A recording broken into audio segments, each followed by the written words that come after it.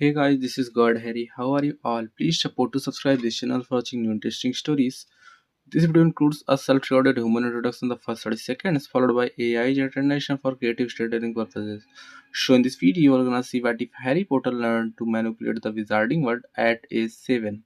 But before we start, if you want more stuff like this, then be sure to subscribe this channel and share with your friends. Now let's start the video. Here is short summary. 7-year-old Harry Potter stops waiting to be saved. Entering the wizarding world early, he learns to manipulate its politics, power, and people, setting himself on a path where survival means control, and trust is a weakness. But before we start, if you want more stuffs like this, then please support to subscribe this channel and share with your friends. Let's start the video. 7-year-old Harry Potter looked around the playground in awe. It was very rare that he got to come here. Usually he'd be locked in his cupboard while his aunt took his cousin out, but today he got lucky. Today there were roofers working on the house and they had seen him earlier that morning, so Aunt Petunia couldn't pretend to only have one child in the house. Dudley had thrown a fit in the car on the way over, not wanting Harry to ruin his fun, so the moment they'd arrived Aunt Petunia had sat him down in the sandbox and told him to play there. Harry didn't care. He was outside and around children that didn't know him as Dudley Dursley's freak of a cousin. Not that anyone was playing with him. They still found him odd, if for no other reason than he was in the sandbox with the 3 and 4-year-olds, but at least they weren't running away like anyone who knew who Harry was. Dudley had a way of ensuring Harry never made any friends. Enjoying his day out, Harry didn't notice when the sandbox emptied out and a shadow fell over him. "Hello, Dudley," he said hesitantly, knowing his cousin wasn't here to play with him. In response, Dudley stomped on the sandcastle Harry had made. "Now that wasn't very nice, Dudley." Harry's voice took on a sarcastic tone, which Dudley decided he didn't like. "You're such a freak, Potter," he said, shoving Harry forward and into the sand. "So you say every day. Now why don't you skip along and go coerce another adolescent into being your companion?" Dudley's eyes narrowed as he thought on what Harry had said. He wasn't the brightest boy around. In fact, it was because of his parents complaining to the principal that Dudley hadn't been held back a grade, so it took him a moment whenever bigger words were used. This made it Harry's favorite pastime to use words that confused his cousin. So I should go persecute another. Harry began to remake his sandcastle as he waited for Dudley to catch up. Unluckily for him, Dudley chose to stomp on his castle again as he thought, and Harry grew frustrated. It was then that things began to go wrong, as they always did whenever Harry got frustrated or scared. The next thing he knew, Dudley was pushed to the side as the sand began to rearrange itself into the biggest sandcastle Harry had ever seen. Harry stared in awe, though others thought differently. "Mum, did you see that? The sandcastle made itself." "No, that boy did it. It was like magic." "Mum," Dudley cried. "Mum, Harry pushed me." Harry swallowed hard and backed away as his aunt stormed over. "What did you do?" she hissed, grabbing his arm, not caring that she was hurting him, and dragging him away. "What did you do, you little freak?" "Nothing. The sandcastle made itself, I swear. Sandcastles don't just make themselves." She hissed again as they neared the car. "Excuse me, ma'am." Petunia turned towards the voice that spoke and immediately became a simpering fool, as she did whenever she had to explain something odd that the Potter boy had done. Her persona disappeared though when she saw the stick he was carrying. "You," she growled. "Was it you who did that?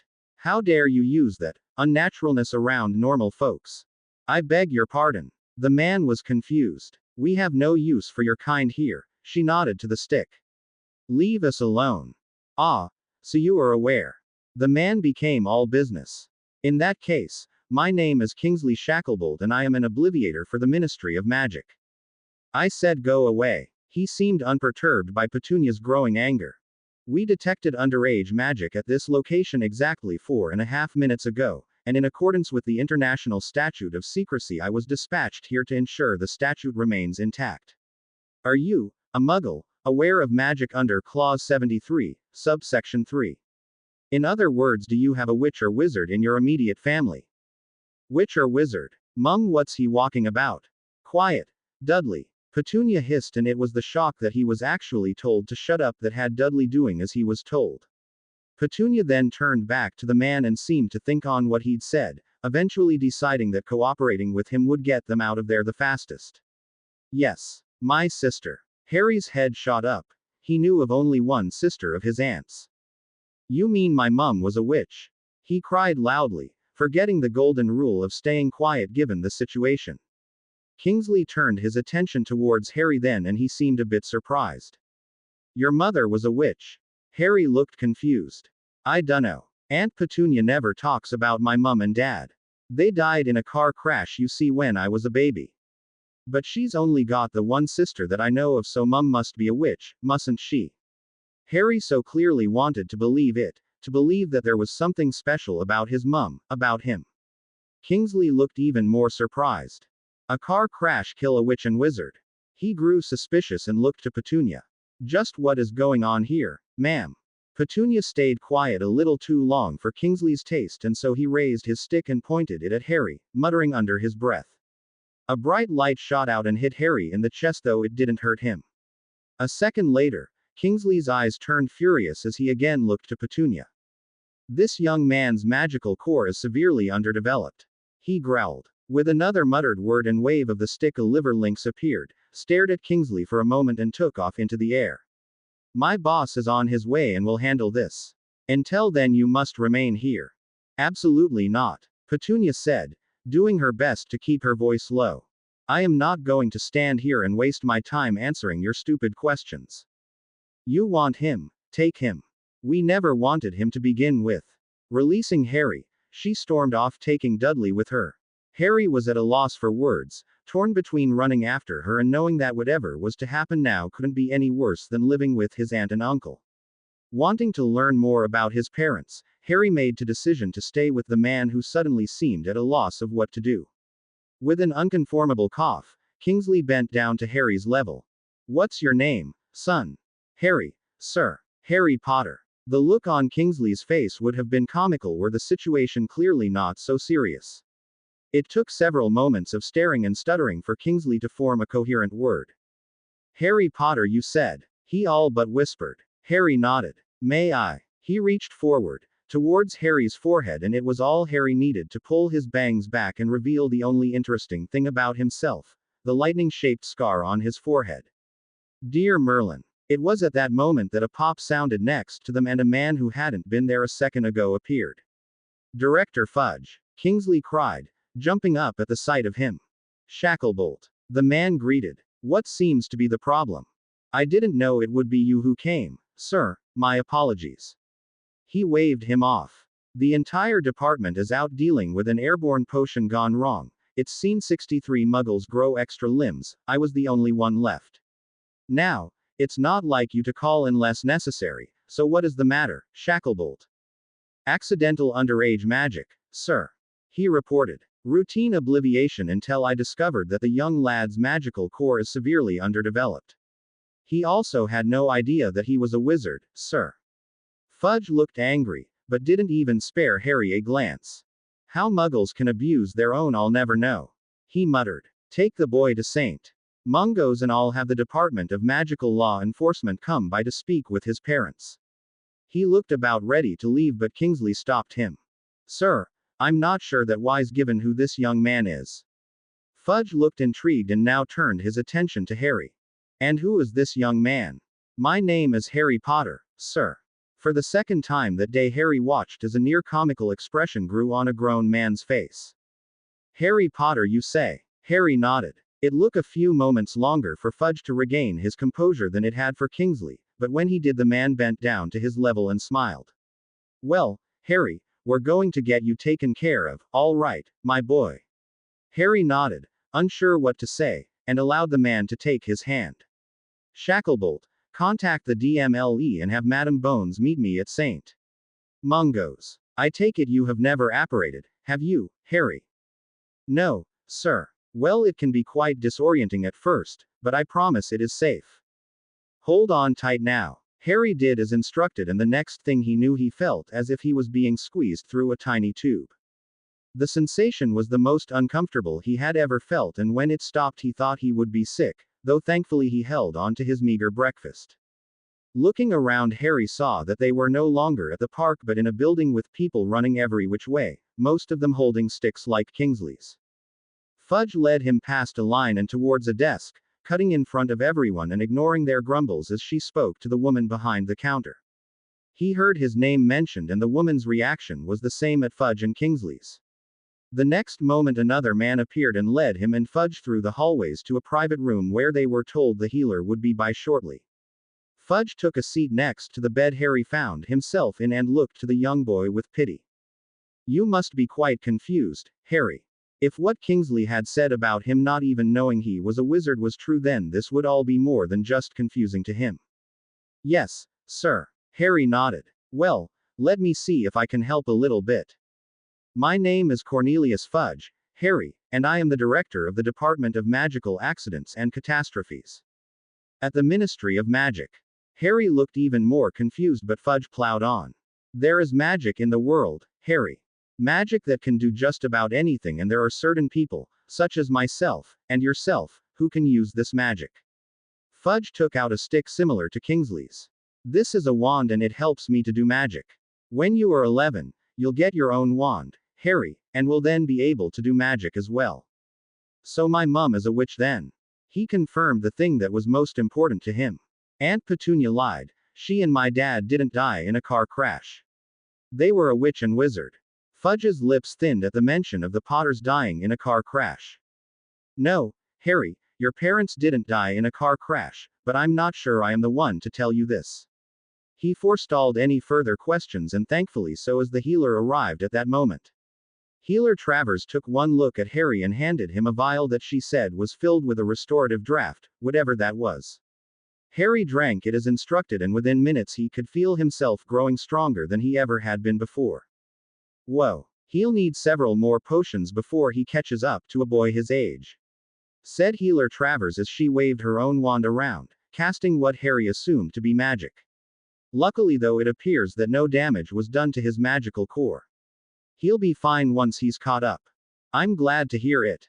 A voice spoke, and Harry turned to see a very imposing woman standing in the doorway. Ah, Madam Bones, cried Fudge. Thank you for joining me here. Of course. And who is this young man? The woman didn't appear to be one to be trifled with, nor did she appear to mince words.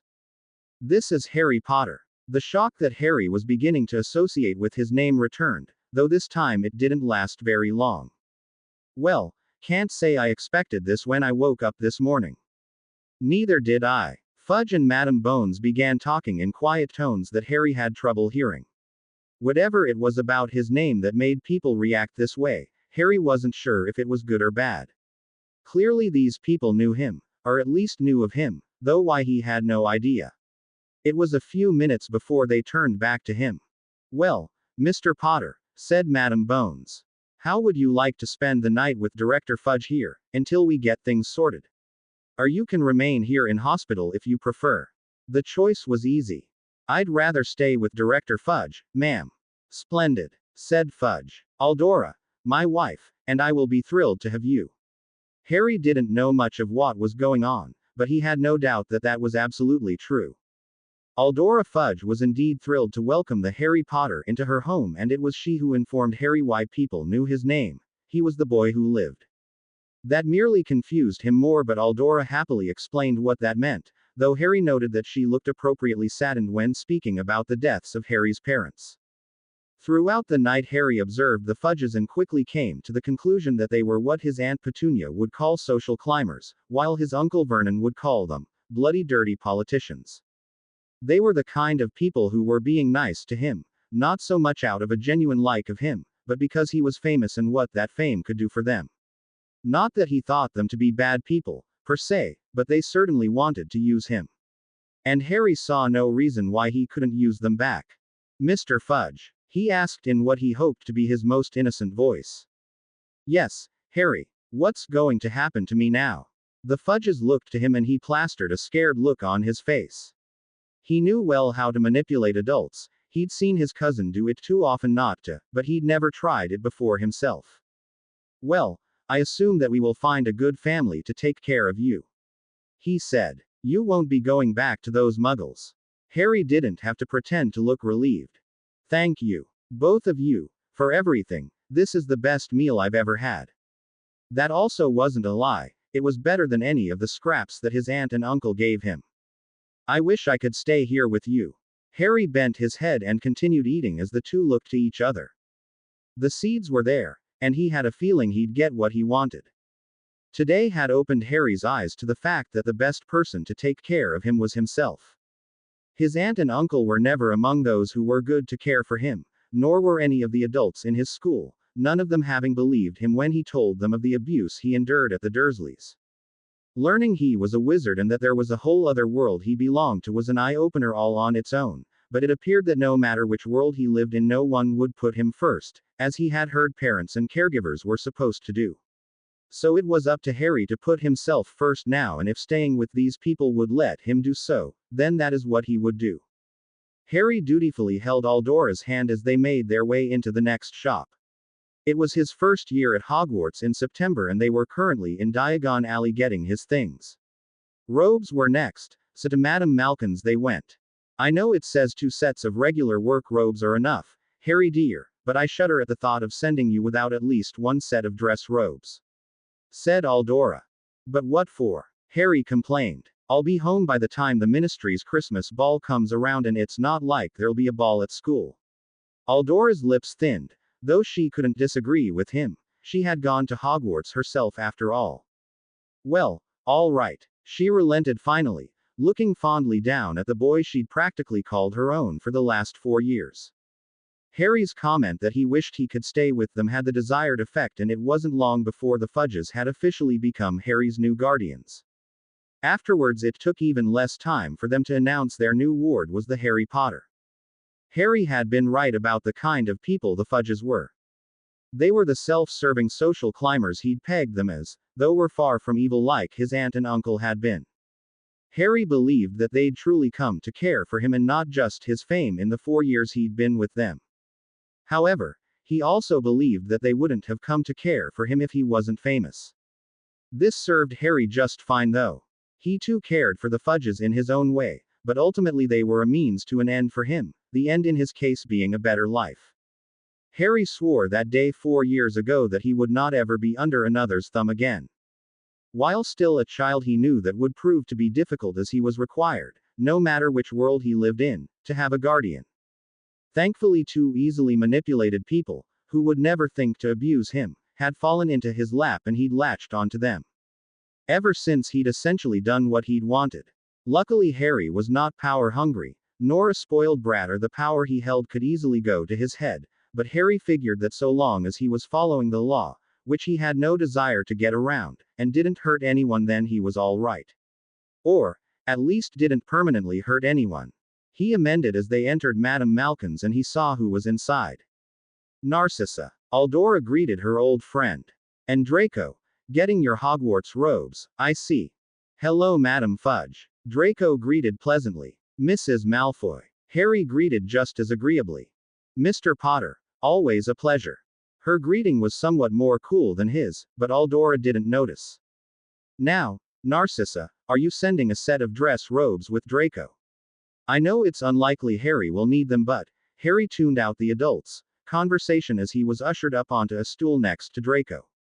Malfoy. Potter. The 2 children's greeting was decidedly cold, neither liking the other very much. They'd been forced together at play dates several times throughout the years, the Malfoys cultivating a friendship with the Fudges as Cornelius climbed higher and higher at the Ministry, until just last year being elected Minister for Magic. Regardless that their parents and guardians thought they were at least on friendly terms, the 2 boys had quickly taken a disliking to each other and considered themselves rivals. Still going to try out for the Quidditch team? Harry asked. Only I've got some pointers for you if you are. The day I take pointers from you is the day the hat sorts me into Hufflepuff. Draco sneered. Though it should be you taking pointers from me if the last time we played is any indication. 1 victory does not a superior player make. Harry retorted. Draco would have continued their usual back and forth, but Madame Malkin declared his fitting over. That's you done, dear. Draco sneered one last time at Harry before getting off the stool and following his mother out of the shop. The rest of Harry's shopping went by without running into Malfoy, for which Harry was grateful, until all that was left was his wand. The best for last, Aldora declared as they entered Ollivander's and rang the bell on the desk. A clang was heard as a head popped around the corner, its owner standing on one of the many ladders around the store. I wondered when I'd be seeing you, Mr. Potter. Hello, Mr. Ollivander. He greeted, all of a sudden nervous. It seems like just yesterday that your mother and father were in here buying their first wands. He made conversation as he went to the shelves and picked up a few different boxes. Willow, 10¼ inches with a dragon heartstring was your mother's wand. Perfect for charm work, which I hear she excelled at. And my dad. There was no one around who could really tell him about his parents, not more than was publicly known at any rate, so any information Harry could get was quite beloved. 11 inches, mahogany also with a dragon heartstring. Very good for transfiguration, he replied as he handed Harry the first wand. Harry smiled, taking it and giving it a wave. Several boxes blasted off the shelves and Ollivander had the wand from his hand within moments. No. Try this one. 6 wands were tried and Ollivander was getting excited at having a tricky customer. 4 more wands were tried before the wandmaker disappeared into the stacks, returning with an odd look on his face. Ollivander eyed Harry as he took hold of the wand. A wind picked up and a golden glow surrounded Harry the moment his hand closed around the wand. Aldora clapped excitedly. Curious. Very curious. Sorry. What's curious? Harry asked quietly. He'd never felt a sensation like that when he'd held his wand for the first time, and it was a feeling he was still reeling from. I remember every wand I've ever sold, Mr. Potter. It so happens that the phoenix whose tail feather resides in your wand gave another feather. Just one other. It is curious that you should be destined for this wand when its brother gave you that scar. Aldora gasped and rushed forward. No, he'll take a different wand. She insisted, grasping Harry tight about the shoulders. The wand chooses the wizard, Madam Fudge, said Ollivander. It is not always clear why. But, it's all right, Dora, said Harry, holding his wand tighter. There has to be a reason that the brother of Voldemort's wand chose me. Aldora whimpered at the use of the name. Having not even known about the wizarding world until he was 7, Harry had not grown up with a fear of the name where so many others had. He had no qualms about using it, and in fact refused to do otherwise, no matter how uncomfortable it made some people, including his guardians. Cornelius isn't going to like this, she warned, unaware of how little Harry cared about what Cornelius would like in this case. The wand chooses the wizard, Dora, he said. It's not up to me.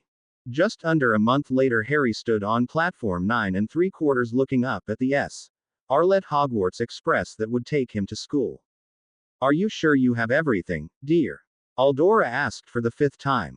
Yes, Dora, Harry dutifully replied and accepted another hug. Oh, we are going to miss you, aren't we, Cornelius? Yes, the house shall be quite empty without you, Harry. He agreed, hugging Harry himself as a flashbulb went off nearby.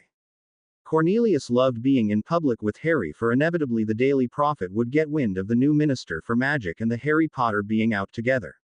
Harry's first day of school was no different, and though they could have requested the Prophet stay away, as other ministers had with their children, that would never happen in the Fudge household. Do try and remember to write. He then murmured quietly, and Harry knew that that wasn't for the reporters. Fudge would genuinely miss him. I will, he replied. And I've got Hedwig to carry the letters. The snowy white owl had been an 11th birthday present from the Fudges and was probably the second best gift Harry had ever gotten from them, behind the first ever gift he'd gotten from them solely because it was the first gift he had ever received from anyone. That particular gift, a book titled A History of Magic, having been given in the hopes of catching Harry up to speed a bit on wizarding history and culture, was currently sitting in his trunk with his other books.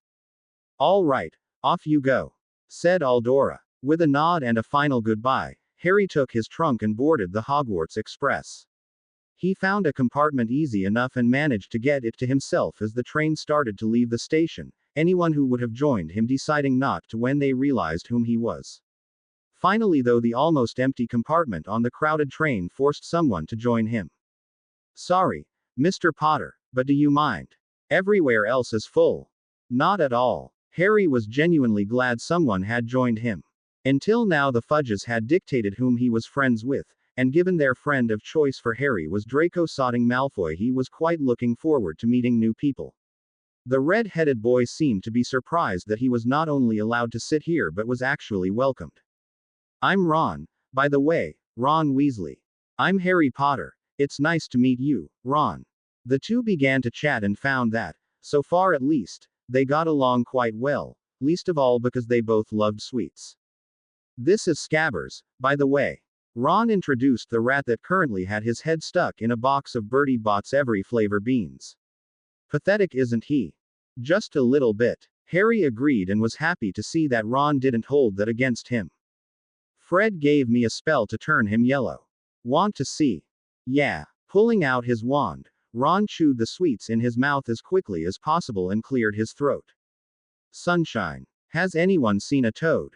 A voice interrupted them as a girl their age appeared in the compartment doorway. A boy named Neville's lost one.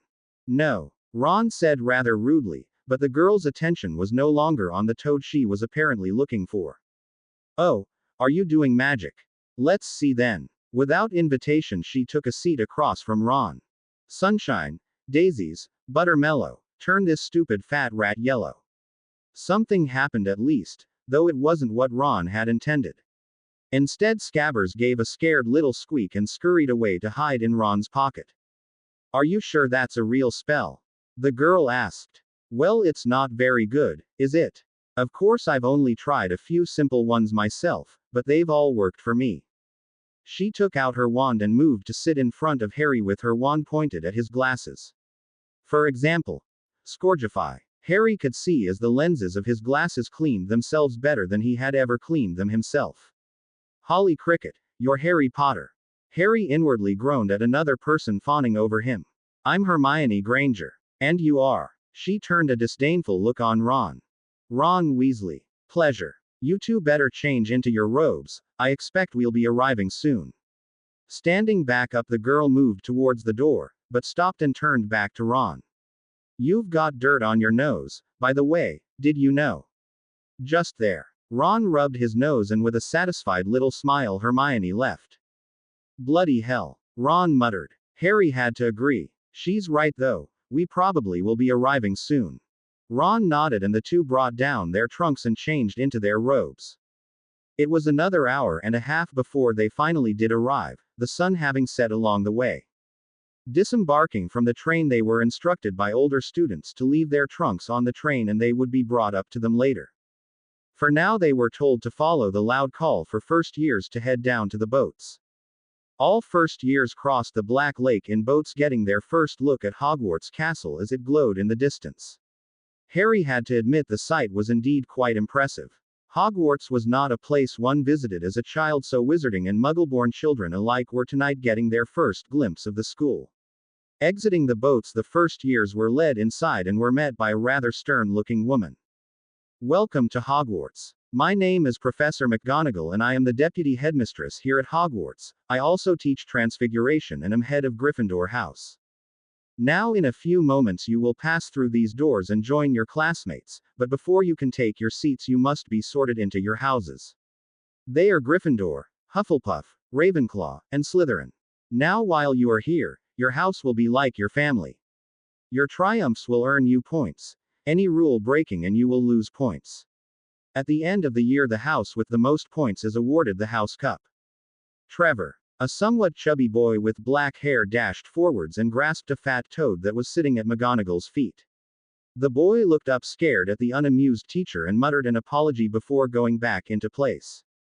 The sorting ceremony will take place momentarily, said McGonagall before turning and leaving.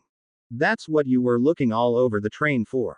Harry closed his eyes at the familiar mocking voice. Pathetic. Longbottom.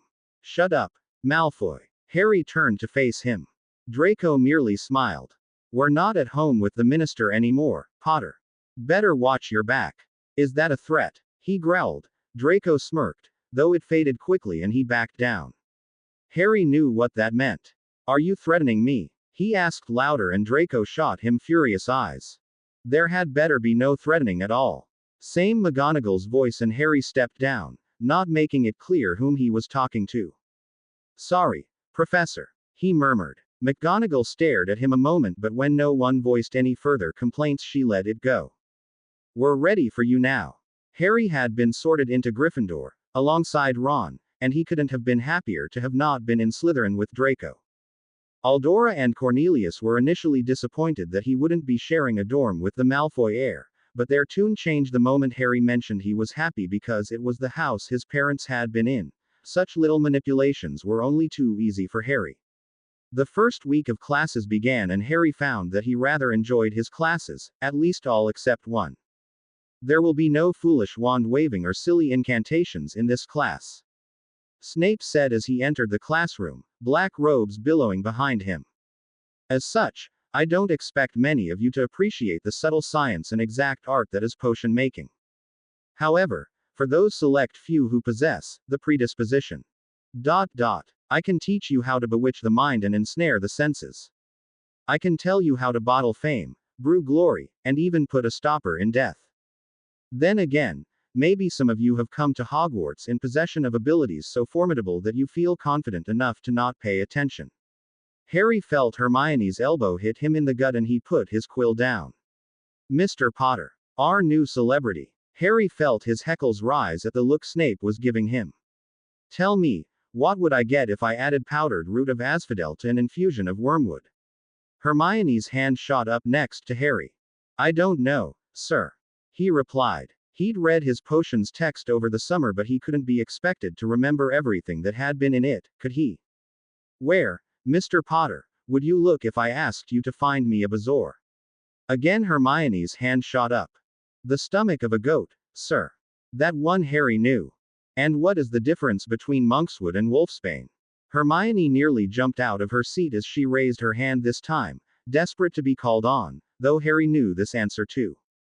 There isn't one, sir, they're the same plant. Snape sneered but could obviously find no fault with this answer, so decided to focus on his one wrong answer. For your information, Potter, root of asphodel and an infusion of wormwood make a sleeping potion so powerful it is known as the Draught of Living Death. And why aren't you all copying that down? En masse the class shuffled to get a piece of parchment and a quill, some of them muttering what Harry and Snape had just said in an attempt to remember. Hermione looked at him somewhat hurt that he hadn't let her answer, but Harry merely shrugged. Snape had specifically directed the questions to him, after all. Class continued and ended with Harry feeling even more like Snape hated him, something that had not gone unnoticed by Ron. Snape's really got it out for you, he said as they walked back to the Gryffindor common room after class.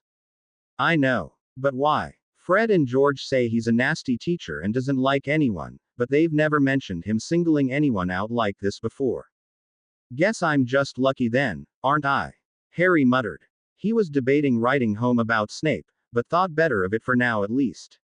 He had no doubt that Aldora and Cornelius would rush to the school and demand fair, if not special, treatment for him, and while that might prove useful at some point, now wasn't the time.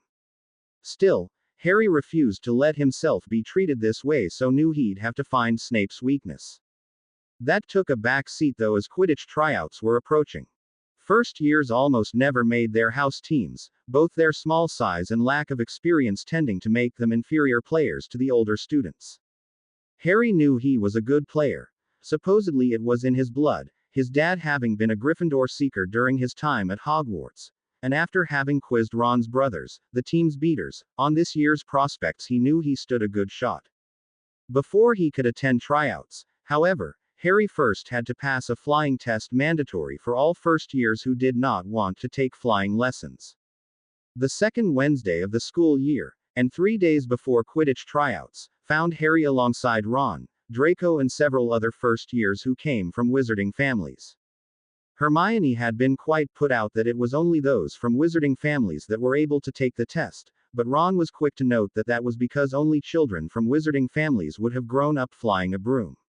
Hermione said that was unfair, and though Harry had to agree he wasn't sure what could be done about it, it wasn't like they could have children flying around in the Muggle world after all.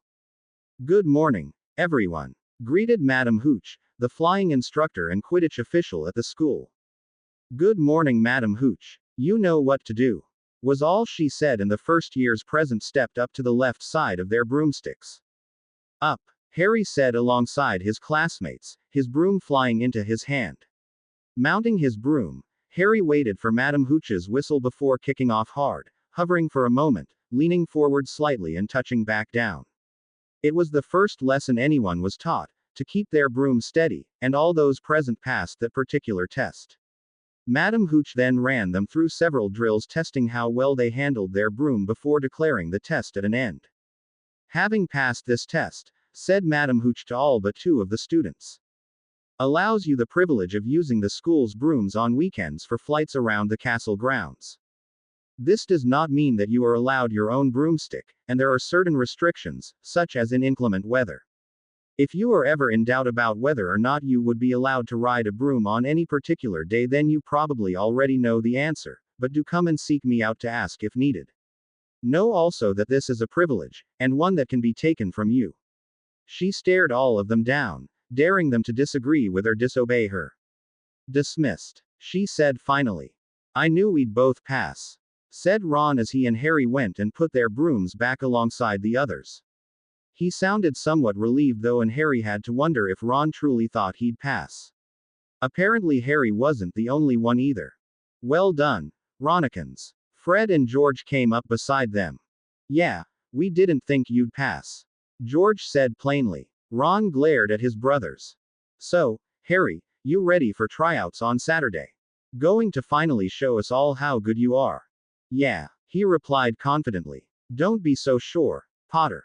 Harry sighed. What do you want, Malfoy? Only to make sure you know that I'm going to wipe the pitch with you during tryouts. I didn't know you were trying out for the Gryffindor team, Draco.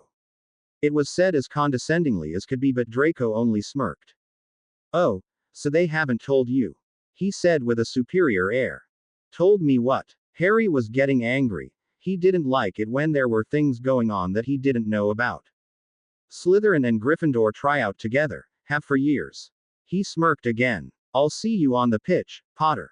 When he was gone, Harry turned towards Fred and George, who cringed under his glare. We were going to tell you now, Fred promised. So Gryffindor and Slytherin really do try out together?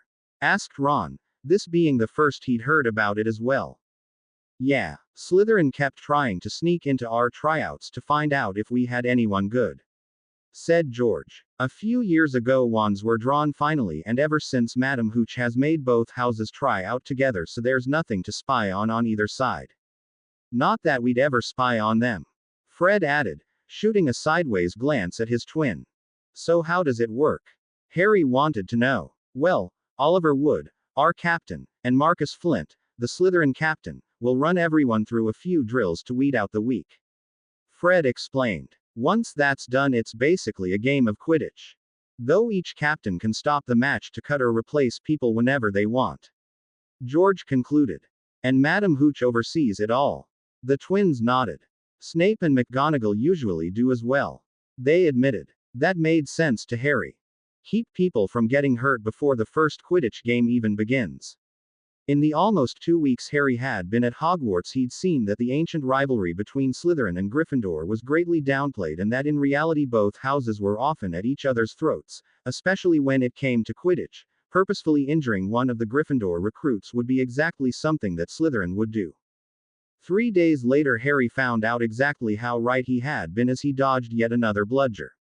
This was one of the drills that the captains were putting the recruits through, and so far Harry had yet to be hit, though it wasn't for lack of trying on the Slytherin team's side. And another near miss to possible Gryffindor seeker, Harry Potter. Lee Jordan, a friend of the twins, was commentated as he too tried out for that position. The Slytherins sure seem determined to knock him out of the air, though have yet to succeed as the first year demonstrates his skill. They hadn't even seen his skill yet. As far as Harry was concerned, the former Quidditch star from Puddlemere United that Fudge had hired to teach Harry had put him through much worse than this. All right, enough, Wood and Flint called, both not looking at the other as they did so. Now we're going to see how you handle a practice match, said Wood as Flint cut 2 more Slytherins. Those that remained were split into groups, and Harry found himself sidelined for the time being. As he watched the groups before him, Harry grew more confident that he would make Seeker, but it all came down to how the Slytherins played against him. If they played a clean game, he had no doubt things would go well, though currently they were stopping just short of not playing a clean game, using their cunning to simply not give Hooch any reason to foul them, which she would no doubt do, regardless that it wasn't a real match. Finally, it was Harry's turn and he took to the sky, flying to the topmost starting position reserved for the Seeker. Malfoy. He greeted, unsurprised that he was facing against his rival. Draco merely smirked and Harry sighed, knowing already how this match was going to go. The Quaffle is released and the final tryout beings. Cried Jordan. Gryffindor in possession. Katie Bell for Gryffindor has the Quaffle. The second-year possible chaser is sure, flying fast as she dodges a bludger, dodges two Slytherin chasers, and scores. Harry clapped for his teammate as he kept an eye out for the snitch. They were using a training one at the moment that had been spelled for a 15-minute game, so he really didn't have long to catch it. As he hovered over the pitch, Harry kept an eye out both for the snitch and on Draco, in case he should spot it first. Luckily for Harry, he had played and trained with Draco throughout the years, so knew when he was faking, and so far 2 attempts of Draco's to misdirect had failed. Chris Garland for Gryffindor in possession. Garland is a 4th-year student who has just lost the Quaffle. Slytherin in possession. 6-year Malcolm Baddock with the Quaffle, flying towards the Gryffindor goalpost and stopped by Fred or George Weasley and their bludger. Katie Bell for Gryffindor back in possession. The game was quickly turning nasty, that much was clear, though how nasty would soon be determined unless Harry caught the snitch. Draco catching it was just unthinkable. Looking around even harder, he saw Draco making a circle of the pitch, though thankfully it looked like he had not spotted the snitch himself yet. That changed in but a moment as Draco fell into a dive. This was no misdirect.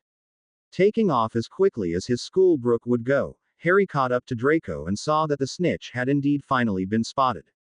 And it looks like the snitch has been sighted, said Jordan. Potter side checks Malfoy, who side checks him back. Both are neck and neck. Give up, Potter. Draco snarled. The snitch is mine. Not if I get it first. Harry snarled back. Potter and Malfoy both dodge bludgers sent their way, though it looks like the aim of the beaters is off, for it was Weasley or Weasley's bludger that almost hit Potter. Harry scowled at the twins, who yelled sorry as the game practically drew to a stop, everyone watching the 2 first-years who were in a near vertical dive. Madam Hooch yells at the first-years to pull up, though neither are giving an inch. Jordan sounded surprised, and Harry supposed he was. Not many first-years would be able to pull off a dive like this. Malfoy inches ahead, but Potter quickly catches up. It is too close to tell who might catch the snitch. You'll both crash if you don't pull up. Madam Hooch could finally be heard above Jordan. Pull up. Neither did as instructed, even though it was true that the ground was getting precariously close. However, the snitch was closer, and that is what both of them were focused on. Harry could feel the wings fluttering as the tiny golden ball tried to get away. He was that close. Finally, though, neither Harry nor Draco could ignore the ground any longer and both pulled up hard. Luckily, the snitch had to pull up as well, or it too would have hit the ground. Draco saw the snitch rear up as they did and reached out for it, but he was too slow. Harry's hand shot out, his fingers wrapping around the little ball as he let out a whoop. Harry Potter has caught the snitch, yelled Jordan. And what a catch it was. I don't think any of us have seen such a perfect display of skill by 2 first-years ever in our lives. Madam Hooch was not in agreement with Jordan and was currently screaming at both Harry and Draco, threatening them with taking away their flying privileges. Thank you, Madam Hooch, said Professor McGonagall as she approached with Wood and the rest of the team, for which Katie Bell had just filled the open chaser position. Potter, where did you learn to fly like that? She asked. Bliff Williams, ma'am, he said. He was hired to teach me. Teach us, Draco muttered before going off to speak with Flint.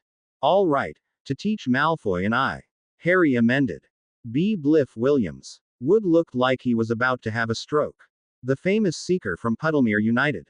Harry nodded. Now both Wood and McGonagall looked like Christmas had come early. If Bliff Williams taught you himself, then I think we've got our Seeker, said Wood. Welcome to the team, Potter. News that Harry had made the Quidditch team spread quickly, and not just throughout the school. The day after tryouts, Harry received a special delivery in the form of a broomstick. Congratulations, Harry. We have spoken with Professor Dumbledore and it has been agreed that an exception can be made to the rules so that you can have your own broomstick. It is not every day that a first year becomes their house seeker, my boy. Harry smiled at the fudges, note and unwrapped the distinct parcel. Whoa! Gasped Ron. The Nimbus 2000. Harry himself was quite impressed. He knew if he made the team that the fudges would try to convince Dumbledore to let him have a broom, and subsequently would buy him a broom, but he hadn't expected a top-of-the-line one. It's the fastest broom ever. Ron continued to gush. Oh please. Hermione, who was sitting nearby, said. The Nimbus Company has come out with a fastest broom ever, practically each year since the company was formed in 1967. So, Ron asked rather rudely, and what do you know about racing booms anyways? Enough not to be taken in by shiny things. She returned superiorly. What does shiny things have to do with a racing broom? Hermione rolled her eyes. It's a metaphor, Ronald. Enough you two. Harry snapped. You're always at each other's throats. I just don't know why you can't be nice to each other. Harry felt like he was caught in the middle of two friends, though he wouldn't quite call Hermione a friend. He didn't dislike her, and aside from her superior attitude, he found conversation with her to be nice. She could discuss all the academic pursuits he was interested in that Ron wouldn't touch with a 10-foot pole. The two glared at each other but didn't argue anymore, and the rest of breakfast was eaten in peace. Harry wasn't surprised though when the peace was broken on their way out of the Great Hall. First years aren't allowed a broom, Potter. Snapped Malfoy. Dumbledore made an exception since I made the house team. He replied. Jealous because you didn't. Draco's face turned red.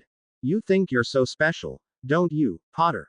No, that would be you, Malfoy, thinking you're special. Draco sneered and was about to reply when they were interrupted. Potter. Snape barreled towards them. What's going on here? He looked to Draco but Harry answered first. Nothing, Professor. Malfoy here was just admiring my broom. Professor Dumbledore made an exception to the rule since I made the team. He had no doubt that Snape already knew this or his broom would have been confiscated already, but still he felt no qualms about reminding Snape that him having a broom was allowed. Yes, so we've heard. Snape sneered and with a look to Malfoy, almost asking him to contradict Harry's story, he left.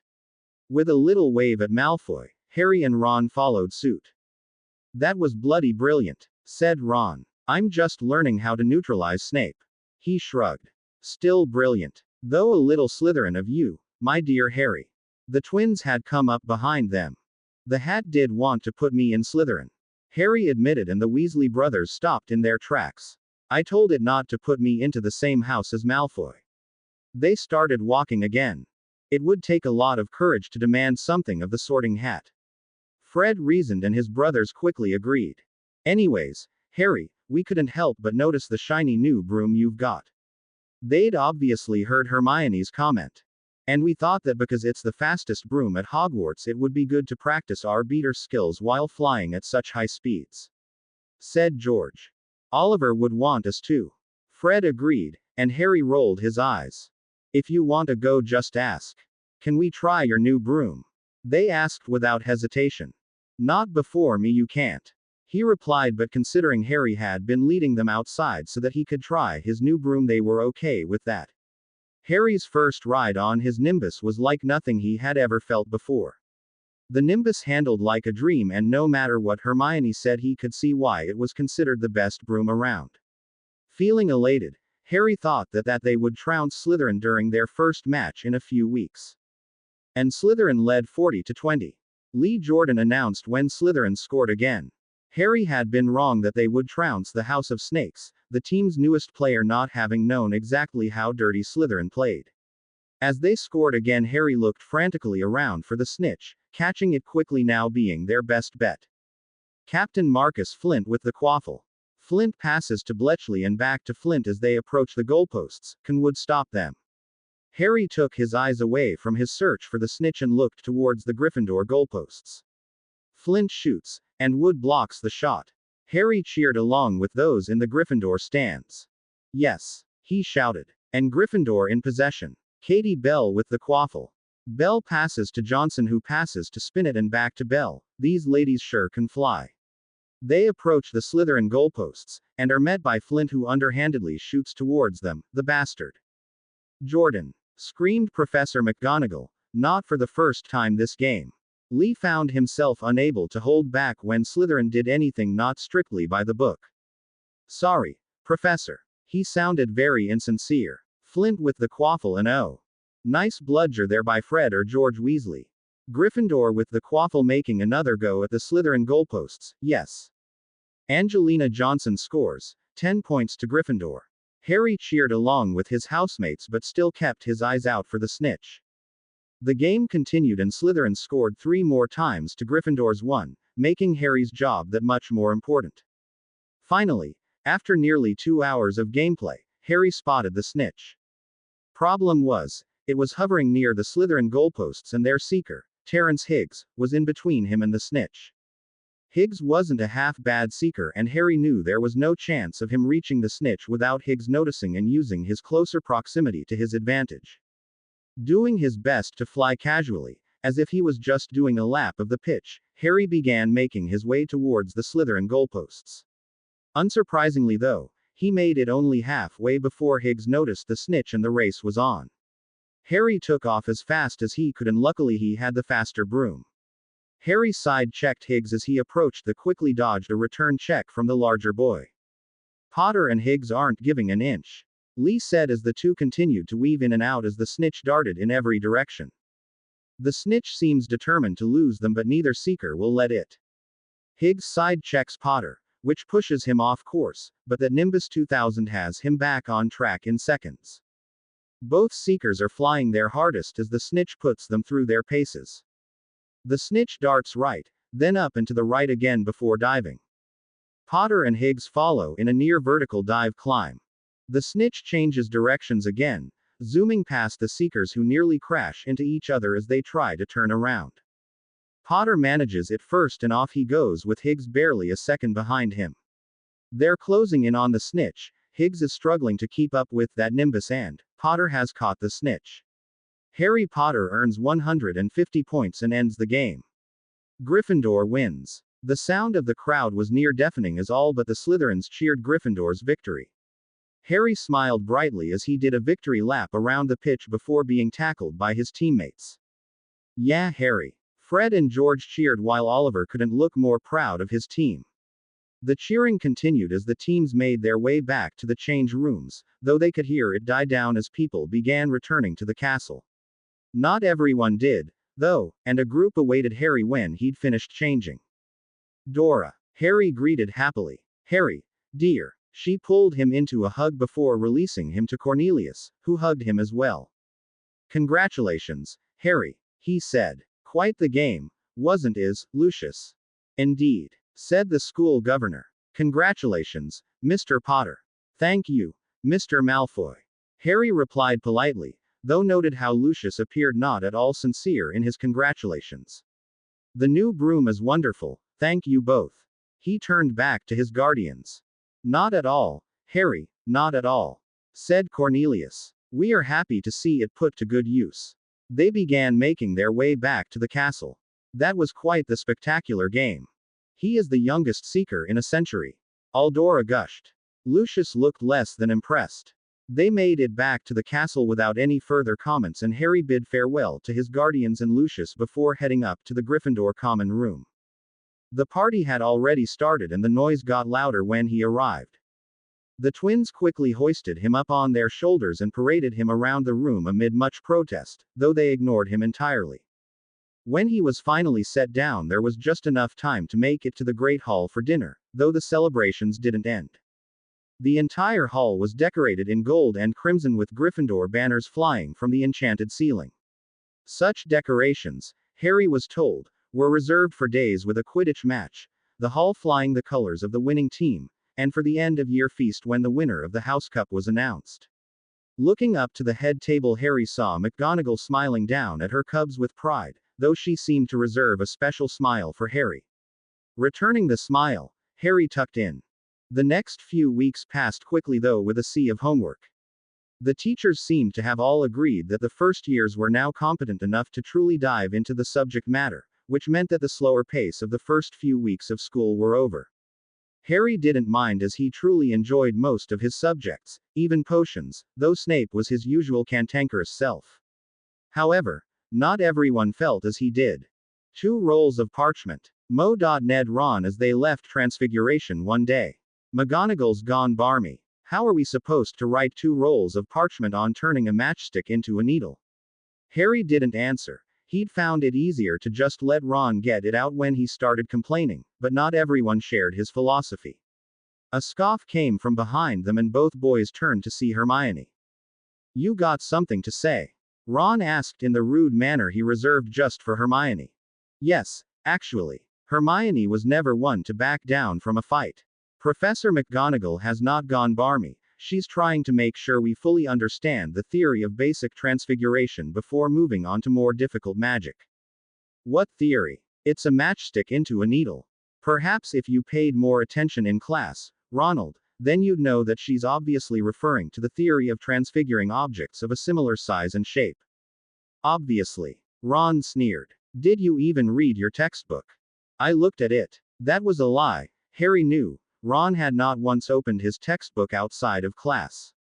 Then perhaps you ought to look at it again. With a superior sniff, she barged past them. Can you believe her? Telling me what to do? Ron asked as he glared after Hermione. She's got a point, you know. Harry cringed as the glare turned on him, but he'd been ready for it, knowing it'd happen when he decided to speak up. You should read your textbook. Things would make more sense, and 2 rolls of parchment wouldn't seem so scary. Oh, shut up, Harry. Things between Ron and Hermione didn't get any better in the following days. The two took every opportunity to snipe at the other until Halloween when things finally went too far. It's Leviosa, not Leviosa.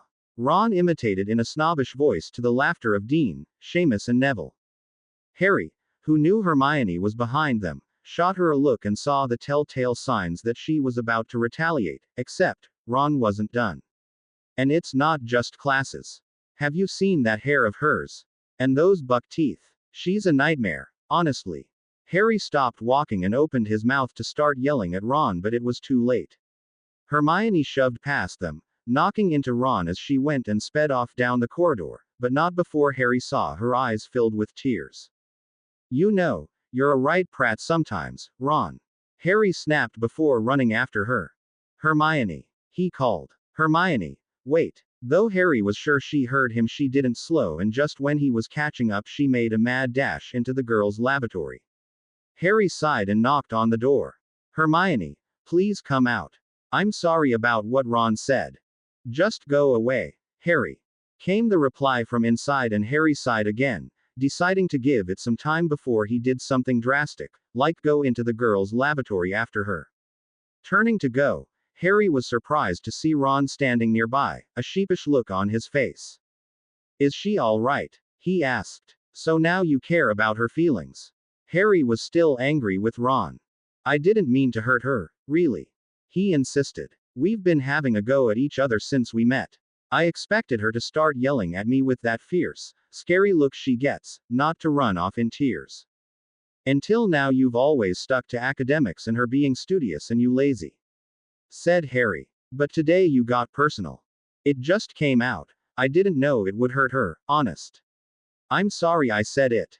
Ron had such a forlorn look that Harry realized not only that Ron hadn't meant to hurt Hermione, but also that he cared for her more than he admitted.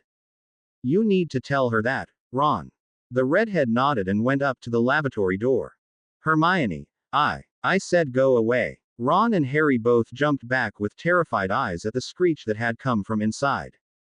Maybe I'll let her calm down a bit before apologizing. Said Ron, and Harry nodded in agreement. The two went to lunch, expecting Hermione to return in time for the start of afternoon classes, but she didn't show. Getting worried, Harry and Ron asked Hermione's dorm mate, Parvati, if she'd see if Hermione was still in the girls' lavatory. She's still in there crying, Parvati reported, and the boys felt their hearts sink. Finishing their lessons for the day, where Hermione still didn't show up, the two made their way to the Great Hall for the Halloween feast. They were halfway through, still with no sign of Hermione, when Harry decided that enough was enough. Pulling Ron away from the pile of drumsticks he'd been eyeing, they made their way back to the girls' lavatory and Harry pounded on the door. Hermione, you need to come out now. He called. Ron, sorry, he didn't mean to hurt you. Right. Ron agreed when Harry nudged him. I'm sorry, Hermione. They received no answer, though they could hear sniffling from within. What do we do now? Asked Ron. We go in, Harry said determinedly. But it's the girls' lavatory. We can't go in there. Everyone's at the feast, Ron.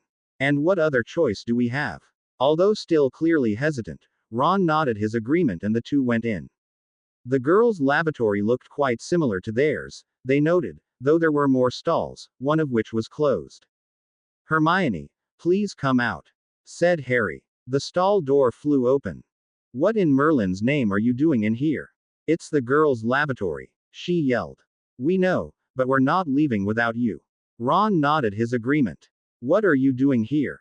She asked more subdued. Harry she could kind of understand. They had formed a friendship, of sorts, but Ron was the reason she was in here in the first place. He stammered and Harry elbowed him in the gut. I'm sorry. He rushed out. I didn't mean to hurt you, I just thought it was our usual fighting. I didn't know that would hurt you. His tone was sincere and Hermione looked a little shocked. It was Hermione's turn to be speechless. She clearly hadn't expected an apology, especially one delivered inside the girls' toilet. Her speechlessness didn't last long, however, for the door banged open and she let out a terrified scream. Ron and Harry whipped around before screaming themselves, for standing there was a fully grown troll. It took a moment for the green giant to realize there were people before him, but when it did, it raised its club. The three screamed again and dived out of the way, Hermione moving back into the stall while the boys scrambled backwards and managed to sneak past the troll towards the door. Their movements luckily didn't draw the troll's attention, but unluckily Hermione's did, and the troll raised its club again, smashing through the wooden stalls. Hermione! Harry cried as she screamed again. Hermione, move! Shouted Ron when the troll raised its club a third time. What do we do? He then asked Harry. I don't know. Feeling helpless, the two watched as Hermione crawled out from the rubble of the bathroom stalls and made her way over to the sinks, unfortunately, still drawing the troll's attention. Help! She cried, looking at them with terrified eyes.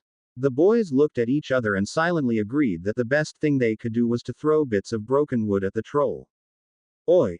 P-brain! Their plan, as minimal as it was, didn't work and the troll was still fixated on Hermione, who had just jumped back away from another swing of its club.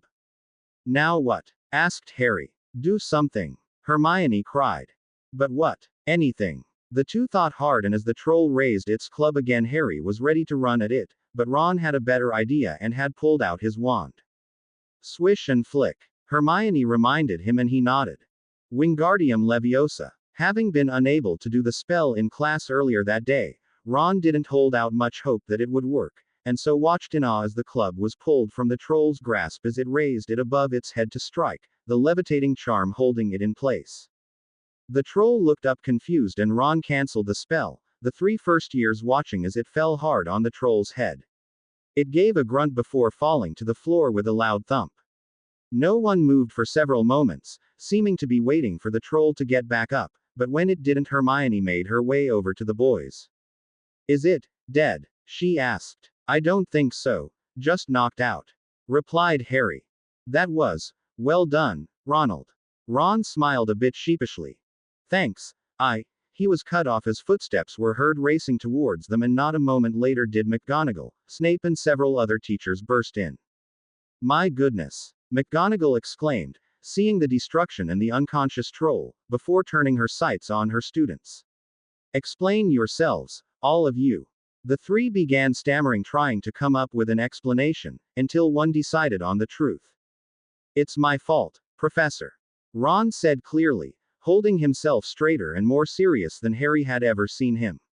I said some things I shouldn't have to Hermione and she came here to get away from me. When she didn't show up at the feast, Harry and I came looking for her. We'd just convinced her to come back to the feast with us when the troll found us. McGonagall looked between them, searching for any sign of a lie. We had no idea there was a troll loose in the school, or we would have gone to a professor.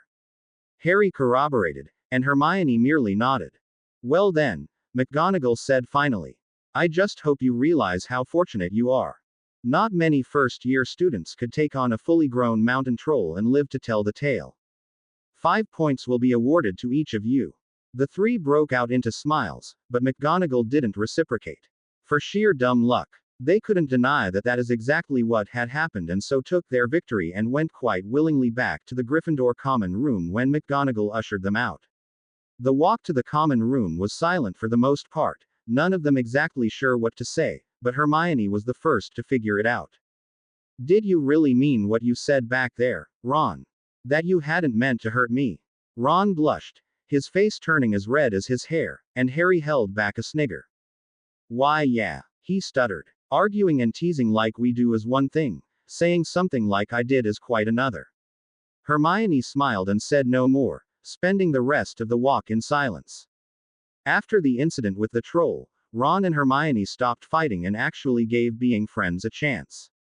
That isn't to say that they didn't argue. Harry didn't think anything would ever stop that from happening, but they were much nicer to each other and insults were now quite rare. Harry was glad. Ron had quickly become his best friend, while he had formed a friendship of sorts with Hermione, always enjoying discussing various topics with her, and he was quite happy that he could do both at the same time now. He found that it also made time move faster, with classes and studying going more smoothly, and so he was surprised when November quickly passed, and it was only 2 weeks until the Christmas holidays. I'm such an idiot, he said one morning during breakfast as he joined Ron and Hermione at the Gryffindor table. I should have gotten these to you weeks ago.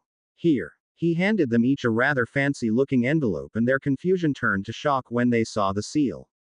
This is from the Ministry of Magic, exclaimed Hermione as she carefully opened the letter, Ron doing the same, though with much less care. Dear Miss Granger, you are cordially invited to the annual Christmas ball at the Ministry of Magic this holiday season. The Christmas ball, a tradition since the ministry's founding in 1707, is in celebration of the winter solstice and the rebirth of light and magic as we enter a new year. The ball will be held on the solstice, December 21st, at 8 p.m. Dress is formal, dress robes preferred, though Muggle formal wear is acceptable. Please arrive through the visitors' entrance in the public washrooms across from Dover House in Whitehall, London, and present this invitation upon arrival. The Minister for Magic looks forward to welcoming you to the ministry. The entrance to the Ministry of Magic is in a loo. Hermione asked, her nose scrunched up in distaste. Yeah, but it's not really a loo, said Harry. That's just another deterrent for Muggles. There are all these wards around it, and you have to be a witch or wizard to pass through. Once you do, there's this little antechamber where security is, and then you enter the ministry proper. It's all underground, you see, added Ron. His dad worked at the ministry and he'd been there several times over the years. To hide from the Muggles. But it doesn't look like it's underground. There's this wicked spell that makes it look like it's above ground, and the magical maintenance department can change the weather to whatever they want. Dad said that one time when they wanted a pay raise there were hurricanes for 2 months straight. Harry chuckled, remembering when that had happened. Cornelius had complained about it quite a lot and eventually had given in just to see some sunshine again. That all sounds fascinating, said Hermione. Seeing the Ministry of Magic is quite the opportunity. Thank you for the invitation, Harry. Yeah, thanks mate, said Ron. Just one question though, are we going to be the only kids there? Ron knew it was quite the honor to be invited to the ministry's Christmas ball. It was usually only the wealthy and powerful within Wizarding Society who managed to get their hands on an invitation, at least that's what his dad had said. No, said Harry. There'll be lots of people our age. The ball became a sort of family affair once I started going. Cornelius wanted me there to show me off, but knew it'd look odd if only one child was there, so he invited other children as well, and now it's expected that you bring your family with you. I do have to warn you though, it will mostly be the Slytherins who are there. The three looked over to the Slytherin table and spotted Malfoy holding court with the other first years, and several older students as well. His family held such prestige and power that many wanted to get in with him. Anyways, your parents are invited too, Ron, and your brothers and sister. Now he turned to Hermione and looked quite embarrassed. I couldn't invite your parents, Hermione, I'm so sorry. I promise it's nothing against them. There's just not a way to work around the wards at the ministry to allow two muggles in without tearing the wards apart. Hermione opened her mouth to speak, but Harry rushed on. You can come with me though. Eldora said she'd pick you up at your parents' house so we can arrive together. Hermione smiled. Thank you, Harry, for thinking of me. I knew when I decided to come to Hogwarts that I'd be entering a different world and that my parents couldn't really be a part of it. So, while it is a bit sad, I'm not offended that my parents can't go.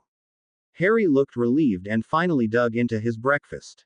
The end of term came quickly and December 21st arrived with much panic and chaos in the Fudge household.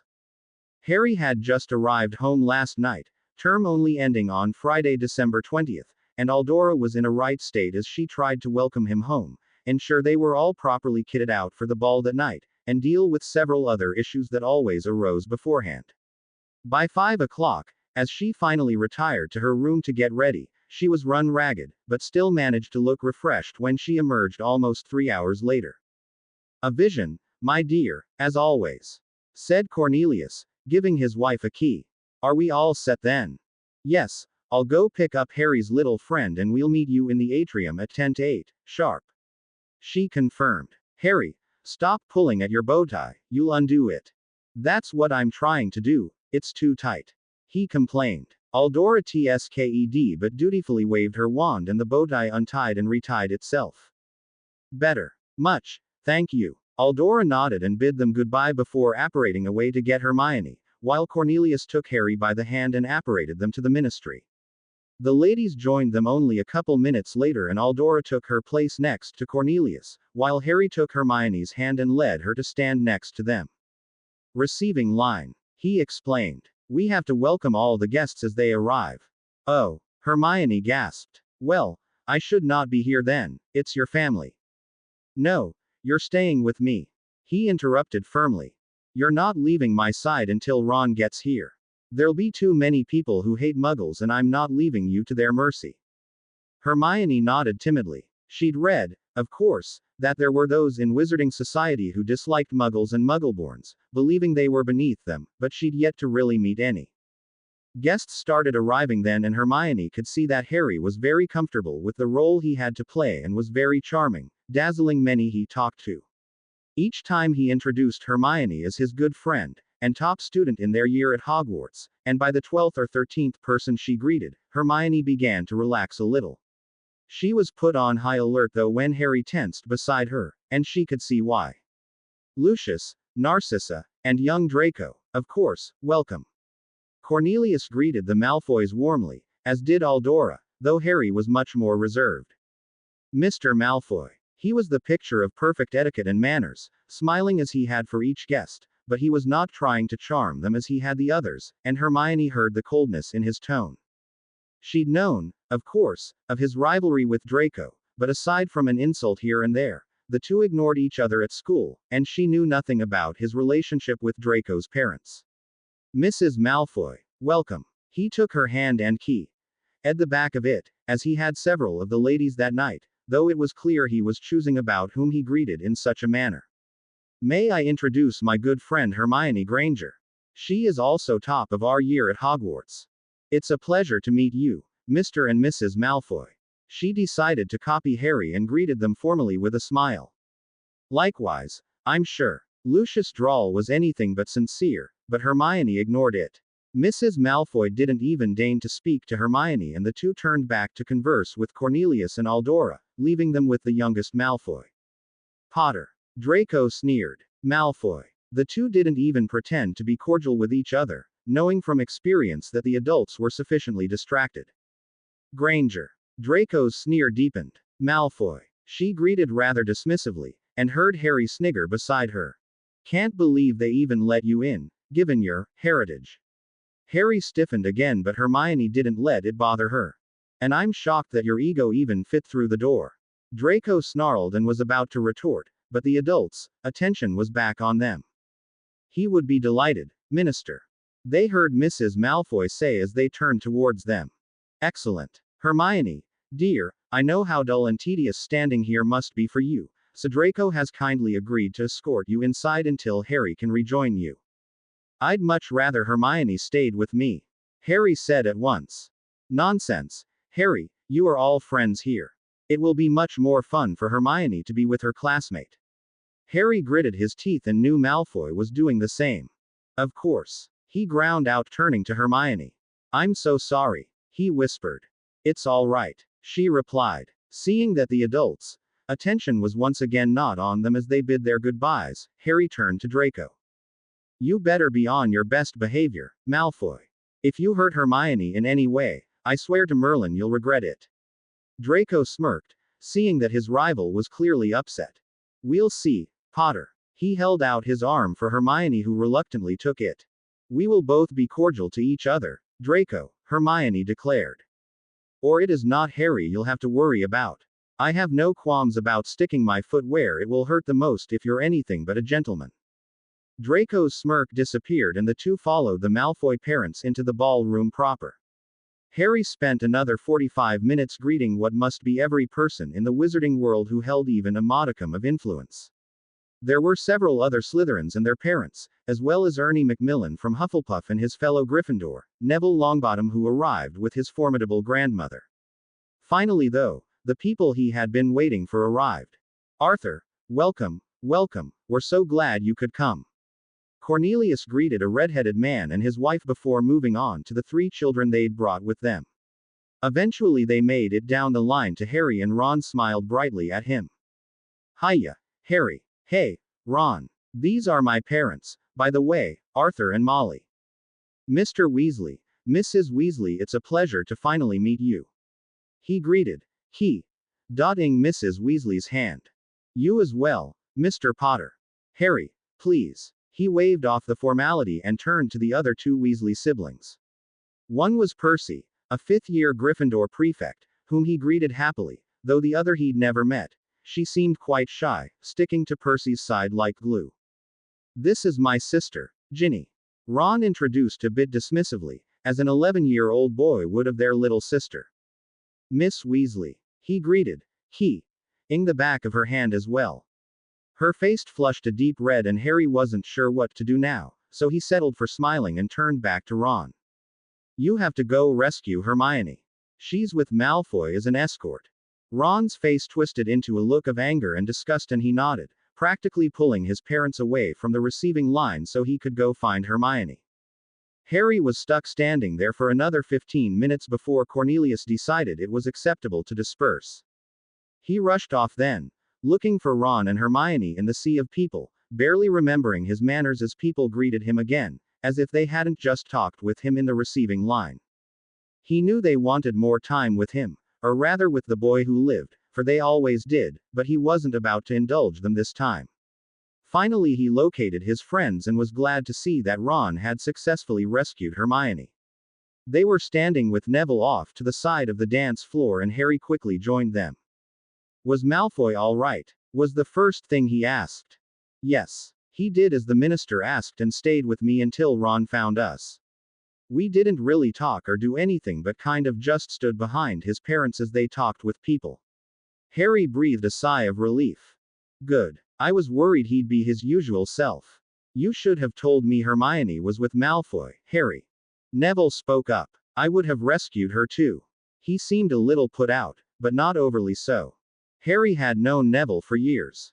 The Longbottom family was an old one and Neville and his grandmother always attended the Christmas ball and other ministry events, but he'd never really gotten a chance to make friends with the other boy. Although Mrs. Longbottom, Neville's grandmother, was well respected by all, she had never truly recovered from the loss of her son when Neville was baby and had let the family's standing fall just a bit too much for Cornelius to deem Neville an acceptable friend. Sorry, Neville, he replied sincerely. Sharing a dorm at Hogwarts, he'd gotten to know Neville better and considered him a friend now, though he was not close enough to join the trio that he, Ron and Hermione had formed. So no twins tonight. He then changed the subject. No. Ron laughed. Mum deemed them too much of a liability to attend. She was convinced they'd pull some prank on high-ranking ministry officials and then Dad would lose his job or something. It probably wouldn't go that far, said Harry. But no doubt they'd pull a prank. The four Gryffindors continued to chat throughout the night, pausing only for the odd interruption of someone wanting to talk to Harry. He did so politely every time, but ended the meeting as quickly as possible, and he didn't once make any rounds and further charm the important guests. Cornelius would be disappointed, but Harry didn't care. For once he was having a good time at this thing and he wasn't about to end that. The remainder of the Christmas holidays went by rather slowly for Harry. After taking the ball for himself and not making the usual rounds to charm all those important people in attendance, a fact that Cornelius greatly lamented greatly, he was forced to attend all the other get-togethers the Fudges attended. It was very similar to making calls as one did in the Victorian era, which didn't surprise Harry given the wizarding world was stuck in the past in many ways. The most important families were always ready to have tea and biscuits in the drawing room with guests who came and went all afternoon. Of course, there was a set hierarchy that determined who visited who. As the Minister of Magic, Cornelius and Aldora usually held court at their own home, though the Malfoys, Knots and Greengrasses all warranted visits, and Harry was there for every one of them. At one such gathering at the Fudges, Cornelius introduced Harry to his new senior undersecretary. Harry, my boy, this is Dolores Umbridge. She has just been promoted into my office. It is a great pleasure to meet you, Mr. Potter, she said in a high-pitched voice and a sickly sweet smile. The pleasure is mine, Madam Umbridge, he replied as expected, though it was anything but. This woman sent shivers down his spine.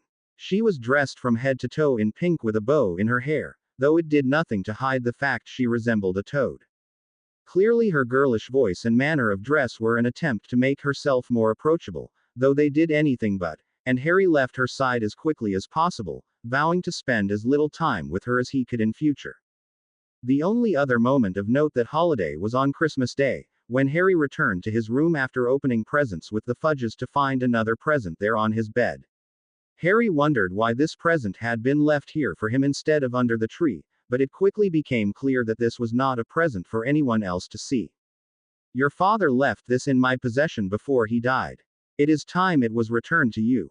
Use it well. Read the note that accompanied the gift. Even more curious, Harry unwrapped the package and pulled out a rather old-looking cloak. While he was always glad to have anything that gave him another link to his parents, Harry couldn't for the life of him figure out why someone felt the need to give one of his father's old cloaks to him, though it became apparent when he tried it on. Whoa! He exclaimed, seeing his head floating in midair when he looked in the mirror, his body having disappeared. Harry took the cloak off and his body returned until he put it on again. It was obvious what this was, an invisibility cloak. His excitement grew at the thought of what he could do with this cloak and he couldn't wait to show it to Ron and Hermione. School was about to become much more interesting this term. Ron's reaction to the invisibility cloak was as expected, though Hermione's was much less enthused, which Harry supposed he should have seen coming. But you're not really going to use it, are you? She asked, looking like she'd much rather it be a statement than a question. Not use it? Ron gasped. What? Do you expect him to just leave it at the bottom of his trunk? It's an invisibility cloak. They're very rare. Yes, but if Harry uses it at school he could get into a lot of trouble. She insisted. What if he gets caught? That's the whole point though, he won't get caught. Not if he's invisible. The two continued fighting, in hushed tones at least, given they were in the Great Hall at dinner, but Harry tuned them out. Of course he was going to use the cloak, not using it was madness. Though, he supposed, that Hermione had a point too. It could get him in a lot of trouble if he was caught, but he didn't intend to be. That very evening, after everyone had gone to bed, Harry crept through the Gryffindor common room, or he tried to, for not everyone had gone to bed. Ron and Hermione were waiting for him, blocking the path through the portrait hole. Really, Harry, did you expect to sneak past us? Hermione's lips were pursed. Yeah, mate, we knew you wouldn't wait to use the cloak. Ron, for once, agreed with Hermione. Fine, Harry sighed. But I'm going out, Hermione. I promise I'll be careful, but I want to explore the castle when I can practically have the place to myself. He wanted to learn every passage, every hidden staircase, secret entrances, shortcuts, and every other nook and cranny within Hogwarts. Knowledge is power, and he knew that eventually knowing the castle so well would come in handy.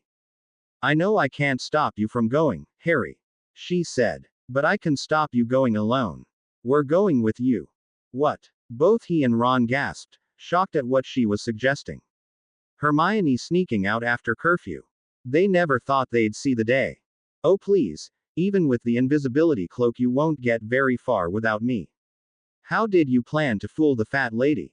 The boys looked confused. If the portrait hole opens from the inside at this time of night, what do you think the fat lady's going to do? She's going to run to Professor McGonagall, who will come to check that everyone's in their beds, only to find you missing. Yeah, but surely that fat lady's asleep by now, said Harry. I can sneak by quietly, I won't wake her. You two really need to read Hogwarts, a history. Hermione rolled her eyes. The entrances to each of the common rooms are enchanted to try and stop students from sneaking out after curfew.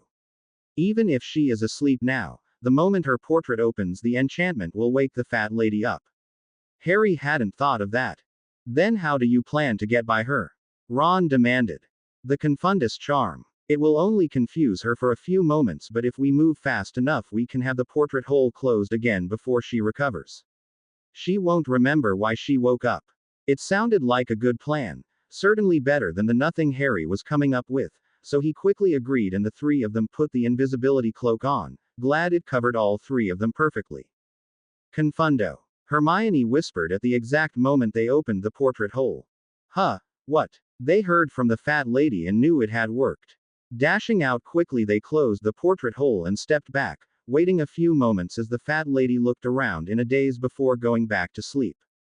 Yes, said Ron, and both Harry and Hermione shushed him. Quietly as they could, the three took care not to wake the portrait up again as they made their way down the grand staircase. They spent an hour wandering around, taking in the castle, and trying to see if there was a pattern to how the staircases moved. Even Hermione seemed to be enjoying herself, though after an hour she said they should head back. They did have classes tomorrow, after all, and they didn't want to lose too much sleep. They were just heading down the last corridor before climbing back to the common when a large shadow crossed their path, stopping them in their tracks. You don't want me as your enemy, Quirrell.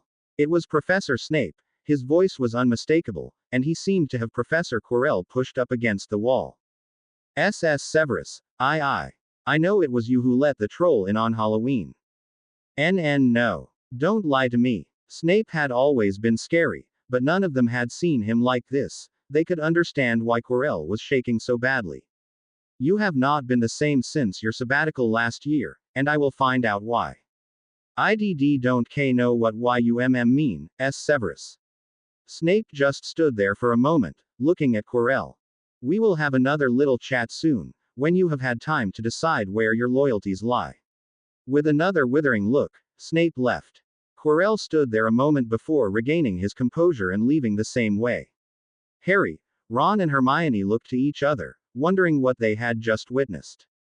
Quirrell let the troll in. Ron asked as they continued on their way back to the common room. But why? We don't know for sure if he did. Hermione argued. Snape sure thinks he did. Harry argued back. And he may be a right prick, but I can't see him accusing someone of something like that without evidence of some kind. Hermione had to concede that point, though she was about to add another one, only she got cut off as, for the second time that night, a shadow came out of nowhere, blocking their path. Bloody hell, it's Mrs. Norris, hissed Ron. The caretaker's cat was as mean as her owner and took just as much delight in catching students causing trouble. She meowed and seemed to be staring right at them, though there was no way she could see through the cloak. Apparently though, she didn't need to, for she had other ways to detect them. She can smell us, Hermione hissed back. Come on, Filch won't be far behind her. Harry opened the nearest door and managed to get all three of them through it without losing the cloak's cover, though before he could shut the door Mrs. Norris ran in and continued to meow as she followed their steps. Mrs. Norris. They heard Filch call, his cat's meows having drawn his attention. Run. They gave up trying to remain under the cloak and took off down the hallway. A single door lay at the end of it, though it seemed to be of little help as it was locked. "That's it, we're done for," said Ron. "Oh, move over," snapped Hermione. "Alohomora." The door creaked open and the three ran through before quickly closing the door barely a moment before Filch arrived. "He must think this door's locked," Ron said after several moments with his ear up against the wall, though they heard no one approaching. "It was locked," Hermione reminded him. "And with good reason," Harry added. "I think I know why the third floor's forbidden." His two friends turned around and saw, laying there in the middle of the room, a rather massive three-headed dog. They watched with mounting anxiety as the dog's eyes opened and it began to rise to its incredible height. "Ah!" The three of them shouted when the first mouth opened to let out a loud bark. Moving as quickly as they could, they ran back through the door and just managed to push it closed before one of the dog's heads could take a bite out of them. Once safe, they wasted no time in putting the cloak on once more and making their way back to the common room as quickly as possible. What do they think they're doing? Keeping a thing like that locked up in a school? Ron was the first to speak once they were safely inside their common room. "You don't use your eyes, do you?" Hermione asked with a roll of hers. "Didn't you see what it was standing on?" "I wasn't looking at its feet. I was a bit more preoccupied with its heads." "Or maybe you didn't notice, there were three. It was standing on a trapdoor, which means it wasn't there by accident." "It's guarding something." "Guarding something?" asked Harry, his brain finally catching up with the adrenaline wearing off. "Yes. Now, if you two don't mind, I'm going to bed before either of you come up with another clever idea to get us killed, or worse, expelled." With a dignified huff, Hermione made her way up the stairs to the girls' dormitory, leaving the two boys standing there. "She needs to sort out her priorities," said Ron, and Harry nodded in agreement. Nothing over the next few weeks could draw Harry's attention away from the Cerberus and what lay beneath the trapdoor. Ron told him to forget about it, while Hermione said that Dumbledore must have a good reason for allowing such a creature inside the school, but it didn't help. Whatever was down there must be important, and it was clear to Harry that someone was after whatever it was. The scene he had witnessed between Snape and Quirrell was too coincidental for Harry's liking. His first thought was that Snape was trying to steal it and was bullying Quirrell into helping him, but he had no evidence. Snape was, of course, the likely character. Dark, imposing, unfriendly and sometimes downright scary, but nothing Harry had witnessed suggested he was a criminal, or evil in some way. Plus, Dumbledore trusted him, so much so that he'd vouched for Snape after the last war. Cornelius had told him as much after he'd written home about how Snape treated him at the beginning of the year. He wouldn't say what Snape had done to need someone so powerful and respected in their society to guarantee he was innocent, but he had told Harry that regardless of what kind of teacher he was, if the great Albus Dumbledore trusted him, then there could be nothing truly evil about the man. Harry wasn't sure if he believed that, but Dumbledore's trust in Snape was enough for Harry to give him the benefit of the doubt. For now at least. January gave way to February and still Harry was no closer to discovering the truth. He knew he was driving Ron and Hermione nuts, and so he didn't tell them whenever he snuck out under the invisibility cloak at night. He was sure they knew, but as neither said anything, he followed their lead and used Hermione's spell himself to get past the fat lady. It was on one of those nightly wanderings that Harry entered a chamber not far from the library that he didn't remember seeing before. Inside there was a lone mirror with not even a table or chair to accompany it. Harry approached the mirror curiously, seeing his reflection appear as he removed the cloak.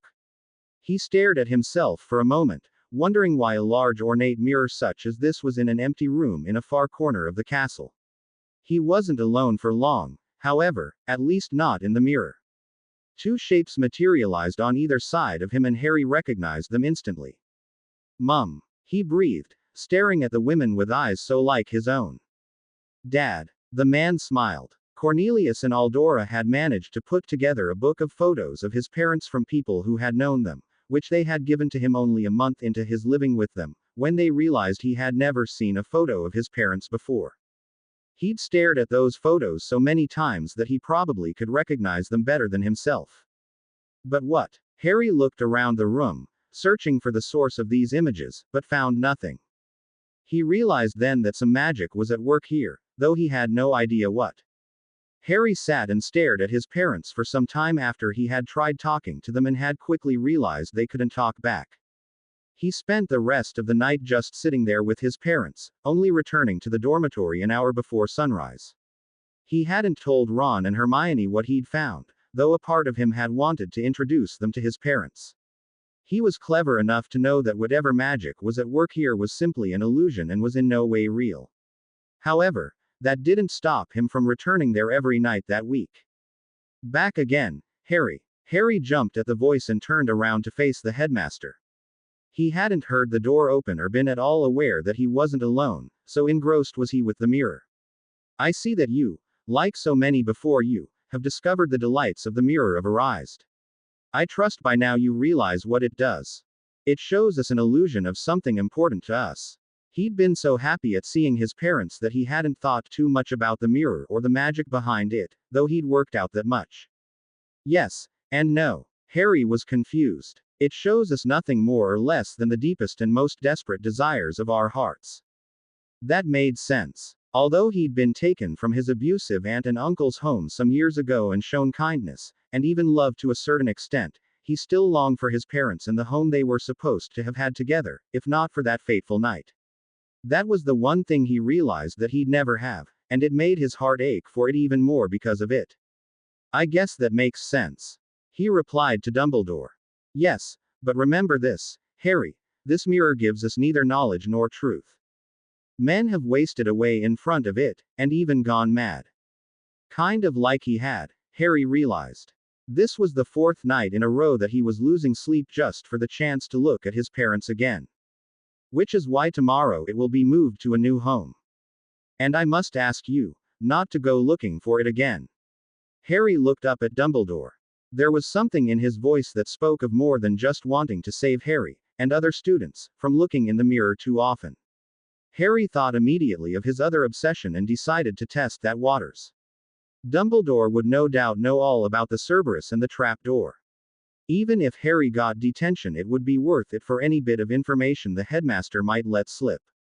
Is that because it's going down the trapdoor, in the room the Cerberus is guarding on the third floor? Dumbledore's eyes flashed with a flicker of something.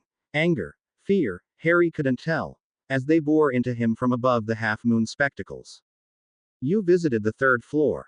Not on purpose, he said, going with mostly the truth, though he wasn't going to drag his friends into this. I was a bit late leaving the library one night and was out after curfew. Mrs. Norris found me and started following me. I didn't want detention, so I ran. I didn't realize I'd run right into the third floor until I saw the Cerberus in the room I was hiding in.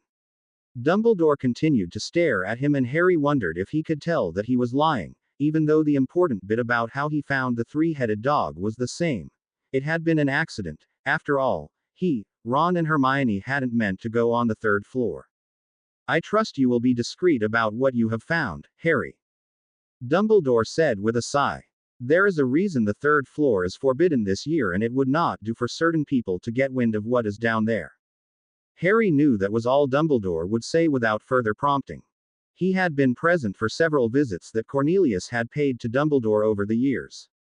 The current Minister of Magic began his tenure quite insecure about his position and had often sought out the great Albus Dumbledore for advice.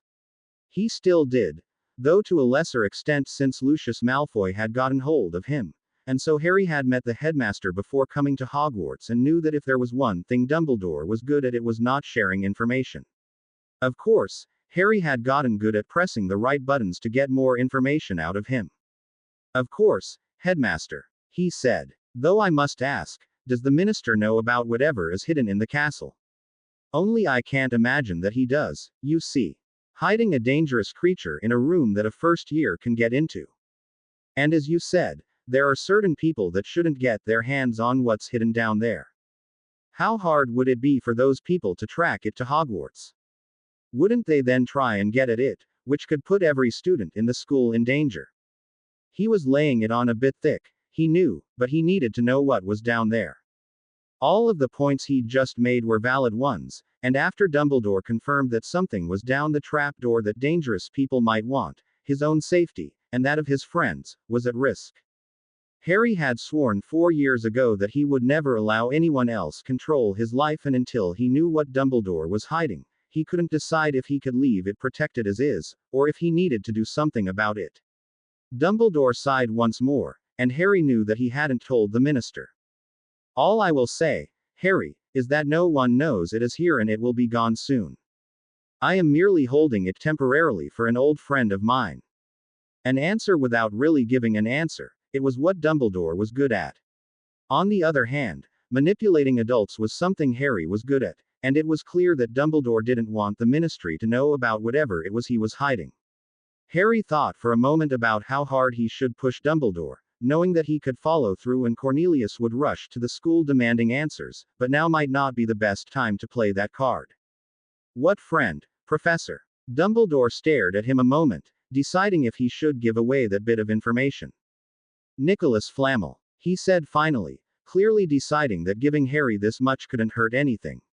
Even if Harry managed to research everything about Nicholas' life and come to the right conclusion about what was hidden, there was nothing he could do with that information, so having Harry know the truth was quite harmless.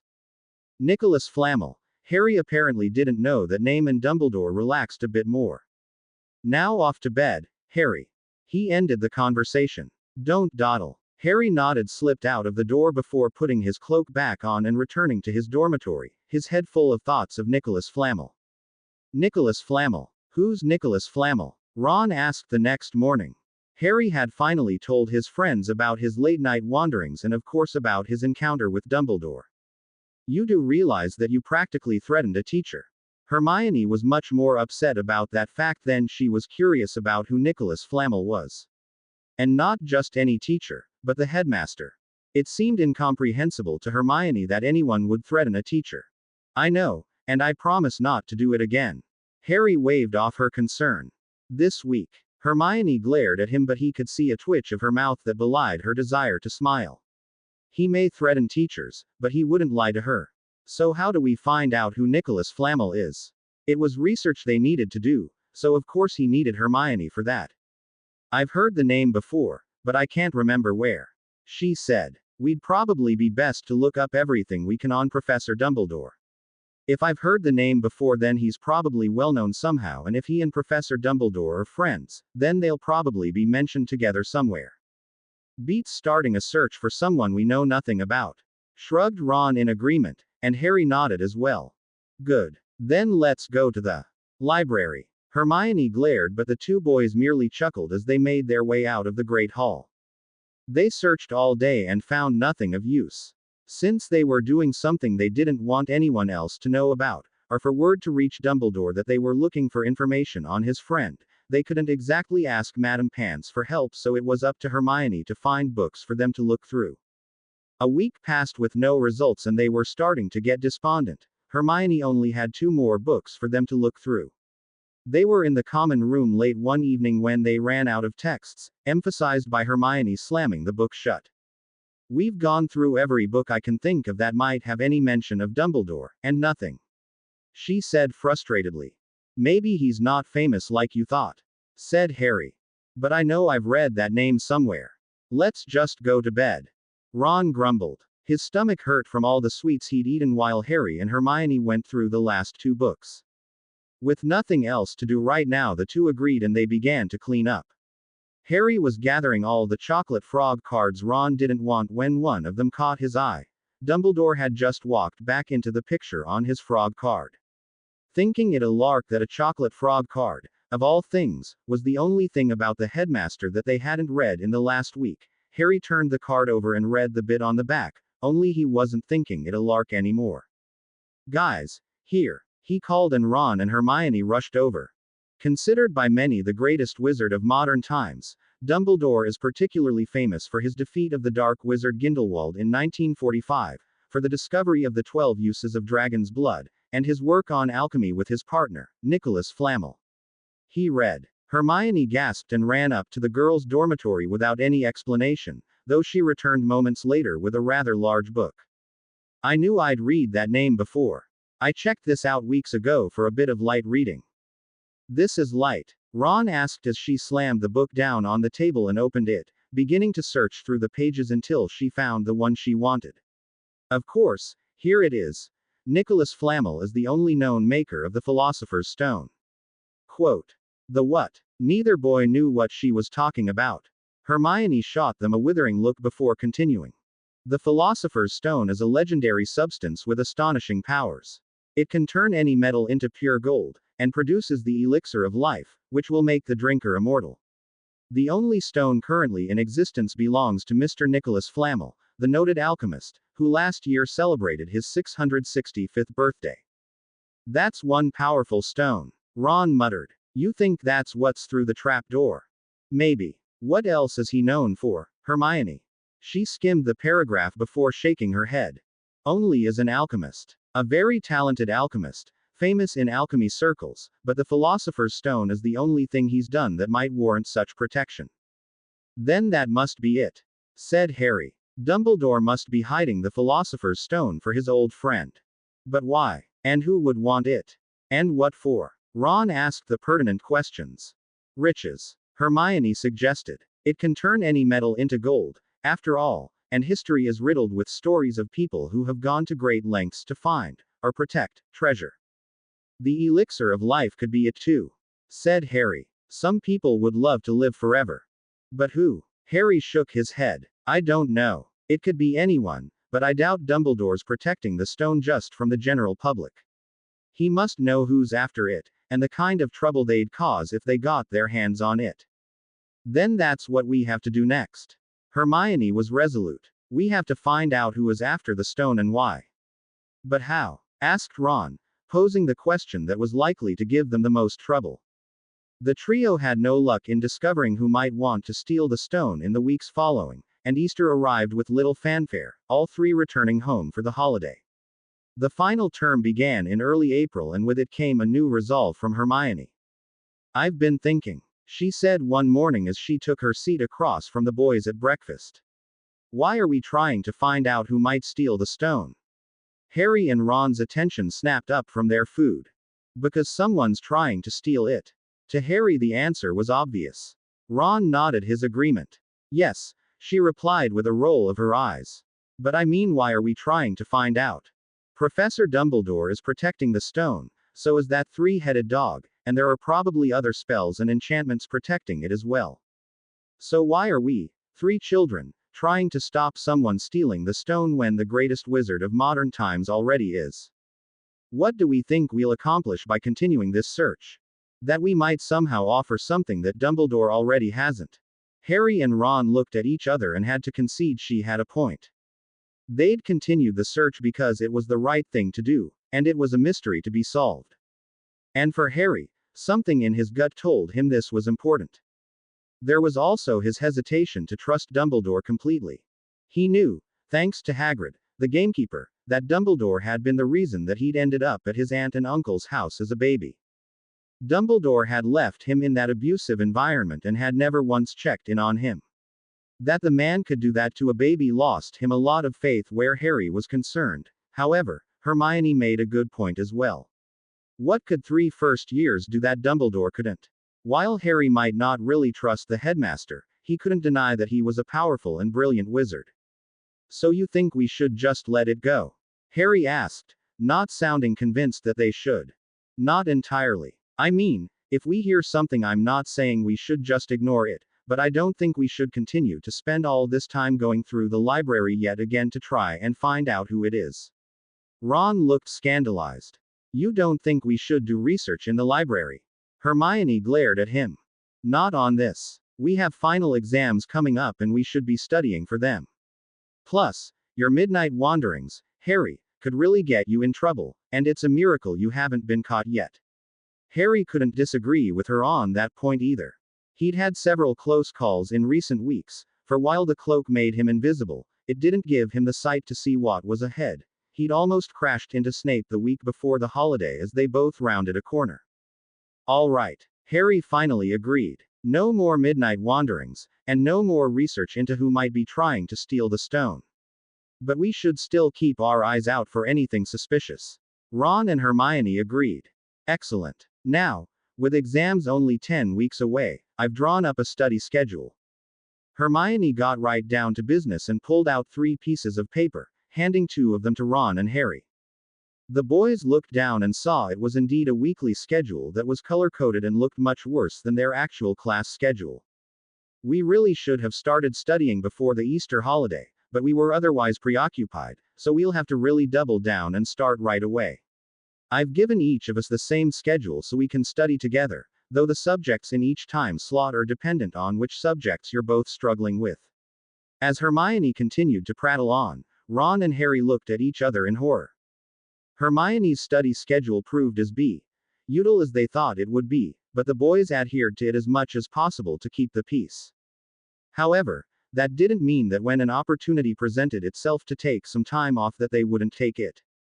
Right now Harry was flying around the Quidditch pitch having told Hermione that another practice had been scheduled, though none had been. There was no chance of Gryffindor winning the cup this year, though they were going to come in second. At least, Oliver said they would. The final game of the season would be played next week between Gryffindor and Hufflepuff, but Oliver didn't particularly count them as a challenge. Sadly, there wouldn't be a game to determine first place as Slytherin was too far ahead for any of them to catch up. As much as it galled Harry that the House of Snakes would triumph, he had to admit that they had played better than Gryffindor. Yes, they'd played dirty at times, fairly often actually, but not quite so much that they got all their points that way. They had to play well at least some of the time to have as large a lead as they did. The Slytherin captain, Marcus Flint, was actually a good strategist, even Oliver had to admit it, so Harry didn't feel too bad about coming second to them. Of course he would never admit this to anyone, especially not to a certain own pain in his ass. Come to terms with your loss yet, Potter? Harry glanced to his left and side as Draco approached on his own broom. Shove off, Malfoy. Oh, not very friendly, are we? What would the minister say? Deciding to ignore his rival, Harry took off around the pitch at speeds that the old-school broom Draco rode could not match. That didn't stop him from trying though, and he continued to pester Harry as he went. After a couple more laps Harry had had enough and decided that going back to studying with Hermione was better than dealing with Malfoy, so he flew off towards the school, landing just outside the doors.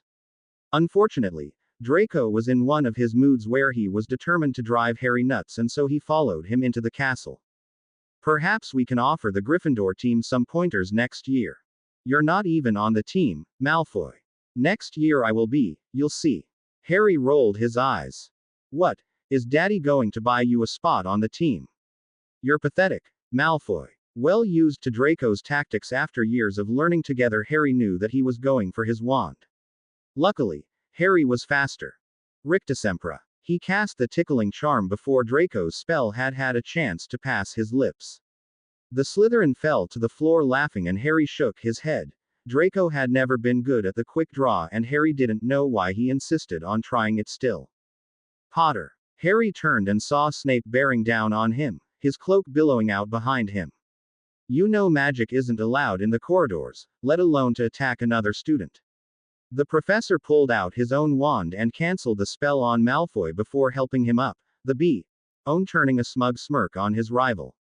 Draco drew his wand first. Professor, I was merely defending myself. Silence. Clearly Snape wasn't going to be in any way fair today, though Harry wasn't surprised. He usually favored his own students. 50 points from Gryffindor, for this unwarranted attack, and 50 from Slytherin.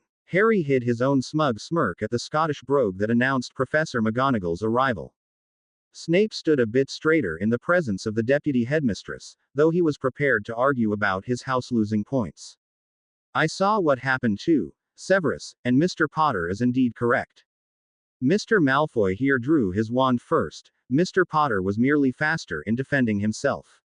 Whatever argument Snape might have used, it died when McGonagall said she'd seen the interaction. There was now no way he could claim that Harry was the only one to draw his wand. Of course, Mr. Malfoy had not yet cast a spell and you did not wait to merely defend yourself but cast your own spell immediately. So, Professor Snape's punishment stands, and both of you will receive detention. But, Snape shot Draco a look and silenced his protest, which was just as good, for the raised eyebrow McGonagall gave him clearly said any protest wouldn't go over well. You will both report to Mr. Filch after dinner at 8 o'clock on Friday.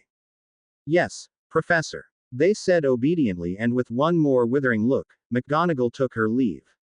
Snape shot Harry his own withering look, with no small dash of hatred, before turning and pushing Malfoy towards the dungeons.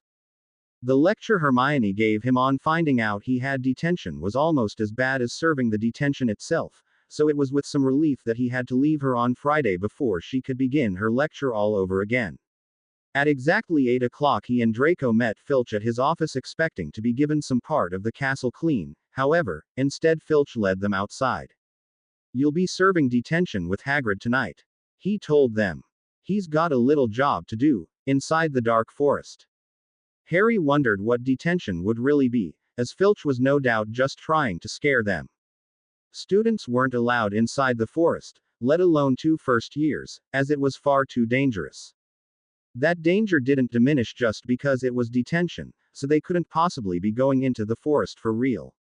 A sorry duo here, Hagrid, Filch said in greeting as the gamekeeper emerged from his hut. Harry had met Hagrid a few times since arriving at Hogwarts, but didn't know him well. The Keeper of Keys and Grounds had invited him to tea shortly after the first term began, and Harry had gone out of politeness, but he'd not returned. Hagrid had been excited to see him again and eagerly told the story of their first meeting when Harry said he couldn't remember. Hearing that Hagrid had had a part in bringing him to his abusive aunt and uncle had been enough to destroy any chance of their becoming friends. Over time though, Harry saw that the gamekeeper was a gentle giant, who was actually quite naive, and certainly he trusted Dumbledore completely and would do anything for him. Because of this blind trust in the headmaster, Harry couldn't hold against Hagrid what he'd done that night, and so while they'd never be friends, he had nothing against Hagrid either.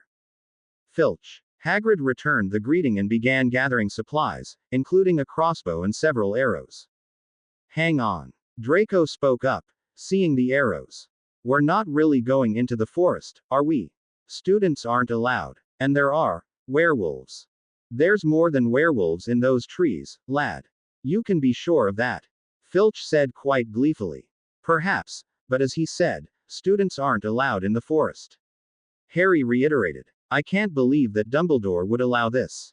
There's a reason students aren't allowed in the forest, and that reason doesn't disappear just because we have Hagrid with us. Exactly. It was one of the rare times that Harry and Draco were in agreement. We've got a special job to do, boys.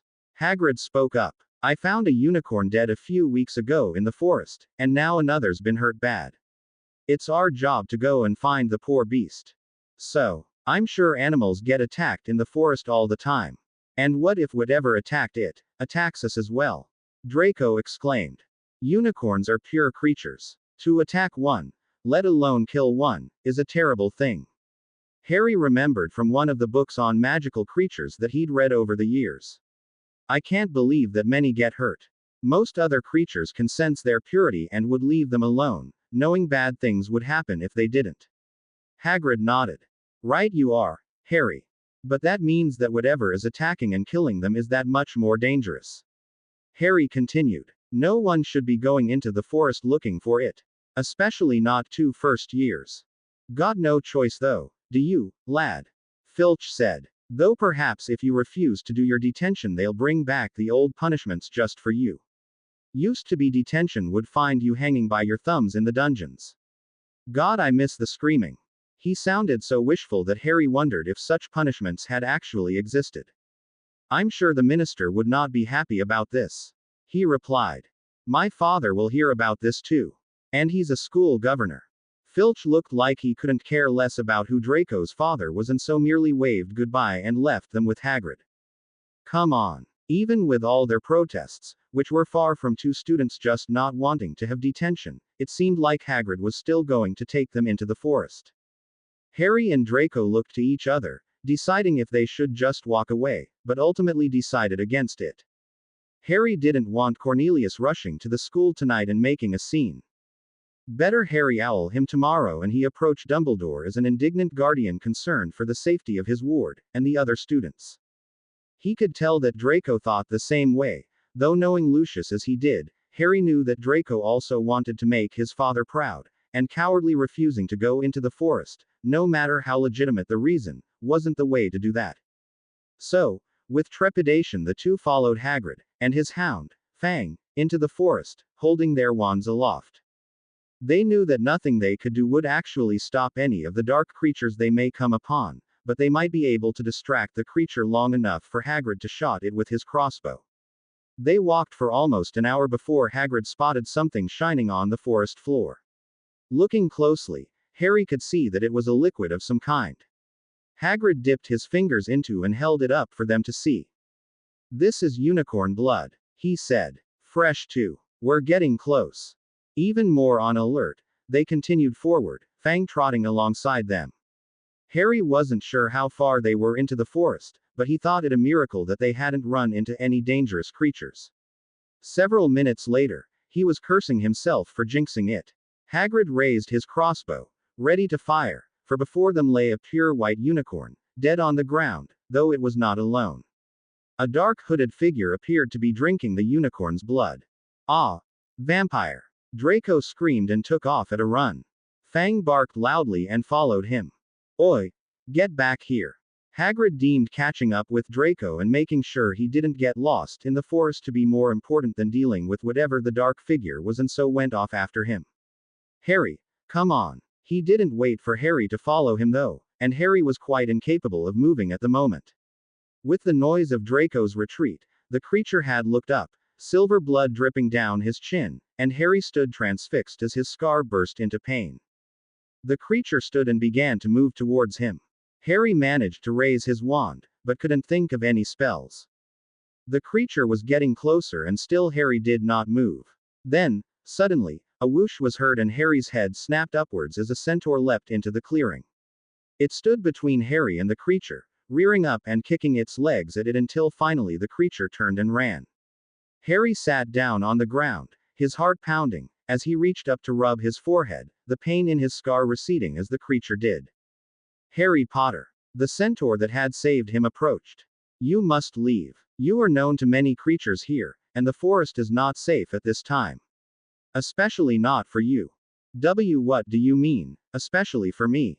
What was that thing? Harry couldn't think of a single creature that would kill a unicorn, which spoke to the darkness of the creature that did. A monstrous creature. It is a terrible crime to slay a unicorn. Drinking the blood of a unicorn will keep you alive even if you are an inch from death. That Harry hadn't known, his knowledge of unicorns being rather rudimentary. However, it comes at a terrible price, for you have slain something so pure, that from the moment the blood touches your lips, you will have a half-life. A cursed life. But who would choose such a life? Can you think of no one? Truly Harry could not. We centaurs have long known that your battle is not yet over, Mr. Potter. No, in truth what you accomplished as a baby was just the beginning. Harry knew immediately what he was referring to, for there was only one thing he'd done as a baby that would be worth mentioning. No, it can't. Harry was trying to wrap his head around what the centaur was saying. Do you mean to tell me that you think that the creature that killed the unicorn and drank its blood, that was Voldemort? Harry had never known fear of that name. He'd not grown up fearing it as many others had, and by the time he'd been told the story of what happened that night he'd refused to allow a name power over him. It can't be. Voldemort's dead. Everyone knows that. I killed him as a baby. It's why I'm famous. Harry wasn't sure who he was trying to convince.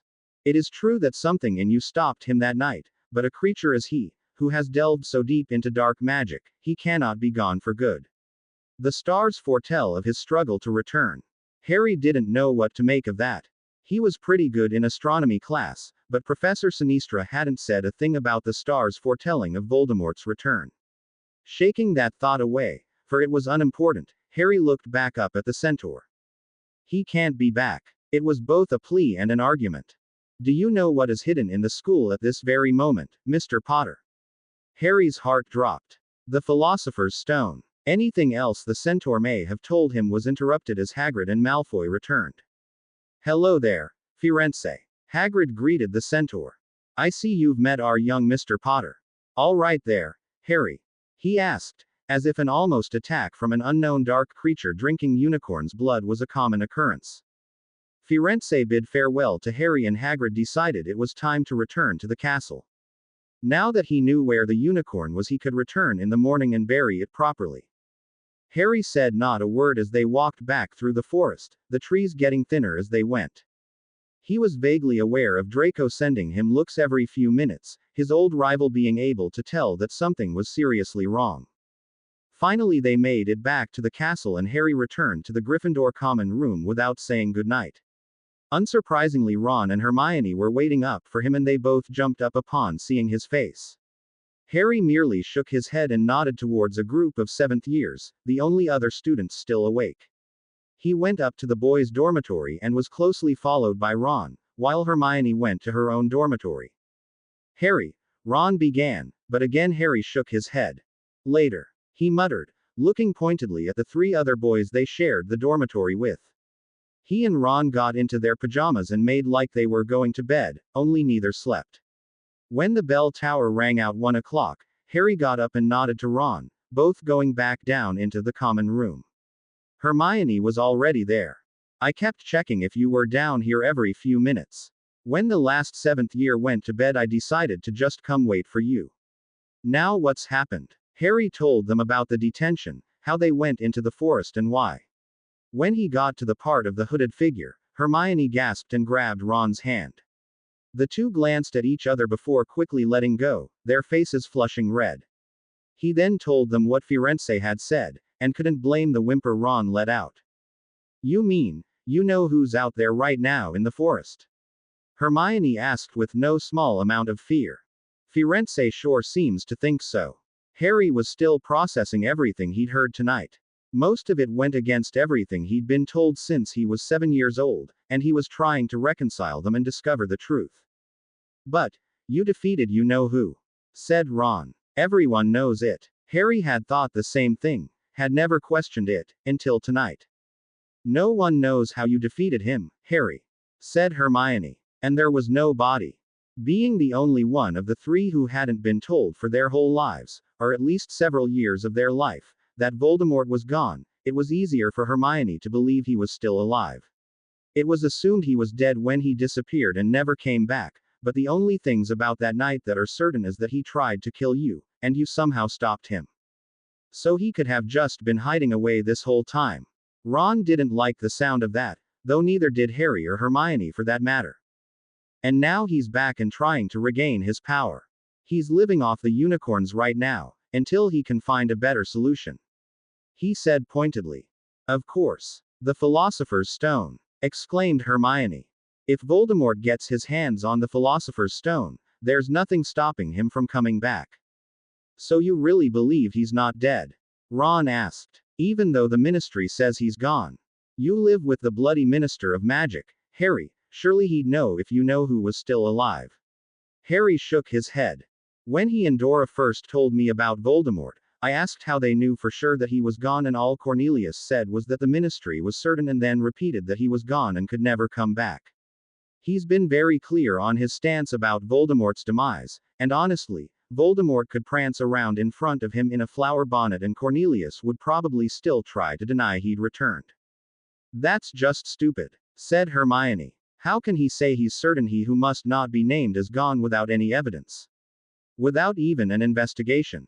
If you're looking for rationality, Hermione, I wouldn't start with the Ministry of Magic. Hermione scowled but said no more. The 3 sat in silence for several minutes before Ron spoke up. All right, say you know who isn't dead. You don't think he'll try to come back and kill you, do you, Harry? Harry looked his best friend in the eyes. I think if he'd had the chance he'd have killed me tonight. And to think, Ron said with a gulp. I've been worried about my potions final. Hang on a minute, we're forgetting one thing. The boys turned to look at Hermione. Who's the one wizard that you know who always feared? Dumbledore. She snapped when they looked confused. As long as Dumbledore's around, Harry, you're safe. As long as Dumbledore's around, you know who can't touch you, or the stone. Harry decided this wasn't the moment to inform his friends about his misgivings about Dumbledore. He'd tell them later, when they had more time and weren't so wound up. But regardless of his feelings towards the headmaster, Hermione did have a point. Voldemort had always feared Dumbledore. As long as Dumbledore was around, Hogwarts was the safest place for both him and the stone. Harry just hoped it stayed that way. While the safest place for the stone did stay the same over the next weeks, Harry did not. The revelation that Voldemort was indeed still alive had hit him hard, and he wasn't sure if he'd ever be the same again. At the age of 7, he had been assured, in no uncertain terms, that the man who had killed his parents, and who had tried to kill him, was gone. To suddenly discover that not only wasn't he gone, but that he was actively trying to regain his power, was staggering. Harry wasn't stupid. He knew what Voldemort regaining his power would do: plunge them into another war. The wizarding world was not prepared for the return of a dark wizard, and likely would never be, especially given the current people in charge. It hadn't even crossed Harry's mind to tell Cornelius what he'd found out. He knew that the minister would dismiss him and bury his head further into the sand, and nothing Harry said would change his mind. Cornelius would disown him long before admitting Voldemort was still alive. Then there was the threat to his own life. No doubt the Dark Lord would want to finish what he'd started a decade ago, and now there was the added mystery of figuring out how Harry had stopped him. For those reasons, and to prove that a child could not best him, Voldemort would come after him. Understandably, Harry was deeply troubled by all this, so much so that he fell into a funk, one that Ron and Hermione couldn't bring him out of, not even to save him from their least favorite teacher.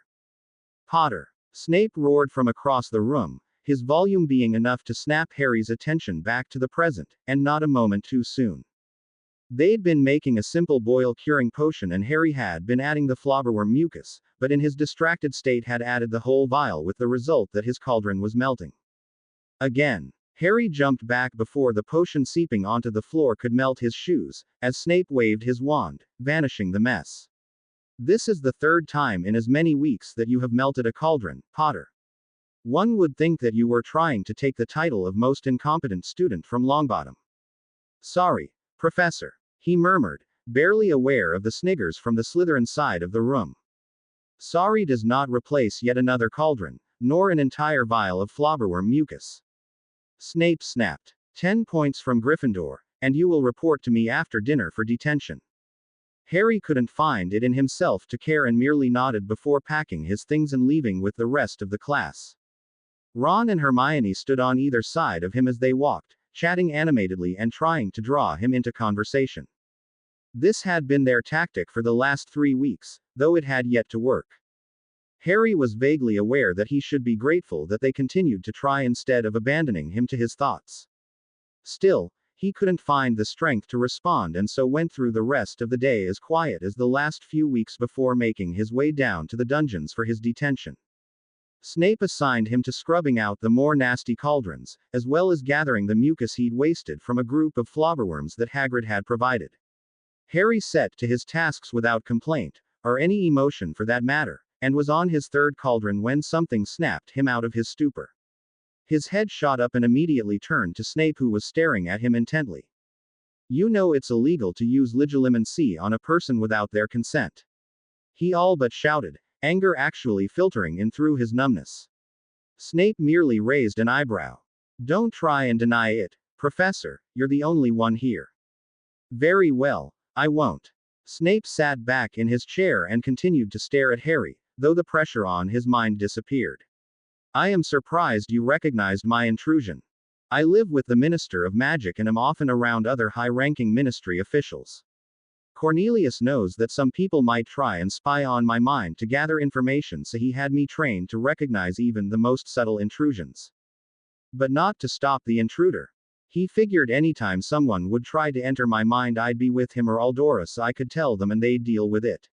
He explained, recognizing the weakness of the excuse as Snape did. Clearly he thought wrong. Not to mention that your mind is an open book, Potter.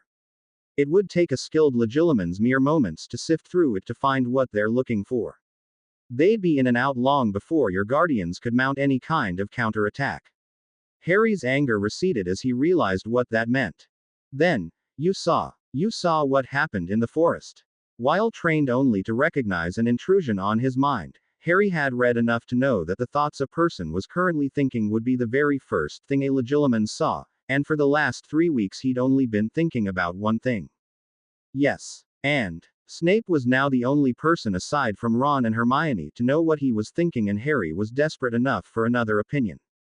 Especially one with Snape's history. I know you were a Death Eater, Professor. You may have changed sides, but at one time you were close to Voldemort. Do not say his name. Snape hissed. I'm not afraid of his name. Harry insisted, but acquiesced anyways. You were once close to him, and likely will be again if he returns, or at least you'll have to pretend to be. So what do you think? Snape was silent for several moments, and Harry wondered if he had just lost Gryffindor every point they had and earned himself detention for the rest of the year. Finally, though, Snape spoke, and it wasn't to lash out or punish him. You were correct, about everything. Surprisingly, he didn't sound in pain saying that. The Dark Lord is not as gone as your witless guardian would have us believe, and there is little doubt he will return, though when I cannot say. When he does, he will quickly recall his followers, and, as you said, I will be a Death Eater once more, for anyone not in Azkaban that ignores his summons will face certain death, and I will not be among those stupid enough to try and run from him. So you'll spy for our side?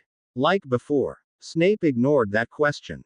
Aside from rebuilding his power, the Dark Lord's next task will no doubt be to kill you. He will not countenance having lost to a mere child with no extraordinary powers and will seek to eliminate that stain upon him. So what do I do?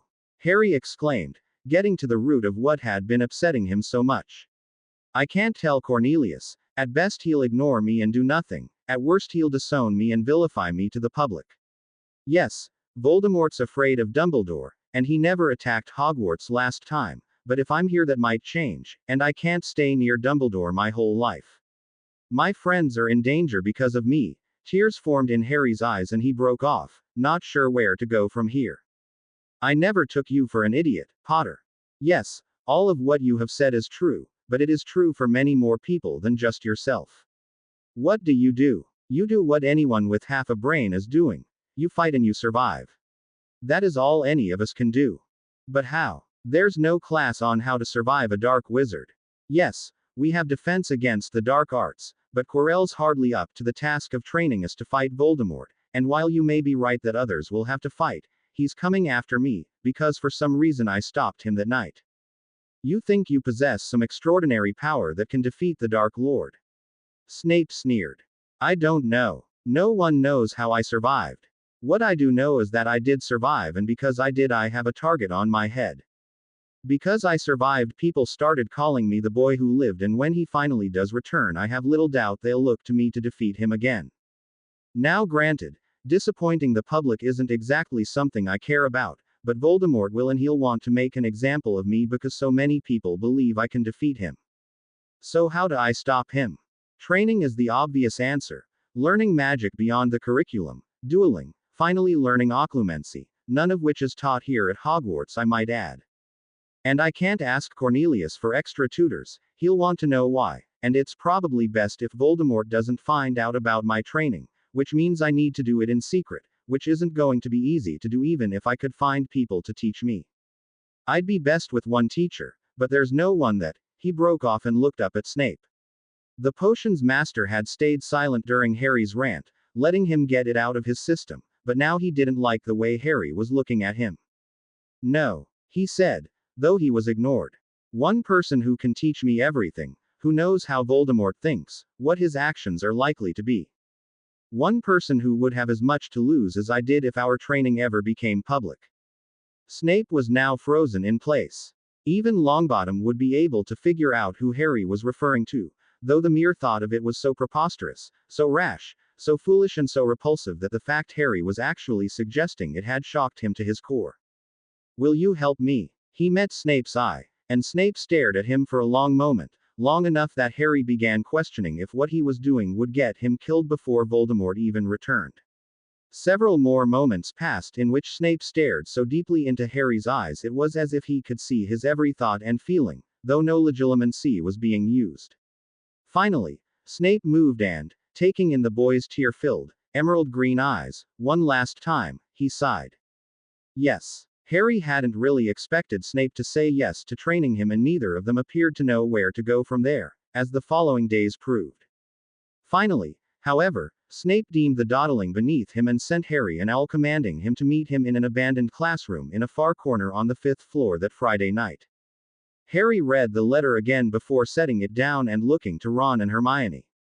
He'd not yet told them about his upcoming training with Snape, but he knew he needed to, and now that a date had been set, he couldn't hold off any longer. Standing, he motioned for them to follow him and led them outside into the warm May air. He found a spot by the lake with no one in sight and sat Ron and Hermione down before explaining everything, and they were glad they were sitting. "You mean that Snape agreed to train you?" Ron demanded disbelievingly. "Snape. Professor Snape. Ronald." Hermione scolded automatically. "Yes." Harry nodded. "But, why?" No idea. Which was true, he had no idea why Snape had actually said yes to training him. All he knew was that it wasn't because he asked nicely. "What is he going to be teaching us?" Hermione wanted to know, though her use of the word "us" threw Harry for a loop. "You did tell him he'd be training the three of us." Well, oh, Harry," she said in that exasperated tone that she often used with the two of them. "We're in this together." "Yeah, mate," Ron agreed. "Hermione and I are going to be right by your side through it all. We're not letting you do this alone." Harry was speechless. It was one thing to tell them about all that was going on, but quite another for them to fight alongside him. He hadn't even thought to ask them if they wanted to train with him, and his instant reaction was to say no, that this wasn't their fight and they were far too young. However, as quickly as he had that thought, he just as quickly let it go. If he used either of those arguments with Ron and Hermione, it would not go over well. "All right then," he said finally. "And thank you both." They returned the smile he gave them, and for a moment they sat there in companionable silence. Until Harry realized a dangerous task they now had to undertake. How's Snape going to react to training two more people? Professor Snape. Harry. Snape reacted better than any of them expected when Harry showed up to his first training session with Ron and Hermione in tow. His scowl deepened and a vein began to pulse in his forehead, but he otherwise made no comment, and Harry wondered if he'd expected that he'd actually be training the three of them. However many students Snape had expected to have, the first training session was a disaster. Snape was his usual cantankerous self and found fault with everything they did. Like in class, he belittled everything they did, called Hermione a know-it-all when she asked questions, and seemed to still have a particular hatred of Harry.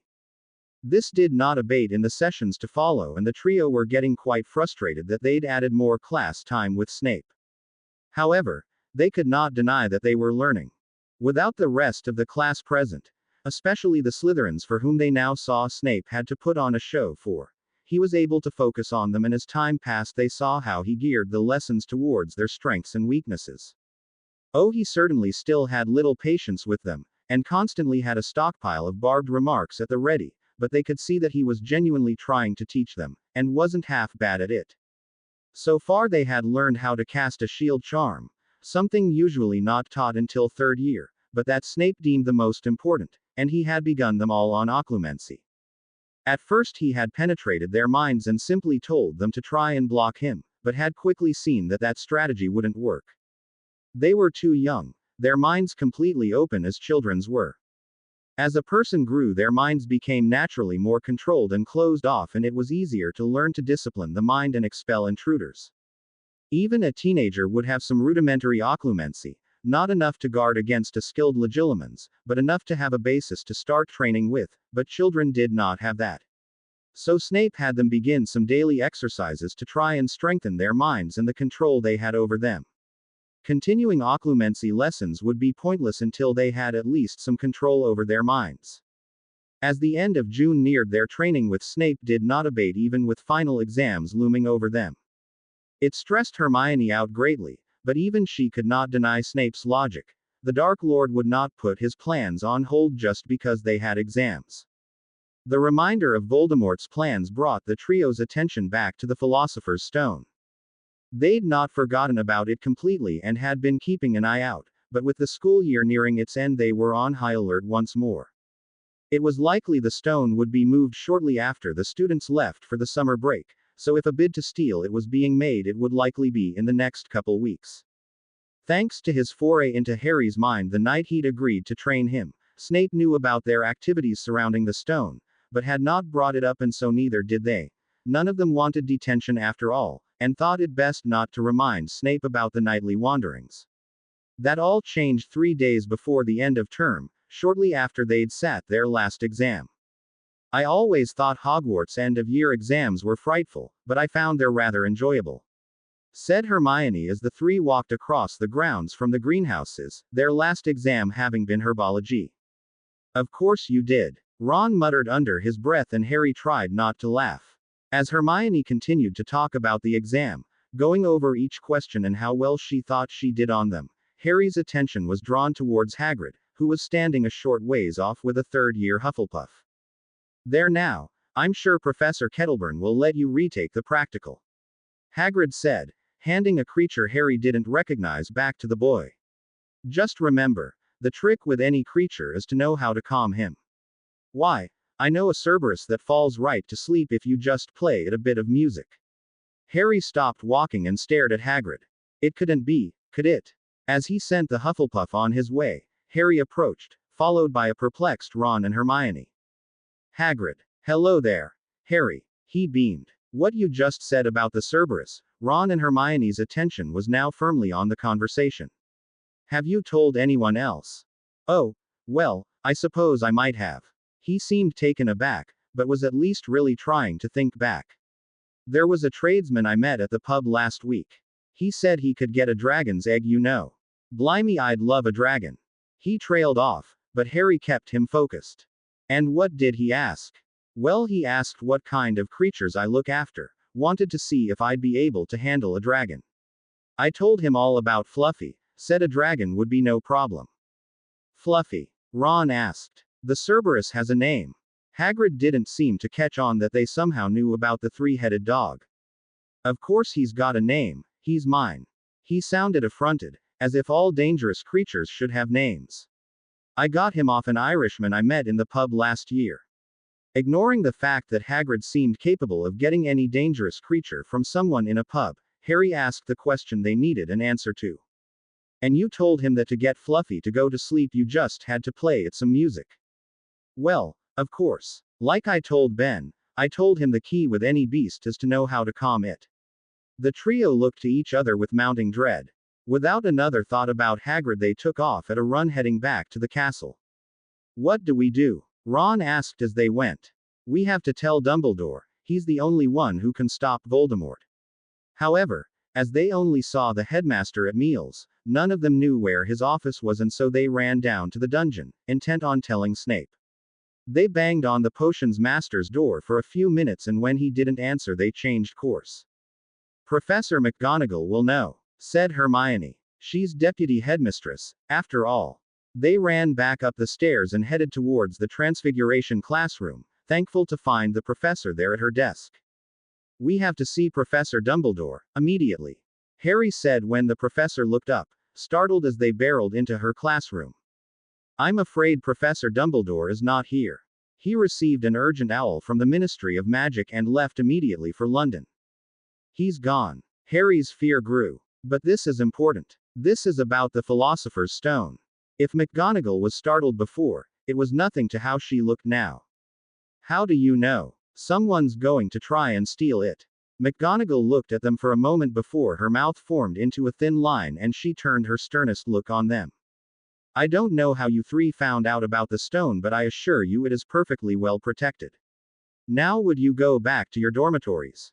But, quietly. The trio looked like they wanted to argue but knew from experience that that would not go over well given this particular look on the professor's face. That was no stranger Hagrid met in the pub, Ron said as they walked back out into the corridor. It was Voldemort, Harry agreed. Which means he knows how to get past Fluffy. And with Dumbledore gone, Hermione's insinuation was clear. Good afternoon. They were interrupted by the voice of the man they had originally been looking for. Now what would 3 young Gryffindors such as yourselves be doing inside on a day like this? We've just come from seeing Professor McGonagall, Harry said, aware that there were many students milling about and they couldn't talk openly as they could in private. Apparently Professor Dumbledore's gone to London and we just learned that Fluffy likes music. It was an odd sentence to anyone who was listening, but they saw immediately that Snape understood their meaning. Before he could respond, however, McGonagall came striding swiftly out of her classroom. "What are you three still doing here? I told you to return to your dormitories." "But Professor," Harry tried again, looking to Snape as much as McGonagall this time. "But nothing, Potter. Off with you. Now." Harry stared Snape in the eye for a moment before they turned and did as instructed. "What do we do now?" Hermione asked as they climbed the grand staircase.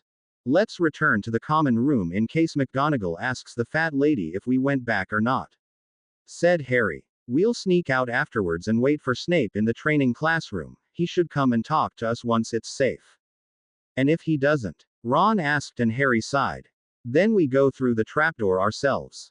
We can't let Voldemort get his hands on that stone." Snape did not join them in the training classroom over the 4 hours that they waited. They'd missed dinner waiting on him, something Ron was still lamenting, and knew they were close to missing curfew as well, though none of them cared. Finally, Harry decided they'd waited long enough and the three snuck out of the classroom and made their way to the 3rd floor. They didn't have the cloak, but luck was on their side and they didn't run into any problems. Alohomora. Hermione cast the spell to let them into Fluffy's room. They had been prepared to immediately start singing the school song, the only form of music they could create given they had no instruments, but Fluffy was already asleep. "Voldemort's been here already," Harry said as they looked to the enchanted harp that was playing a soft melody. Knowing they had no time to waste, the three began to carefully push Fluffy's large paw off the trapdoor, sighing in relief when the movement didn't wake him. "I'll go first," said Harry. "If it's safe, I'll call for you to follow. If not, go back to McGonagall. Maybe she'll believe us when she hears I've gone through the trapdoor." Ron and Hermione nodded and Harry jumped down into the darkness. He fell for only a few seconds before landing on something soft and calling up for the others to follow.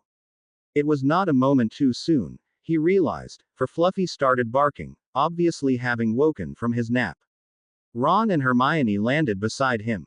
"Lucky this cushion thing was here," said Ron, but he wasn't thinking that for much longer. "Stop moving, both of you," Hermione cried. "This is Devil's Snare. If you move, it will only kill you faster." "Kill us faster. Well, now I can relax." Ron seemed incapable of not moving as he continued to try and pry the plant off him, but Harry followed Hermione's advice. "What did Professor Sprout say in herbology about Devil's Snare?" he asked Hermione, who was clearly trying to remember herself. It took her a few moments, but eventually she came through, as she always did. "That is sulks in the sun. Devil's Snare hates sunlight."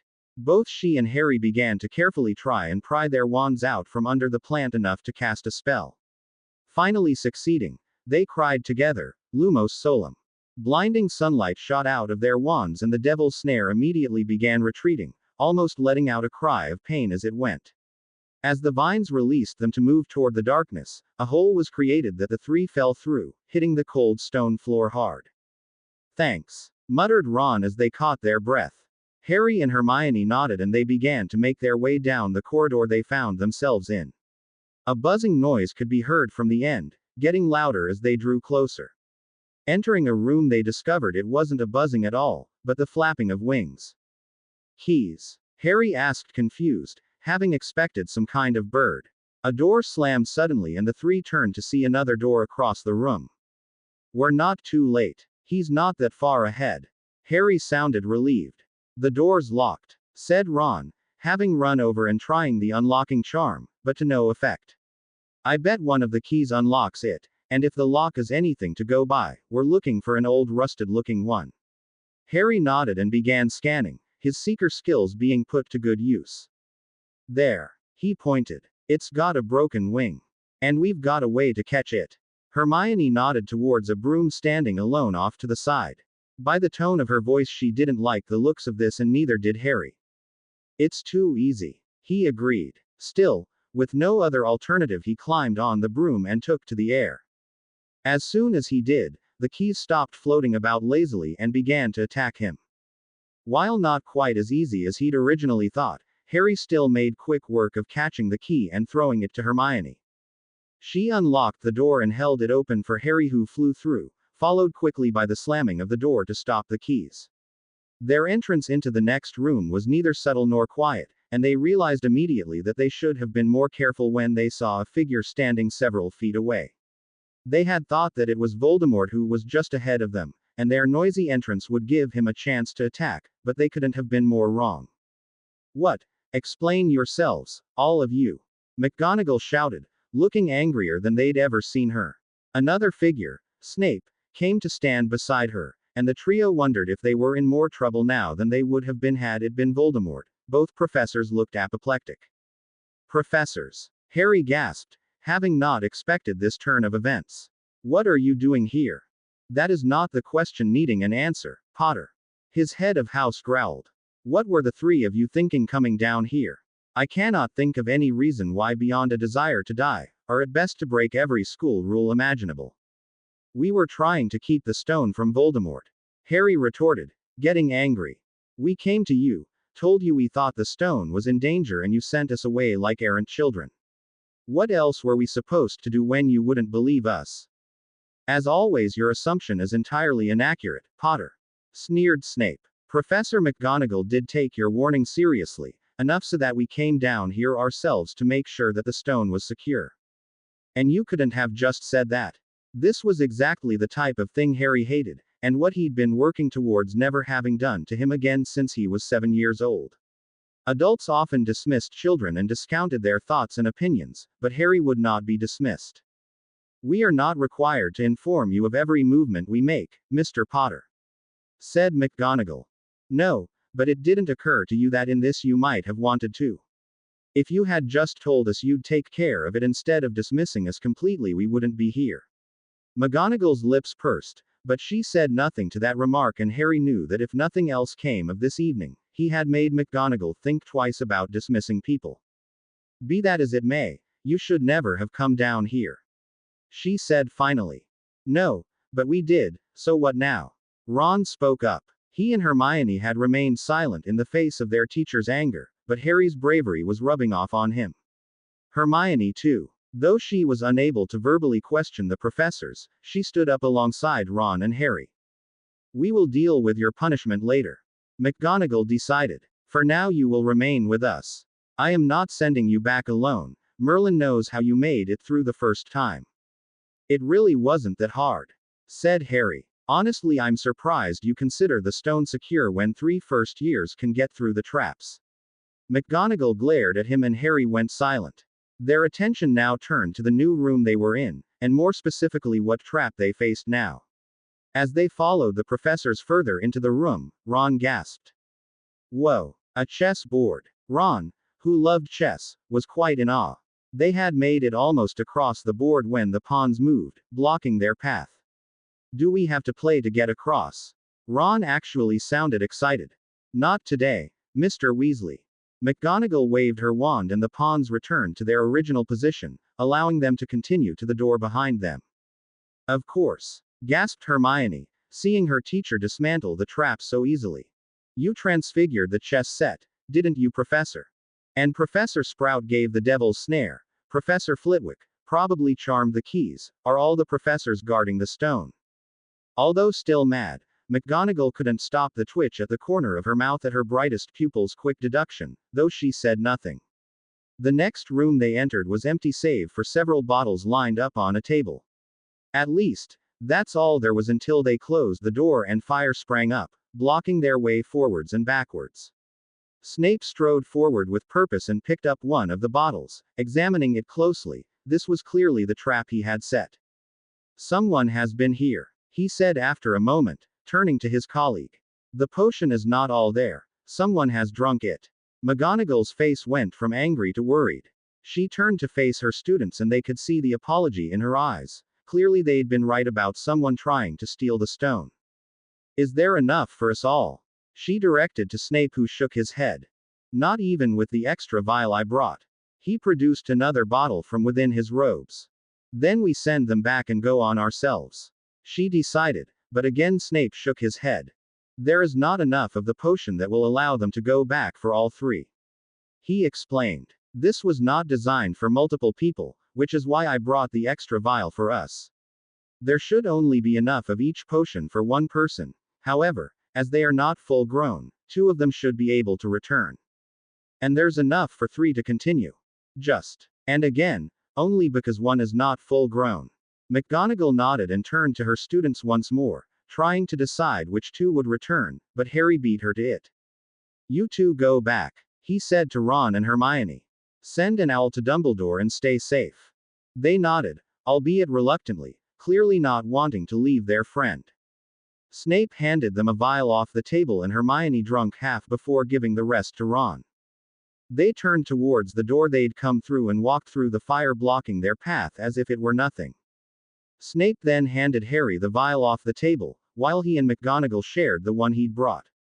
Harry drank down what little of the liquid was left and followed the professors through the fire, not feeling any heat from it, as they made their way forwards. The next room housed a creature Harry was unfortunately familiar with, though luckily in this case the troll was already knocked out. Further proof that someone had beat them here. They went through another door, and Snape and McGonagall were on high alert, Harry joining them as he felt his scar begin to burn once more. Moving forwards, they saw a figure standing at the far end of the room, in front of the mirror of Arised. You. Harry gasped, not sure why he was surprised to find Professor Quirrell. Ever since witnessing Quirrell and Snape's confrontation all those months ago, he had known something wasn't quite right with the professor, but he hadn't thought he'd be working for Voldemort. Quirrell turned around and showed a brief moment of surprise seeing the two professors standing alongside Harry, but it didn't last long. Welcome, Potter. I see you finally found your way here. You knew I would come. Oh yes, I knew you couldn't resist after solving the mystery of who was after the stone. I knew you were a danger to me right from the off, but had little chance to do anything about it with Dumbledore and Snape protecting you. His eyes flickered to the man in question. You were right not to trust me, Severus, though I doubt even you figured out why. But you, Potter, he turned his attention back to Harry. You proved more dangerous than the bat of the dungeons.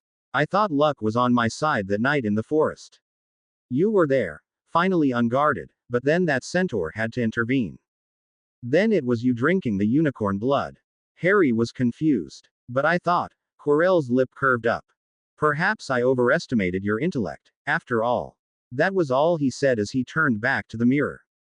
Now, what does this mirror do? I see what I desire. I see myself holding the stone, but how do I get it? Use the boy. An unearthly voice hissed and Harry's scar stung again. Come here, Potter. Now, Quirrell shouted. McGonagall and Snape moved, having stood back as Quirrell talked, hoping to get answers, but now they had a student to protect. Quirrell was ready for them though. With a wave of his hand he pushed them back, both fighting against his magic, but it had given him the few moments he'd needed. With a snap of his fingers fire sprang up around the room, separating McGonagall and Snape from Harry. The two professors could be heard muttering every spell they knew as they tried to dispel the flames, but Quirrell's magic proved too strong for them. I said, come here, Potter. With little other choice, Harry did as instructed and went to stand in front of the mirror. Tell me, what do you see? Harry had expected to see his parents as he had before. However, this time he saw only himself. The mirror Harry moved, though, where the real one did not. It reached into his trouser pocket and pulled out a dark red stone before winking and putting it back. Harry felt something land in his own pocket when the mirror him replaced the stone, and very slowly, so as not to draw Quirrell's attention, he moved his hand to feel that he somehow had the Philosopher's Stone. What is it? What do you see? Quirrell demanded. I'm shaking hands with Dumbledore. I've won the House Cup. He lies. The voice hissed again. Tell the truth. What do you see? Let me speak to him. Master, you are not strong enough. Harry watched as Quirrell talked to thin air, though in this case the air answered back. I have strength enough for this. Quirrell reached up and began to unravel the turban he always wore. Harry's scar hurt again and he felt his heart begin racing. He looked to where Snape and McGonagall were still trying to get through the fire, though they were also obviously watching intently. Quirrell turned as the last layer came off and the sight that greeted Harry was one he'd never forget, a face growing out of the back of Quirrell's head. Harry Potter. We meet again. The face spoke in the same hissing voice, though this time it turned its blood-red eyes on Harry. Voldemort. Harry knew instantly who this was. Yes. You see what I've become. See what I must do to survive. Live off another. A mere parasite. Unicorn blood can sustain me, but it cannot give me a body of my own. But there is something that can. Something that, conveniently enough, lies in your pocket. Harry's hand went to cover the stone as he turned, looking for an exit. Don't be a fool. Why suffer a horrific death, when you can join me and live? Never. The mere thought of joining Voldemort was entirely repulsive to him. Voldemort merely laughed. Bravery. Your parents had it too. Tell me, Harry, would you like to see your mother and father again? Together we can bring them back. Harry had heard that Voldemort could be quite persuasive, and benevolent, to his followers during the war. Fear, after all, only went so far, and he would never have been able to get as many followers as he did if he used fear alone. Now here he was, saying the very thing Harry wanted above all else. All I ask is for something in return. Harry reached into his pocket and pulled out the stone. That's it, Harry. There is no good and evil. There is only power, and those too weak to seek it. Together, we'll do extraordinary things. Just give me the stone. Harry shook his head, snapping himself out of it, knowing that Voldemort didn't speak the truth. You liar. Kill him. Quirrell came flying at him and Harry didn't have time to move away before Quirrell's hand wrapped around his neck. He fell backwards, Quirrell falling with him, as the older man tried to choke the life out of him. Reacting on instinct, Harry reached up and grabbed Quirrell's hand, trying to pull it away. He didn't hold out much hope though, after all he was much smaller and weaker than Quirrell, but it appeared that strength didn't matter. As soon as Harry's hand touched Quirrell's, a sizzling could be heard, and Quirrell cried out, pulling his hand away. What is this magic? He cried, watching his hand crumble and turn to dust. Fool. Get the stone. Even missing a hand as he was, Quirrell did as Voldemort instructed, but Harry was ready for him this time. He didn't know what was going on, but it was his touch that had done that to Quirrell, so maybe it would work again. As Quirrell approached, Harry reached up and placed his hands right on Quirrell's face. The reaction was the same. The sizzling was heard and Quirrell began to scream, his face beginning to crumble as his hand had. Within moments Quirrell was gone, his entire body crumbling to dust before Harry. Voldemort appeared to have been destroyed along with Quirrell, and Harry breathed a sigh of relief. Potter. Potter, are you all right? McGonagall cried, and Harry turned his attention to his two professors, who were still being held off by the fire. I don't know what happened, Professor, he said, looking at his hands. I didn't use any magic. Not that I'm aware of, anyways. It's all right, Potter, she said soothingly. Having witnessed what happened, she knew it would likely be traumatic, once the adrenaline wore off. Just stay there. We'll be through in a moment. Potter, look out, Snape yelled suddenly. Harry turned and saw that a smoky wraith had appeared, but it was the wraith's face that he couldn't take his eyes off of, for it was the face of Voldemort he'd last seen on the back of Quirrell's head. The wraith gave a haunting cry as it surged forward, passing right through Harry, who fell back losing consciousness. Harry awoke slowly, unsure where he was and trying to remember what had happened. He remembered Quirrell crumbling to dust and Snape shouting a warning, but then nothing. Opening his eyes, Harry groped around for his glasses, finding them just in time to see who was now crushing him in a hug. Oh, Harry, Aldora cried. We were so worried. Can't breathe. Aldora released him but kept one of his hands clasped in hers as she took a seat by his bedside. What happened? That's what I would like to know. She grumbled. Cornelius is speaking with the headmaster right now. Harry nodded and sat back in the bed in what he now recognized was the hospital wing.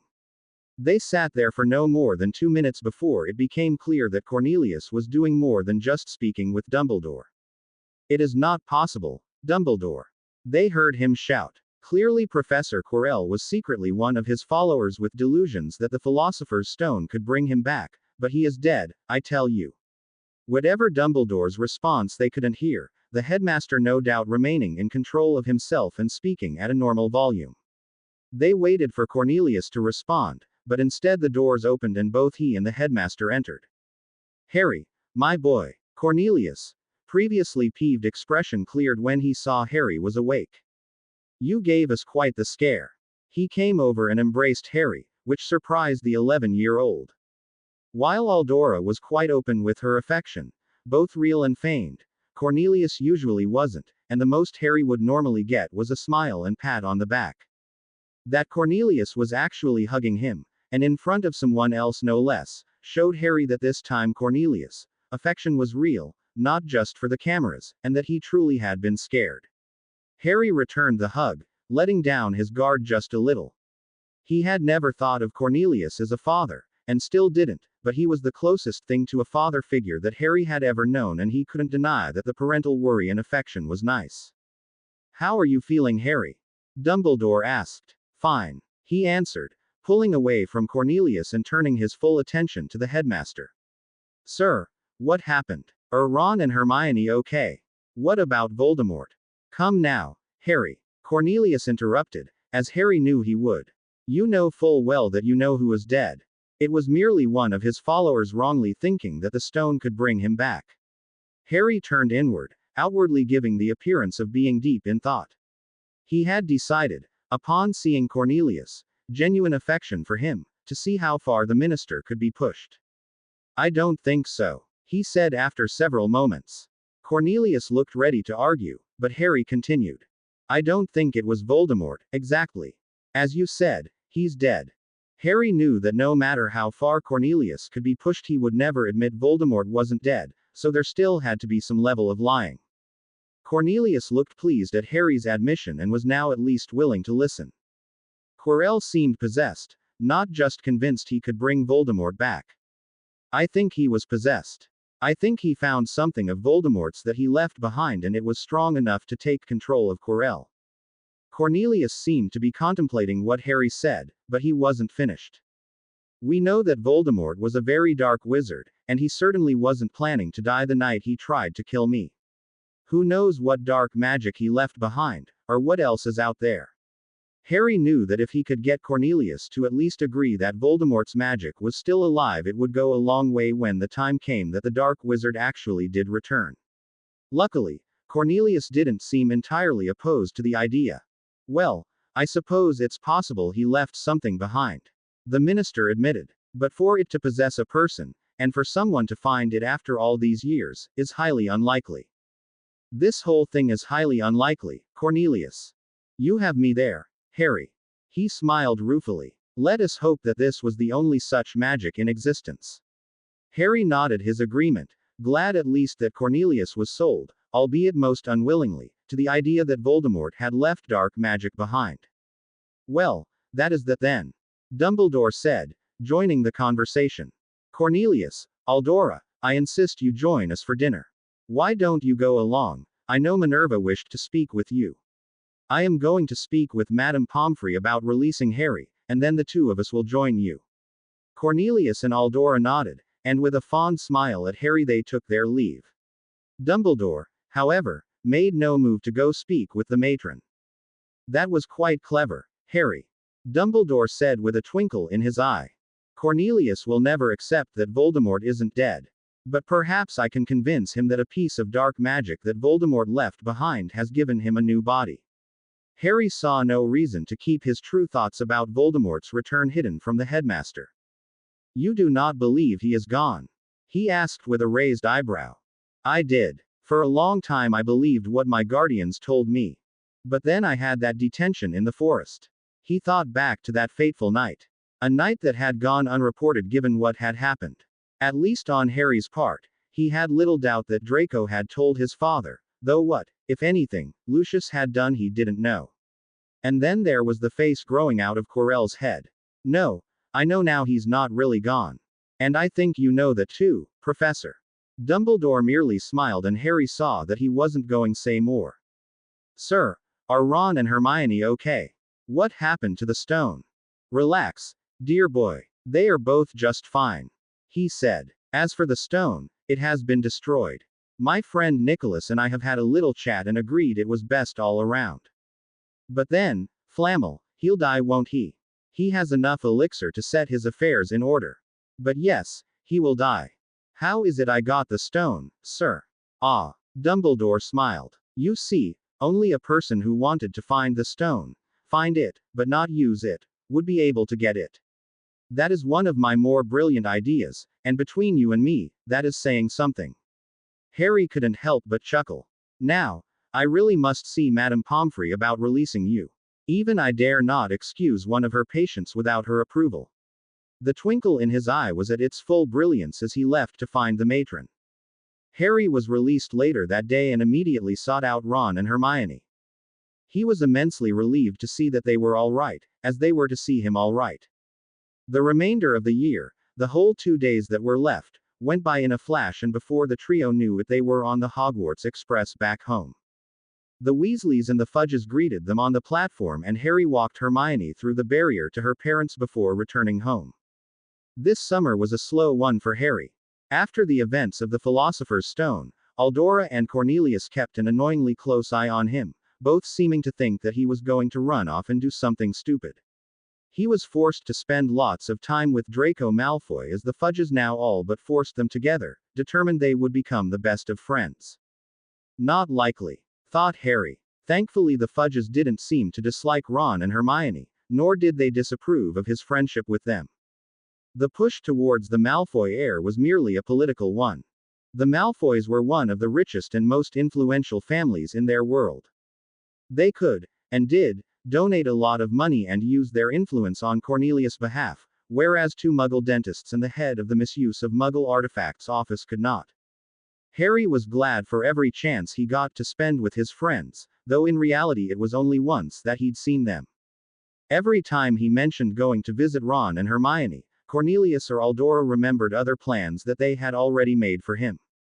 This did not lead credence to their insistence that they liked his friends, but Harry knew when to choose his battles, and it was only 2 months before they'd return to Hogwarts. The time apart, though, felt especially long as Ron and Hermione didn't even write him. Or so he thought. At their first meeting in July both had insisted that they had written him, though Harry had received no letters. This continued throughout the rest of the summer until finally when he saw them again in Diagon Alley, where they all managed to be at the same time shopping for their school supplies, and they insisted again that they'd written him.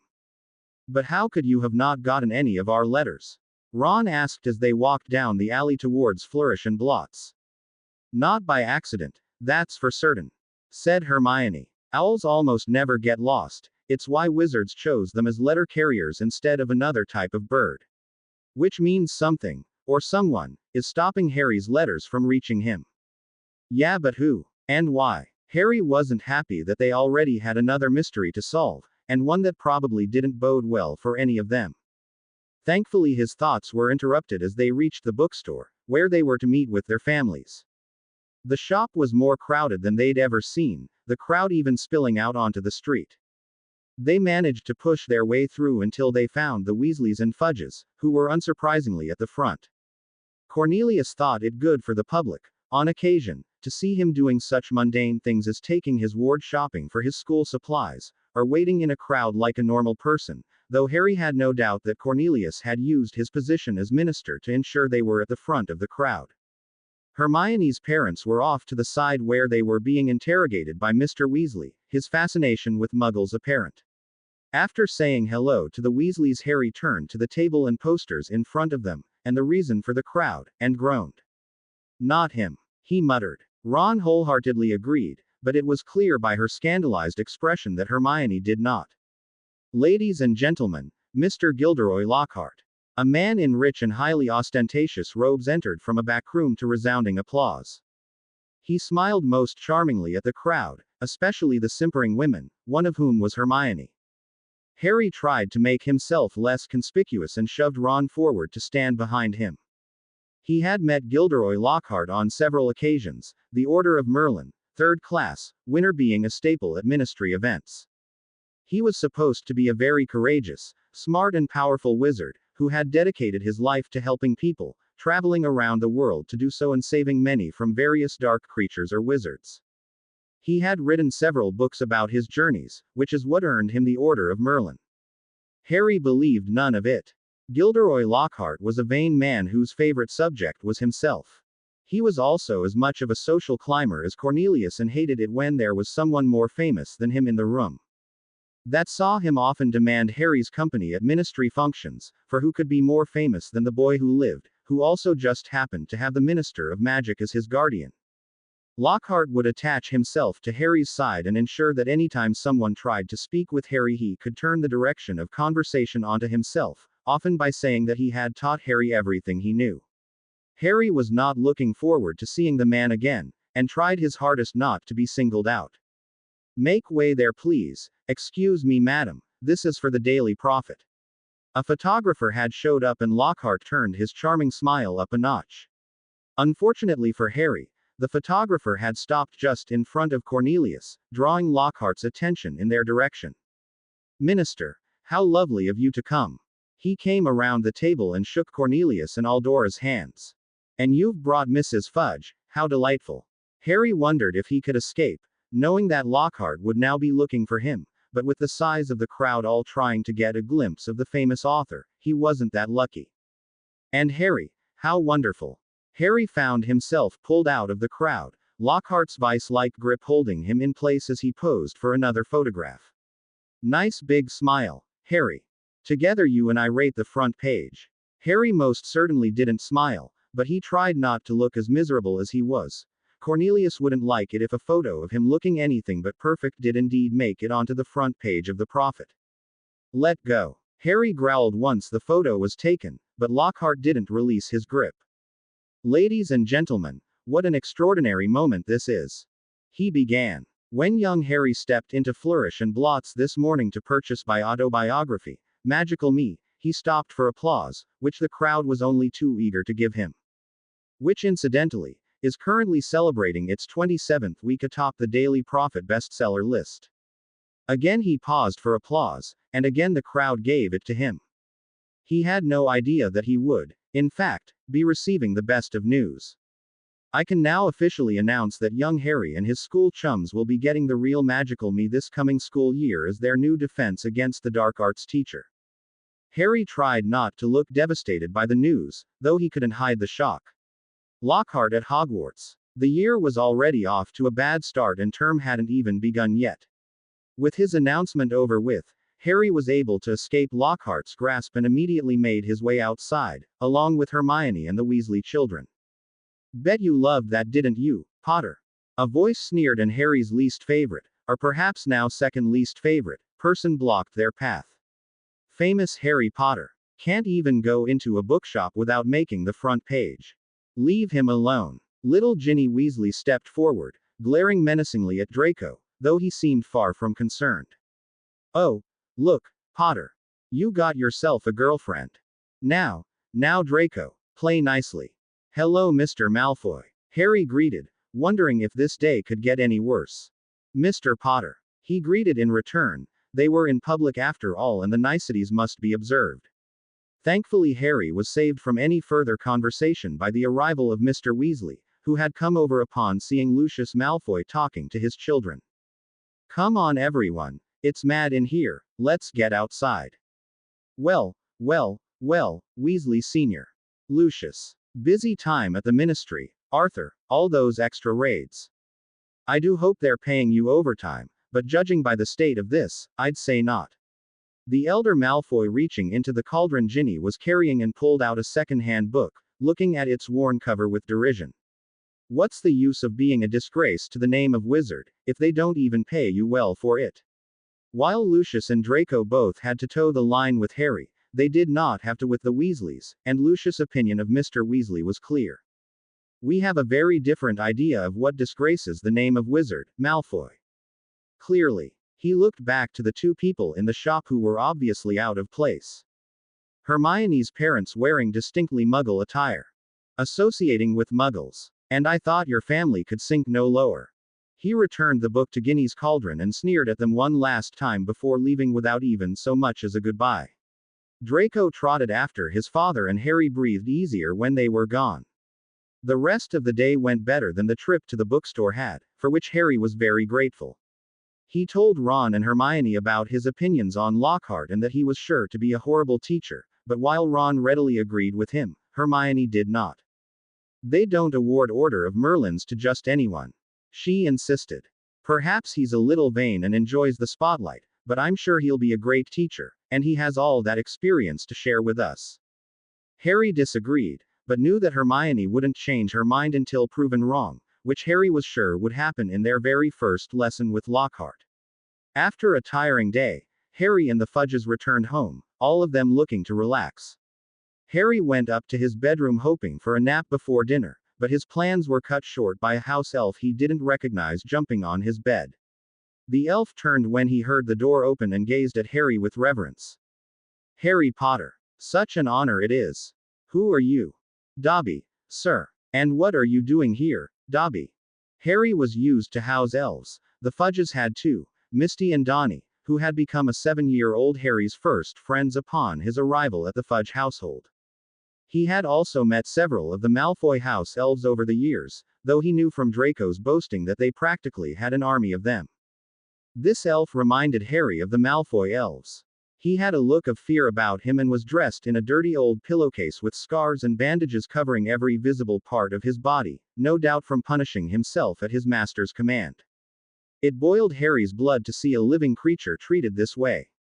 House elves were viewed as nothing more than servants in the wizarding world, and the Fudge elves were no exception. However, neither Cornelius nor Aldora were cruel. Misty and Donnie had clean clothes, or rather their version of clothes they'd made out of old curtains or bedding, and were treated with kindness for the most part.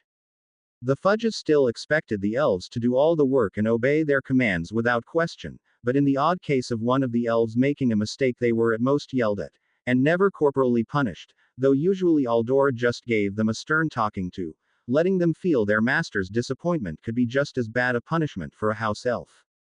Whoever this elf belonged to, however, was clearly cruel, and Harry wondered again why he was here. Well, sir, Dobby has come to tell you. It is difficult, sir.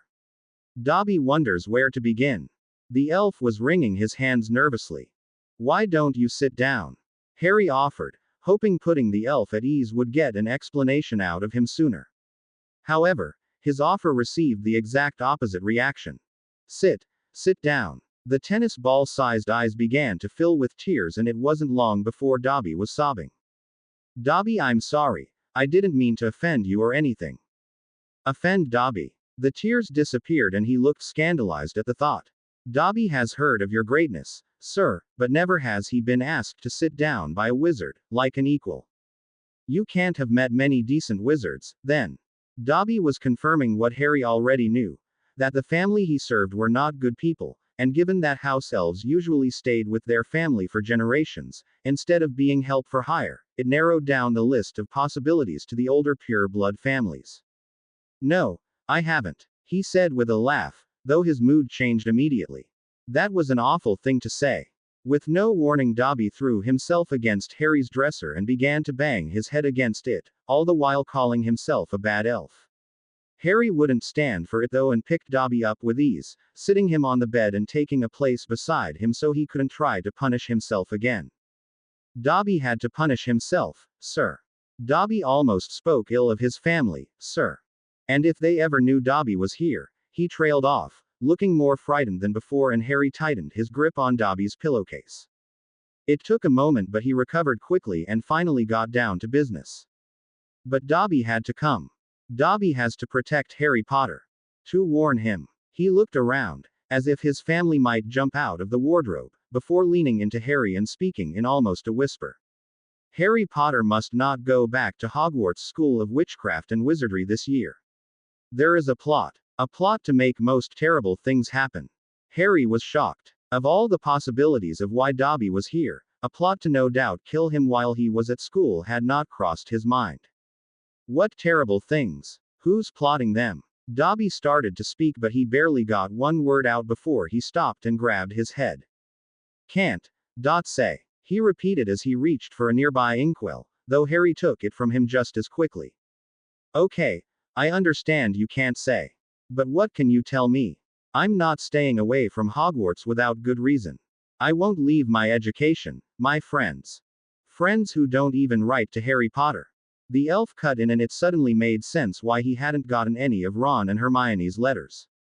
What have you done, Dobby. Harry Potter mustn't be angry with Dobby. The elf looked guilty as he reached into his pillowcase and pulled out a pile of letters. Dobby hoped that if Harry Potter thought his friends had forgotten him, Harry Potter might not want to go back to school, sir. Well, you're wrong, he snapped, having finally lost his patience. Besides, I've seen my friends twice this summer, just today even. Dobby's ears drooped, seeing his plan hadn't worked, and put the letters on Harry's desk. What can you tell me about these terrible things, Dobby? He repeated his question. Dobby cannot say. The weeping began again. Dobby can only say that Harry Potter is in grave danger now that history is to repeat itself. Repeat itself. Harry jumped on that new piece of information. You mean these terrible things have happened before? Dobby's eyes widened when he realized what he'd said, and he again began to bang his head against the dresser. Misty, Donnie, Harry called the fudge elves to him.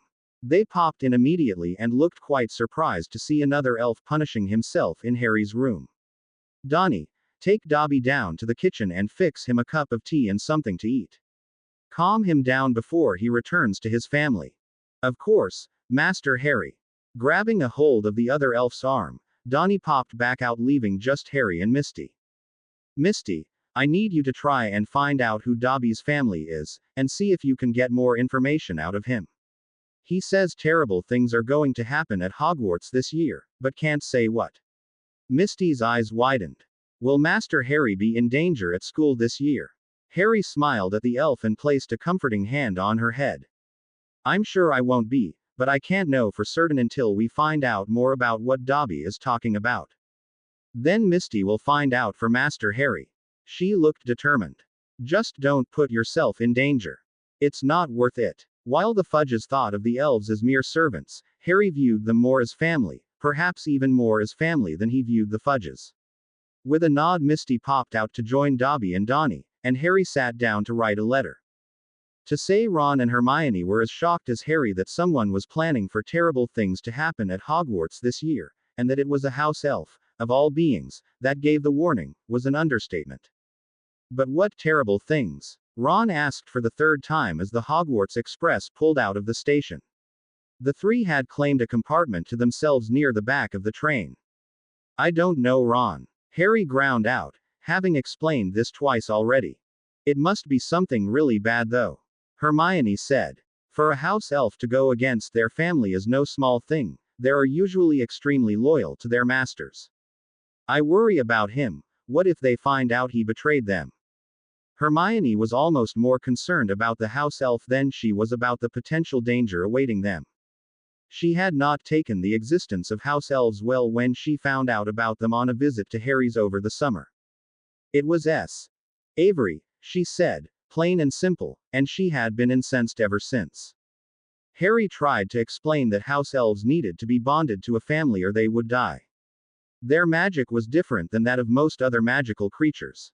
Alone, a house elf was nearly powerless, every bit of their magic being used to keep them alive, though even that would eventually fail.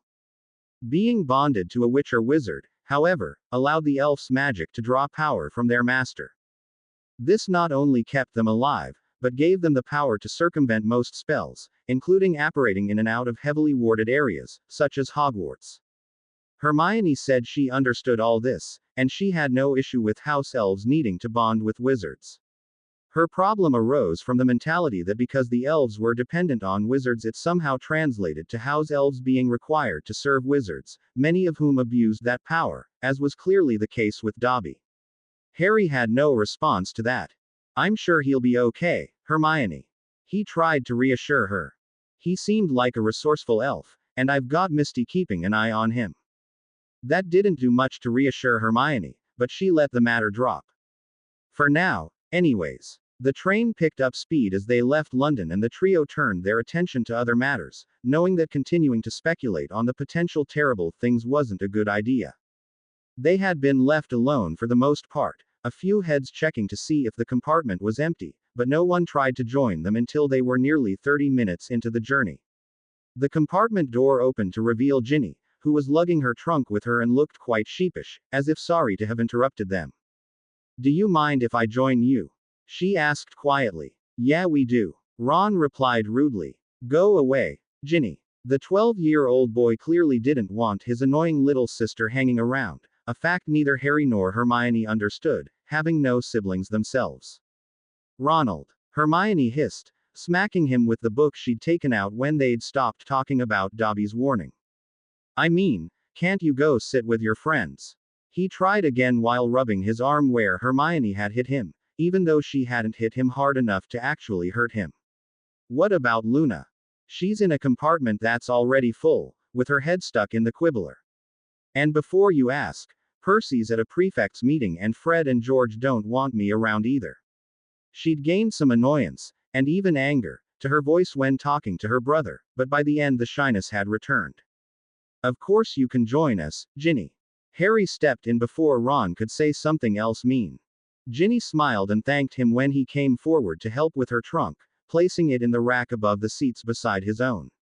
Ron didn't look happy but kept his mouth shut with a withering look from Hermione. When she was sure he wasn't going to harass his sister anymore, Hermione returned to her book while the boys began a game of exploding snap. Ginny followed their lead and pulled out a book of her own, beginning to write in it. The first month of school passed by quickly, and with no incidents, though Dobby's warning was still at the forefront of Harry's mind.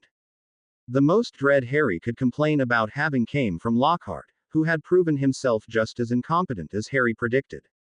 The very first defense against the dark arts lesson comprised of a quiz that had questions all about Lockhart himself. Harry couldn't for the life of him think of what use knowing Lockhart's favorite color could have.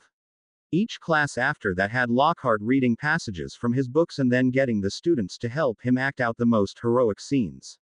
Even Lockhart's staunchest supporters among the students had to admit he was useless, as a teacher at least, a fact Hermione was quite upset about. However, no one was more upset than Professor Snape. It was no secret that he wanted the defense against the dark arts job, and yet every year he was overlooked. So far Dumbledore had been able to find at least semi-competent teachers to fill the post, and so Snape hadn't had as much to complain about, but with Lockhart he was on a near rampage, and Harry couldn't really blame him. Dumbledore may have his reasons for not giving Snape the job, but to have been passed over for someone so incompetent was more than Snape could bear, and everyone was made well aware of his displeasure. His classes were more unbearable than usual, the other heads of houses receiving more complaints about Snape's behavior than ever, and the trio got it twice as worse. The very first week back Snape had resumed their training and had not been impressed that they hadn't spent the entire summer practicing. They had done what they could, but they hadn't wanted to draw attention to their training, and of course they were underage still, so their options were limited. Snape hadn't cared though and had worked them twice as hard, much to their consternation. It was halfway through October when Dobby's warning was brought crashing back to the forefront of their minds. The trio were walking with their classmates back to the common room after class when suddenly Harry stopped walking. Hey! Dean cried as he crashed into his dorm mate. Shush! The group of second years all quieted, though why they didn't know. Ron and Hermione were looking worriedly at Harry as his eyes widened and he took off running. Harry! The second years chased after him, moving down 2 corridors to one of the main thoroughfares of the castle. The sound of their pounding feet changed to splashing, much to their confusion, though no one stopped to investigate, continuing to follow Harry to a junction of 3 corridors used by most students several times a day as they moved about the castle. Harry had stopped in the middle and was looking in horror at the wall where bright red letters were written. The Chamber of Secrets has been opened. Enemies of the air, beware. Hermione read. It's written in blood. Unfortunately that wasn't the worst sight before them. A few feet away was the true source of Harry's horror, a very stiff and recognizable cat. Mrs. Norris, he murmured. Gasps broke out as the other Gryffindors spotted the cat, and more voices quickly joined them as other students began to arrive, on the way back to their own common rooms. Enemies of the air, beware. A voice Harry knew well spoke. You'll be next, mudbloods. It was not the first time that Draco had used that word while directing it at Hermione, and while the use of it still enraged him, Harry knew there were more important things than punching Draco right now. What's going on there? The bad news continued as Filch, the last person Harry wanted to see right now, pushed his way forwards. Potter. What are you? He stopped as he saw Mrs. Norris, the color draining from his face. After a moment, he turned back to Harry, a crazed look in his eyes. You've murdered my cat. No. I'll kill ya. I'll kill ya. Argus. Someone must have gone to fetch a teacher for Dumbledore to be here at this time of day. McGonagall, Snape, and several other teachers following behind him. Argus. Dumbledore too stopped as he saw what was before him, though unlike the caretaker, his attention was on the message on the wall. Everyone will proceed to their dormitories immediately. Everyone except you three. None of the trio were surprised they were singled out, though this time they weren't involved in what was going on. The students began to file away, prefects calling for students to hurry up, and it wasn't until they were gone that Dumbledore spoke again. She is not dead, Argus. She has been petrified. Ah, thought so. Lockhart spoke up. So unlucky I wasn't there. I know exactly the counter curse that could have spared her. Snape looked murderous when Lockhart spoke, and even Dumbledore, who usually was quite indulgent, shot the professor a look to silence him. But how she has been petrified I cannot say. Ask him. Filch pointed at Harry. It's him who's done it. You saw what he wrote on the wall. It's not true, sir, I swear, replied Harry. I never touched Mrs. Norris. Rubbish. If I might, headmaster. Snape speaking up for a student was rare, even more so when it wasn't one of his Slytherins. But perhaps Potter and his friends were simply in the wrong place at the wrong time. That's right, sir, Hermione agreed. We were with our classmates heading back to the common room when we found Mrs. Norris. Dumbledore nodded, though the look he sent the three of them said he knew there was more to the story. My cat has been petrified. Filch was unable to turn his attention away from his companion, and no one could blame him. Every student in the castle hated both Filch and Mrs. Norris, but none of them would actually want to cause the caretaker the pain of harming his familiar. I want to see some punishment. We will be able to cure her, Argus. Dumbledore tried to soothe. As I understand it, Madam Sprout has a very healthy growth of mandrake. When matured, a potion will be made which will revive Mrs. Norris. The news didn't calm Filch any, and Madame Pomfrey came forwards and forced a calming draught into him. And in the meantime, I strongly recommend caution to all. The trio nodded, and knowing the dismissal for what it was, they took off, though instead of returning to the common room, they went to the empty classroom used for their training. What was that? Ron asked the moment they were safely inside the warded room. Why'd you take off like that? How'd you know about the message? And Mrs. Norris? I didn't, Harry replied. I took off because I heard a voice. It was coming from the walls, or the ceiling or something. It said it was going to rip, tear, and kill. Kill. Harry nodded. And the voice led you to Mrs. Norris? Again Harry nodded. None of them knew what to think, but any more talk was interrupted as the door banged open and Snape entered. The three students looked to him as he stalked forwards, coming to stand before them with crossed arms and a raised eyebrow. Harry sighed and repeated what he'd just told Ron and Hermione. Snape appeared unfazed at first, and Harry felt the need to plead his case. Sir, I swear, I didn't do anything to Mrs. Norris. Or leave the message on the wall. I never thought you did, Potter. He answered after a moment, moving to take a seat on a nearby desk. Such magic is difficult to full-grown wizards. A second year could not hope to even try it. Professor, what can you tell us about the Chamber of Secrets? Hermione then asked. Hogwarts. A history mentions it briefly as a legend, but there's little else on it. Snape saw that he had their undivided attention, which wasn't uncommon, given that he always commanded his students' full attention, but rarely did they show as much interest. It is said that the Chamber of Secrets was built by Salazar Slytherin before he left the school. As its name suggests, the chamber was a secret, and its whereabouts within the castle, and whether or not it even truly existed, was unknown to the other founders. This didn't surprise them, and they could surmise as much from the short passage Hermione had mentioned. However, they knew it wasn't the whole story. The chamber has been opened before, hasn't it? Harry asked, Dobby's warning flashing in his mind. Snape nodded. 50 years ago, while Professor Dumbledore was still only the Transfiguration teacher here, a similar message appeared claiming that the Chamber of Secrets had been opened. There were several attacks with the same results as you saw tonight with Mrs. Norris. And these attacks, Hermione refused to meet anyone's eye as she spoke. They were all against Muggleborns, weren't they? Ron reached over and wrapped a comforting arm around Hermione, whose head snapped up to look at him. Both blushed and Ron quickly retracted his arm. You are correct, Miss Granger, said Snape. Salazar Slytherin was a blood purist of the highest order and believed that only purebloods deserved to study magic. According to legend, Slytherin sealed his hidden chamber shortly before departing, and it would remain sealed until his own true heir returned to the school. The heir alone would be able to open the chamber and unleash the horror within, and by so doing purge the school of all those who, in Slytherin's view, were unworthy to study magic. But that's rubbish, Ron said angrily. Purging the school of anyone who's not a pureblood. There'd only be a handful of students left.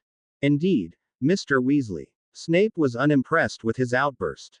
As you can imagine, the castle has been searched many times over the centuries, but no hidden chamber has been found. Professor, what is the horror you mentioned? The one inside the chamber? Hermione asked. No one knows, he replied. It is said that the chamber is home to a monster that only the heir of Slytherin can control. And I'm guessing no one's spotted a monster roaming the castle either, have they? Harry muttered rhetorically, though his next question was anything but. Sir, what happened when the chamber was opened 50 years ago? The attacks clearly stopped, and the chamber was closed, but how? In the end, a student was killed, he said. And Hagrid, who was a student here at the time, was blamed for the attacks. Hagrid. That seemed highly unlikely. Yes. Hagrid was expelled and his wand was snapped. However, aside from the attacks stopping once he was caught, there was no evidence that he had harmed anyone, and so he was not taken to Azkaban. Dumbledore never believed Hagrid was guilty and convinced the then headmaster Dippet to hire him as gamekeeper, and although Hagrid has remained at the school, there has been not even a whisper of the Chamber of Secrets, until today. I can't believe Hagrid had anything to do with this. Harry was adamant. Regardless of his still mixed feelings for the gamekeeper, he was certain that Hagrid was anything but a murderer. It does seem unlikely. Snape agreed before fixing Harry was his piercing gaze. Now, on to more pressing matters, this voice you heard. It is worrisome. Hermione completely agreed. You hear a voice only you can hear saying that it's going to kill, and then Mrs. Norris ends up petrified. That can't be a coincidence. She's right, mate. And with the message on the wall too, it is pretty safe to assume that it has something to do with this Chamber of Secrets. Added Ron. Whatever is in the chamber must have been what attacked Mrs. Norris. Snape tried not to look impressed. It wasn't often that Weasley was so perceptive, no matter how obvious the statement. Which means that you are likely hearing the monster. Harry looked up at his professor. But what is the monster? And why am I the only one who can hear it? Harry went to bed that night with a million questions floating around in his head. It wasn't a very restful sleep, even before he was woken up by two house elves wrestling on his bed. What? Reaching for his glasses, Harry sat up, narrowly avoiding an elbow to the face. Stop it, both of you. Misty and Dobby both did as they were told, though they continued to glare at each other. Misty is sorry, Master Harry. The fudge elf was the first to speak. Misty tried to stop Dobby from bothering you, but he escaped. Dobby must warn Harry Potter. The other elf insisted. Now that Harry Potter knows of the danger, Harry Potter must go home. Although they appeared to be talking to him, neither elf had taken their eyes off each other. Harry sighed and resigned himself to no more sleep tonight. All right, sit down both of you. And no crying, Dobby. He added, remembering the elf's reaction the last time he had been asked to sit down. Now, Dobby, can you give me any more information about what's going on? What the monster in the Chamber of Secrets is? Dobby's ears drooped at the first question, but he perked up at the second. Dobby doesn't know what the monster is, he said happily, and Harry knew it was because he could finally answer one of Harry's questions, even if it didn't actually help him. All right, then Dobby, I think you should go back home. But Dobby must warn. I've heard your warning, Harry interrupted. I've heard it, and I'm taking it seriously, but I'm not leaving Hogwarts. Dobby's eyes shined with tears and Harry couldn't help feel sorry for the little guy. Dobby just wants to save Harry Potter. Harry smiled sadly and placed a hand on top of the elf's head. Thank you, Dobby. You did great to warn me and I'm very grateful.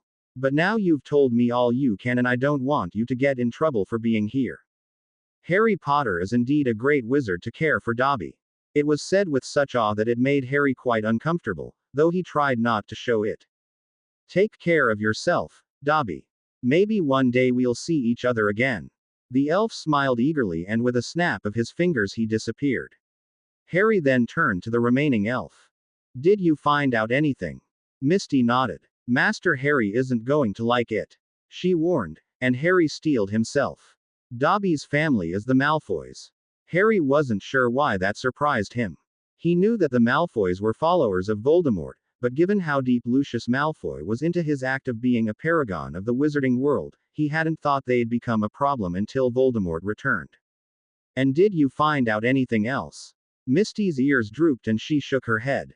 No, sir. Misty was able to follow Dobby home undetected, but couldn't stay long at all or the other elves would detect Misty. And while Dobby may not have cared about you sneaking around the manor since his loyalty to the Malfoys is gone, the same can't be said about the other elves. Misty nodded. Well, at least we know who's behind this, or at least involved, that's something. He smiled and thanked the elf who disappeared as Dobby had a few minutes ago. Harry didn't go back to sleep and he was waiting for Ron and Hermione when they descended the stairs from the dormitories 2 hours later. They took the long route to the Great Hall for breakfast, allowing Harry time to fill them in. It makes sense, said Ron. The whole lot of them have been in Slytherin for generations, and you heard him, you'll be next Mudbloods. Quote. I heard him, but Malfoy, the heir of Slytherin. Hermione wasn't as convinced, and Harry tended to agree with her. Malfoy's nothing if not boastful. Both Draco and his father. If they were descended from Salazar Slytherin, the entire wizarding world would know it. Harry was quite certain of that much. It's more likely they know who the heir is and are working with them, or at least Lucius is. You don't think Malfoy Jr. would be helping dear old dad to attack Muggleborns? Ron asked with a disbelieving grimace. Oh, he would if he could, but I don't think Draco's been told anything. Said Harry. I've known him a long time, and his reaction to seeing the message on the wall, and Mrs. Norris, was too genuine. He was as shocked as the rest of us, he wasn't expecting it at all. That Ron could buy, that Lucius hadn't involved his son in the plot, whether to protect him, a disturbing thought, a Malfoy actually being capable of loving their child, or because he deemed Draco useless. Ron was much more inclined to believe the latter. Whatever the reason, the trio entered the Great Hall for breakfast and went about their day. The days following the attack on Mrs. Norris were the most tense Harry had spent in the castle. Everyone was on edge and the staff were being extra cautious.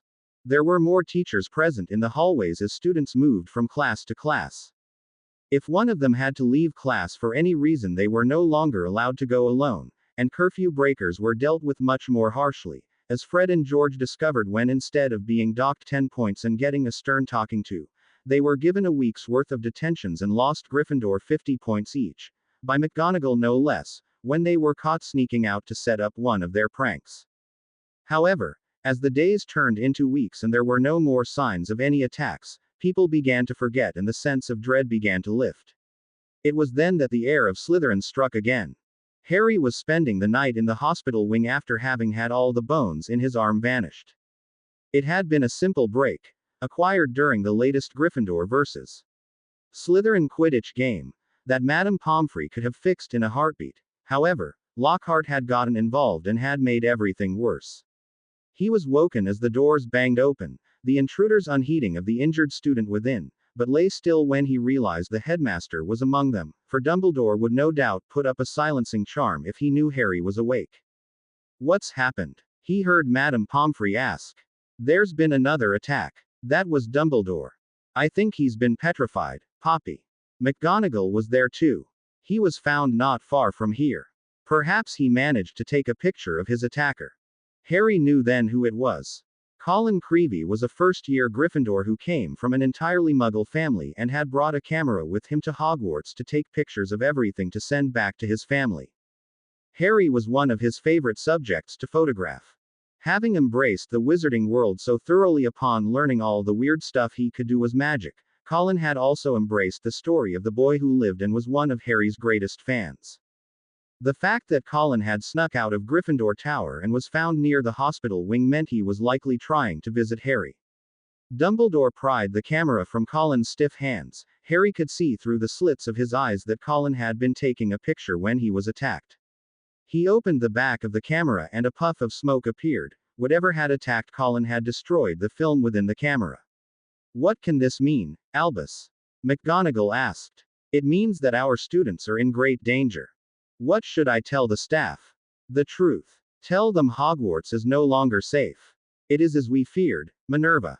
The Chamber of Secrets has indeed been opened again. News of a second attack spread quickly throughout the school and beyond.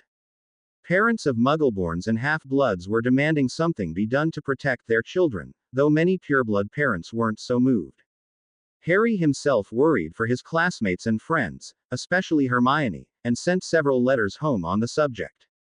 In the end, the pressure put on both the school's board of governors and the ministry was enough to see strict new security measures put in place, as well as several Aurors stationed at the school. Harry was surprised that Hagrid hadn't been arrested, it being just the type of thing Cornelius would do even with no evidence, but he wasn't surprised to learn that Dumbledore's word stretched so far as to stay Cornelius' hand. Snape, of all people, ended up being a font of information, the professor even going so far as to offer the information without being asked, and it was he who told them that the ministry had agreed to hold off arresting Hagrid on Dumbledore's word, though he was being watched. A second attack also meant that the staff were even more vigilant than before and did everything in their power to protect the students, and in one case, even things that weren't in their power. Gather round. Gather round. Lockhart called as he stepped up onto the platform that had been erected in the Great Hall. He was wearing what he no doubt thought was a great outfit for training, along with a cape draped over one shoulder. Can everybody see me? Can you all hear me?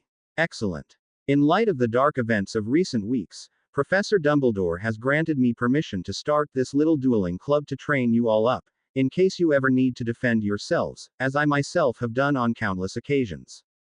For full details, see my published works. Lockhart removed the cape and threw it into the crowd, towards a group of sixth-year girls that were the most vocal in their belief that Lockhart was truly as amazing as he was in his books. Though even they could not deny he was a horrible teacher. Let me introduce my assistant. Professor Snape. Harry, Ron and Hermione looked to each other with wide eyes. That Snape had agreed to help was a wonder of itself, but to do so as Lockhart's assistant. The darkest of looks on the professor's face, however, told them the reason. He was looking forward to trouncing the preening peacock. He has sportingly agreed to help with a short demonstration. Now I don't want any of you youngsters to worry. You'll still have your potions master when I'm through with him. Never fear, he said with a wink. He's dead, Ron muttered. So dead. Harry agreed and even Hermione nodded. The two professors walked to the center of the stage, raised their wands in a salute, bowed, and then walked 10 paces away from each other before taking their stances. 1, 2, 3. Lockhart counted them down. Expelliarmus. Unsurprisingly, Snape was the first to cast a spell, though the trio noted that he'd done so verbally and with more than enough time for Lockhart to counter. Early in their training with him, Snape had brought in a practice dummy and had charmed it to fight him as if it were a real battle, to give them at least some idea of what a true fight would look like, and to show what they had to work up to. As such, they knew that the professor was more than proficient at non-verbal spells and that he had lightning-fast reflexes, none of which were on display here.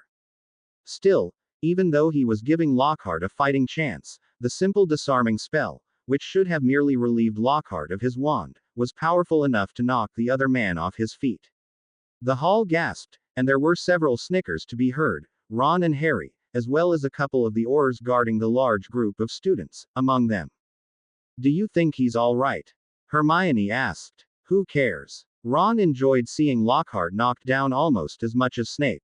An excellent idea to show them that, Professor Snape, but if you don't mind me saying, it was pretty obvious what you were about to do, and if I had wanted to stop you, it would have only been too easy. Lockhart tried to save face and was met with a raised eyebrow, making his smirk disappear. Perhaps it would be prudent to first teach the students to block unfriendly spells, Professor. It was not a suggestion, and Snape managed to make the word professor sound like an insult, which, Harry supposed, it was. Snape was insulted that a man like Lockhart was actually a professor. An excellent suggestion, Professor Snape. Lockhart took control once more. Let's have a volunteer pair. Potter. Weasley. How about you? Harry wasn't surprised that Lockhart had singled him out and moved towards the stage, but the next words spoken stopped Ron from following him. Weasley manages to cause devastation even with the simplest of spells. We'll be sending Potter to the hospital wing in a matchbox. Snape said. His words weren't true. Snape himself had seen to that, and so the trio were all confused as to why Snape was stopping Ron from joining.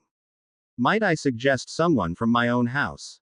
Malfoy. Perhaps. He turned and ordered the own boy onto the stage without a word. Both Harry and Malfoy eyed each other up. They hadn't dueled together since starting at Hogwarts a year ago, and both were looking forward to this. Wands at the ready, Lockhart called when they made it to the center of the stage. Scared, Potter? You wish. Neither offered more than a cursory bow before turning and moving 10 paces away and taking their stances. On the count of 3, cast your charms to disarm your opponent, only to disarm. We don't want any accidents here. Lockhart instructed. 1, 2, THR. Evert Statum. Harry had been ready for Malfoy to strike before the count of 3. Protega. I said to disarm only. Lockhart yelled, but neither boy listened. Flipendo. If Malfoy wanted to play dirty, then Harry wouldn't limit his spells either, though he did keep it simple, nothing with any lasting damage. Rictusempra. Harry cast the 2 spells in quick succession, as Snape had taught him, and the strategy paid off. Draco managed to block the knock-back jinx, but hadn't been prepared for the tickling charm that had him rolling on the floor laughing. Harry stood back with a smile, not willing to go so far as to attack his opponent when he was down. At least not in this, supposedly, friendly duel. He looked back to Ron and Hermione, seeing them both laughing along with the rest of the Gryffindors. However, the sudden lack of Malfoy's laughter had him turning back with his wand at the ready. While the charm had hit him, Draco had been able to throw it off quite quickly and was now glaring angrily at Harry. Serpensortia. The Slytherin had chosen a spell to summon his house's emblem, though the snake that appeared was a highly venomous cobra. Harry took a step back, as did the students nearest the snake, as it began to look around confused. Harry had been thinking of a spell to get rid of the snake, but was now just staring at it. Don't move, Potter. I'll get rid of it for you. Snape said, stepping forward upon seeing Harry was frozen. Allow me, Professor Snape. Lockhart got there first, and his intervention was enough to get Harry's attention. No, he cried, but it was too late. Alart ascendere. Harry cursed. How Lockhart thought a spell to send something flying into the air was a good idea he'd never know. Into the air the snake went, though, and when it came back down it was no longer just confused, but angry. All these peopless attacking USS with no fears. Harry froze again, having heard the sentence loud and clear, but wasn't able to put together who had said it as it made no sense. The only ones to have done any attacking were him and Malfoy. They's harms USS. They's will learn. The Cobra had turned towards the gathered students and hissed menacingly at the nearest one, a second-year Hufflepuff named Justin. With the snake's intent to strike clear, Harry stepped forward, realizing it was the snake that had spoken. Stop, he said. The Cobra, and everyone else in the hall, turned to face Harry, though it was the snake alone that held his attention. Justin hasn't done anything to harm you. Don't hurt him. Use can S speaks to USS. The Cobra's anger appeared to leave him as Harry now only heard curiosity in his voice. Yes. That was an odd question, Harry thought. The snake was speaking quite clearly for everyone to hear. He'd never heard of a spell that allowed the conjured animal to speak, but there was lots of magic he didn't know, and clearly Draco hadn't spent his summer idle to have learned this advanced spell. The entire hall was silent as Harry and the snake eyed each other. The quiet, however, offered enough of an opportunity for Snape to act. Vipera Evanesca. A small ball of fire shot out of his wand and hit the snake, causing it to burn up and disintegrate. With the threat gone, Harry turned his attention to his professor, who was eyeing him wearily.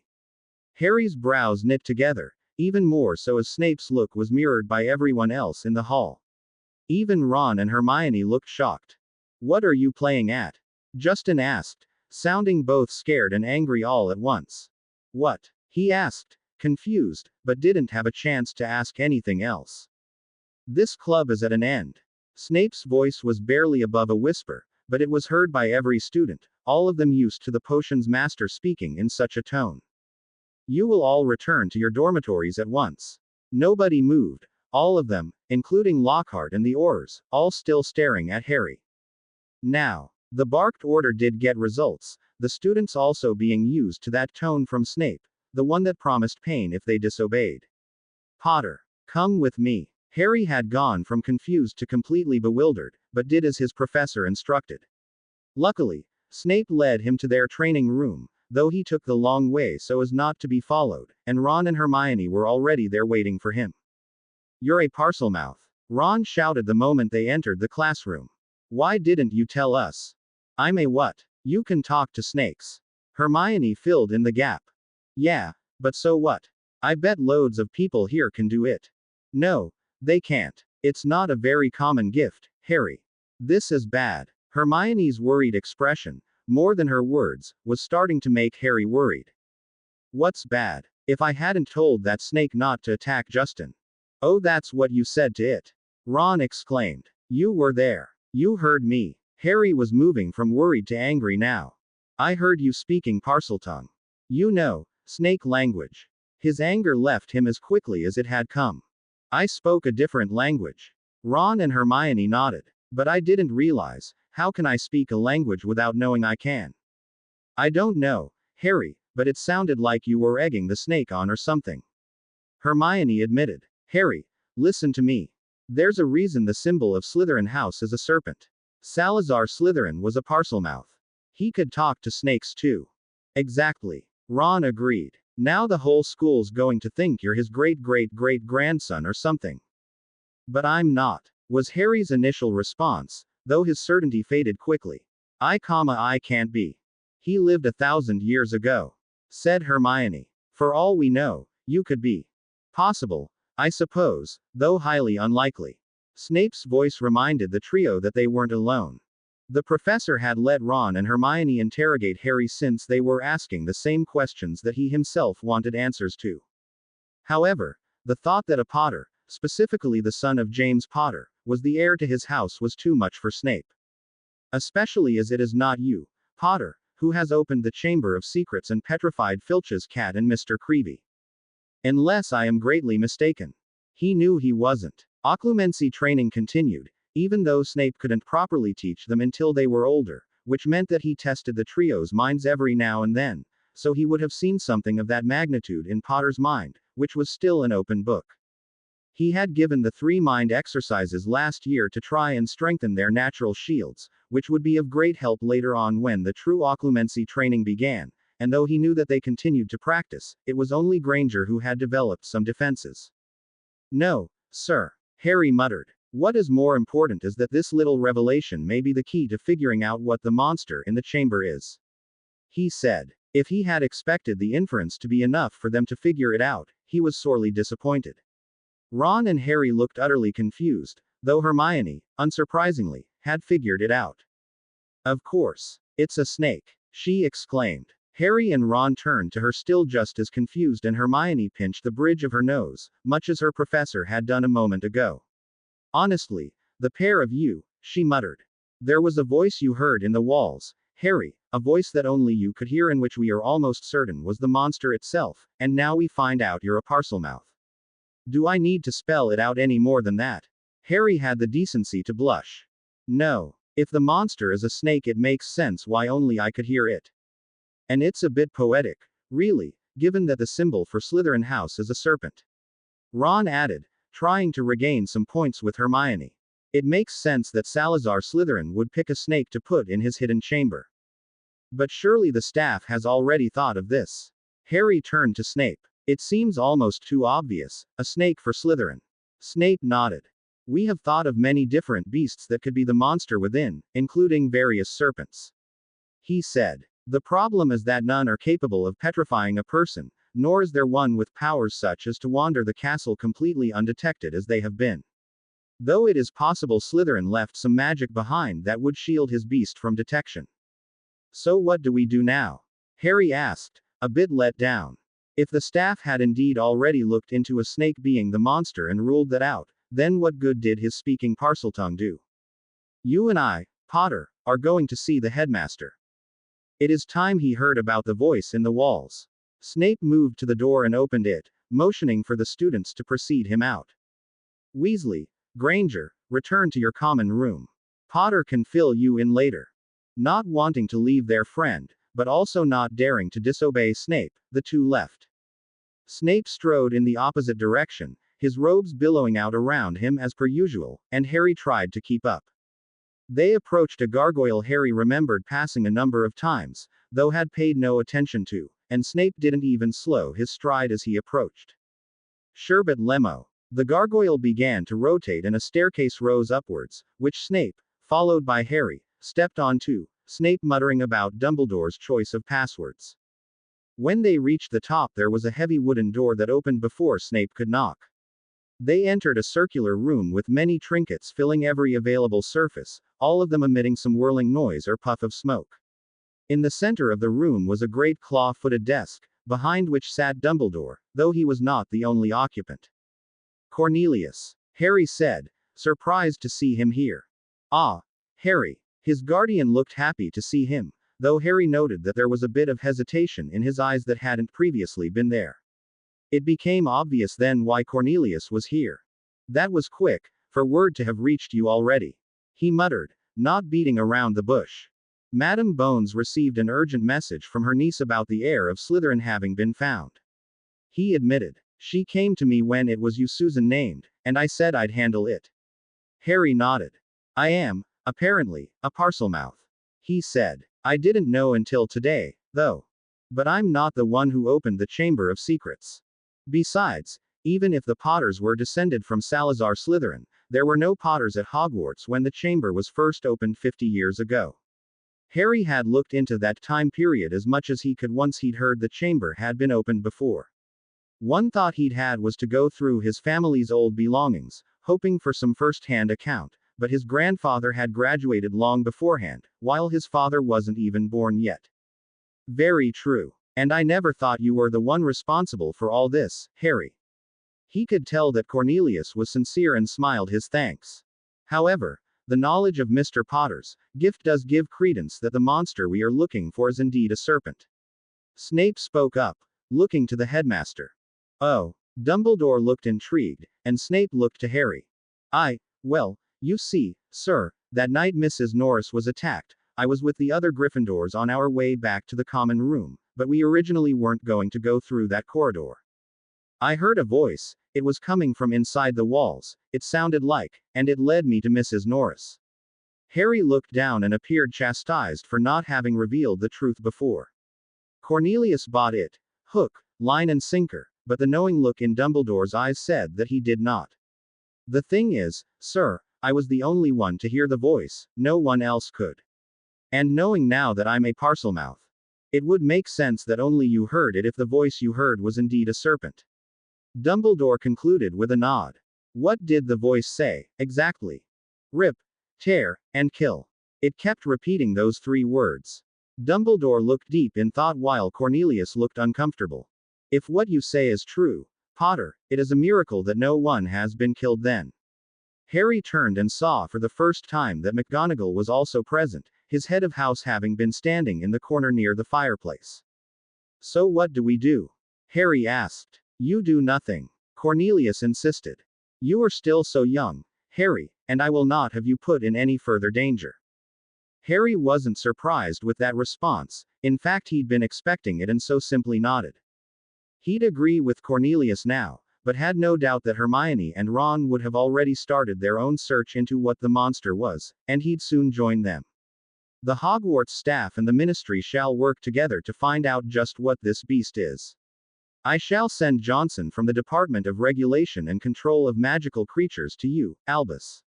No one at the ministry knows more about magical creatures than him.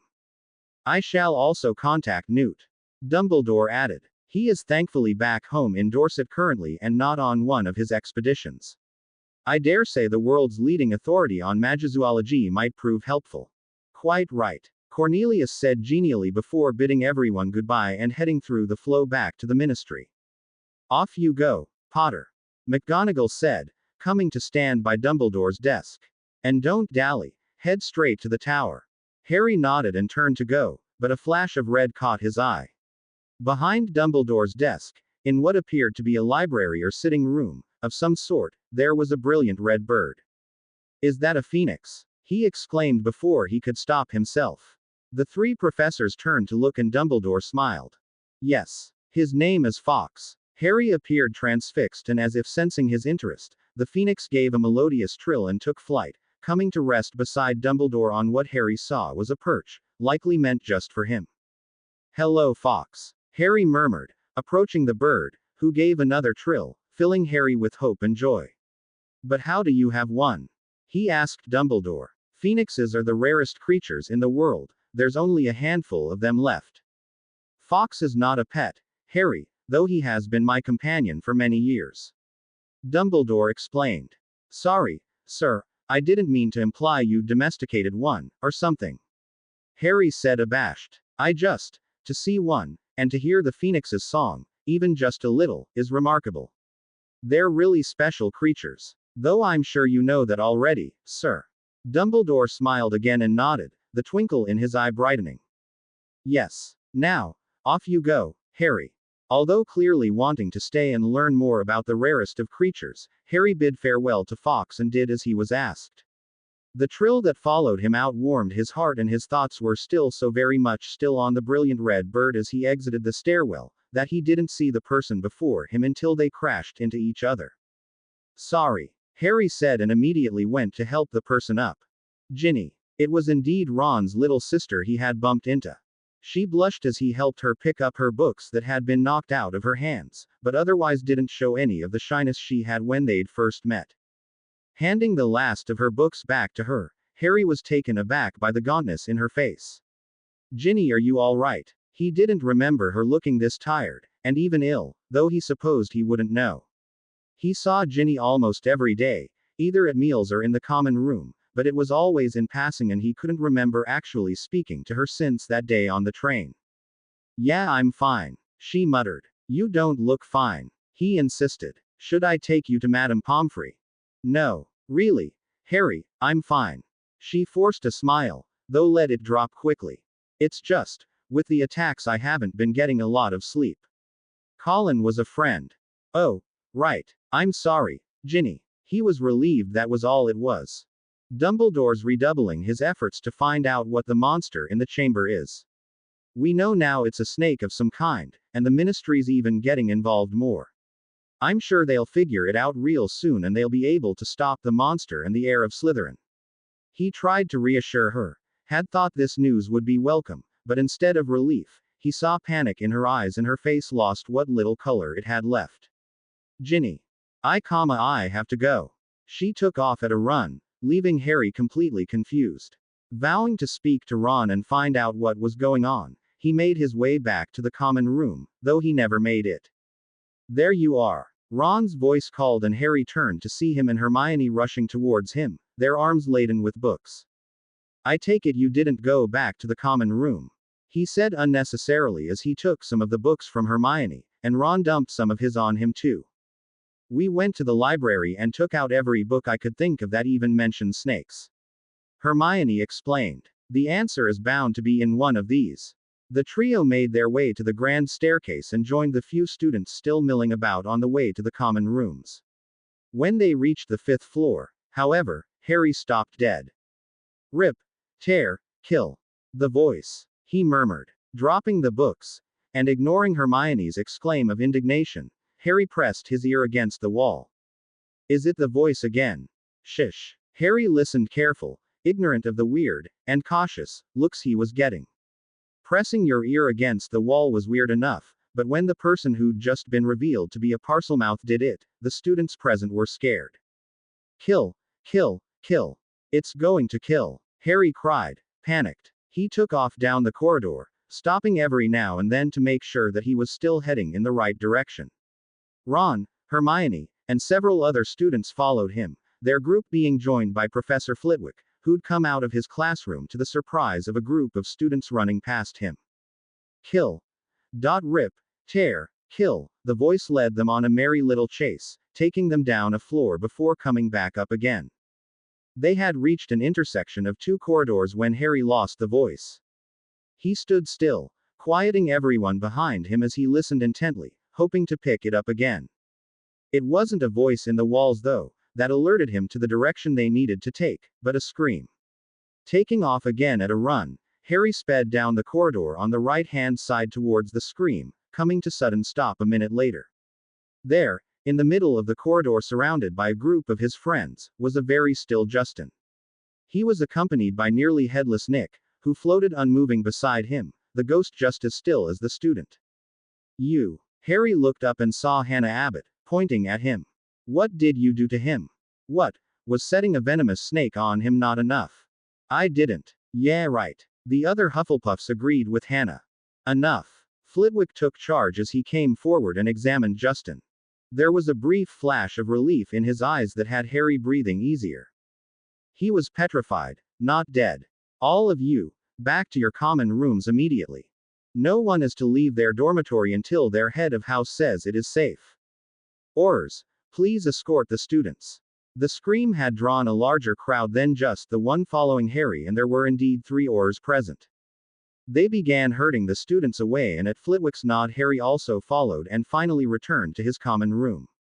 There were whispers as those Gryffindors that had been present filled in the rest of the house, but the trio paid them no attention, all 3 beginning to search through the books Ron and Hermione had brought. They weren't sure how many hours passed as they sat there flipping pages. Dinner had come and gone, food having been sent up to the common room as the students still weren't allowed out, and it was growing dark outside when McGonagall finally arrived. Your attention, please, she called, and everyone, even the trio, stopped what they were doing to listen. As of this moment, classes have been suspended until further notice. A murmur broke out. Classes had never been suspended before, not in the history of the school, not even the last time the Chamber of Secrets had been opened. Silence. All students are to remain in their dormitories. Food will be sent up at mealtimes, and each professor will provide study material in lieu of classes. For how long, Professor? Percy asked. I cannot say. She admitted. But unless the culprit is caught, it is likely the school will be closed. Almost as one, the entire house turned to look at Harry, who tried not to either glare at them, or look down in embarrassment. Now really. McGonagall snapped. Mr. Potter is not responsible for these attacks, and I will not have you vilifying the boy because of a gift he possesses. She had taken on the sternest tone any of them had ever heard. Let me be clear. Any mistreatment of Mr. Potter will not be tolerated. The House of Godric Gryffindor has stood for what is right for over 10 centuries, and I will not have you ruining that reputation by accusing a second-year student of something so atrocious with no proof. Am I clear? Yes, ma'am. The room as a whole murmured, and Harry was glad to see that at least most people had the decency to look ashamed. There will be an Auror posted outside the portrait hole at all times, should there be an emergency, and we will inform you of any developments. With a final stern glare, McGonagall took her leave. The common room went back to its noisy state, and the trio went back to their books. Slowly the common room began to empty as students went to bed, though the trio showed no signs of stopping. Harry. Hermione was the first of them to speak. It was midnight and there were only a handful of older students still present, everyone their age having gone to bed already. Harry looked up and gave Hermione his attention, and his eyes a break from staring at words. I really hope I'm wrong, but I keep coming back to this one. She showed him and Ron a page in the book she was reading. Of the many fearsome beasts and monsters that roam our land, none is more deadly than the basilisk. He read. Capable of living for hundreds of years, instant death awaits any who meet this giant serpent's eye. But no one is dead. I know, and I have a theory on that, but this is the only serpent I've found that even remotely fits. She said. It does say it can live hundreds of years. Said Ron. Any monster that Slytherin himself put into the chamber would have to be at least that old. But it also says it's a giant serpent. Someone would have noticed a dirty great snake slithering around. Snape said that there could be magic protecting the monster. Harry remembered. Magic that makes it undetectable. I don't think so. Hermione shook her head. Basilisks are very resilient to magic. There's not much that can penetrate its hide, and even a spell cast over it wouldn't last long. So how's it been getting around? Hermione slid over a piece of parchment in answer, one she'd been using to take notes. Everything was crossed off though, except for one word. Pipes. Pipes. Ron gasped. It's using the plumbing. That's why I'm hearing it in the walls. Harry realized. Whether or not the serpent was indeed a basilisk was still debatable, but Harry was sure that Hermione had found how it had been getting around the castle. We have to tell Dumbledore. Harry jumped up and moved towards the portrait hole. At this time of night, Ron and Hermione ran after him. If it's using the plumbing, then anyone using the lavatory is in danger. He had a point, and the two offered no further arguments, even as Percy called for them to return. The portrait opened before they reached it, however, and McGonagall rushed in, nearing running into them. Potter. What? Professor. We think we know what the monster is and how it's been getting around. The Transfiguration professor was taken aback, but it lasted only a moment before her lips thinned. When she spoke, she didn't address Harry though. Mr. Weasley, please fetch your brothers, she said to Percy, who jumped to do the deputy headmistress bidding. Fred and George quickly joined them, both looking confused. You all need to come with me. She said no more as she led them out of the portrait hole and past the Auror, who simply nodded at the teacher. As they went, the students began to bombard her with questions, which she steadfastly ignored. Finally, they reached the spinning gargoyle, and for the second time that day Harry found himself heading up to the headmaster's office. Although the hour was quite late, Dumbledore was still awake and dressed, as were Snape, an old man Harry didn't recognize, and Johnson from the Ministry, the three poring over a table of books much as he, Ron and Hermione had done only minutes ago. However, it was the two sitting before the headmaster's desk that drew their attention. Mum. Dad. Ron cried, and the Weasley boys converged on their parents. They were both clearly distraught and neither said a thing, both unable to find the words. Not a minute later the door opened again and Madame Pomfrey came in carrying a tray with several vials, two of which, that were clearly calming draughts, she forced Mr. and Mrs. Weasley to drink. Professor, what's going on? Harry asked the headmaster, not wanting to wait for the potions to work to get answers from the Weasley parents. Dumbledore sighed, his face drawn and tired, the twinkle gone from his eye. A moment, Harry. Others are joining us. Frustrated, but knowing he'd now have to wait, Harry moved back to stand with Hermione against the wall. Within a couple minutes several teachers began filing in, and a few minutes after that the flow flared to life and Madame Bones entered, followed by her head Auror, Kingsley Shacklebolt, and the minister. Cornelius looked just as drawn as Dumbledore as he joined Harry, asking him quietly if he was all right, before everyone turned their attention to the headmaster. The heir of Slytherin has left another message. He informed them. Her skeleton will lie in the chamber forever. Mrs. Weasley burst into tears again, and Harry got a sinking feeling in the pit of his stomach. Our worst fear has been realized, and I am sorry to say that young Ginny Weasley has been taken by the monster, into the Chamber of Secrets itself. What? No. Harry closed his eyes as the Weasley brothers made their disbelief, anger, and grief known. He had known something was wrong with Ginny when they bumped into each other earlier that day. With the attack that had happened right after and the rush to find out what the monster was, he had forgotten to mention it to Ron, had forgotten to even look for her in the common room that evening, and now she was gone. Dear Merlin, Cornelius murmured. We have to go get her. Ron was the first Weasley to snap out of the haze they were all in. Why are we just standing here? Mr. Weasley makes a fair point. Snape scowled at his outburst but otherwise didn't comment on it. Instead he turned to Lockhart. Your moment has come at last, Lockhart. My moment. For someone who loved being in the spotlight, Lockhart looked very much as if he'd like to disappear. Weren't you saying just this evening that you've known all along where the entrance to the Chamber of Secrets was? Snape raised an eyebrow, and if the situation weren't so serious, Harry would be hard-pressed not to laugh. The potions master clearly didn't believe Lockhart knew anything, let alone the answer to an unsolved thousand-year-old mystery. Ah. Yes, of course. He stuttered. I'll just be in my office getting ready. He offered a smile and took off. As the door shut, Harry could have sworn he heard McGonagall mutter, "At least he's out of the way." Ron also obviously thought Lockhart was useless, for he rolled his eyes and demanded they be serious now. "Professor." Harry and Hermione stepped forward. "We think the monster in the chamber is a basilisk." There were a few gasps and Dumbledore's eyes widened a fraction before he looked towards Snape, Johnson and the old man. "Not possible," said Johnson. "Basilisks kill, they don't petrify. Besides, there hasn't been a basilisk in Britain for over 400 years. No recorded basilisks, you mean?"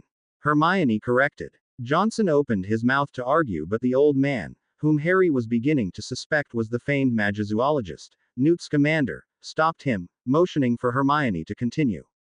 "The Chamber of Secrets also didn't exist, until it did, so it is entirely possible that a basilisk has gone unrecorded in Britain.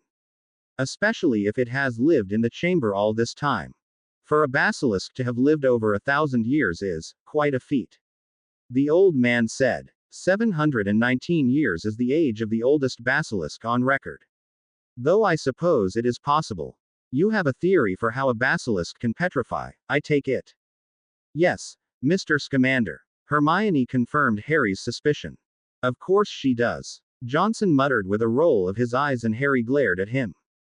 "Hermione is not only top of our year but is already being called the brightest witch of our age," he replied sharply. "She's smarter than most adults, I'd wager." Johnson flushed at being reprimanded by the minister's ward but said nothing. "I think that no one actually looked the basilisk in the eye, not directly at least," Hermione continued. "The basilisk's gaze is supposed to cause instant death, but if something obstructed their gaze, perhaps a death-like state is what occurs." She turned to Dumbledore and began to read off her notes, which she'd brought with her. Ning Myrtle flooded the bathroom the night Mrs. Norris was attacked and there was water in the whole corridor. I think she only saw the basilisk's reflection. Harry, you said Colin was using his camera when he was petrified. What if he saw the basilisk through the camera lens? And Justin, I think, saw it through Sir Nicholas. Sir Nicholas got the full blast, but he's already a ghost. Your theory, Miss Granger, would mean we got very lucky 3 times. A complete fluke that death did not occur. Snape pointed out, though surprisingly not unkindly. But it is not impossible, said Newt. Your theory is an interesting one, my dear, and one I can theoretically find no fault with. For obvious reasons, there is no research into the effects of a basilisk's gaze, whether directly or indirectly. In fact, I do not think any magizoologist, myself included, has ever even truly seen a basilisk, let alone studied one. They are very rare beasts to begin with, and not even I am fool enough to seek one out. Tina would murder me, if I did. He murmured the last part, but Harry still heard. Hermione also thinks it's been getting around the castle through the pipes. Ron spoke up. That's why Harry hears the voice in the walls. Dumbledore sighed. It looks as if you may be correct, Miss Granger. He said. Of course we still do not know where the entrance to the chamber is. If it's using the plumbing, then it must have an entrance somewhere where the pipes have an opening to the main part of the castle, mused Snape. Dumbledore's eyes lit up and he looked to McGonagall. Miss Warren was killed in the lavatory. McGonagall's eyes lit up as well. And if it is indeed a basilisk that killed her, it must have come out of the pipes enough to do so with a clear view, she added.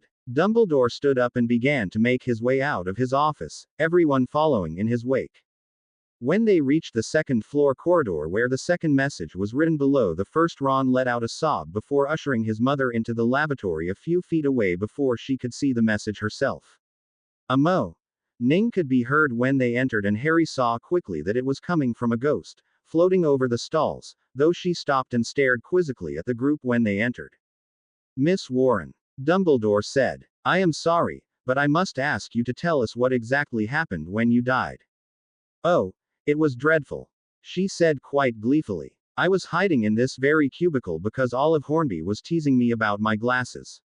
I was crying, and then I heard someone come in and they said something in some made-up language. I could tell it was a boy speaking, so I opened the door to tell him to go away, and I died. Just like that. You remember nothing else. All I remember is seeing a pair of great big yellow eyes, over there by that sink.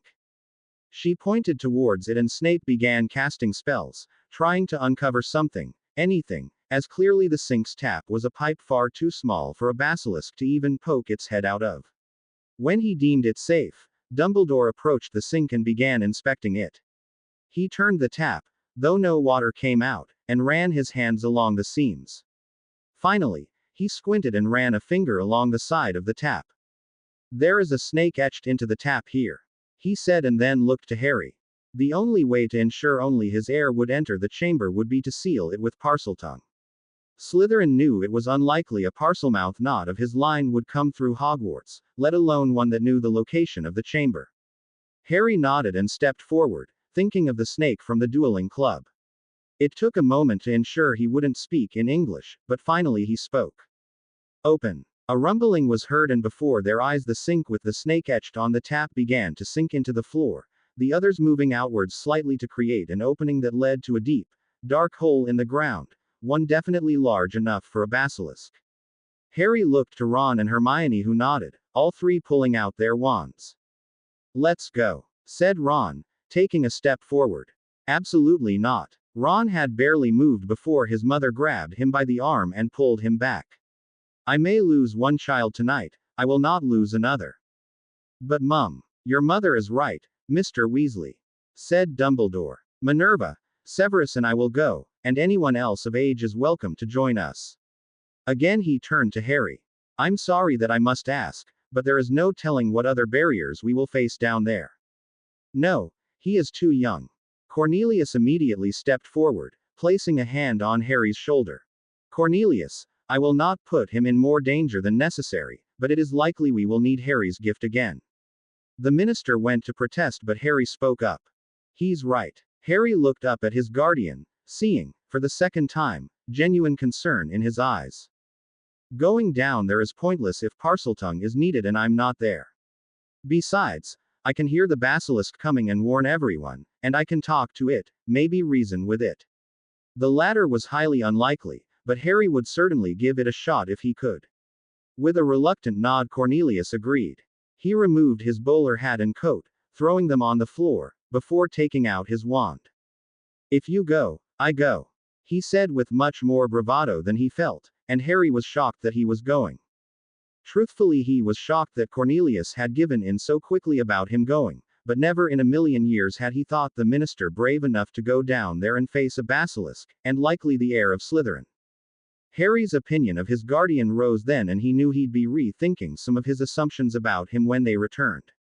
If they returned. It was quickly decided that half the staff and those Aurors that were present, along with Mr. and Mrs. Weasley, who refused to be left behind when their daughter was in danger, would journey down into the chamber while the rest remained to guard the students. Especially Hermione and the Weasley brothers, all of whom looked ready to follow. Dumbledore, in a move belying his age, jumped down first before calling up that it was safe. One by one the others followed, with Harry going in the middle, so as to have protection on both sides of him. The hole gradually leveled off and Harry slid the last 70 feet or so rather than fell. He landed in a heap at the bottom, noticing immediately that they were standing on bones, likely the basilisk's previous meals. We didn't happen to bring a rooster, did we? Kingsley asked. Hagrid said they'd all been killed, said Dumbledore. Now we know why. But we can transfigure one, said another Auror. But will the crowing of an artificial rooster work? Newt, another old man whose agility belied his age, said. There is debate among magizoologists, some believe a natural rooster is required. It is another theory that due to the rarity, and danger, of basilisks has yet to be tested. While Newt obviously knew the seriousness of the situation, it was also quite clear that he was excited, and Harry supposed he couldn't blame him. When you dedicate your life to magical creatures, the chance to see and observe one you never thought to see was a great gift, regardless of the circumstances. Well, it looks like you'll get your answer tonight, Kingsley replied as he, Madam Bones and McGonagall transfigured nearby rocks into roosters. If there was even a chance that this would work, they would be foolish not to take it. With a quick reminder to go cautiously, Dumbledore led the way through the tunnel. They'd been walking no more than 2 minutes though when he stopped, he and Snape bending to examine something Harry couldn't see. I think we can now confirm without doubt that it is a basilisk we're dealing with. Dumbledore told them as he continued on, and Harry got a glimpse of what had stopped him. The snake that shed this skin must be 60 feet long or more, and I know of no other serpent that reaches such a size. Am I wrong, Newt? No, Albus, he replied, looking in awe at the skin. In fact, there is no basilisk that has been recorded to be over 50 feet. I believe 49.7 is the record. Cornelius let out a breath and grabbed Harry's hand, hauling his ward to his side. Harry could see the fear in his eyes, but the minister said nothing as they moved on, only keeping a tight grip on Harry. They walked for another few minutes before they ran into the next obstacle, this one a barrier needing Harry's gift. Open. He spoke and watched as a metal snake slithered its way around the circular door, pushing back several locks, also in the form of metal snakes, as it went. The door swung open when it was done, and Harry found himself pulled back from the front of the group. The area they were entering was obviously no longer just a tunnel, and everyone was on high alert. As he entered the room, jumping down from a ledge, Harry knew that this was Slytherin's Chamber of Secrets. Statues of snake heads lined an aisle that led to another statue of a head, this one human, and likely meant to be a depiction of Salazar himself.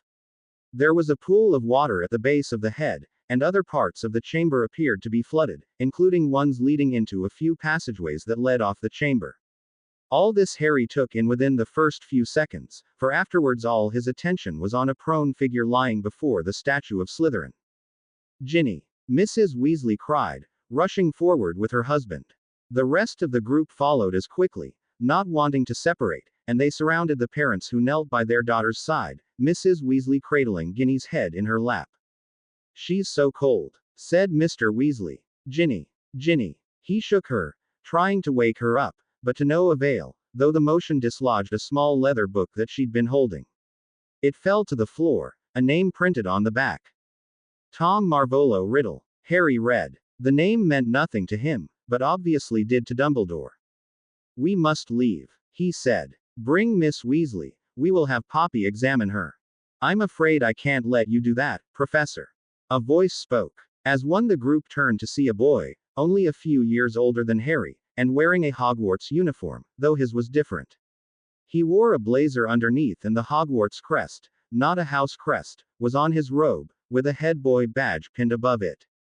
His house was obvious, though, the green and silver tie giving it away. Tom. Dumbledore greeted, though far from happily.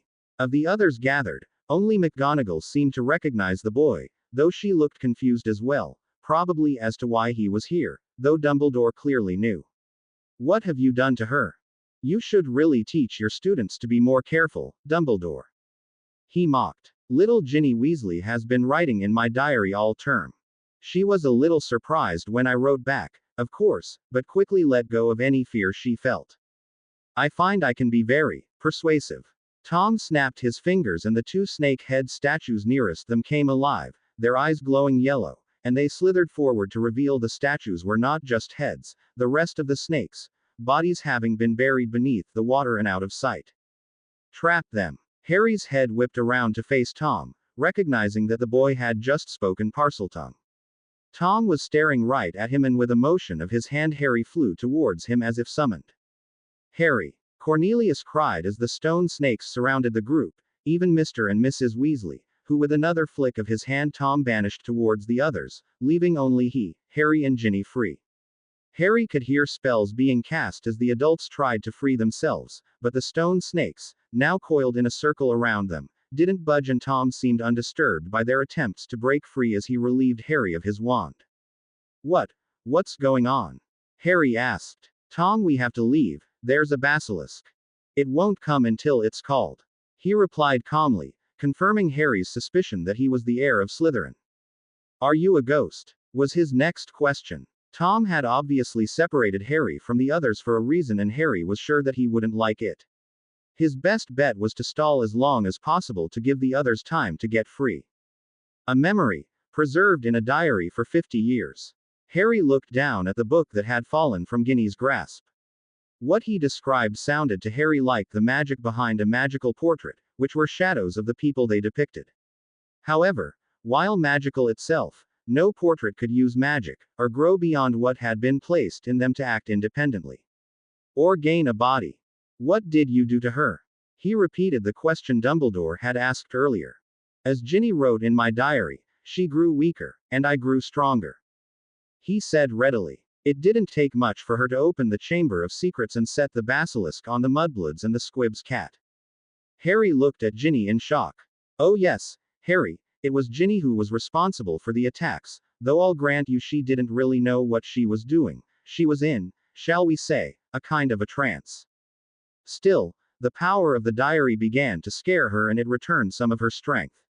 It was taking longer to drain her than I thought it would, but I still had enough control. I made her wait outside Dumbledore's office earlier today. I needed to know what was being discussed, and then you came along and told her it would be over soon. I had wanted to continue using Ginny and purge the school of a few more mudbloods, to finish Salazar Slytherin's noble work. Well, you haven't finished it this time. Harry snapped. No one has died, and we'll stop you here and now. Tom smirked. But if Dumbledore would soon solve the mystery, I had to move up my plans. He continued as if Harry hasn't spoken. I returned Ginny's memories of the attacks and her horror at what she'd done gave me the opening I needed to finally break free from the diary. Harry was glad Tom liked to talk, though a quick look showed him that the others weren't any closer to being free, and in fact a few of them were listening intently. I knew once I brought a student down here that someone would have to come to rescue her, and as the only other Parselmouth in the school, you, the very person I was most anxious to meet, would have to come as well. And why did you want to meet me? Harry couldn't think of any reason why, though he still felt that he wouldn't like the answer. How is it that a baby with no extraordinary magical talent was able to defeat the greatest wizard of all time? How did you escape with nothing but a scar, while Lord Voldemort's powers were destroyed? Why do you care how I escaped? Voldemort was after your time. Voldemort is my past, present and future. Deciding to literally spell it out for Harry, Tom took out Harry's wand and wrote his name with it in fiery letters. With a wave of the wand the letters began to rearrange themselves into a sentence that shot fear through Harry. I am Lord Voldemort. You're Voldemort, he murmured, and for a moment the silence was deafening. Everyone had seen the letters and for a moment the struggles of the others ceased, though with a cry of, Ginny. Mrs. Weasley started them up again. Voldemort is the heir of Slytherin. That was a revelation to Harry. Surely you didn't think I was going to keep my filthy muggle father's name. Tom sneered. No, I fashioned myself a new name. A name I knew wizards everywhere would one day fear to speak when I became the greatest sorcerer in the world. Hardly. Harry scoffed. Many are greater than you. Dumbledore will always be a greater sorcerer than you. Dumbledore is rendered powerless by the mere memory of me. He motioned to the group where Dumbledore was indeed trying, and currently failing, to break Tom's magic. Temporarily perhaps, but casting a spell that takes time to break doesn't make you a better wizard. Tom went to retort but was cut off by a shrill cry. Harry turned in time to see a brilliant red bird swoop into the chamber. It gave another cry and Harry looked to Tom, seeing him recoil slightly at the phoenix's song, though for Harry it again filled him with hope. Fawkes came nearer and Harry could see that something was clutched in his talons. As he flew over Harry he dropped it and Harry caught what turned out to be the Sorting Hat. So this is what Dumbledore sends his great defender. Tom sneered. A songbird, and an old hat. Tom moved to stand in front of the giant statue of his ancestor. Raising his hand, he spoke. Speak to me, Slytherin, greatest of the Hogwarts Four. A grinding was heard and the mouth of the statue began to open. Let's match the power of Lord Voldemort, heir of Salazar Slytherin, against the famous Harry Potter. Within the statue's mouth Harry could see movement and his blood ran cold. Run, Harry, he heard Cornelius yell. A snout began to appear and Harry didn't wait any longer. He dropped the hat, turned and ran. Kill him, he heard Tom command. Parseltongue won't save you now, Potter. It only obeys me. Harry could feel the basilisk moving across the floor, it was that big. The only small consolation he had was that it was a continuous movement, meaning that those trapped by the statues were safe. For now, at least, it seemed that Tom wanted Harry dead more than anyone else. A shadow on the wall to his left let him know that the snake was rearing up to strike, and Harry dived to the left, narrowly avoiding its fangs. As he lay on the cold, wet floor, the crowing of a rooster could be heard, the others finally remembering their first plan of attack, and the basilisk screeched in pain. It didn't drop dead, however, and Harry heard a minor explosion and the crowing stopped. Even if a transfigured rooster wouldn't kill his beast, Tom wouldn't let it continue to writhe in pain. It couldn't kill anyone, if pain debilitated it. The basilisk's screeching continued for a moment, and Harry took that time to jump up and begin running again, heading towards a passage off the left of the chamber. As he ran, one screeching stopped, but another began, and Harry heard the cry of the phoenix and fox swooped down once more. He flew towards the basilisk, but Harry didn't know what else, not daring to look back at the beast. "Leave the bird. The boy is to your left." Tom's cry told Harry that Fox was fighting, and he feared for the bird. However, he needn't have bothered. The basilisk began to cry again in pain, and Tom's own cry of outrage allowed Harry to turn around to actually see what was happening. "No. Your bird may have blinded the basilisk, but it can still smell you." The King of Serpents was even more terrifying to look at, and Harry continued on his path. The tunnel he found himself in eventually came to a fork, one way leading back to the main chamber. Hearing the basilisk approaching behind him, Harry quickly took off his robe and threw it down the other fork, hoping that if the basilisk smelt him going in both directions, it would become confused and take the fork away from the main chamber. It was a small hope, knowing that the stronger scent would be him and not his robe, but it appeared to pay off as Harry made it back to Ginny's side without the beast catching up to him. "Ginny," he gasped, feeling that her hand was still ice cold. "Yes, Potter, the process is nearly complete," Tom said. "In a few minutes Ginny Weasley will be dead, and I will cease to be a memory. Lord Voldemort will return, very much alive." Harry glared up at him but could do no more, for a screech was heard, signaling the basilisk's return. Harry jumped to his feet and looked to the adults who were still trying to break free. Whatever magic Tom had used, it showed just how powerful Voldemort was, even as a teenager, for anything less was unlikely to have held Albus Dumbledore back this long. Seeing no help coming from them, Harry looked around for anything he could use as a weapon. A shimmer caught his eye, and Harry looked to the sorting hat that still lay where he'd dropped it. Inside the hat appeared a silver hilt that Harry grabbed, pulling out a sword. Turning to the basilisk, he began waving the sword around, not knowing how to use it properly, but quickly seeing that it was sharp enough to keep the basilisk back. The basilisk drew back, coiled, preparing to strike from a distance so as to avoid the sword. Again Harry barely missed being killed as he dodged. Knowing that if the snake could use its entire body as a weapon he wouldn't last long, Harry made a beeline for the statue of Slytherin and began to climb, thinking that if the basilisk had to stretch out to reach him at the top of the statue he might stand a chance. With two more near misses as he climbed, Harry finally reached the top and held the sword aloft as the beast rose to meet him. "Ah!" Harry cried as the basilisk wasted no time in attacking. He tried to attack back, but with a pointy object he didn't know how to use, it wasn't very effective. Finally, though, Harry saw an opening. When the basilisk reared back to strike, Harry dashed forward and placed himself directly in the path of the beast's large mouth. When it got close, he raised up and thrust the sword upwards through the roof of its mouth and into its head. The basilisk screeched, and Harry pulled the sword out as he felt it begin to fall. It was then he became aware that something else had been pulled from the basilisk's mouth, a fang that had lodged itself in his arm. Pain burst throughout Harry's arm and he felt lightheaded, but forced himself forwards in time to see the basilisk fall dead on the chamber floor. The lightheadedness continued as Harry slowly climbed back down the statue, and by the time he reached Ginny he knew he was going to collapse, and so did just that. "Remarkable, isn't it?" Tom asked, looking almost gleeful even though Slytherin's 1,000-year-old basilisk was dead.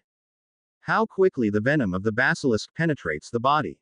I guess you have little more than a minute to live." Harry tried to glare at him but only managed a grimace as he reached out for Ginny once more, his hand touching the diary as he went. Funny, the damage a silly little book can do. especially in the hands of a silly, little girl. A thought struck him as if by lightning. Tom had said that he'd return only when Ginny was dead, and though she was cold to the touch, Harry could just make out a pulse on her neck. Now he was saying the diary was responsible for all. What if the diary was no longer there? Pulling the diary towards him, Harry grasped the fang, the instrument of the most potent venom in the world. He'd pulled from his arm and raised it above his head, staring Tom in the eyes as he did. What are you doing? Tom's smug smirk left him and his eyes became panicked, and Harry knew he was right. Stop. No. He lurched forward but was too late. Harry brought the fang down, piercing the diary. Ink welled out of the hole as if were blood seeping from a wound, and a bright light burst from Tom's chest, looking as if it were tearing him apart. Harry brought the fang down again and the tearing continued, moving through the rest of his body.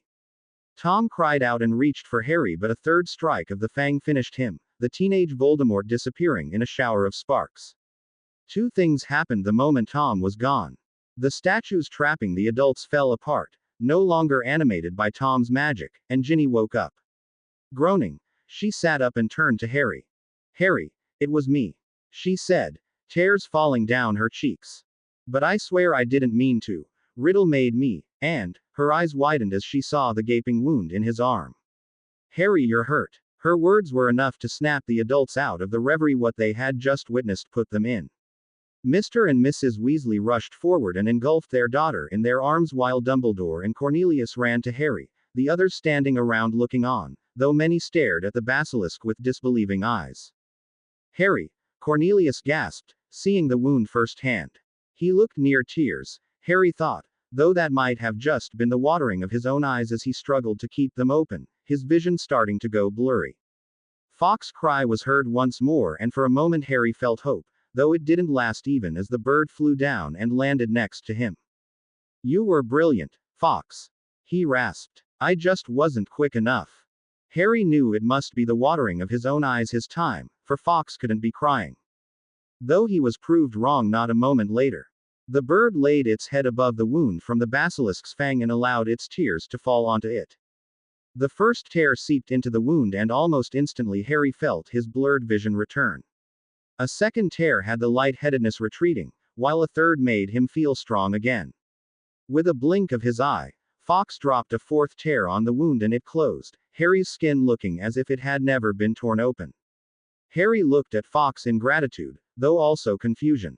The tears of a phoenix have remarkable healing powers, the strength of which we do not fully understand. Dumbledore murmured, a look of such relief in his eyes. Though I had not thought it could cure such a destructive force as basilisk venom. Dumbledore's weren't the only relieved eyes Harry saw, everyone looked relieved that he was all right, though none more so than Ginny and Cornelius. His guardian wrapped a shaking arm around his shoulders and looked to be blinking back tears, though it was Ginny's hand Harry reached for. It's all right, Ginny, it's over. It's just a memory. Ginny let out a sob and launched herself at Harry, who caught her deftly. They waited as she sobbed her heart out on Harry's shoulder, Mr. and Mrs. Weasley clearly wanting to be the ones to comfort their daughter, but allowing her to seek comfort where needed for now. It took several minutes, but eventually Ginny calmed enough for them to begin to make their way out of the chamber, though she continued to cling to Harry. No one said a word as they went back through the tunnel, with Fawkes leading the way, the phoenix flying up the shaft back into the girls' bathroom. Stairs. Harry hissed and the sound of stones grinding against each other was heard, and stone steps began to slide out from the walls, spiraling up to the top of the shaft. Tom had to get out somehow, and I can't picture him on a broom. Harry replied with a shrug when the others looked at them curiously. Accepting that answer, the group began to ascend back into the school. As Harry and Ginny climbed the last steps, Ginny was ripped from Harry's side as 5 voices shouted her name and rushed forward. Bill, she murmured, realizing that the arms she was now in belonged to her eldest brother, who was supposed to be in Egypt. Thank Merlin you're safe, he murmured back before releasing her to her other brothers. Bill, what are you doing here?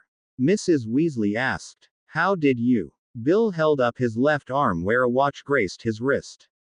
Ginny's hand turned to mortal peril, he said, and his parents immediately understood.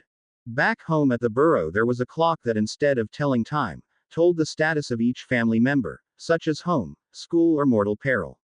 As is tradition in the wizarding world, both Bill and the second eldest Weasley brother, Charlie, received watches upon coming of age. However, instead of standard watches, they had received ones that were connected to the clock at home. Charlie's on his way too. I only got here so fast because working for Gringotts comes with some perks, including the ability to get an international portkey at a moment's notice. He got here ages ago, said Ron. Just after you guys went down into the chamber. He wanted to follow, but Madame Pomfrey wouldn't let him. Bill sent a glare at the matron as she returned his wand to him, but she was completely unaffected. You may no longer be a student here, Mr. Weasley, but you had another thing coming if you think I'd allow you down there on your own. She said briskly, before turning to those that had just returned. Potter and Miss Weasley are to come with me immediately, no arguments. She sent them her own glare, which was much more effective than Bill's had been. Does anyone else need any care, Albus? No, Madame Pomfrey, no other injuries. I'm afraid that the rest of us were rendered useless down there. The headmaster replied. The matron looked surprised. Clearly there was a story to be heard, but right now her priority was her students. Ushering the two out, she led them to the hospital wing. Ginny was immediately given a calming draught and put in a bed with her family and Hermione surrounding her, as Madame Pomfrey ran several diagnostic spells. Determining there was nothing physically wrong with her, Ginny was ordered to rest and the matron turned her sights on Harry. He too was completely uninjured, which baffled her given the headmaster's implication that Harry had done all the fighting down there. The basilisk bit me, he admitted, and the color drained from the healer's face. Fox saved me though, his tears. Understanding dawned. Well, if it can cure basilisk venom, then I dare say that Phoenix tears would heal any other injuries you might have sustained. She said, and with no other reason to keep him, he was dismissed. McGonagall was waiting for him outside the hospital wing and Harry was shocked at just how old and tired she looked. He knew McGonagall wasn't a young teacher, but she'd always seemed kind of ageless, in a way. However, right now she looked every one of the however many years she was. The headmaster would like a word, Potter. She said. The minister is up there with him. Harry nodded and followed his head of house to the headmaster's office for the third time that day. When they reached the gargoyle, instead of saying the password, McGonagall stopped and turned to him. Seeing that beast today, Potter, with you going up against it all alone, and he who must not be named there to boot, I don't know if I've ever been so scared before. She reached over and placed a hand on his shoulder, offering him a sad, yet proud smile. You did good today, Potter. You saved not only Miss Weasley, but Hogwarts herself, and for what it's worth, I have never, in all my years of teaching, been more proud of one of my cubs as I am of you this day. Harry couldn't help but smile.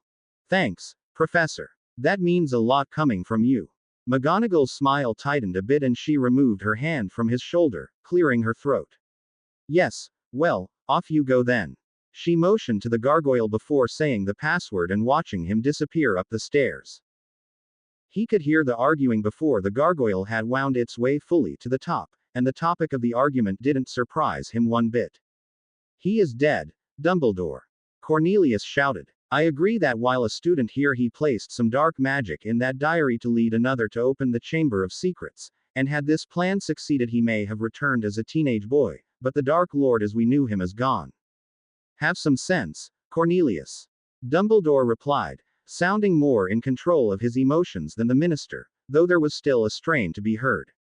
This is the second time in less than 2 years that Voldemort has nearly been resurrected. It is time to accept that he is not as gone as you might want to believe. Harry chose that moment to knock and enter the office. Cornelius. Red face changed the moment he saw his ward, and for the second time in recent months, Harry found himself pulled into a hug with Cornelius. You gave us quite the scare, Harry. He said when they pulled apart a few moments later.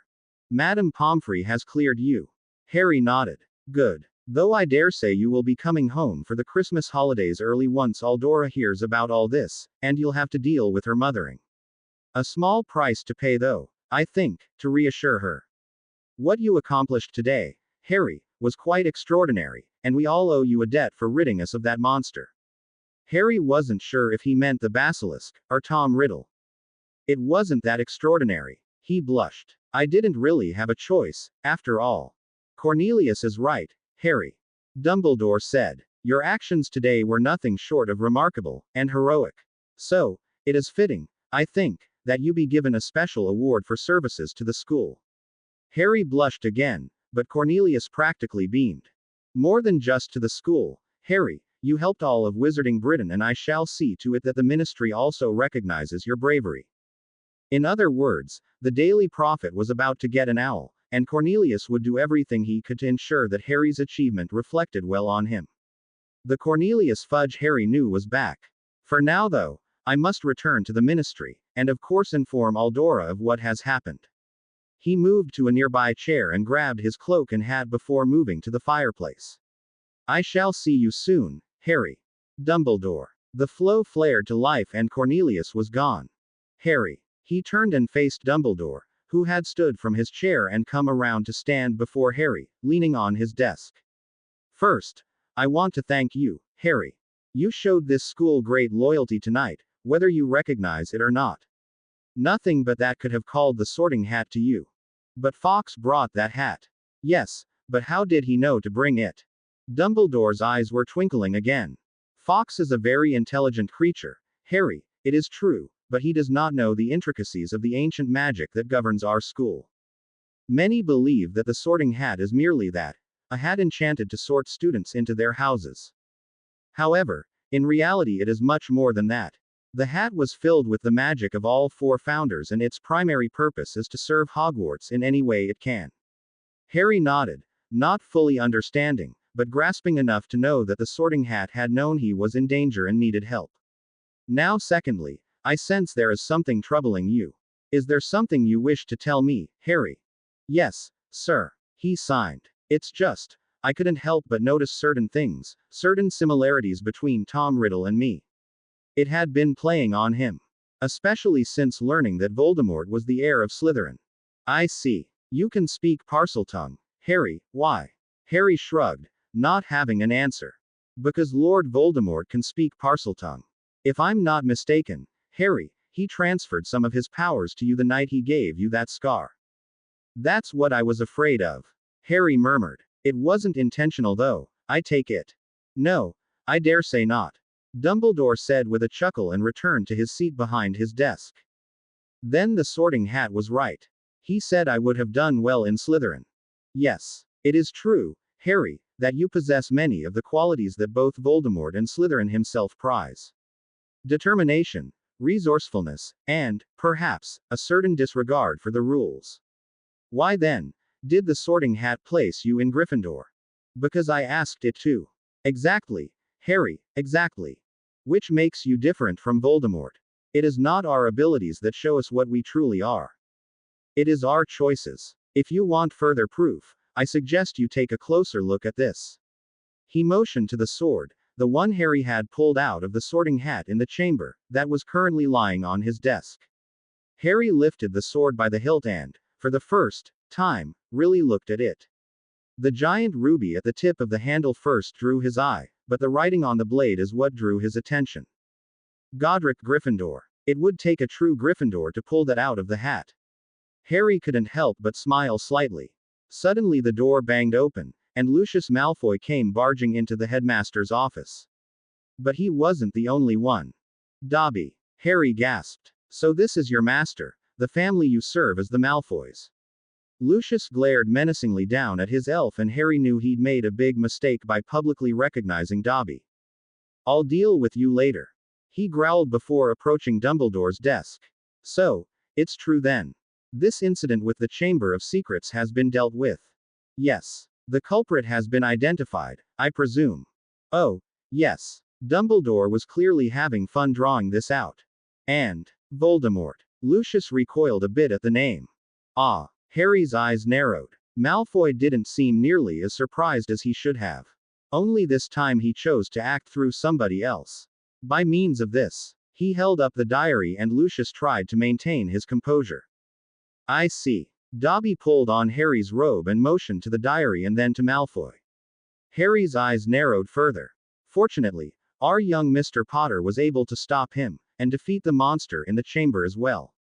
Lucius sneered. One should hope that no more of Lord Voldemort's old school things should find their way into innocent hands. The consequences for the one responsible would be severe. Dumbledore clearly thought the same thing as Harry, though neither had any proof. Well, let us hope that Mr. Potter shall always be around to save the day. Lucius turned his sneer on Harry, who stared back, not breaking eye contact. Don't worry. I will be. They stared each other down for a moment longer before Lucius broke eye contact and bid Dumbledore farewell. As he left, Harry could see him hitting Dobby with his walking stick and knew he had to do something. Sir, I wonder if I might have that. He motioned to the diary. Dumbledore nodded and sent Harry on his way with a smile. Harry rushed to catch up with Lucius.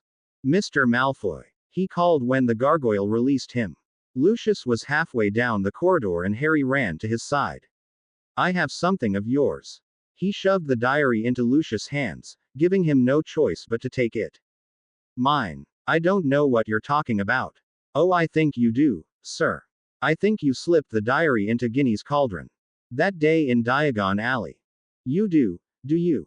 Lucius' haughty sneer was on a full blast. Why don't you prove it? He handed the diary to Dobby and turned, walking away from Harry without so much as a goodbye. Open it, Harry whispered to the elf. Dobby did as instructed and his eyes went wide at what he saw. Master has given Dobby a sock, he exclaimed. Lucius spun back around. What? I didn't give, he cut off as he saw Dobby indeed holding a sock. Master has presented Dobby with clothes. Dobby is free. The elf looked happier than anyone Harry had ever seen, and he couldn't help but smirk at Malfoy. You cost me my servant. Lucius went for his wand, but Harry beat him to it, casting a disarming charm and deftly catching the wand as it flew towards him. Come now, Mr. Malfoy, I know you didn't mean to pull your wand on an innocent child, did you?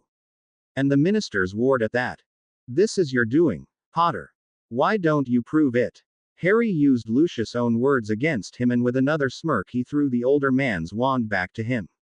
Lucius was looking at him with so much hatred that Harry wondered for a moment if he'd returned his wand too early. However, the man proved he had at least some sense left and returned his wand to its place in his walking stick. Your parents were meddlesome fools too, he growled. Mark my words, Potter, one day soon you are going to meet the same sticky end.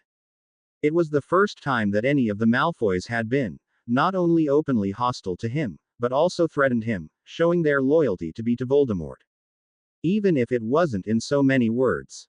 Still, Harry couldn't find it in him to be scared, though that might be because he'd just faced a 1,000-year-old basilisk. He said nothing as Lucius left but kept his eyes on his retreating form, and so wasn't prepared for the tiny projectile. He managed to catch Dobby and keep his feet, but only barely. Harry Potter saved Dobby. Well, I couldn't let you stay with him. The elf wasn't letting him go. Especially not after I outed you like that. Dobby would have been okay, sir. Harry Potter didn't have to save Dobby. I wasn't going to let you stay there. Harry said more forcefully. Harry Potter cares for Dobby. Well, yeah, I mean, Harry wasn't really sure what to say. Now that Dobby is free, he must find a new family. Of course Harry knew this. House elves needed to be bonded to a witch or wizard for their survival. There are lots of nice families out there, Dobby. I'm sure you'll find one. He replied, trying once again to unhook the elf from around him. None nicer than Harry Potter. The elf looked up at him with big round eyes and Harry shook his head. I don't need an elf, Dobby. Does Harry Potter not like Dobby? Now he looked like he was going to cry.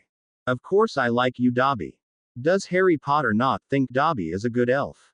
Of course you're a good elf. Does Harry Potter not think Dobby would protect his secrets and care for Harry Potter as his master?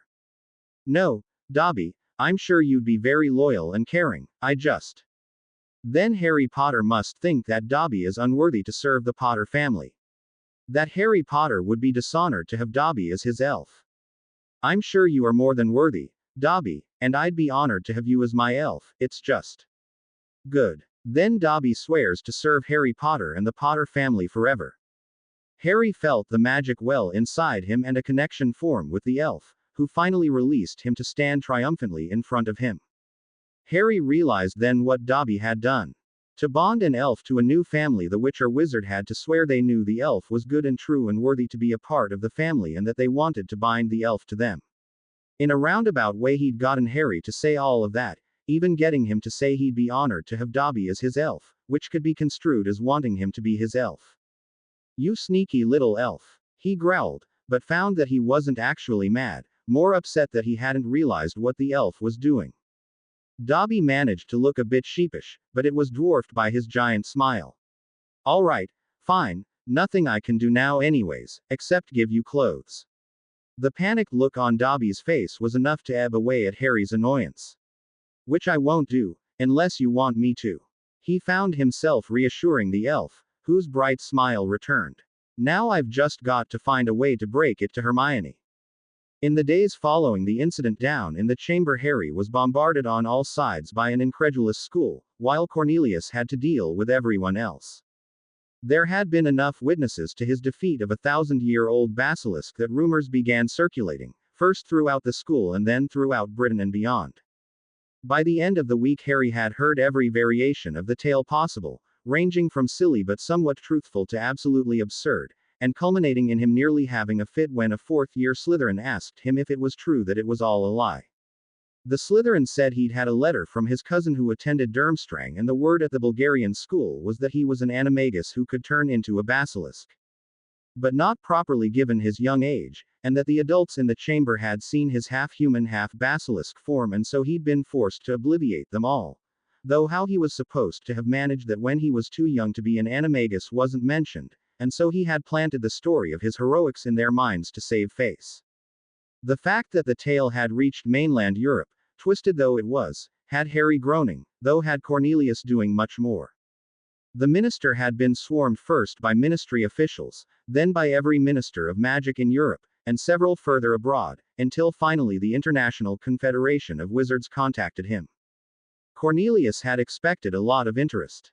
Not only had the ward of the British Minister of Magic saved Hogwarts, the oldest and most famous wizarding school in the world, but the fact that it was Harry Potter, the boy who lived, meant that there was always going to be a lot of attention on what had happened down in the now not so fabled Chamber of Secrets. Cornelius had been prepared for it, had even been excited as it brought more prestige to himself, but he'd not been prepared for so much international interest.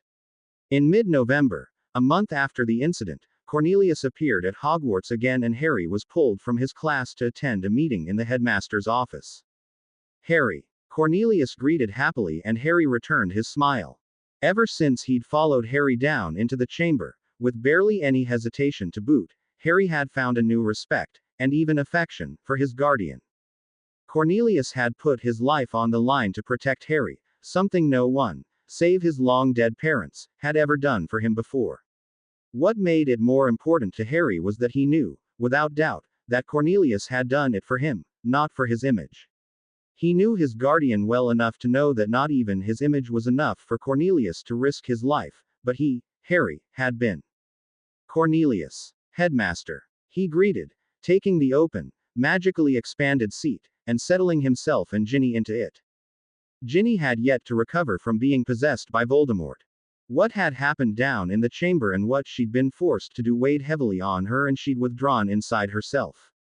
Madame Pomfrey said that her mind was doing what it thought necessary to protect itself and there was no spell or potion that could fix it. To try would mean to break her mind apart in the attempt to get past the barrier it had created, and in so doing would likely see her become a patient in the long-term ward at St. Mungo's. Mr. and Mrs. Weasley had wanted to take their daughter home upon hearing that, but it was quickly proven to be unwise. Ginny had been given a dreamless sleep potion after Madame Pomfrey had checked her over for injuries that day, but she had still woken up screaming. Not even a dreamless sleep could keep the nightmares fully at bay. During those first few waking hours, Ginny had been curled into a ball in a corner of the hospital wing, rocking back and forth. Nothing her family or the school matron did could reach her, let alone comfort her, and it was only when Harry appeared to check on her that she snapped out of it. With a strangled sob, she'd launched herself at Harry and clung to him as she had after waking in the chamber. She'd barely left his side since. Anytime someone tried to separate them, Ginny would become frantic, crying, screaming and kicking to get back to him. It was the only time she uttered a sound, having not spoken in a month. The Weasleys had been nearly as frantic, worried beyond belief for their daughter and sister. A specialist in mind magic had been brought from St. Mungo's to look at her and had offered no better news than Madame Pomfrey had, though he did offer a bit more insight. Having carefully used legilimency to peer into her mind, the healer had said that it was almost entirely darkness. Whatever a teenage Voldemort had done to her mind while she was possessed, which no one, save perhaps Ginny herself, knew the full extent of, it had brought a blanket of darkness over her mind. She was constantly living in the pain and horror of what had been done to her with no apparent escape. Except for a tiny bit of light that Harry brought. The healer theorized that as Harry had saved her, she had latched on to him as the one being she knew with absolute certainty would protect her. She felt safe with him, and as it was the only bit of safety she had at the moment, she couldn't let go or she would fall completely into the darkness. Only time would tell if Ginny would ever recover, both the healer and Madame Pomfrey cautioning them that it was possible Voldemort's possession of her had done irreparable damage. In the meantime, Ginny was a shell that only Harry could reach. She attended classes with him and followed him to the library, sitting there completely unengaged, and clung to him in the great hall during meals, eating only at Harry's encouragement. Those were the easy parts. Using the loo proved a challenge, but they managed it with Bill's help. The eldest Weasley brother had requested leave from his job, which the goblins had granted instantly. Goblins, mean, spiteful and harsh taskmasters that they were also very familial. Nothing mattered more to a goblin than their family, and it was widely known that you messed with a goblin's family at your own peril. Although he was a wizard, Bill was also considered an honorary goblin, of sorts, being one of the few humans the goblins liked enough to employ at Gringotts. It was well known that Arthur Weasley's daughter had been embroiled in the Chamber of Secrets incident, and so when Bill had requested leave, the goblins had known it was to take care of his sister and had very approvingly, given his actions were the same as goblins would be in the same situation, agreed to his request. Bill had then told Dumbledore he was staying at Hogwarts with Ginny, all but daring the headmaster to remove him. With his eye twinkle on at full blast, Dumbledore had agreed on the condition that Bill assist Snape in covering the defense against the dark arts classes until a suitable replacement could be found. Lockhart having fled the castle instead of dealing with the monster like he said he could. Bill had agreed, and his presence meant that there were no awkward bathroom situations. Bill stayed with Ginny while Harry showered and was able to keep her calm while normally separation from Harry had her reverting to a desperate panic. The mind healer supposed that this was because as Ginny's eldest brother, and 11 years her senior, Bill had always doted on her and been her protector, and some part of Ginny recognized that. He wasn't a long-term solution though, and even with Bill present, Ginny couldn't be away from Harry for long. During her own visits to the loo, Harry had to sit outside the door, which was left open just a crack, and talk to her the whole time. Hermione stepped up and accompanied Ginny into the girls' lavatory each time, keeping an eye on her lest Harry's voice not be enough to keep the darkness at bay. Nighttime was the most challenging though. Ginny's screams woke the entire tower 3 nights in a row, even with a more potent dreamless sleep that Snape had brewed, before the adults agreed it could not continue. After much discussion, and initially much protesting on Mr. and Mrs. Weasley, and Cornelius and Aldora's parts, Dumbledore unsealed the head boy's room in Gryffindor Tower, which was unused this year as the head boy was a Hufflepuff, and it was converted into a dorm for Harry and Ginny. The only reason the parents and guardians eventually gave in was because it was made clear that the children would not be allowed to stay in the room alone.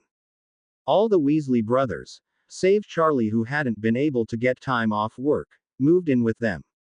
It was, in part, to keep an eye on Harry given he'd be sleeping close to their little sister, but mostly it was to squash any rumors before they began, though from her brother's point of view it was mostly to try and offer Ginny a safe space, one that not only had Harry there to protect her, but almost all of her brothers as well. The first night in the new dorm was a relief for all Gryffindors as they got a proper night's sleep. Harry and Ginny's beds had been pushed together after a fit from a panicked Ginny, allowing them to hold hands as they fell asleep, though they had woken snuggled together with Bill standing over them. Harry had felt a momentary panic, being caught in bed with his arms around Bill's sister, but the elder wizard waved off his concerns. Aside from them being only 11 and 12 years old, still children and too young to be thinking about say. After seeing them together, Bill did not see anything remotely inappropriate between them. Of course, that didn't stop him, Percy, Fred, George and Ron from doing what they said was their brotherly duty, and charming the bed curtains to remain open. Things settled into a new normal at Hogwarts in the weeks following the chamber incident, but it appeared that Cornelius was here to disrupt things. Is something wrong? Harry asked, not liking the haggard look both adults wore. As you know, Harry, there has been much interest in what went on in the Chamber of Secrets. Cornelius began and Harry merely nodded. I have tried to keep much of the scrutiny away from you, but I fear I can no longer do so. Harry refrained from snorting. At the beginning, Cornelius' attempts to keep people at bay had been weak at best, as the minister basked in the attention, and even glory, that Harry had brought him, and by the time things got out of hand, it was too late. There has been so much interest in this incident from all sides. News of an encounter with a basilisk alone is enough to draw attention given how rare and deadly the beasts are. Normally there'd be no news, as any who happened upon one of the beasts would not be around to tell of it. Harry couldn't disagree with that. Even a Parselmouth isn't guaranteed to be able to control a basilisk. He said, and Cornelius nodded. Add in who you are, he continued. And that it all took place in the most famous school of wizardry in the world, and what's more, in the fabled chamber of one of the most powerful and famous wizards of all time, and you can see how it would interest so many. Harry could understand that. The founders of Hogwarts were among the most famous witches and wizards to ever have existed. Each wizarding society had their own famous wizards, but there were some known the world over. Merlin was undisputedly the most famous, and most powerful, wizard to have ever existed. In fact, he was so famous that he was known throughout the Muggle world as well. A 7-year-old Harry had been quite shocked to learn that the Arthurian legends he'd grown up reading were not just legends. Directly behind Merlin, of course, came the witch Morgana, King Arthur's half-sister. She was the one responsible for his, and Merlin's, deaths and was the original source for the Muggle world's stereotype of a wicked witch. The Hogwarts founders, of course, created the first school of wizardry in the world, something that many countries tried to emulate in the following centuries, though only 11 official schools of wizardry, those recognized by the International Confederation of Wizards, still remained. Harry had been surprised to learn that 6 of the most famous witches and wizards of all time were British. 7 if you counted Harry himself. Given the vast number of wizarding societies out there, some of which were much older than Wizarding Britain. In fact, off the top of his head Harry could only name 2 foreign famous wizards. Zhu Yan, a 4th century Chinese alchemist responsible for discovering the majority of potion bases still used today, and Marisaman, an Egyptian high priestess of the sun god, Ra, who was the first person in history to leave behind written records of magic, including the very first standardized spell. One of the few of Bin's lessons Harry remembered was learning about Marisaman and what she had left behind. The High Priestess, in a personal journal, recorded that spell casting in her time was rather crude, with each witch or wizard creating their own spell, including wand movement and incantation, for the same purpose, and to varying degrees of success. In order to better worship Ra, Marisaman desired to teach all the priests and priestesses under her how to conjure sunlight successfully, and so had created the spell Hermione had used to great effect against the Devil's Snare in their first year. The incantation, Lumos Solum, had, some centuries later, changed to the Latin etymology used for the base of all standardized spells today, but the origins of the spell could be traced back to Marisaman in ancient Egypt. So what are we to do? Harry asked, looking between his guardian and the headmaster. I fear that we must put all the rumors to rest, or this will never go away. Cornelius now seemed hesitant. It is the opinion of the ministry, and Professor Dumbledore agrees, that allowing the public, select members of the public, that is, to enter the Chamber of Secrets and see it, and the slain basilisk, firsthand, will both allow the truth to be seen, and the furor of the last month to die down. Harry now understood Cornelius' hesitation. No, he snapped, grasping Ginny's hand tightly even as she began to shake, both having reached the same conclusion. To enter the chamber required Parseltongue, which meant that Harry would have to go. Which meant he'd have to leave Ginny, or she'd have to enter the chamber again and face her nightmares. I won't put Ginny through that.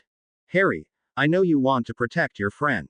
Cornelius sounded much more understanding and even concerned than Harry would have expected, but it did nothing to change his mind. But this cannot go on. For reasons both understandable and not, the world is at our door and we must allow them a look inside if we are to send them on their way. Cornelius is right, Harry. Dumbledore spoke up and Harry shot him a glare. Fine. Go back into the chamber then, I certainly won't stop you. But there is no way I'm leaving Ginny to go back down there for a press conference, and I won't make her go either. Find yourselves another Parselmouth. You know we can't, Harry. It is not that easy. Harry turned his glare on his guardian. You yourself said the world was at our door. Surely one of those bloody harpies is a Parselmouth, or at least knows one. It does not appear so. Dumbledore held up his hand to stop Harry's retort. You know how rare a gift Parseltongue is, Harry. You are the only one in Britain, the only one in Europe even. At least that is known. If there are other Parselmouths in Europe, they have chosen not to reveal themselves. But surely from Isa, the Middle East, Africa, Australia, South America, there are many places where snakes are much more common than Europe, places that have sent people to badger us. There's bound to be a Parselmouth among them. You are probably right, Harry, but they are not coming forwards. Said Cornelius. I can count on one hand the number of recorded Parselmouths throughout history, Harry, and only one is still living. Dumbledore's pointed look told Harry exactly which Parselmouth he was talking about. While it is true that there are almost certainly other Parselmouths in the world, such a rare gift would make their numbers very small indeed, and none of those few are known to us, except you. Harry snarled and prepared to argue back, but a squeeze on his hand brought his attention to the girl beside him. Ginny was looking up at him, and though her eyes were still watery with tears, there was also a determination there that he rarely saw. Over the last month Harry had gotten quite good at reading Ginny's expressions and movements. He had to if he was ever going to know what she was trying to say, given she still hadn't said a word. The nod of her head told him she was saying yes to something, while the determination in her eyes, not to mention the current topic of discussion, told him exactly what that something was. Ginny, he said, you don't have to go down there just for some bloody wankers who stick their noses where they don't belong. I won't let you. A flash of anger overtook the determination in her eyes, something Harry had seen a few times before. While Ginny had withdrawn into herself, and for the most part was content to go through the day following Harry's lead, occasionally her real self appeared, mostly when her brothers tried to order her about, or make decisions for her. Harry sighed knowing he couldn't make this decision for her. Are you sure? With a tightening of her mouth and a renewed look of determination, Ginny nodded. All right, Harry said, turning back to the two adults. We'll go back down into the Chamber of Secrets. News that they were returning to the Chamber of Secrets did not sit well with any of the Weasley brothers, nor Mr. and Mrs. Weasley. All of them tried to convince Ginny to stay here with them and not go down there, but she merely shook her head at them and clung tighter to Harry's arm. Knowing they wouldn't convince her otherwise, Bill had then declared that he was going down with her, a declaration quickly repeated by all her other brothers. Even Charlie, who hadn't been able to get time off work this last month, told his boss he was going to be there for his sister that day. Luckily his boss didn't put up a fight, though that was largely because Charlie would be able to bring back a first-hand account of this highly anticipated event. 4 days after the meeting in the headmaster's office, a crowd gathered in the corridor outside Ning Myrtle's bathroom. Given the large interest, only one official from each Ministry of Magic that had sent envoys were allowed, while 2 ICW officials, not including Dumbledore, were permitted. The entire Weasley family along with Harry and Hermione, several British Ministry officials, Hogwarts professors and several members of both the domestic and foreign press were also present, making their group quite large already, though there were 2 others that Harry insisted on joining them. Myrtle had lost her life to the basilisk, thankfully the only one to have done so, and Harry wanted to give her a chance to see the beast if she wanted. Myrtle seemed quite shocked that she would be included when Harry offered, having entered the girls' bathroom before everyone else, but she declined, saying the yellow eyes she remembered haunted her enough, and though she knew now that it was a basilisk that killed her, she didn't need the image in her head for eternity. The final delegates Harry insisted on joining them were from Gringotts. Harry had learned quickly on arriving in the wizarding world at the age of 7 the importance of not only towing the line where the goblins were concerned, but of actually getting them on your side. Gringotts was the only wizarding bank in the entire world and as such controlled every galleon, sickle and canute there was.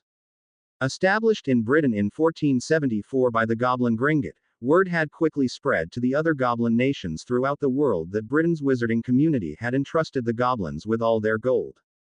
Goblins were universally hated by wizards, who were just as hated in return, and just like their British counterparts, the other goblins thought it amusing that wizards didn't think twice of giving them their gold, and so Gringotts quickly became international. Aside from a few attempts throughout the centuries by various wizarding governments to gain control of the bank even against the law, and in which the goblins would lock the bank down, stopping anyone from accessing their money, things ran smoothly. This was almost entirely because goblins were among the loyalist and most honorable creatures on earth.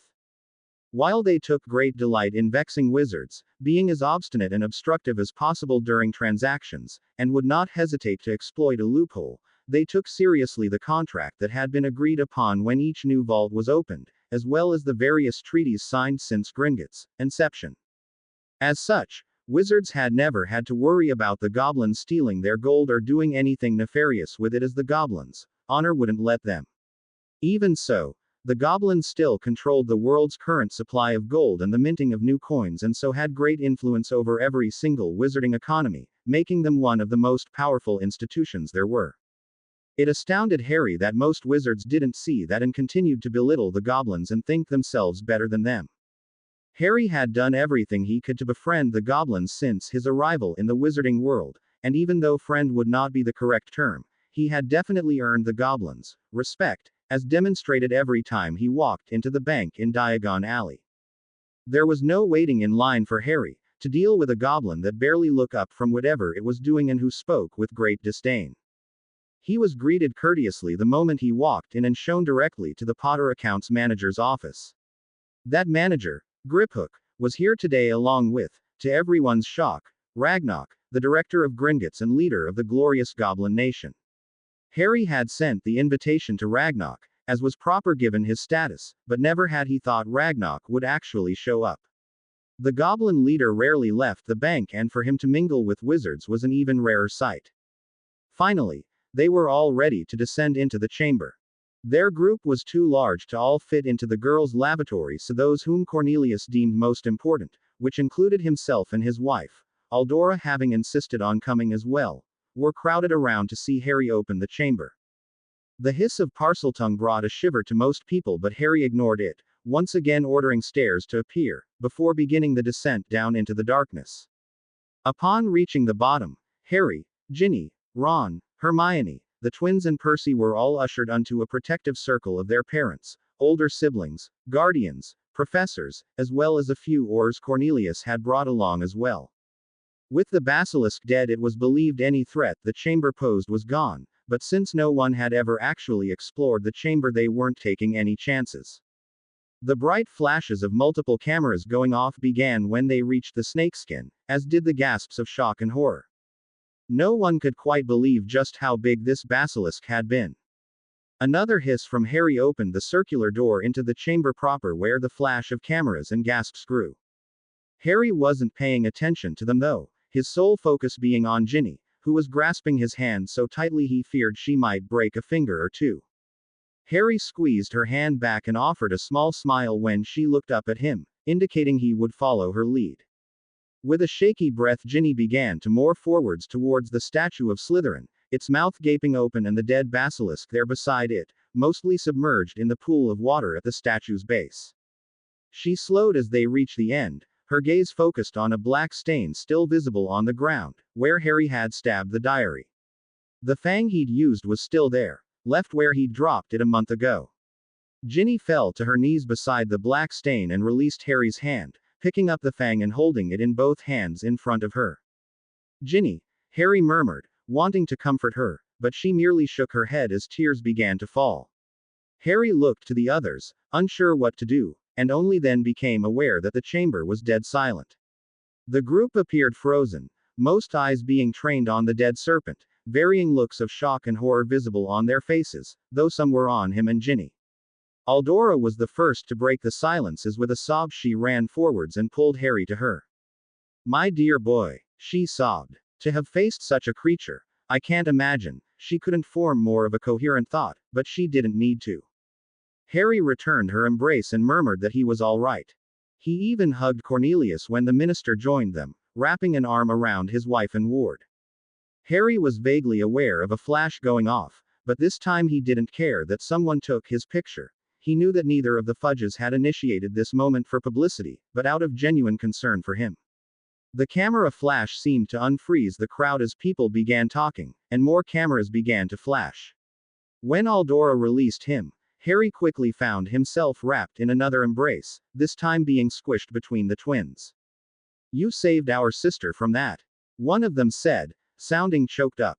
If you ever need anything, you come to us, Harry, said the other. No, he comes to me. The rest of the Weasley siblings had joined them, along with Hermione, and it was Bill who had spoken. Harry couldn't quite make out the look on his face, but it was intense, as Bill's eyes bore into his. We owe you our sister's life, Harry, and if anyone is going to repay that life debt, then as the oldest Weasley it's going to be me. He didn't include his parents, who were both kneeling beside Ginny, trying unsuccessfully to engage her as she continued to just stare at the fang in her hands. No, Bill, Shut up, Harry, Ron said, punching him in the arm. Harry looked between them, each of the Weasley brothers staring at him with determination. Finally he sighed. Just don't go overboard, all right. Harry knew that he'd never convince them that they didn't owe him anything, and given the looks on their faces he counted himself lucky that none of them had tried to invoke a magical life debt. Or rather, that Bill and Charlie hadn't. As the only two Weasley brothers of age only they would be able to enact the old magic that would see them have to literally give their life for Harry, either to save him from death, or simply if he should ask for it. Such old magic was rarely used now, but Harry knew that the old pureblood families still adhered to it sometimes. For purebloods like the Malfoys they considered it quite the coup if they managed to wrangle either a life debt or wizard's oath from someone, two old pieces of magic that would see the one who had given it unable to say no when the Malfoys called in a favor at the most opportune time for them. For purebloods like the Weasleys, however, such magic was only used in the direst of circumstances, when their honor as wizards, and the honor of their family, demanded it. Although he'd never agree with it, Harry could see why they would deem this situation as requiring a life debt. Even if they hadn't enacted the old magic, and so weren't magically obliged to give their lives for him, they could still take this to extremes. Harry was sure he knew Ron enough, and even the twins, to know they wouldn't go too far, but the older Weasley brothers he wasn't sure about, and didn't want to spend the rest of his days with an entourage of Weasley bodyguards. Bill offered a small smile and stepped aside, allowing room for the next person to attack Harry, which happened to be Hermione. She threw her arms around him and held him close for a few moments, muttering in his ear about how brave he was, and if he ever did something like this again without her she'd hex him into next year. Her moment was brief before she released him and went to stand beside Ron, grasping his hand reassuringly when she noticed he was shaking as he looked towards the basilisk. Both blushed when they realized they were holding hands, but didn't let go, as Ron squeezed her hand back. Harry sighed as he saw that Hermione hadn't been the end of the line of people wanting to talk to him. Luckily, however, Cornelius took charge. Ladies and gentlemen, Harry will not be speaking to anyone individually, or I fear we will never get out of here, but we shall take some questions now. If that's all right with you, Harry. Cornelius looked to him and Harry nodded vigorously, just glad not to have been left to fend for himself. Is it true you killed that thing with a sword? The first question was shouted out. Yes, he said simply, and if they were waiting for more they were sorely disappointed. Harry had never been good at interviews and certainly didn't like people prying into his life, so anytime he was forced to answer the press's questions he did just that, and nothing more. And that sword was the sword of Godric Gryffindor. Yes. How did you get it? The British press, at least, was used to how Harry was in interviews and so were quick with the follow-up questions. The Sorting Hat gave it to me. I don't know where it originally came from though. While Harry wouldn't elaborate by his own volition, there was a difference between giving them details they really didn't need to know, and heading off questions he knew were coming. This continued for several minutes, where Harry practically had to recount the entire incident, until one of them crossed the line. Is it true, Mr. Potter, that that little girl is responsible for all this? Harry stiffened and his eyes flashed with anger as he turned to face Rita Skeeter. The woman was always sticking her nose where it didn't belong and writing inflammatory articles for the Daily Prophet, some of which were pure fabrications.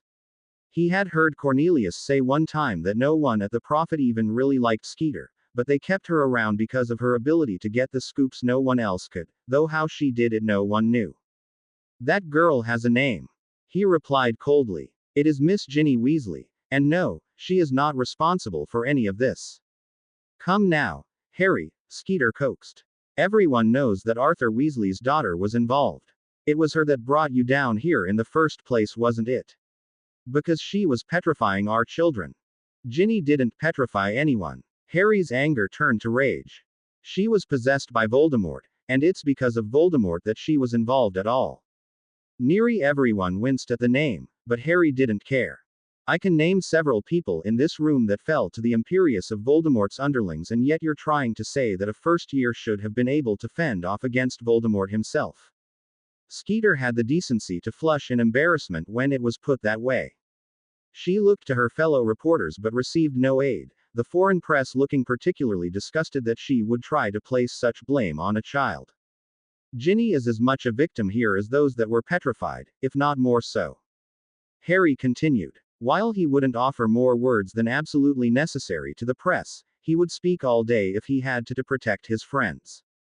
Not only was her life in danger just like the others, but she had direct contact with the basilisk and had Voldemort himself trying to kill her so he could return. But what's more, Ginny has to live with the memories of what happened, of what that monster made her do. She is in no way to blame for any of this, and anyone who says otherwise will answer to me, just as it did. He nodded towards the basilisk's corpse and was quite satisfied when many people paled. Though they knew that he hadn't defeated the basilisk by possessing any extraordinary magical talent, the fact remained that he had defeated a basilisk, a feat that no one within the last 5 centuries could claim. Add that to the fact that he was the boy who lived, and many were suitably weary. Turning towards Ginny, Harry muttered darkly, "This interview is over." Quite right. Cornelius quickly agreed and began ushering the press away from Harry, though he himself continued to answer questions. It wasn't just the press that had gathered to hear Harry speak, but the entire group that had come down to the chamber, and they too dispersed now, except for 2 who remained. Nicely done, Mr. Potter. Ragnarok said approvingly. Protecting one's friend as thoroughly as you have is a move worthy of a goblin. Thank you, Director. He replied. Knowing to be compared to a goblin, by a goblin, was an honor, though he did find it odd the way Ragnarok had said the word friend. I also must thank you for your invitation to be here today. The Goblin Nation has never been included in anything so important to wizards. Ragnarok continued. Admittedly, we would normally not give 2 shits about something of wizarding interest, but with the historical and monetary significance of this event, I am glad to have seen it firsthand. Harry nodded but was suddenly confused. Monetary. Of course. Gringotts prepared a proposal for you the moment we knew that the rumors of a slain basilisk were more than just rumors. He said as if it were obvious. Of course, seeing the beast, we will have to revise the proposal. It is much larger than we thought, and of course we did not anticipate there being a snakeskin as well, especially one that looks to be almost complete. I'm sorry, I'm still not following you, Director.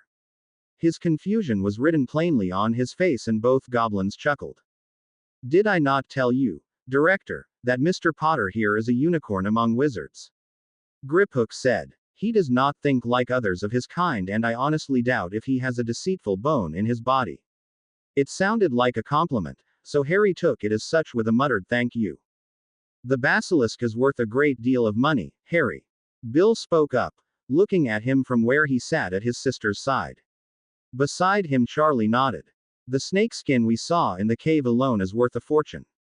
Basilisk hide, even shed basilisk hide, is very spell resistant, more so than most species of dragons. Harry started blankly for a moment as the reality of what that meant sunk in. Bloody hell. Harry hadn't thought that a dead snake, even a giant one, would be worthy of anything, but here he was being told, by goblins no less, that it was worth a fortune. It's used as body armor, Harry. Hermione said, taking his dazed look for confusion. It's like the wizarding equivalent of a bulletproof vest. If an Auror had a cloak lined with basilisk hide, or a vest like the Muggle police, it would be hard for any spells their adversaries sent at them to do any damage. The hide would absorb a lot of the power of a stronger spell, while weaker spells would just bounce right off.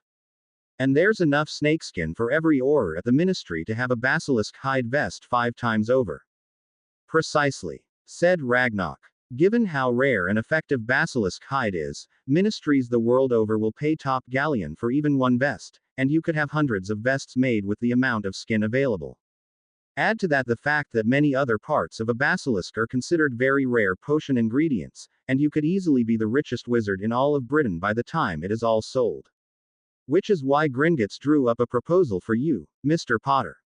We would very much like to be a part of this venture and are prepared to take on all responsibility of harvesting the basilisk and turning it into goods to be sold.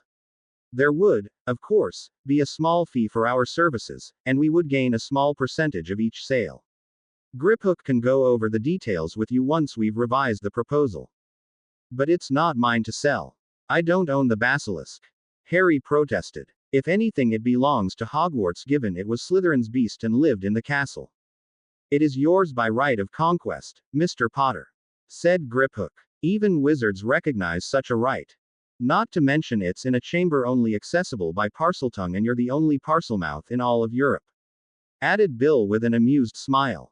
Cursebreaker Weasley is right, said Ragnarok, looking just as amused. No one else could even return here to harvest the body even if they had a claim to it. Harry's lips pursed and he took several moments to think in silence before looking back to the leader of the Goblin Nation. All right, Gringotts can harvest the body. It was a rare sight to see a goblin look surprised.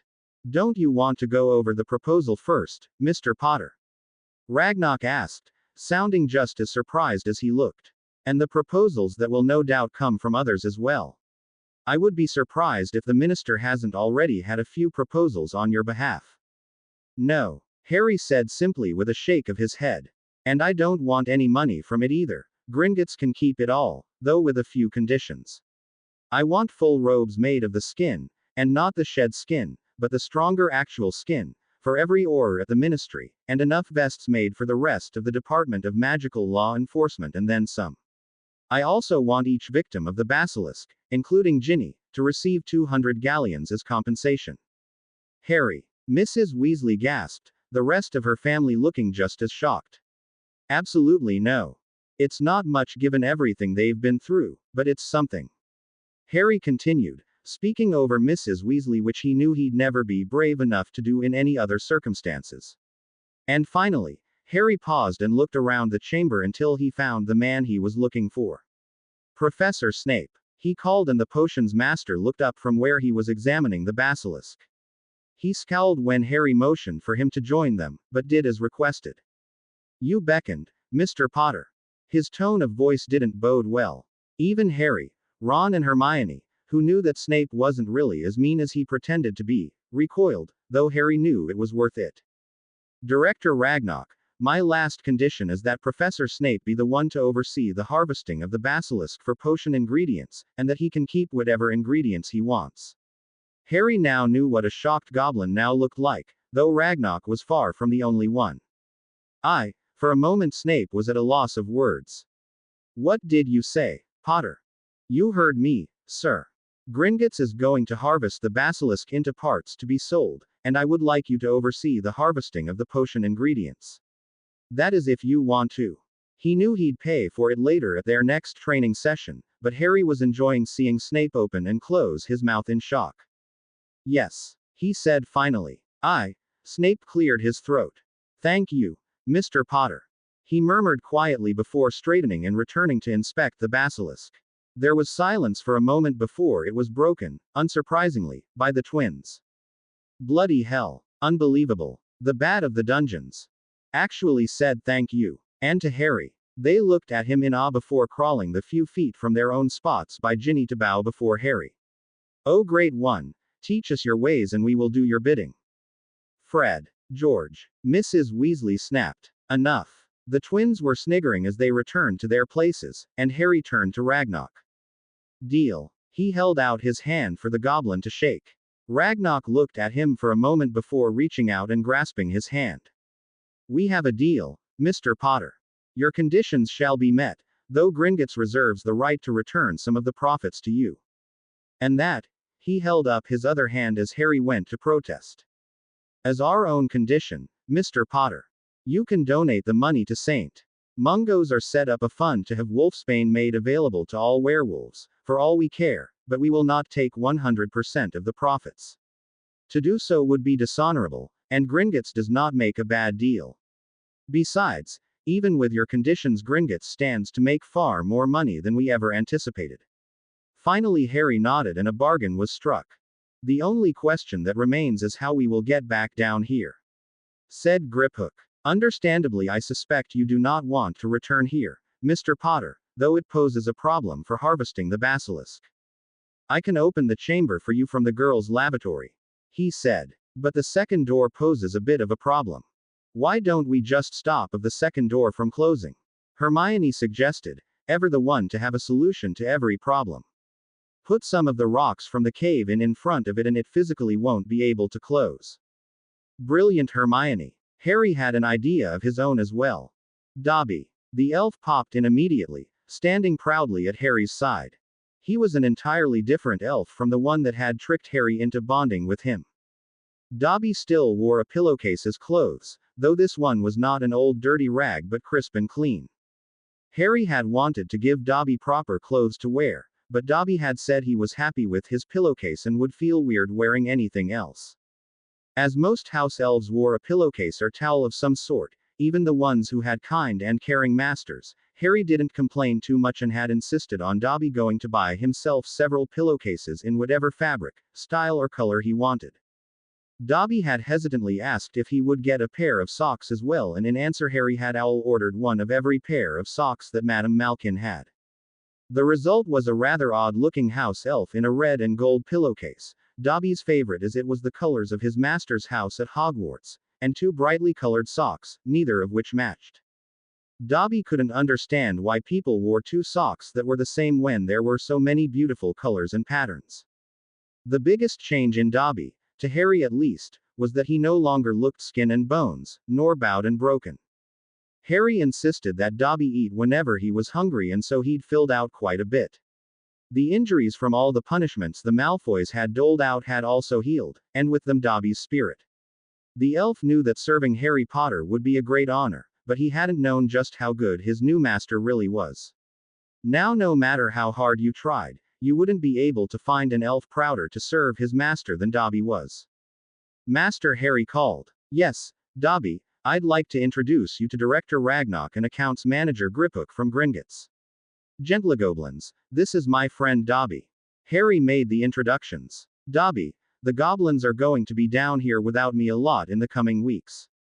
If something should happen and they need me to speak Parseltongue, can they call for you and you can come get me?" That Harry was clearly asking and not ordering was not lost on the goblins. "Of course, Master Harry." Dobby smiled brightly as he did every time there was something he could do to help Harry. "Mr. Goblin sirs need only call Dobby's name and Dobby shall hear you." "Thank you, Dobby," Harry said with a smile. Dobby nodded before turning and looking at Ginny, as if he'd known she was there, his smile fading. "Will Missy Ginny be okay?" he asked worriedly. "I hope so," Harry murmured, sounding just as worried. "Dobby will make Missy Ginny's favorite chocolate biscuits and have her favorite tea ready for when Master Harry and Missy Ginny return to Gryffindor Tower," the elf said after a moment. "I'm sure she'll love that, Dobby." Harry placed his hand on Dobby's head for a moment and the elf smiled up at him once more before snapping his fingers and disappearing. "Not like other wizards indeed," Ragnarok muttered for only Griphook to hear. A wizard that treated their house elf so kindly was rare enough, but to call one a friend and care for them so obviously was unheard of. "I have thought for a while now that there may be a higher reason as to why he survived the killing curse. Griphook responded in gobbledygook. Ragnarok hummed. I want everything you have on the boy on my desk tomorrow morning. He replied, also using their goblin language. I believe we have much to discuss. Griphook nodded. The two goblins then took their leave then and went to examine the basilisk themselves, joining Snape and even engaging him in discussion about the best way to go about harvesting the beast. Finally left alone with just his friends, Harry plopped down next to Ginny, not caring that he was sitting in a puddle of water. He really was among friends, Harry realized, even though the group was larger than Harry ever thought his circle of friends would be. By now he considered most of the other Weasley brothers his friends, while Charlie, who was a great deal like the twins, he knew would become a friend if they spent enough time in each other's company. Even Mr. and Mrs. Weasley he felt comfortable around, though he supposed he wouldn't consider them friends, exactly. Still, he was completely at ease with the group of people around him, and that was rare, so Harry enjoyed it while he could. Ginny still hadn't moved from her spot kneeling by the black ink stain, the basilisk fang in her hands, but no one tried any longer to snap her out of whatever reverie she was in, choosing instead to just sit with her, offering what comfort they could. Eventually though they did have to leave the chamber, and the Weasleys left it to Harry to get Ginny to come, knowing he was the only one who could. Gin? He asked softly, speaking directly to her for the first time since they'd entered the chamber. Ginny, we have to go. Leave the fang and let's get out of here. We never have to come back. She didn't move and so Harry tried again to the same effect. After a few minutes of trying Harry turned to Bill, who nodded and came forward to lift his baby sister into his arms and carry her out, as he'd done several times in the last month when Ginny became a living statue. He hadn't made it more than a couple steps though, when a voice stopped him. Can I keep it? The Weasleys, Harry and Hermione all whipped their heads around to look at the youngest Ginger, hoping they hadn't been mistaken. Harry bent down and placed both hands on Ginny's shoulder. Did you say something, Gin? He asked. After a moment his question was answered. The fang, can I keep it? The voice was hoarse from underuse, but Harry swore it was the most beautiful sound he'd ever heard.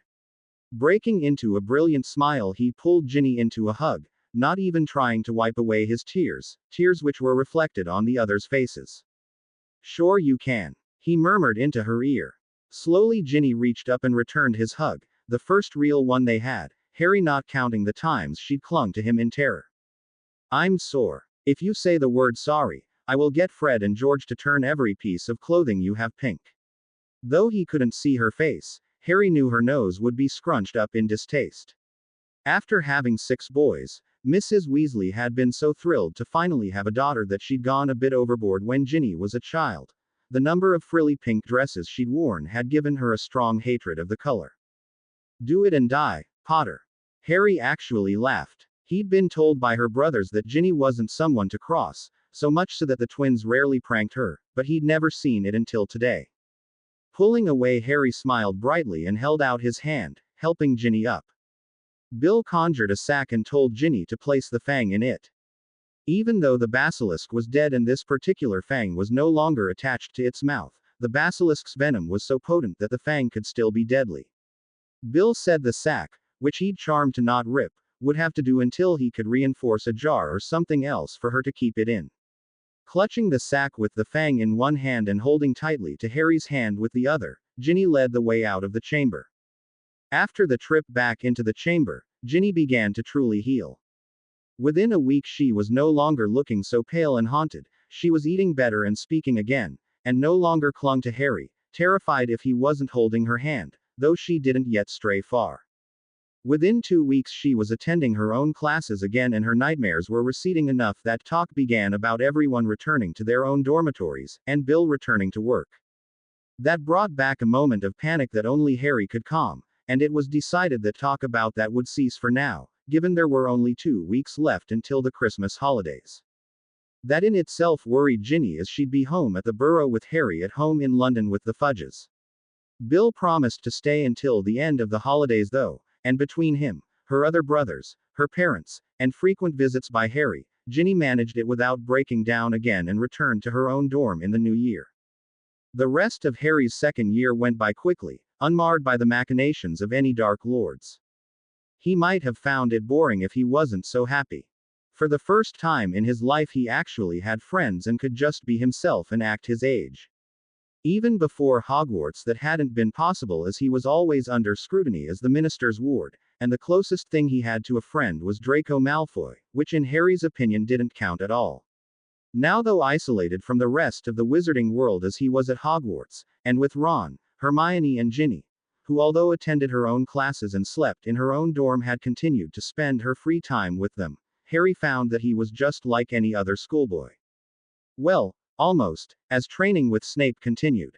They had taken a break after the chamber incident, but after the Christmas holidays when things returned to normal, Snape had insisted they press on. Ginny was included in their training now, though, Harry having brought her to the very first training session of the new year and telling the professor, in no uncertain terms, that she was joining them. Given what she'd suffered at Tom Riddle's hands, Harry believed she had a right to know that he wasn't really gone. He believed also that she'd want to fight and was proven right during that very first session. Snape had grudgingly agreed to teach Ginny as well. Given how close she'd become to Harry, he knew it would be quite unwise not to. They'd spent the first 15 minutes of training that day with Snape testing Ginny and being quite surprised at what he found. Her skill was far beyond that of a first year, and Ginny seemed just as surprised as the others were. Snape began by casting a simple tickling charm at her, telling her to block it any way she could, only to find that she erected a perfect shield charm before casting 3 spells in quick succession and causing Snape to actually defend himself. They'd all been surprised at her skill, and Ginny said she didn't know what she did, she'd merely reacted instinctively. Snape asked then to test her mind and found a near impenetrable fortress, though it was obvious Ginny wasn't consciously doing anything. With her permission, and some help from Harry to distract her, Snape broke through her mental barriers, and what he found was disturbing to say the least. "It appears your skill is not your own," he said with a sigh, taking a seat and, not for the first time, looking older than his years. "Such dark magic as what possessed you some months ago, Miss Weasley, often leaves traces. Frankly, we were amazed that none seemed to have been left by the Dark Lord." "None seemed to have been left," growled Ron, an arm around his sister. "What the bloody hell do you call the state she was in then?" Snape glared at him. "Never take that tone with me again, Weasley, or you will spend the remainder of the year as Mr. Filch's assistant, am I clear?" Ron swallowed nervously, realizing his mistake, and nodded. "I did not mean that the trauma of the events did not leave their mark, merely that there appeared to be no traces of dark magic still residing within Miss Weasley. I now know that not to be the case." "What do you mean, Professor?" Ginny asked nervously. "I do not know the extent of what the Dark Lord has left behind. To discover that I would have to delve deep into your subconscious, and as it is I barely managed to enter your mind at all. To go deeper would see me having to tear your walls down quite forcefully, which would also tear your mind apart and would likely see you a resident of the long-term ward at St. Mungo's. What I can discern, however, is that at least some part of the Dark Lord remains within you." 4 sets of eyes widened. "There's a piece of Tom still in me." Understandably, she sounded fearful. "Yes, and it is that which gives you these skills. The Dark Lord was a very skilled duelist and was as skilled at occlumency as he was at legilimency. Somewhere in your subconscious the piece of him resides, and it is this that caused you to react instinctively when attacked, regardless that the spell was harmless, and it is this which is protecting your mind." "So what does that mean?" Harry asked. This time it was him clinging to Ginny and not the other way around. Could he take control of her again? "I cannot say with absolute certainty, though it is unlikely that the piece of the Dark Lord is strong enough to possess Miss Weasley once more. It was a small consolation, but they'd take what they could get right now. Do you have any conscious thoughts, skills, information, or anything else that is not your own?" Ginny thought for a moment and shook her head. "No. I mean, I find it's easier to understand things in class, and I'm having an easier time performing spells, but it's not like I know things before they're taught to me, or otherwise know things I shouldn't. Except for what just happened, but I can't explain what just happened, so I don't know things I shouldn't, but at the same time I can do things I shouldn't be able to." It was all quite confusing for Ginny, but it seemed to make some sense to Snape. "Then likely it is not a piece of the Dark Lord himself still within you, but merely a piece of his magic. Snape seemed to relax a little bit, which they thought was at least a good sign. As unpleasant a thought as that may be, it is doubtful to prove harmful.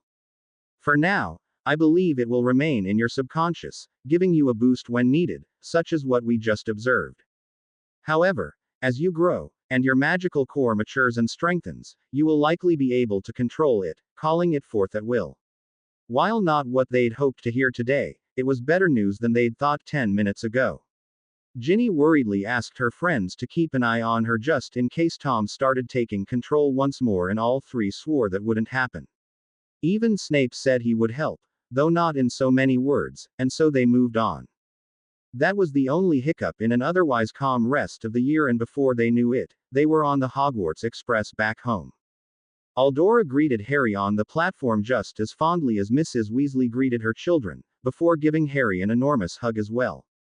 Ever since he'd saved her daughter, Harry could do no wrong in Mrs. Weasley's eyes. Fred and George were heard saying several times that he was her new favorite son. It was harder to say goodbye to his friends than it had been the previous year, especially Ginny. They'd developed a closeness over the last several months that Harry arguably didn't even have with Ron and Hermione.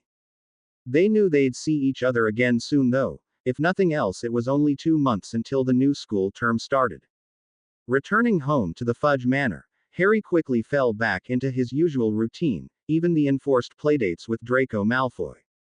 With no proof of Lucius' misdeeds, and Lucius knowing that until his lord returned there was nothing he could do to Harry, both of them pretended that their altercation hadn't happened. As such, when the Fudges continued to try and shove Harry and Draco together, the Malfoys had no reason to say no. Harry was relieved, though, that their visits were fewer and farther between. As he grew older, the Fudges gave him a bit more freedom to choose who he spent time with. Summer flew by faster than anyone wanted, except for Harry. In the second week of July, Arthur Weasley won the Daily Prophet draw, and it was decided that the Weasleys would all go on holiday. They chose Egypt, partially because the Weasley siblings had for years been hearing amazing stories about the pyramids and ancient wizards from their eldest sibling, and partially because Bill couldn't take any more time off. Charlie managed to, however, and joined them for 2 weeks of their month-long trip. Ron and Ginny both wrote to Harry, sharing many of the amazing things they'd seen, but it wasn't the same as seeing his friends. Hermione he saw a bit more of, but she too went on holiday for a few weeks with her parents, the Grangers choosing to go to France, and so Harry had to make do with letters from her as well. His 13th birthday was spent in the company of the Malfoys, who couldn't find an excuse to not come this year, and Harry had to applaud their acting. Draco managed to look at least semi-genuinely happy when he wished Harry a happy birthday. Finally though, his friends returned and Harry spent a blissful mid-August week at the Burrow. It was almost too blissful, and so Harry wasn't terribly surprised when the other shoe dropped. Waking one morning with only a week to go until the new school term started, Harry trudged sleepily downstairs for breakfast and found Eldora at the table with an uneaten plate of food before her as she pored over the paper, dressed in the same clothes from the night before and looking like she hadn't slept. "What's wrong?" Harry was immediately on guard. Eldora's head snapped up when he spoke and he saw genuine fear in her eyes. "Eldora, what is it?" His guardian's eyes gained a look of pity and sorrow as she slid the paper across for him to see. "Escape from Azkaban," the headline screamed, beneath which was a photo of an inmate looking almost psychotic as his image screamed silently and kept getting pushed back by 2 sets of hands whose owners stood outside the picture. Harry sat down in shock. Like everyone who grew up in the wizarding world, even partially like he had, Harry knew of Azkaban. It was an unplottable prison somewhere in the North Sea used to house Britain's worst criminals since the 16th century. It was home to many Death Eaters, Harry knew, and was guarded by Dementors. The dark creatures gloried in death and decay, feeding on happiness, hope and peace. Those that got near them found every good thought, every happy memory cared from them, leaving you with nothing but the worst experiences of your life. Such a thing was considered by many to be psychological torture, but it did practically incapacitate the inmates of Azkaban, making the Dementors the only guards needed. No one had ever escaped from Azkaban. Given its location nowhere near land, and the constant presence of the Dementors rendering the inmates insane, it was considered impossible. And yet this person, this Sirius Black, had somehow managed to do the impossible. Before Harry could ask any questions, the flow flared to life and Cornelius stepped out, looking much the worse for wear. Seeing his wife and ward staring at him expectantly, Cornelius sighed and took a seat, accepting a strong cup of coffee from Misty. No, he has not been found. He answered the question foremost in their minds. We've been searching all night, longer even, since he was discovered missing yesterday afternoon. I had no choice but to inform the public this morning. They needed to be aware and to be on their guard. But he will be found, won't he? Harry asked, and Cornelius managed what he must have thought was a reassuring smile. Of course he will, Harry. The Dementors are incensed, and rightly so. No one, not one person in almost 500 years, has escaped them. They will find him, not to worry. In the meantime, we will all be extra cautious. Aldora's tone brooked no argument. Sirius Black as a madman, was one before he ever even set foot in Azkaban. She shuddered and Harry looked back up from the article. What did he do? The article said that Black was a murderer, but they were light on the details. He didn't miss the look that Aldora and Cornelius shared. He murdered 12 muggles. Cornelius said finally. He was a supporter of you-know-who, and when he fell, Black went mad. Blew up a whole street, killing those muggles and one wizard, who had confronted him. I was working as an obliviator in the Department of Magical Accidents and Catastrophes at the time and was one of the first on the scene. Black was laughing maniacally even as body parts continued to rain down on him. Cornelius. Aldora admonished, deeming such details too gory for Harry to hear. Apologies, Dora, but he should know what Black is capable of. Our young Harry here seems to have a knack for getting himself into trouble, and I do not want him to go looking for it again with Black on the loose. I don't have a knack for getting into trouble, Harry grumbled. Trouble usually finds me. Besides, why would I go looking for someone who wouldn't hesitate to kill me? There was a bit of relief in Cornelius' eyes. Good. Then we needn't worry. He stood from the table. I can't stay, I'm afraid. I only came for a fresh change of clothes and then I must return to the ministry. Cornelius made his way towards the stairs, stopping only briefly to key. Aldora, good morning. There will be little rest in the coming days, I fear. The entire wizarding world was in turmoil, Harry discovered, as Aldora led him through to platform 9 3/4. This was the first time he'd been allowed out of the house since the news broke last week. Aldora being just as worried as everyone else appeared to be. Sirius Black being back on the loose was bad enough, but knowing that someone could escape from the inescapable prison was even worse. The whole country was scared, and parents were actually glad to be sending their kids back to school this term.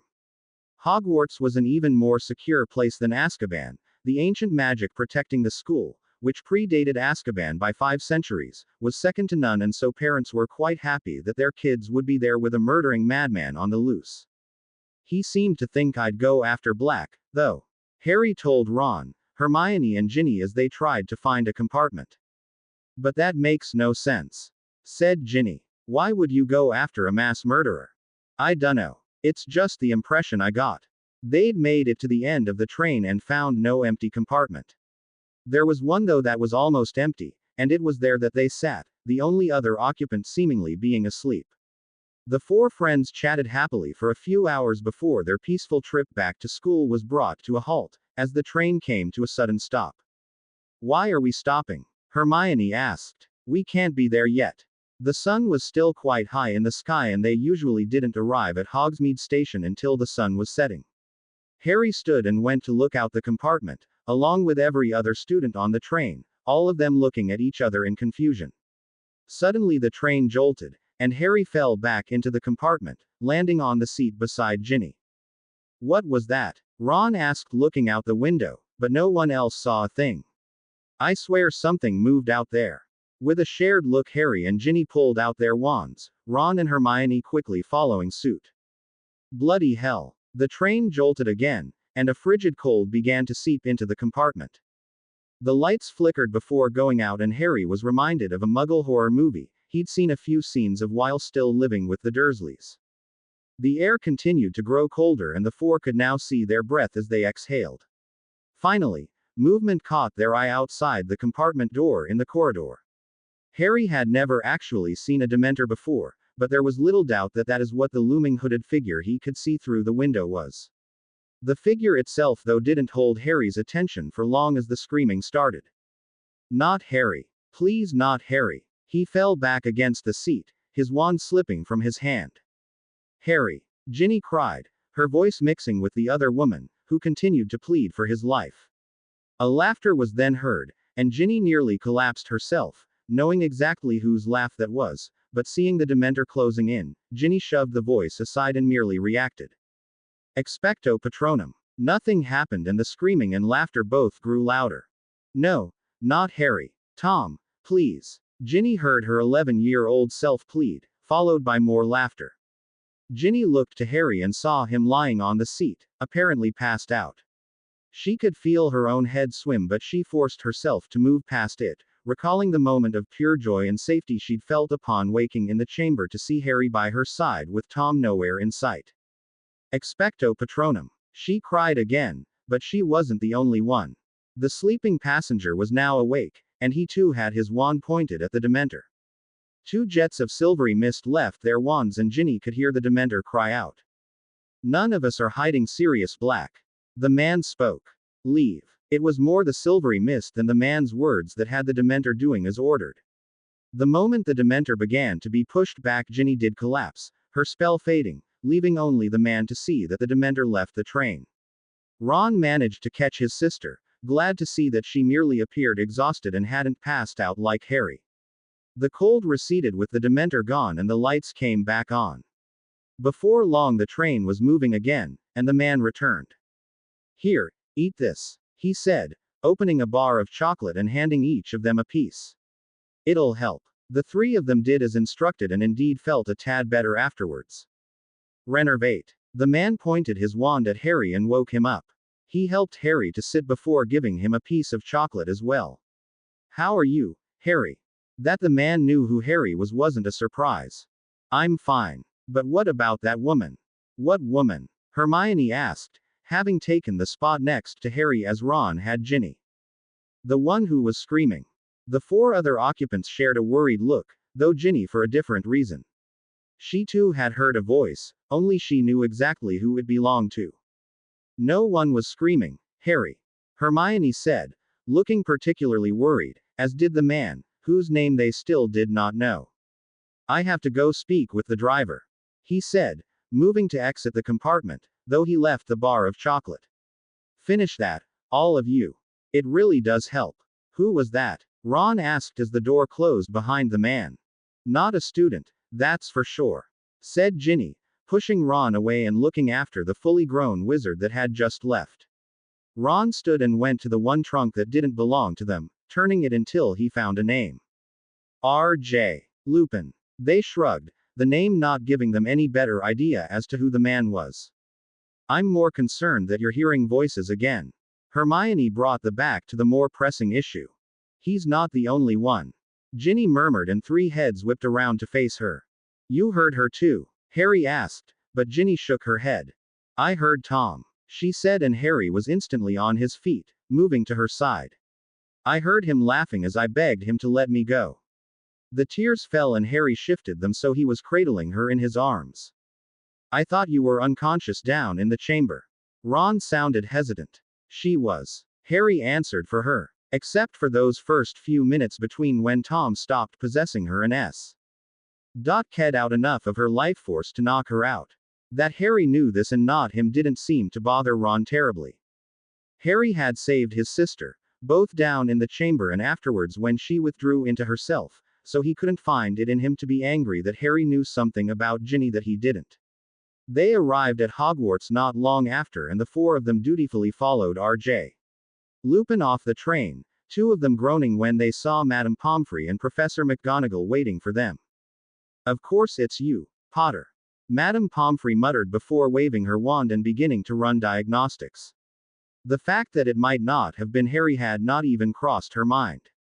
This one as well, Madame Pomfrey. Lupin spoke, pointing to Ginny. She nearly collapsed as well, though that might have more to with exhaustion after casting a Patronus. A Patronus. Both witches turned shocked eyes on Ginny. Not a corporeal one. Lupin amended. And I dare say her fear for her friends gave her an added boost of power, but still unheard of for one so young. Yes, thank you, Professor Lupin. Why he was on the train now made more sense, even if none of them could remember ever hearing of a teacher riding the train before. Lupin gave a nod and made his way into the great hall as Madame Pomfrey ran a few spells over Ginny as well before declaring both her and Harry to be well. The four Gryffindors made a dash for the great hall and managed to slip in with the last few stragglers, glad at least to not have drawn attention to themselves by being late. The first years were sorted and Dumbledore gave his usual start of term notices, including announcing the new Defense Against the Dark Arts teacher, Professor Lupin, and the new Care of Magical Creatures teacher, Professor Hagrid. That last post earned a great cheer from the majority of the school, though Harry, Ron and Hermione were a little hesitant in their applause.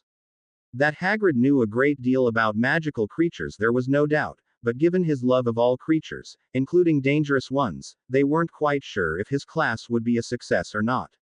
The half-giant only held their attention for a short while though, as other things took precedence. Snape looks like he's been hit with a stinging jinx, said Ron, and indeed their unlikely mentor did look as if he'd rather be anywhere else. That, or he wants to commit mass murder. Harry muttered, for that was an apt description too. I don't think he likes Professor Lupin very much. Hermione noted as Snape's frown turned into a glare as he glanced at the new teacher sitting beside him. He seemed all right to me. Ginny added. Certainly knew his stuff with that Dementor. 3 hums of agreement were the only response as they continued to eat, Ron already filling his plate with a second helping of everything. As the feast went on, Harry wasn't too focused on his food and kept looking up at the high table. You all right, Harry? Hermione asked. Yeah, he said, a curious look on his face. I swear that I've seen Professor Lupin somewhere before. Now that there wasn't a Dementor about to k out his soul or Madame Pomfrey poking and prodding at him, Harry finally got a good look at the new professor and was sure he'd seen him before, though couldn't place where. Maybe you've met him at one of the parties Fudge makes you go to. Ron suggested. With that shabby suit I doubt it. Shabby was indeed an apt description for Lupin's clothes, which looked faded and worn. Harry's friends knew, of course, that he didn't say that as a note against the professor. He wasn't Draco Malfoy who looked down on anyone who wasn't rich. But Cornelius tended to cater only to those that could fund his campaign for re-election, and none of those people, Harry knew, would be caught dead dressed in anything not perfectly tailored in the latest fashion. At the ministry then, Ron said, though he didn't really seem to care where Harry knew Lupin from. Maybe. Harry replied, though said no more as Dumbledore stood again, which was unusual. Dumbledore always made his announcements before the feast to ensure everyone was paying attention, for they didn't eat until he was done. Your attention please. The call for attention wasn't necessary this time, for the abnormal post-feast announcement had everyone wondering what was so important for the headmaster to speak to them again. At the request of the Ministry of Magic, Hogwarts will, until further notice, play host to the Dementors of Azkaban, until such a time as Sirius Black is captured. Harry and Ginny both paled. Their encounter with one Dementor had been horrible enough. The minister didn't tell you, Harry? Hermione asked and he shook his head. The Dementors will be stationed at every entrance to the grounds, though they will not enter the grounds themselves. Now, whilst I have been assured that their presence will not disrupt our day-to-day activities, a word of caution. While serious before, the look on Dumbledore's face gave them little doubt as to how he felt about these creatures. Dementors are vicious creatures. They will not distinguish between the one they hunt, and the one who gets in their way. Therefore, I must warn each and every one of you to give them no reason to harm you. It is not in the nature of a Dementor to be forgiving. He paused for a moment and the tension in the room was palpable. That was when Dumbledore shifted more to his normal eccentric self. But you know, happiness can be found even in the darkest of times, if one only remembers to turn on the light. Somehow Harry didn't think that light would be found with so many Dementors around, and a shared look with Ginny confirmed his suspicions. This was going to be a long year. 2 days later, during their first defense against the dark arts class of the term, Harry's feeling that he knew Lupin from somewhere grew. The new professor seemed unaware of Harry's scrutiny though, and didn't waste any time jumping right into lessons. "Can anyone tell me what a boggart looks like?"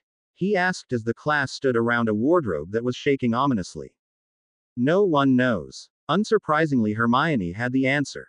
Boggarts are shapeshifters. They take the form of whatever a particular person fears the most. Ron whimpered, no doubt thinking of spiders. Harry's mind didn't immediately jump to any one particular thing. At least, not something that a boggart could easily take the form of. His real fear was loss, the loss of his friends, who he'd really only known for a short time, and the loss of anyone else he cared about, which aside from Ron, Hermione and Ginny, really only consisted of Hedwig, Eudora and Cornelius. Though, he supposed, the rest of the Weasleys were quickly being counted among them as well. Lupin taught them the spell to defeat a boggart, or rather to subdue it, for killing a boggart was supposed to be quite difficult. Luckily, they got easily confused and a simple spell existed that could help with that, though what really finished a boggart, they were told, was laughter. You had to find a way to turn your fear into something funny. He got them all to line up and one by one each student faced the boggart. It was interesting to see what each of his classmates were afraid of. Ron's was, predictably, a giant spider, which he dispelled by making it lose its legs. Seamus was a banshee that lost its voice, Padma's a mummy that she made trip over its own bandages, while Neville's was Professor Snape, whom he gave a wardrobe change, making him wear his grandmother's clothes. Even while laughing at the sight of the feared potions professor wearing a hat with a stuffed bird on it and carrying a handbag, Harry, Ron and Hermione knew that this would not go over well during their next occlumency lesson when Snape saw this in their minds. Hermione was next and Harry supposed that hers too was as predictable as Ron's had been. Professor McGonagall appeared before them carrying a stack of essays with failing grades as she began to yell at Hermione that she'd failed everything. Most of the class thought this funny on its own, which Harry and Ron couldn't fully disagree with, and were disappointed when Hermione changed it into a stack of essays with passing grades eating the stack with failing ones. Finally it was Harry's turn, and although he was still unsure what his boggart would become, he was not expecting the hooded cloaked Dementor that appeared before him.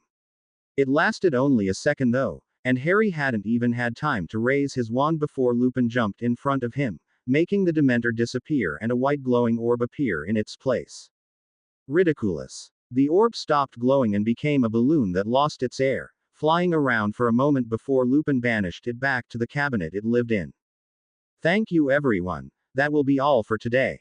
Those who had yet to go groaned, having actually been genuinely enjoying a defense class for the first time since they entered Hogwarts.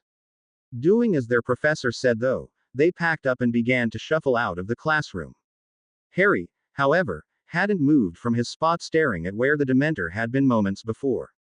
Ron and Hermione hung back as well, looking worriedly at their friend. Why did you step in? Harry finally found his voice and turned to the professor. Lupin raised an eyebrow. I would think it was obvious, Harry. I assumed the boggart would take the shape of Lord Voldemort. He said, and Harry's mouth fell open in shock, not because of what Lupin guessed to be his greatest fear, but because he'd said Voldemort's name. The only other person Harry knew that wasn't afraid to use it was Dumbledore, and that included all the foreign dignitaries he'd met over the years, who came from countries that had been only minimally impacted by the last war. Voldemort's reach had been vast. He'd had Death Eater supporters in dozens of countries, but it could not be denied that Britain had been his primary focus and many countries further abroad only read about the war, not lived it. Still, the stories were enough to scare them and not one person from a foreign country that Harry had met actually used Voldemort's name. I didn't think it a good idea for Lord Voldemort to materialize in the classroom. Lupin continued. I imagined that people would panic. I didn't even think of Voldemort. Harry admitted, which was true. He feared what Voldemort could do, what death and destruction he could cause, but he didn't fear the man himself. My biggest fear is losing the people I care about. He glanced to Ron and Hermione. But then that Dementor appeared. Well, I'm impressed. Lupin smiled as Harry continued to look surprised. That suggests that what you fear most of all is fear itself. Very wise. Harry nodded and Lupin sent them off to their next lesson. In the weeks following, Professor Lupin's classes continued to be among the highest rated throughout the school. Though there were always a few dissidents, like Malfoy, the majority of students, regardless of year, seemed to enjoy them. That could not be said for every other class. As third years, Harry, Ron and Hermione got to choose 2 or 3 electives to take. Ron opted for only 2, taking divination and care of magical creatures, while Harry opted for 3, joining Ron in his 2 as well as taking arithmancy with Hermione. The resident bookworm herself had, of course, wanted to take each and every class available. She'd badgered McGonagall enough over the summer that the deputy headmistress had agreed that during the first month of school Hermione could rotate between classes to get a feel for them before choosing a maximum of 3. Hermione had been disappointed at first, but knew the professor wouldn't budge any further and so agreed. In the end she'd chosen care of magical creatures, arithmancy and ancient runes. Divination had turned out to be a joke, and after the second class where the divination teacher, Professor Trelawney, predicted Harry's death, she'd walked out and not returned. The other possible elective, Muggle Studies, had at first fascinated Hermione, thinking it would offer a wizarding perspective into the Muggle world, and while it did that to a point, the information was so outdated and the professor so ignorant of how the Muggle world really worked, that Hermione said it was no wonder the wizarding world thought what they did of Muggles if this is what was being taught to them. Harry agreed with Hermione's opinion of divination but decided to not switch. The class wasn't just a joke in how it was taught, but also in the work they had to do. There wasn't much homework to begin with, and what homework they did get they could basically make up, which gave Harry extra free time. This was a good thing as it meant he had time for all the extra Quidditch practices that Oliver had scheduled. The Gryffindor captain was in his 7th and final year at Hogwarts, which meant this was his last chance to win the cup, and he was determined to do just that. Extra practices had been scheduled every week, sometimes twice, and though each member of the team loved Quidditch, they all deemed this excessive, and Angelina swore that if Oliver didn't let up a bit, she'd shove his broom up his ass.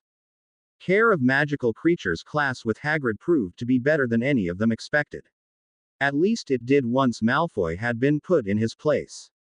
Hagrid had brought hippogriffs to show them for their first lesson, and as usual Malfoy and his cronies were goofing off in the back instead of paying attention to the lesson. However, they did pay attention when Harry inadvertently volunteered to be the first to approach Buckbeak, one of the hippogriffs. Knew if St. Potter could do it, it couldn't be that hard. Malfoy was heard to loudly say. Harry rolled his eyes from his spot in the next paddock where Ron and Hermione were taking their turns with a different hippogriff. I bet you're not dangerous at all, are you, you great ugly brute? Harry whipped around in barely enough time to see Buckbeak strike, it happened so fast. Malfoy screamed and fell to the ground clutching his arm, the hippogriff standing over him with his wings spread and a ferocious look in its eyes. Hagrid quickly moved to subdue Buckbeak, but Harry had a different target. You great bloody idiot, Malfoy! He roared angrily even as he pulled out his wand and magicked a sling from a piece of Draco's torn robe. I'm dying. Malfoy mo.ed Ned pathetically. I'm dying, look at me. It's killed me. For Merlin's sake, shut up. Harry growled, putting the sling around Draco's arm. You're not dying. Wait until my father hears about this. You'll regret this. You and your bloody chicken. The threats were what Harry had been waiting for. Tell your father whatever you like, but if you think for 1 second that anything is going to happen to Buckbeak or Hagrid because you stupidly ignored everything he told us to keep us safe, then you've got another thing coming. Harry pulled Draco up and all but frog-marched him up to the hospital wing where he stuck to the Slytherin's side like glue, under the guise of being a concerned friend. It was well known, after all, that the Malfoy heir and the minister's ward spent a great deal of time together growing up. Lucius Malfoy arrived barely an hour later, with Cornelius in tow, which surprised Harry somewhat. He'd anticipated heading off the Malfoy patriarch now and having to write to Cornelius later to ensure no further repercussions. Dealing with them both now though, would save him some time. Ah, Harry. Cornelius greeted him happily, while Lucius' greeting was much more subdued. Draco had stopped moaning the moment his father had entered. He wasn't above milking his injury for everything it was worth, but to show such weakness in front of his father was unacceptable. Cornelius, Mr. Malfoy. Harry greeted back. I wanted to assure you, Mr. Malfoy, that what happened was entirely an accident. An accident? He hissed dangerously. A blatant attack on my son is an accident. Yes. You see, he called a hippogriff a great ugly brute to its face, and while I can't entirely fault his statement, hippogriffs do not take kindly to being insulted. Harry explained. Hippogriffs. Those are dangerous creatures, Mr. Potter. Far too advanced for a group of third years. Lucius wasn't backing down. Not exactly, sir. The Ministry classifies hippogriffs as a level 3 beast, meaning that any competent wizard should have no trouble with them. Harry wasn't backing down either. And as they are native to Britain, we may very well come across them in the wild one day, meaning it is important to know how to deal with them, and Professor Hagrid as well within the curriculum to teach us about them, so long as he instructs us on how to do so. Which he did. Harry pressed on when Lucius went to interrupt. Though I'm afraid Draco here was so absorbed in studying his text that he missed some of the instructions that Professor Hagrid gave us. There, Lucius, you see. Cornelius smiled at Harry, clearly proud of him for what he saw to be helping a friend. I told you it was all a misunderstanding and that no dangerous creature intentionally harmed young Draco here. And while I applaud your studious nature, Draco, perhaps next time it would be best to focus on the text after the professor finishes the lesson. He wagged an admonishing finger at Draco. Yes, sir. It was said through gritted teeth, though Cornelius didn't notice. Nor did he notice the glares that both Malfoys were sending Harry, while his ward smiled on innocently. Harry's takedown of Malfoy became legend in the Gryffindor common room and quickly spread throughout the rest of the school. Harry didn't care about that though, he was merely glad that Hagrid didn't face any repercussions for the incident.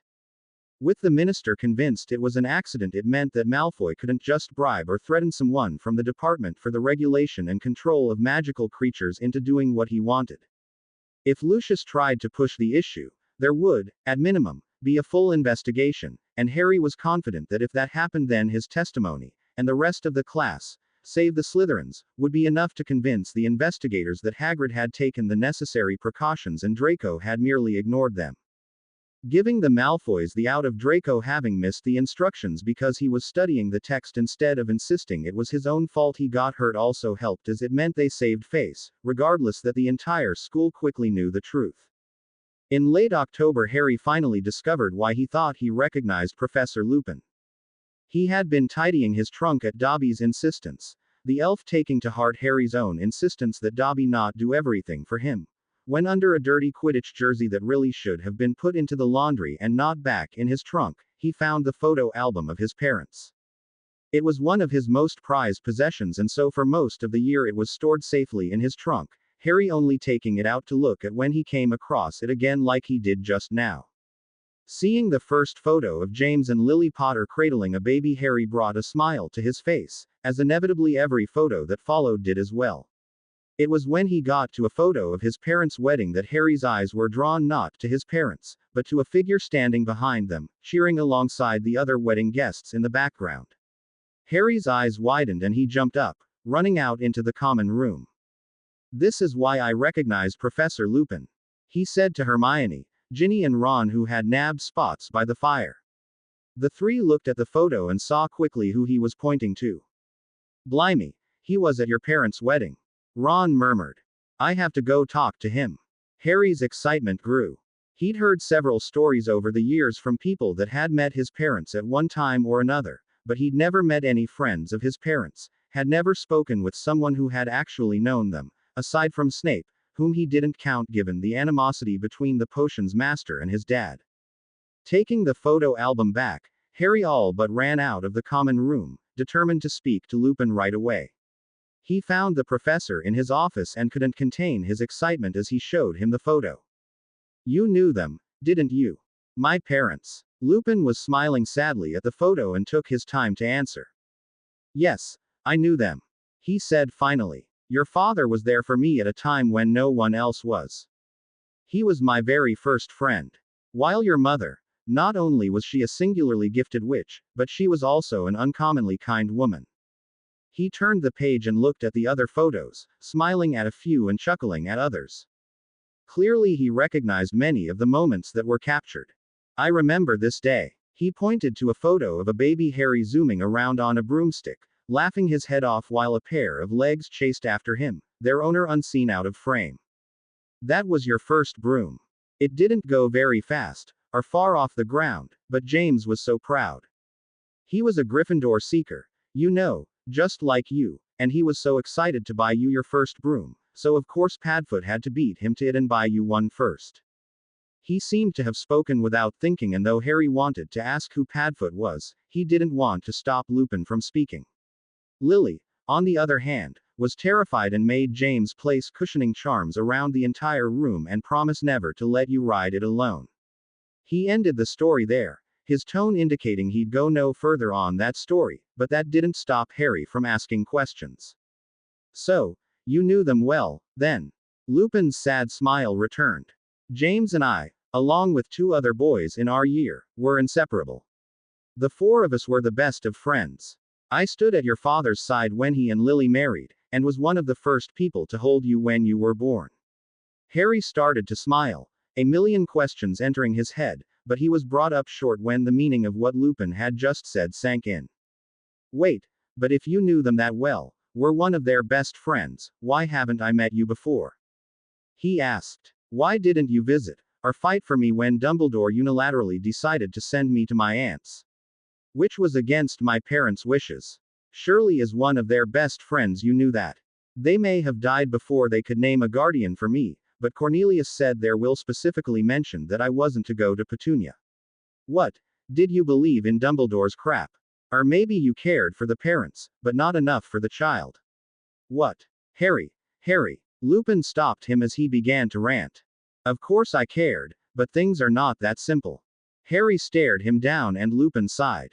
The night Voldemort killed your parents, I not only lost someone I considered a brother, I lost 2 brothers.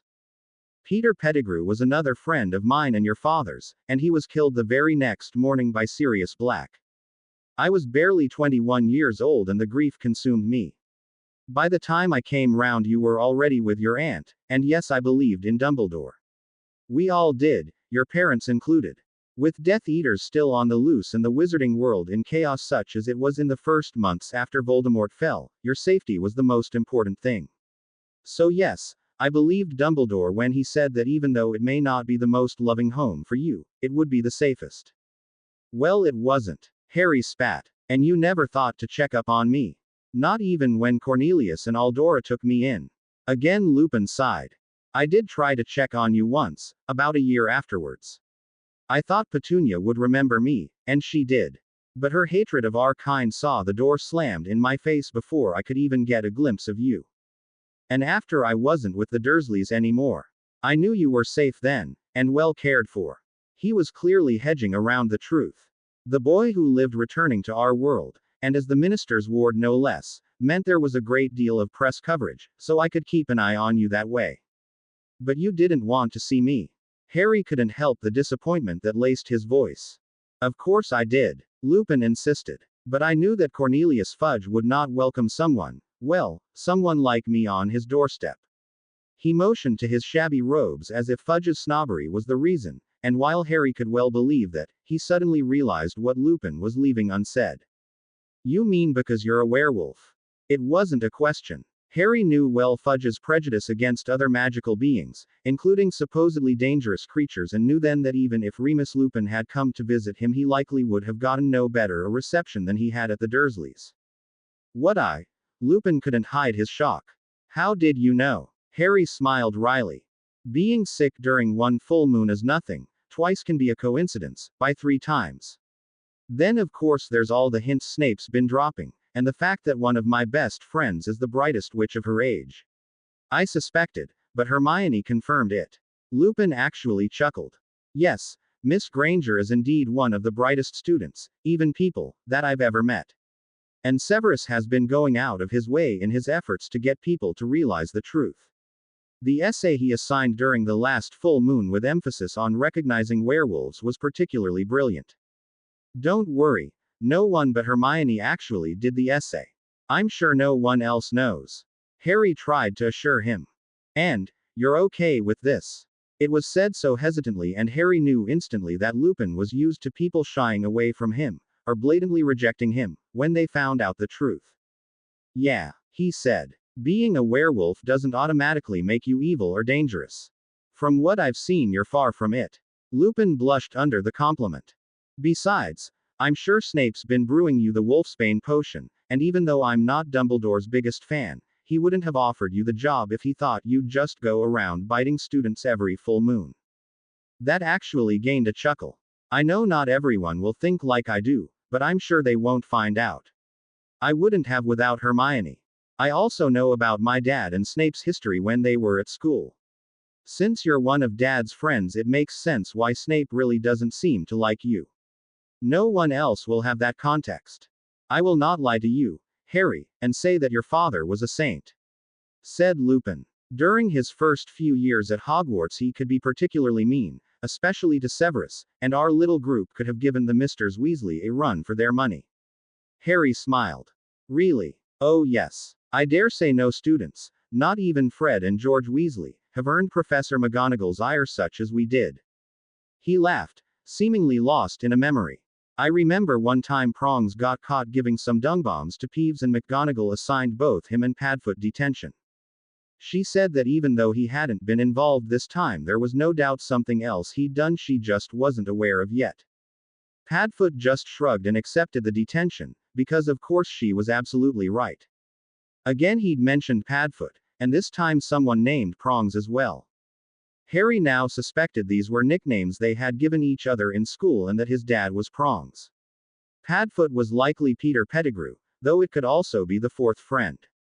Harry hadn't missed that Lupin never again mentioned that fourth friend after saying he existed. Something must have happened to that friend, something horrible if Lupin didn't even want to reference him, and Harry found that he wasn't courageous enough to ask about it just yet. At any rate, Lupin came out of his reverie. Yes, Professor Snape has reason to hate your father, and even myself, but do not let his hate color your opinion of your father, Harry. James was a good man. It took time for him to grow up. Yes, and in fact it was because of your mother that he did grow up. Lily wouldn't have anything to do with James until our 6th year, though he'd been pining after her since our 2nd. James realized that if he wanted Lily to look at him as more than a schoolyard bully, then he'd have to straighten up. And he did, so much so that he was named head boy alongside Lily in our 7th year. The two of them got together before Halloween that year and never looked back. These little details meant the world to Harry, a fact Lupin could clearly see. Dear Merlin, look at the time, he suddenly exclaimed, catching a glimpse of the clock on the wall. It's nearly curfew. You'd better be off. Harry nodded and picked up his photo album. Professor. He stopped in the doorway and turned to look back at Lupin. Thank you for telling me all this. Can I come see you again? I'm sure you've got loads more stories to tell. Of course, Harry. Lupin smiled softly. As your teacher, you can visit me anytime during my office hours. Or, if you so choose, you can visit your Uncle Moo anytime at all. Uncle Moo. That made no sense to Harry, and Lupin waved him off embarrassedly. What you used to call me when you first began to speak. He explained away rapidly. But that's a story for another time. While he still didn't understand why he'd call Lupin Uncle Moo, though from how close Lupin and his dad apparently were he suspected Unca was meant to be baby talk for uncle. The defense professor's meaning was clear. It was up to Harry to decide how much he let Lupin into his life, and in what capacity. If Harry chose to only see him as a teacher, then he'd accept that, but if Harry wanted, then he would be the uncle he was always meant to be. Thanks, Uncle Moo, Harry said and left with a smile. Harry couldn't wait to tell Ginny, Ron and Hermione everything, and the four friends stayed up well into the night talking. It was nice to see Harry so excited about something, that none of his friends could find it in themselves to stop him, even though it meant they would be exhausted in class the following day. Harry's good mood continued throughout the day, and not even Snape's foul mood during training, or Oliver calling for a last-minute practice after dinner, could ruin it. That weekend was the third Hogsmeade weekend of the year and probably the last one without snow until spring, so Harry, Ron and Hermione decided to explore the area around the village while they could before not even water-repelling charms could keep them dry in the deep Scottish winter snows. They went up to look at the Shrieking Shack, supposedly the most haunted building in Britain, and had the usual run-in with Malfoy and his cronies before making their way back into the village and towards Honeydukes, Harry carrying a list of sweets Ginny wanted, since as a second year, she was not allowed into the village. They were halfway there when Hermione stopped suddenly next to an alley. Hermione, Harry asked. She shushed him and slowly made her way into the alley towards a trash bin. Harry and Ron shared a look wondering why she found trash so interesting, though a moment later they saw that it wasn't the trash Hermione had been looking at. With a loud clang that startled them, a large orange ball of fur jumped onto one of the bins, a half-eaten, moldy piece of something, that it had no doubt just scavenged from the bin, in its mouth. Can we go now? Ron asked, sounding disgusted as it finished off whatever its meal was. Ronald, Hermione admonished. This is the same cat we saw last Hogsmeade weekend. Harry vaguely remembered Hermione pointing out an orange furball that was wandering the streets during last month's trip, but he wasn't sure if he'd have called it a cat, for it looked more like someone had charmed an actual ball of fur, it was so unidentifiable. So, Hermione shot Ron a dirty look. So, it clearly doesn't belong to anyone like we thought last time. Not if it's scavenging for scraps and looking like no one's groomed it this whole time. Again I ask. So we can't just leave it here to starve and freeze. Her voice had taken on the tone it did when they stood no chance of changing her mind. Harry and Ron sighed in resignation and Hermione smiled triumphantly. She reached out and slowly approached the cat, not wanting to scare it. The cat eyed her but didn't run and began rubbing against her hand when she got close enough. Hermione took the cat into her arms and smiled when it settled down. So what do we do with it now? Ron asked, trying not to sound too put out, though Hermione still glared at him. The pet shop is down the road. She replied. It's a small village so they are likely to know if it belongs to someone, or know where we can take it. The boys trudged along after her, Harry muttering that it wouldn't be a total waste of time, as he did need to get treats for Hedwig. Entering the pet shop they were greeted by a myriad of sounds and smells. A couple other students were milling about looking at the animals, but otherwise the shop was empty of customers, which meant Hermione could walk right up to the counter. Excuse me, she said to the witch who was concentrating on getting a group of tiny frogs back in a tank.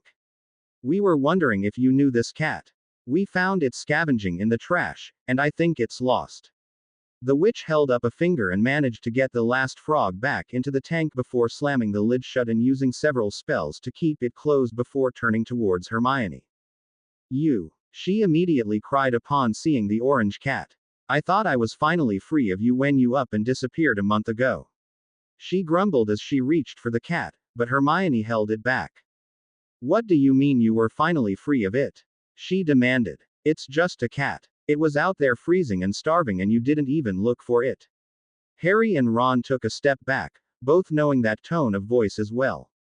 Crookshanks is half Kneazle actually, and the bloody thing's a menace. The witch insisted, not at all apologetic. He terrorizes the other animals, not to mention the number of times he's scared off my customers. The glare Hermione sent the woman actually had Harry and Ron muttering excuses and disappearing outside. Bloody hell. I almost feel sorry for the witch. Ron said and Harry nodded his agreement. Wait, didn't you need owl treats?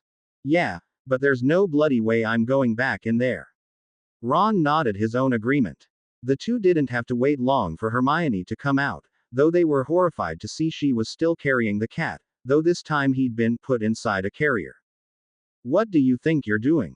Ron asked. What does it look like I'm doing, Ronald? She asked primly as she began to make her way towards Honeydukes. You didn't buy that thing, did you? Of course not. Ron almost breathed a sigh of relief. The shopkeeper gave Crookshanks to me, along with the carrier and set of charmed combs to help get all that matted fur out.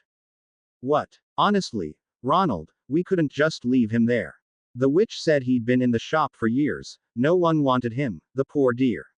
She crooned lovingly at her new pet. But, what about Scabbers? Ron tried a new tactic. He's been ill ever since we got back from Egypt, Having a cat around won't help that. Scabbers stays with you in the boys' dorm and Crookshanks will be with me in the girls'. He'll be fine. Ron went to protest again, but Harry put a hand on his shoulder and shook his head. Thank you for your support, Harry. Hermione said, turning around and giving him a brilliant smile, though how she took him stopping one of her and Ron's famous arguments as support for the beast he didn't know. Oh, and I got you your owl treats, since you left without them.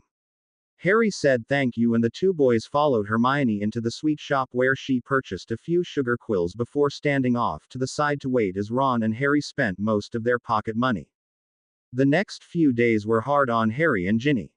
The second year had taken to Crookshanks immediately, and it seemed that he adored both girls. Harry had to admit that once Hermione had removed the matted fur, given him a trim and brushed him out, that Crookshanks wasn't as bad looking a cat as he'd thought, though the squished face still left much to be desired. The real problem though was that it appeared that Ron had been right, for no sooner had Hermione brought Crookshanks down to the common room for the first time that the half-Kneazle began stalking Scabbers. This, of course, began arguably the biggest row Ron and Hermione had ever had, and it didn't seem to have an end, which put Harry and Ginny in the middle.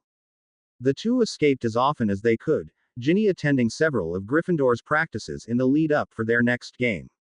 They were facing Hufflepuff, which usually wouldn't pose much of a problem, but the new captain this year, sixth-year Cedric Diggory, who Harry had to admit was a rather good seeker, had managed to put together a rather good team. When they weren't at Quidditch practice, Harry took Ginny to meet Professor Lupin, properly, not merely as a teacher. The first time he had brought her to tea, the professor had a knowing twinkle in his eye and commented that Harry was eons ahead of James, for while both had met their mates at an early age, it took years before Lily would give James the time of day. Harry and Ginny blushed and took it as mere teasing, though the twinkle in Lupin's eye remained. The two were returning to the common room, hoping they could sneak in without Ron or Hermione noticing them, but it appeared they wouldn't be getting into the common room at all. What's going on? Harry asked no one in particular. The hallway was crowded with Gryffindors, none of them going through the portrait hole. What's going on here? A more authoritative voice asked as Percy pushed his way forward. You can't all have forgotten the password. Let me through, please. Excuse me, I'm head boy. Harry and Ginny followed in her brother's wake to get to the front, all three gasping at what they saw. The fat lady was gone, and rightfully so, given the state of her painting. 3 slashes were viciously cut across the canvas, pieces of it littering the floor. Sweet Merlin. Stay back everyone. And someone get Professor Dumbledore. Quickly. Percy ordered. It was barely a minute before the headmaster arrived, McGonagall, Snape and Lupin hot on his heels. Dumbledore moved forward and touched the canvas where it had been slashed before turning to the professors. We must find her. Professor Snape, please go to Mr. Filch at once and tell him to start searching every painting in the castle until he finds the fat lady. Professor Lupin, the ghosts can help, please round them up. You're in luck. A voice everyone in the castle recognized cackled. What do you mean, Peeves? Dumbledore asked calmly, and the poltergeist smirk disappeared, even he didn't dare taunt Dumbledore. I know where she is, your headship, sir. She's a horrible mess. Saw her running through the landscape up on the 4th floor, sir, dodging between the trees. She's hiding with the hippo now, she is. Did she say who did this? Peeves shook his head and did a somersault midair, landing upside down. Crying something dreadful, she was. He said happily from between his own legs. Poor thing. He added unconvincingly. Dumbledore looked to McGonagall before taking off down to the 4th floor. The entire congregation followed him until he stopped in front of an unassuming portrait of a hippo that Harry didn't remember, though he'd passed it many times before. Dear lady, Dumbledore spoke gently when the fat lady poked her head out from behind the hippo. Who did this to you? Eyes like the devil he's got. She sobbed. And a soul as dark as his name. Took a knife to me when I wouldn't let him in. Who? Him, headmaster, the one they all talk about. He's here, somewhere in the castle, Sirius Black. Gasps were heard and terrified chatter broke out. Even Dumbledore looked worried. Secure the castle, he instructed, and both Snape and Lupin rushed off. The rest of you, to the Great Hall. The students began to move, though not quickly enough as far as Percy was concerned. You heard. Move it. This is no time to dawdle. Luckily, the students seemed to agree with him for once, and Percy didn't have to bring his headboyship into it. Harry and Ginny were among the last to start heading downstairs when they had a thought. Ron and Hermione were in the common room. They said together and turned as one to go back up to the 7th floor.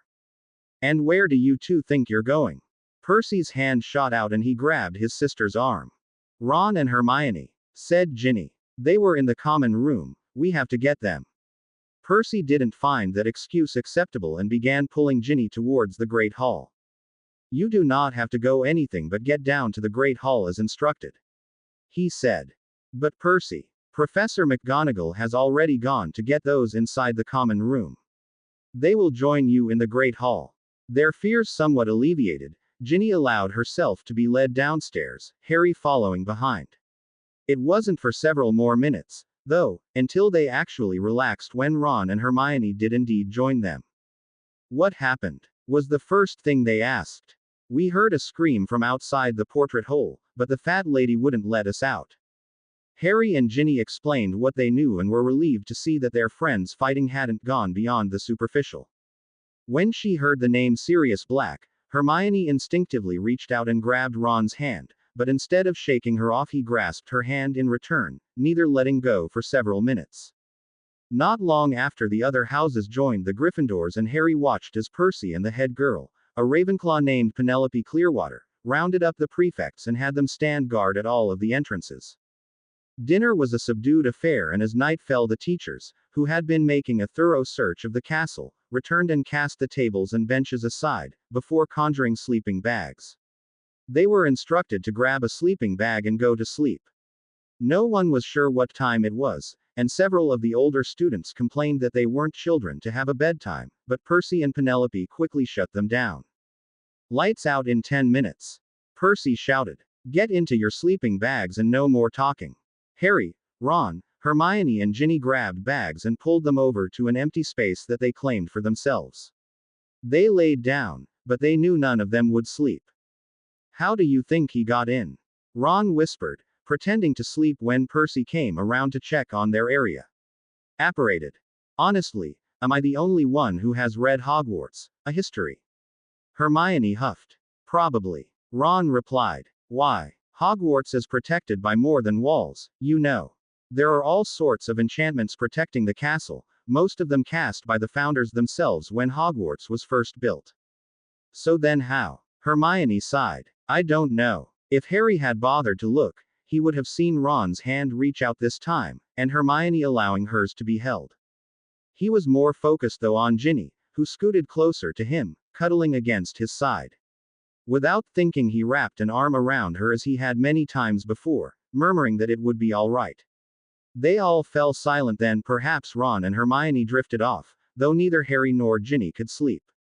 They were awake when a teacher returned each hour to check on things, and still unable to sleep when Dumbledore himself came back near dawn.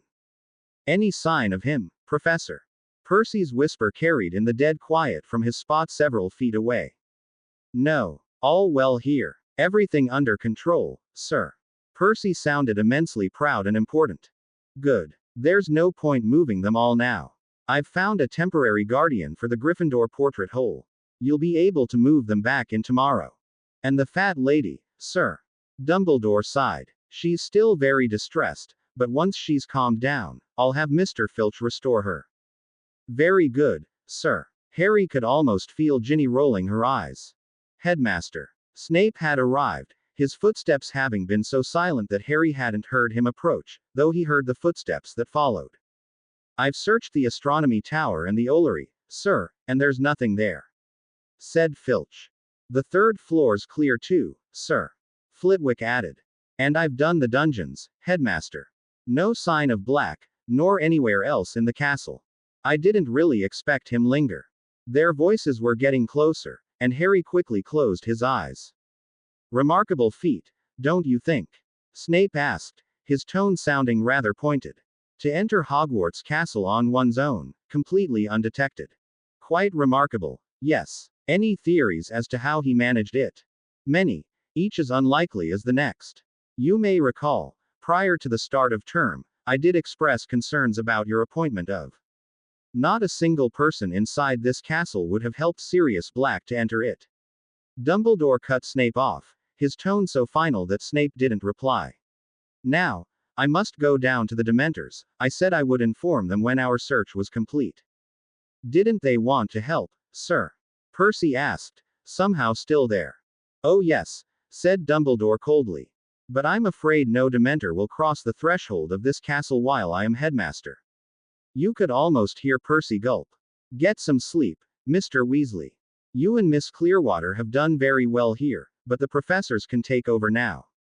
Percy bid the headmaster good night, and for a moment all was silent again. What about Potter? Harry had to stop his eyes from flying open. Of all the things Snape could have said, he was not expecting his own name. Should he be warned? Perhaps. But for now let him sleep. Now I really must go to the Dementors. A swish of a cloak and Dumbledore was gone. Harry could feel Snape's eyes boring into him, and he was sure the professor knew he wasn't really sleeping, though he said nothing as he too departed. When he was sure they were gone, Harry opened his eyes. Ginny grasped him tighter, letting him know she had heard everything, and a quick glance to Ron and Hermione saw that they had too. What was all that about? Ron whispered. Harry shrugged as the dread he'd felt over the last 2 years when something strange happened returned. The fat lady's replacement that Dumbledore had found turned out to be the Mad Knight, Sir Cadogan, much to everyone's dismay. He had once been a Knight of the Round Table, albeit a lesser-known one, only being remembered in wizarding tales of King Arthur, and was known for his insane bravery. Insane was certainly the word on every Gryffindor's mind in the week following Black's break-in. Sir Cadogan was more prone to challenging anyone who wanted access to Gryffindor Tower than simply admitting them with the password, which in itself he had changed 4 times in the few days he'd been there. Neville had taken to writing the passwords down, being unable to remember them otherwise. While the night was a source of frustration for the Gryffindors, the more pressing concern among the students was, of course, Sirius Black, and how he'd gained entrance to the castle.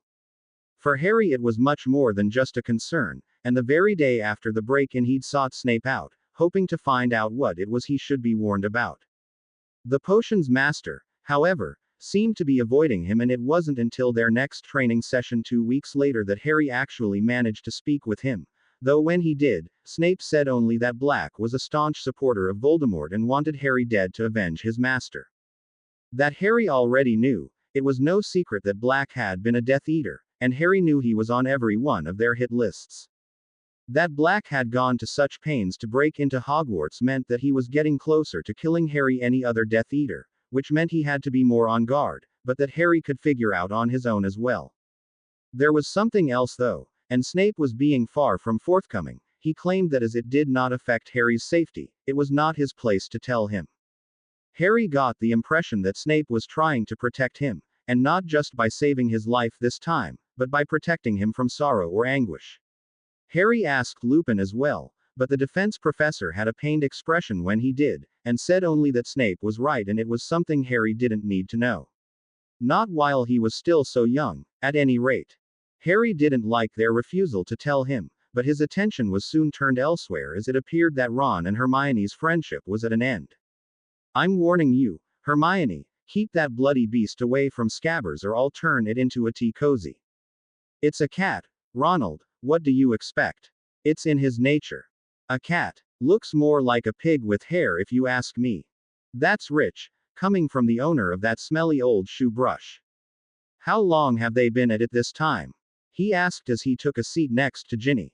Pretty much since you went to speak with Lupin. She replied, looking quite exasperated. In the 2 weeks since Hermione had gotten Crookshanks, the half-Kneazle had made no fewer than 37 attempts, Ron had been counting, to catch Scabbers. It seemed the orange furball had a sixth sense where the rat was concerned and was constantly eyeing Ron's pocket or bag where Scabbers was sleeping, or waiting outside the boys' dormitory hoping to sneak in should Ron leave the rat there. Harry knew that cats chased rats and at the beginning had tried to make Ron see it was just in his nature as Hermione said, but after 2 weeks and now apparently 38 attempts on Scabbers' life, it really did appear that Crookshanks had it out for him. With each attack on his pet, Ron got angrier and a fight broke out between him and Hermione. They had become daily occurrences and most of the tower's other occupants had long ago tuned them out, but neither Harry nor Ginny could, and so they were left to try and play mediators or simply watch from the sidelines. Tonight they were watching from the sidelines, neither being brave enough to wade into the fight when Ron's voice reached that particular decibel. The fight ended abruptly, as it always did, with Ron storming off to the boys' dormitory and Hermione retreating to a corner of the common room, both clutching their pets tightly. "I'll take Ron," said Harry, and Ginny nodded gratefully.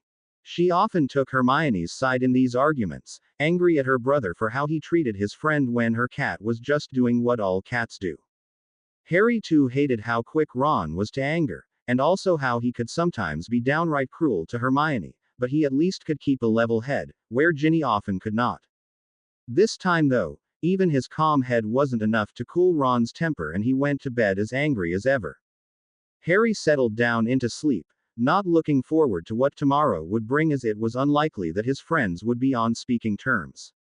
Still, sleep claimed him, and he was in the middle of a rather nice dream of leisurely exploring the dark forest, without all its dangerous creatures, when a scream broke his tranquility. Harry looked around the forest as a second scream rang out, and his brain finally caught up with reality, and he sat bolt upright in bed, his wand in his hand within but a moment. No. The scream was coming from Ron, and Harry was out of bed and at his friend's side before the scream died out. "What's going on?" a disoriented Seamus asked, none of their other roommates having reacted swiftly, nor did they even appear to be fully awake now. "Black. Sirius Black. He had a knife." Ron was clearly terrified and was pointing at the bed curtains, which Harry saw were hanging in tatters. "What?" That name had the other boys more alert, though with no sign of the man himself they weren't so sure they believed him. "You sure you weren't dreaming, Ron?" asked Dean, and Ron shot him a heated look. "Look at the curtains." He pointed again. "A dream doesn't slice through bed curtains. I tell you, he was here." Footsteps could now be heard pounding on the stairs, and a moment later Percy and the other seventh-year boys burst into the room through the open door. A door that Harry was certain had been closed when they all went to bed. "What's going on?" Percy demanded, still trying to pin his head boy badge to his pajamas. Sirius Black. Ron was white as a sheet as he looked to his older brother. "He was here. With a knife. Woke me up." Percy turned as pale as Ron for a moment before collecting himself. "Nonsense," he said brusquely. "You had a nightmare, Ronald." "So I did that in my sleep?" Ron asked angrily, pointing again to the torn curtains. The sight had Percy pause for a moment, but not for long. "It is not possible for Sirius Black to have entered Hogwarts." "You mean after the first time he did?" Harry interrupted pointedly. Ron's sheer terror, the slashed curtains, and his own instincts were all telling him that Ron was right. "Precisely," Percy answered primly. "You know that the headmaster took measures to ensure such a thing could not happen again. Such had been explained to them all at dinner the day after Black's last break-in. I'm telling you he was here." "Oi, McGonagall's here," Fred or George said, poking their head into the room. Ron jumped to his feet and ran out the door, Harry and Percy both following closely. The common room was packed with every Gryffindor student who hadn't been in the third-year boys' dorm. After last year most of the occupants of the tower were used to be woken by screams, but Ginny hadn't had a nightmare that bad in months and had been asleep in the girls' dormitory at the time, which meant that this scream wasn't one they were used to, and it had drawn them all out to discover what was going on. "Professor." Ron rushed to his head of house. "Professor. It was Sirius Black, he." "My apologies, Professor." Percy spoke over him. "My brother here had a nightmare and—" "It wasn't a nightmare," Ron yelled. "Professor. I woke up and Sirius Black was standing over me holding a knife." The room gasped, and Harry felt Ginny and Hermione come up beside him, each taking hold of one of his arms. McGonagall stared at him for a moment before shaking her head. "Impossible. As you well know, Professor Dumbledore along with several other professors, myself included, took steps to ensure no one, not even Sirius Black, could enter the castle again undetected." "Exactly what I told him, Professor," Percy said, puffing himself up indignantly. "He wouldn't listen to me, though. Besides, Mr. Weasley, Sir Cadogan's portrait is in no way damaged, and shows no signs of having been broken in, so how could he possibly have gotten through the portrait hole? As him. Ron pointed a shaking figure at the back of Sir Cadogan's portrait. Sirius Black was here, so he must have seen something. McGonagall's lips pursed and she glared disapprovingly at Ron but did as he asked, pushing the portrait hole back open so she could speak with the errant knight. Sir Cadogan, did you just let a man enter Gryffindor Tower? They all listened with bated breath for his answer. Certainly, good lady. Another gasp went up and Ron looked triumphantly at Percy, who had the grace to blush embarrassedly. You did. McGonagall sounded disbelieving. But the password. He had them. Sir Cadogan said proudly. Had all of them. In fact, my lady, the last 2 weeks' worth. Read them off a little piece of paper. McGonagall returned a moment later, looking quite shaken. Which abysmally foolish person wrote down the passwords and left them lying around? Every head turned as one to the only person who had needed to write them down. Neville Longbottom, trembling fiercely, slowly raised his hand into the air. No one slept again in Gryffindor Tower that night. The school was being searched again, though none were surprised when McGonagall returned at dawn and told them that Black had again gotten away. Classes were cancelled the following morning to allow the students to catch up on some sleep. The other houses had been woken and their dormitories searched with the rest of the castle, even though none of the entrances to the other houses looked to have been broken into. Gryffindor Tower hadn't looked broken into either, and yet Black had gotten in, so the staff wasn't taking any chances. McGonagall's fury at Neville's blunder was swift and harsh. She had banned him from future Hogsmeade visits, given him a month's worth of detentions, and written to his grandmother. By dinner the next day Neville received a howler. She had also forbidden anyone from giving him the password, and poor Neville had to wait outside for someone to let him in. Harry and his friends took pity on Neville and would often walk with him back to the common room, or check outside the portrait hole to see if he was waiting there.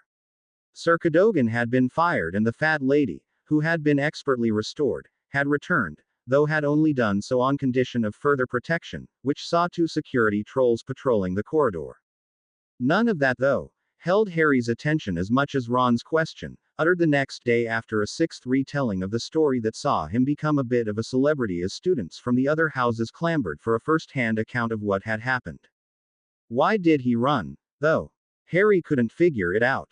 They knew that Black was after him, and the madman had already proven that he had no qualms about murdering people, so why hadn't he silenced Ron and moved on to Harry when he discovered he'd gotten the wrong bed?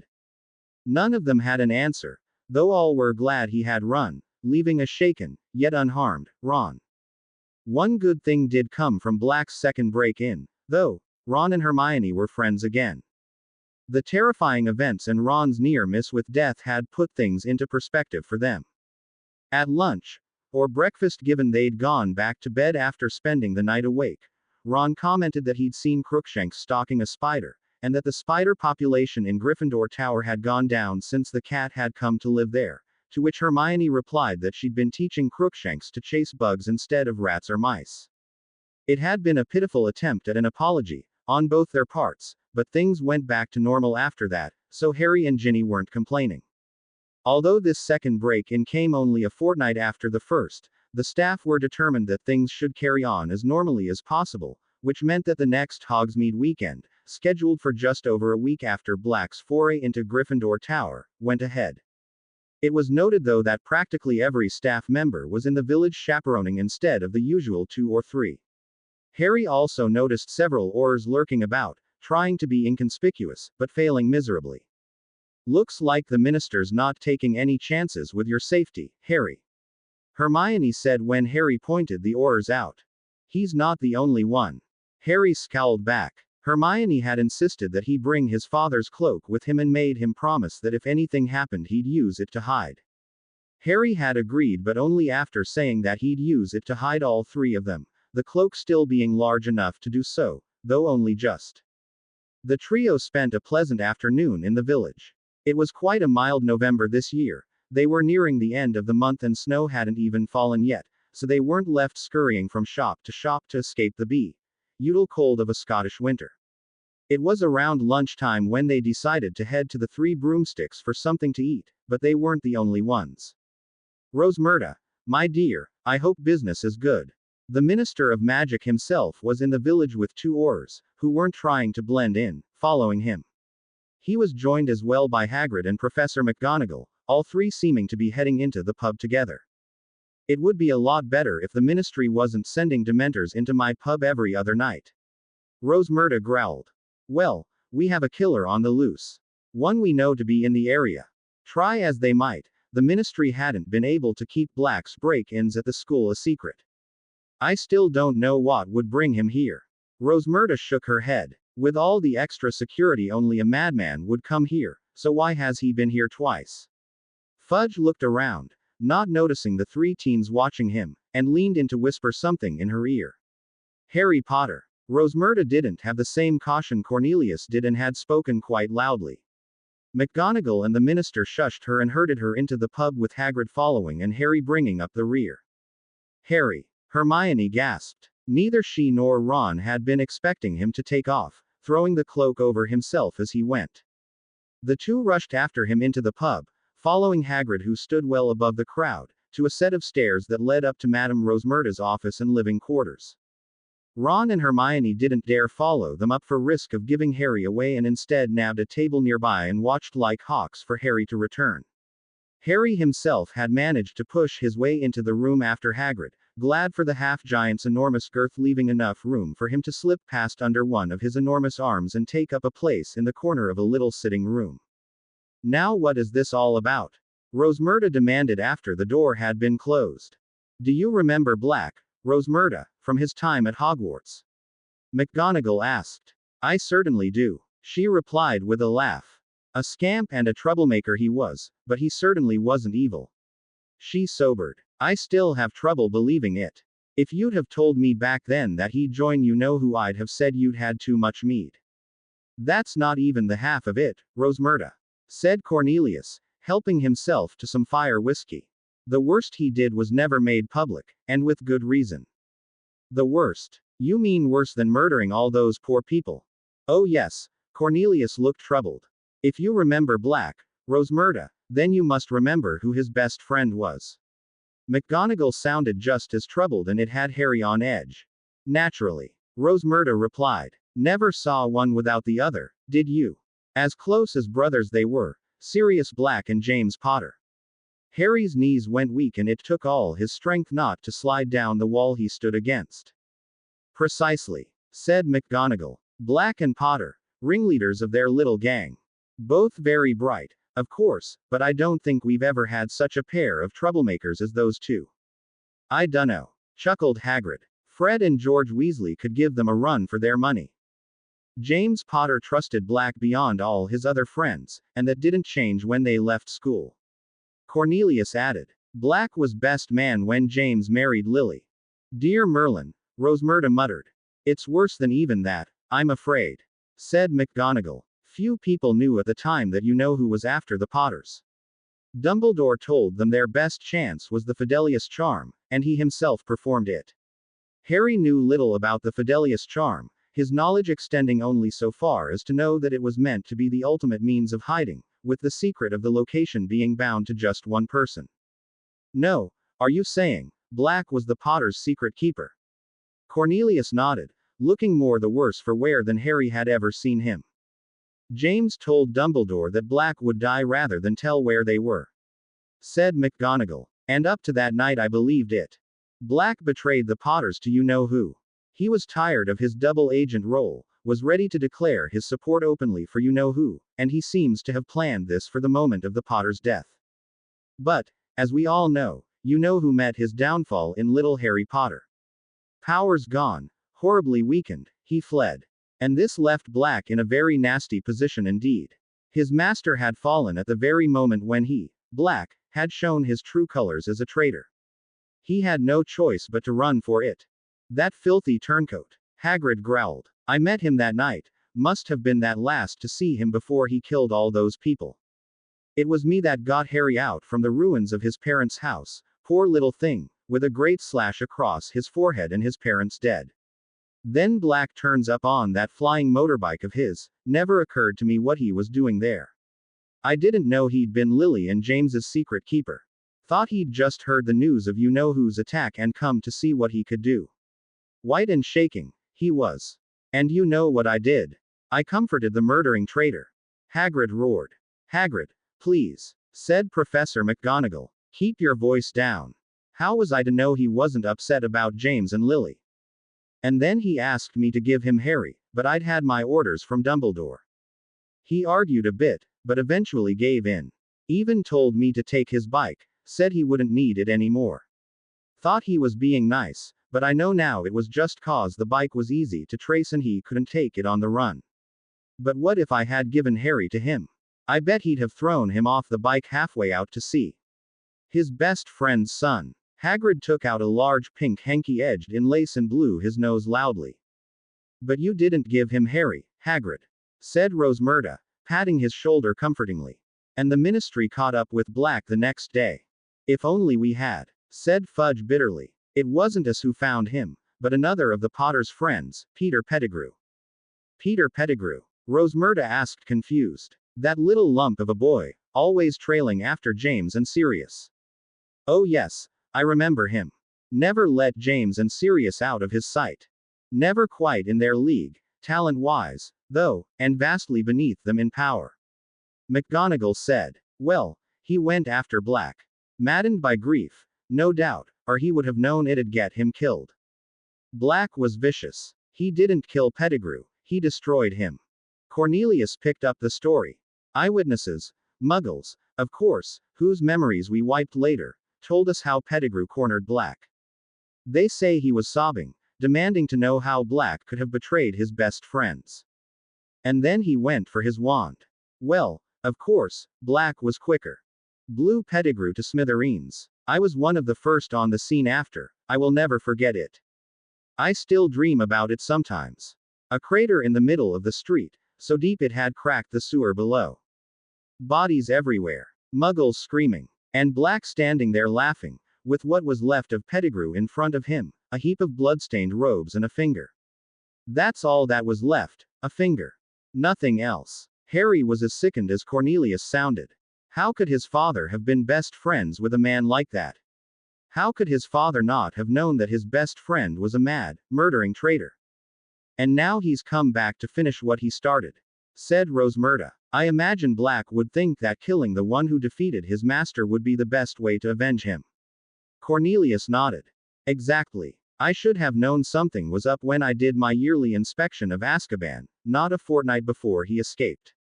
The minister shook his head. You know, most of the prisoners in there sit muttering to themselves in the dark. There's no sense in them, but I was shocked at how normal Black seemed. He spoke quite rationally to me. It was unnerving. You'd have thought he was merely bored, asked if I'd finished with my newspaper. Cool as you please, said he missed doing the crossword. Yes, I was astounded at how little effect the Dementors seemed to be having on him, and he was one of the most heavily guarded in the place, you know. Dementors outside his door day and night. The others shuddered. Well, I gave him my paper, more in surprise than out of kindness, and that very night, I'm told, he began muttering, he's at Hogwarts. The guards reported that finally he seemed as mad as the other prisoners, muttering to himself day and night in the dark, always, he's at Hogwarts.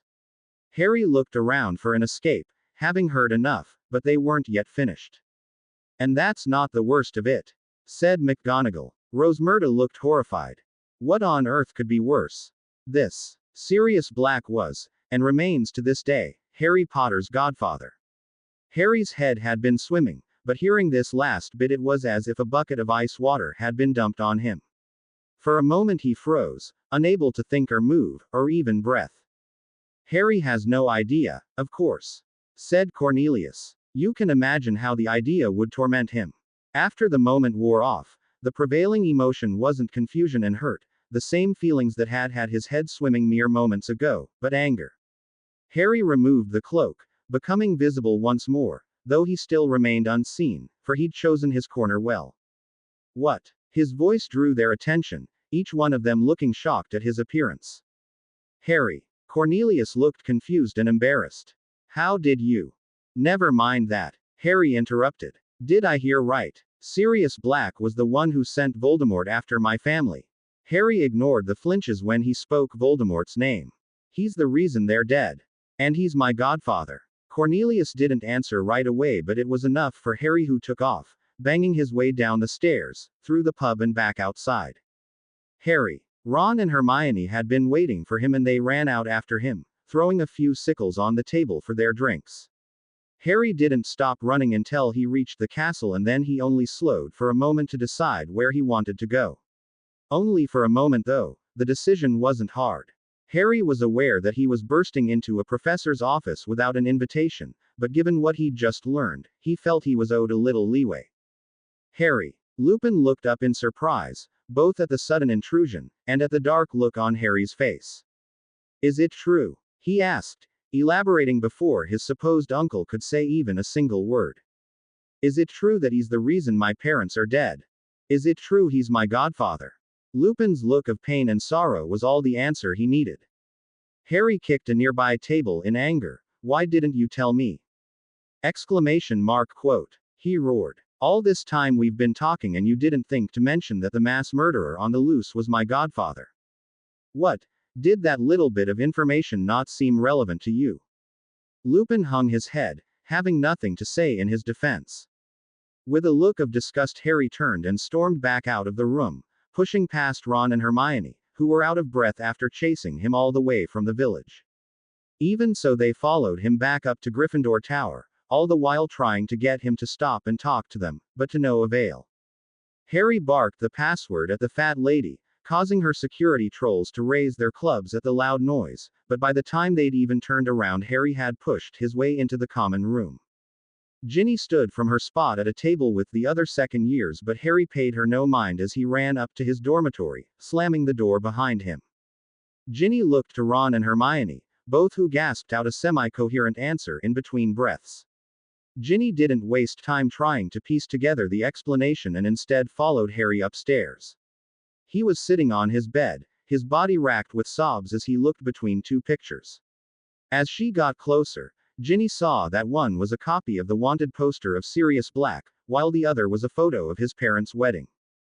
Harry, what happened? She asked softly, taking a seat beside him. He was their friend. She heard the whispered answer and her eyes grew wide. Turning back to the two photos Harry was looking at, it didn't take long to work it out. A man in the background at Lily and James's wedding, standing beside Lupin, and another, shorter man, laughed and smiled at the camera. The photo on Black's wanted poster was laughing as well, though it looked maniacal instead of happy, and he certainly wasn't smiling. The face was the same though, Ginny could see it now that she knew to look. Sirius Black looked vastly different in the two photos. In one he was healthy, happy and carefree with his friends, while in the other he looked gaunt, haunted and mad, but there was no denying that it was the same person.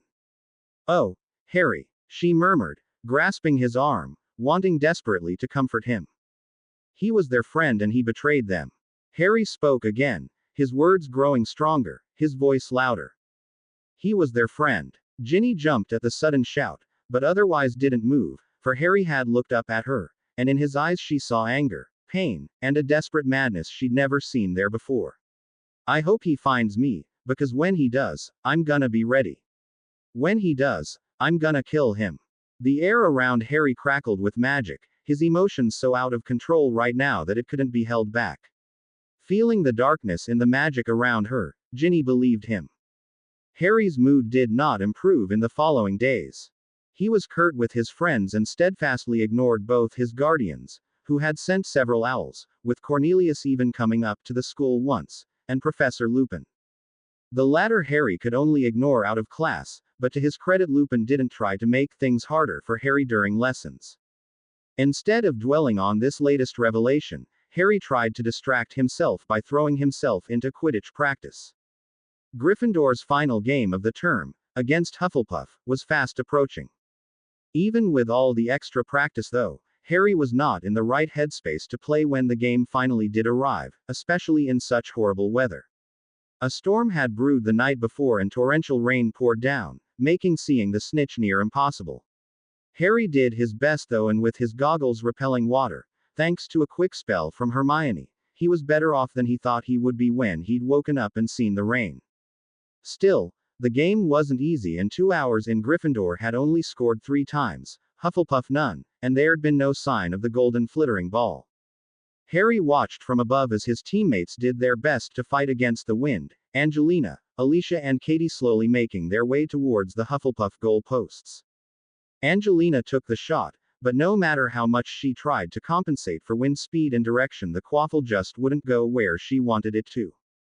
Fred and George were rendered relatively useless as well, the wind being stronger than even the magic controlling the bludgers, so the normally speedy and dangerous balls were practically harmless.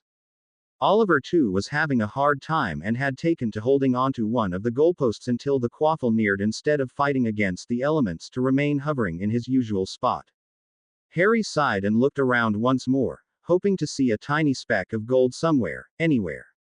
Hufflepuff's seeker and captain, 6th year Cedric Diggory, was slowly making a circuit of the pitch, keeping his eyes peeled.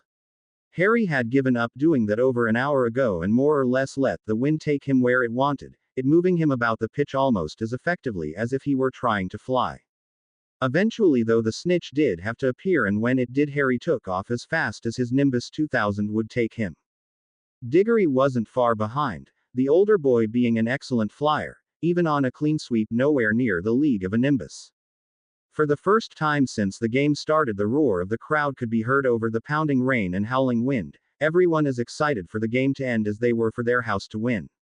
Harry reached out and could almost feel the wings of the snitch fluttering against his fingers. The snitch flew higher and higher trying to get away from him, and Harry thought that it might just succeed if it went might higher, the air growing colder the higher they went. It took a few moments for Harry to realize that the cold he was feeling wasn't just due to a high altitude. His goggles began to fog up, the water that had drenched him hours ago turning to ice. A scream sounded. No, not Harry. Please not Harry. Stand aside, you silly girl. Harry could almost picture the scene. He saw clearly his mother, her features coming to him easily after the number of times he'd stared at her photo over the last few days. He could see himself as a baby as well, picturing his mother holding him close and turning away from the dark cloaked figure to protect him with her body. Please, not Harry. Take me instead. Please, have mercy, not Harry. The screaming continued as Harry saw the first black, hooded terror. In the stands, Ron reached out to steady his sister as voices filled her own head. Tom, Tom please. I'm proud of you, little Ginny. Please, Tom. Soon Hogwarts will be purged of mudbloods. All thanks to you.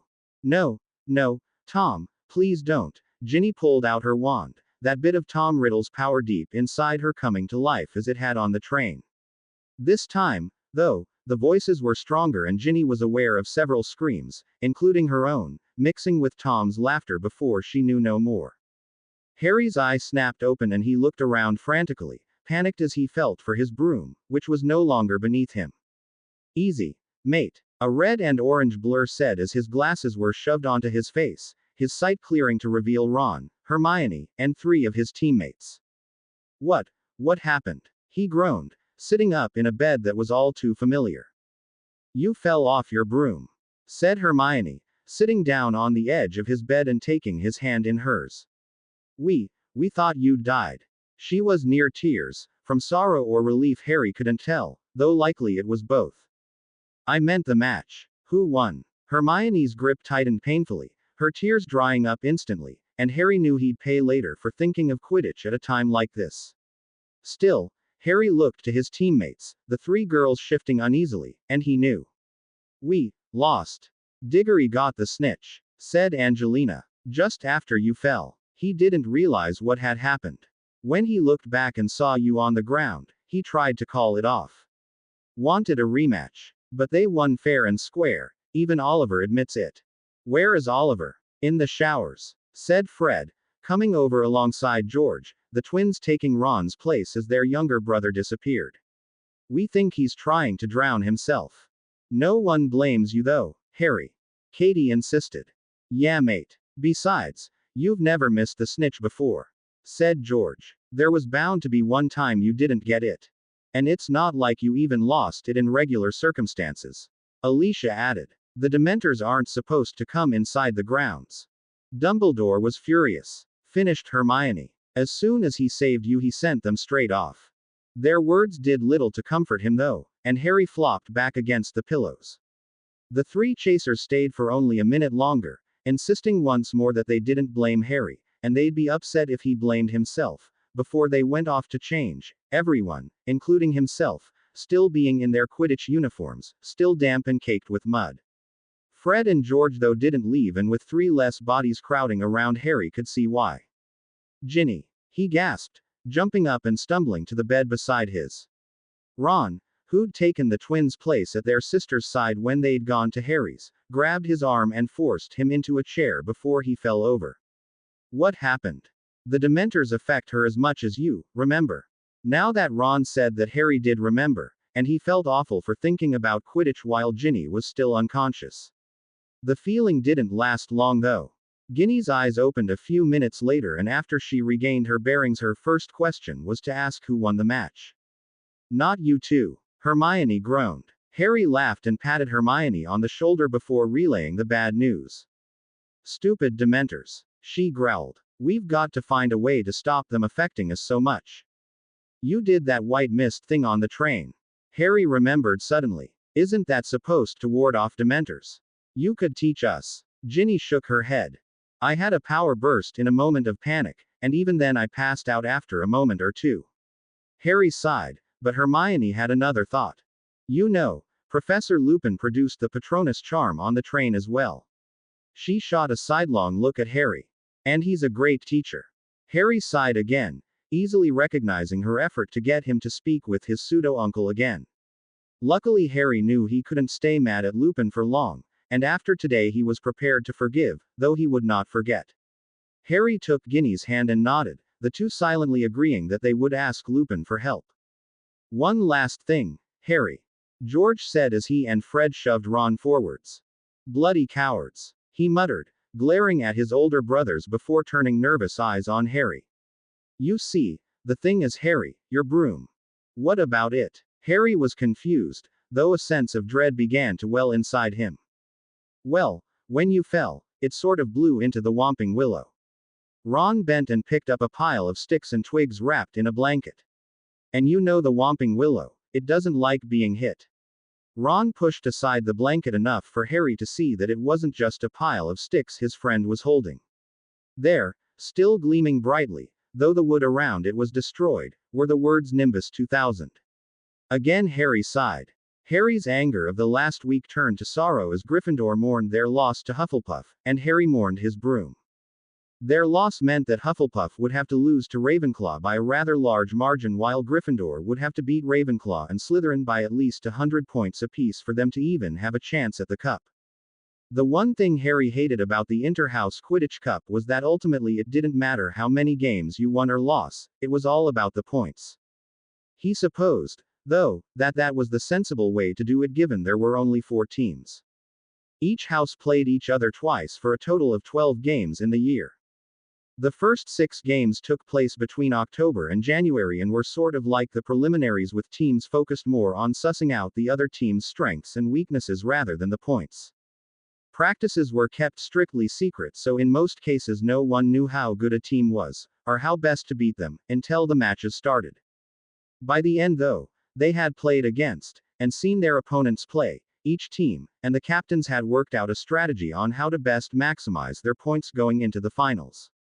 Of course, in Oliver's case he spent the entire summer working out a strategy, which he did every year, but this year it wasn't mostly guesswork. This year each team had most, if not all, of the same players as they had the previous year, very few having graduated, so Oliver's summer planning wasn't based so much on how he hoped the other teams would play after filling their empty spots, but based on last year's games. This meant that going into each game he knew exactly how many points they needed to win, which meant that the rest of the team knew exactly how many points they needed to win after Oliver drilled it into them. Their loss to Hufflepuff, regardless that it came about because of Dementors and not due to superior playing, threw Oliver's game plan into chaos as it changed all the points. Harry didn't stay bitter about the lost game itself for long, especially after Cedric Diggory approached him in the Great Hall the day after to apologize and assure him that he'd tried to have a rematch called, though Madame Hooch hadn't allowed it. Had such a declaration come from anyone else, Harry would have called them a liar to their face, but coming from the Hufflepuff, Harry knew he was completely sincere and found that he couldn't be mad at Cedric. His broom was an unexpected source of continual sorrow, his trusty Nimbus having meant so much to him that he refused to get another broom, though the Fudges had said they would replace it immediately after hearing of its destruction. The Dementors, though, were the thing that had him the most angry.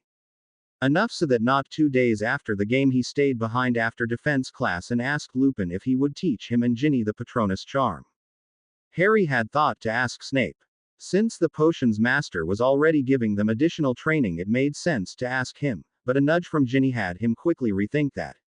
After the incident on the train, Snape had actually thought to teach them all the Patronus charm, especially after hearing that Ginny had succeeded in casting it, albeit a rudimentary version. Their first go at it, though, proved disastrous, with not even Ginny being able to recreate the white mist, and Snape had quickly deemed the spell too advanced, which wasn't untrue. Many fully fledged witches and wizards couldn't cast a Patronus, and Harry shuddered to think of asking Snape to resume such a hard lesson. Getting the result she wanted, Ginny didn't bother to mention that she had urged Harry to ask Lupin instead of Snape as a way to get Harry talking to his parents' friend again. Lupin, of course, had been more than happy to help, and less than a week after their last Dementor encounter, Ginny and Harry found themselves in Lupin's office, a rattling trunk before them.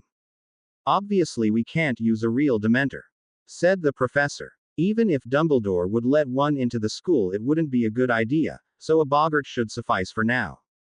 "Right." Harry nodded, not looking forward at all to facing a Dementor again, even if it was technically a boggart. "Now, you are both aware that the charm I am going to attempt to teach you is called the Patronus charm. Do either of you know how the charm works?" Lupin asked, ever the teacher. Both Harry and Ginny shook their heads. A Patronus is a kind of positive force, a projection of the very things that the Dementor feeds upon. Hope, happiness, the desire to survive, but it cannot feel despair, as real humans can, so the Dementors can't hurt it. Because of this, the Patronus becomes a barrier, or a deterrent to them. Dementors are among the darkest creatures in our world. They feed on the good because they cannot stand it. Its very existence harms them, and so they want to eliminate it, replacing it with the despair they revel in. But a Patronus is a never-ending source of hope and light, and so it pains them greatly to be near it and will drive them off. That made sense to them both. No creature, even a dark one, would willingly stay near something causing them great pain if they could escape. Before we start, I must warn you both that the charm might be too advanced for you. It is well above the ordinary wizarding level, above even NEWT level, and many qualified wizards have difficulty with it. I don't want you to be discouraged if you cannot perform it. Ginny already has, and I will too, said Harry, a look of determination on his face. It's not an option. Ginny knew the reason it wasn't, for it was the same with her. Harry couldn't stand to hear his mother's last moments every time he came near a Dementor for the rest of his life, and Ginny couldn't stand to hear Tom's laughter. Very well, Lupin said after a moment of studying them both closely. The Patronus charm is conjured, like most spells, with an incantation, but it will work only if you are concentrating, with all your might, on a single, very happy memory.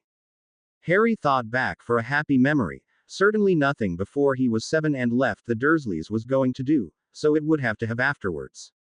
Ginny didn't even need to think to know what memory she would use. Have you got a memory? Lupin asked after a few moments and they both nodded. Then repeat the incantation after me. Expecto Patronum. Expecto Patronum. They repeated dutifully, practicing several times before Lupin deemed their pronunciation good enough. Have you still got your memories? The professor went over behind the trunk, preparing to open it, and Ginny took a step back, for the boggart would only become a Dementor if it was concentrating on Harry. They both nodded and Lupin told them to have their wands at the ready before counting down from 3. The trunk opened and a black terror rose out of it, the room growing instantly cold.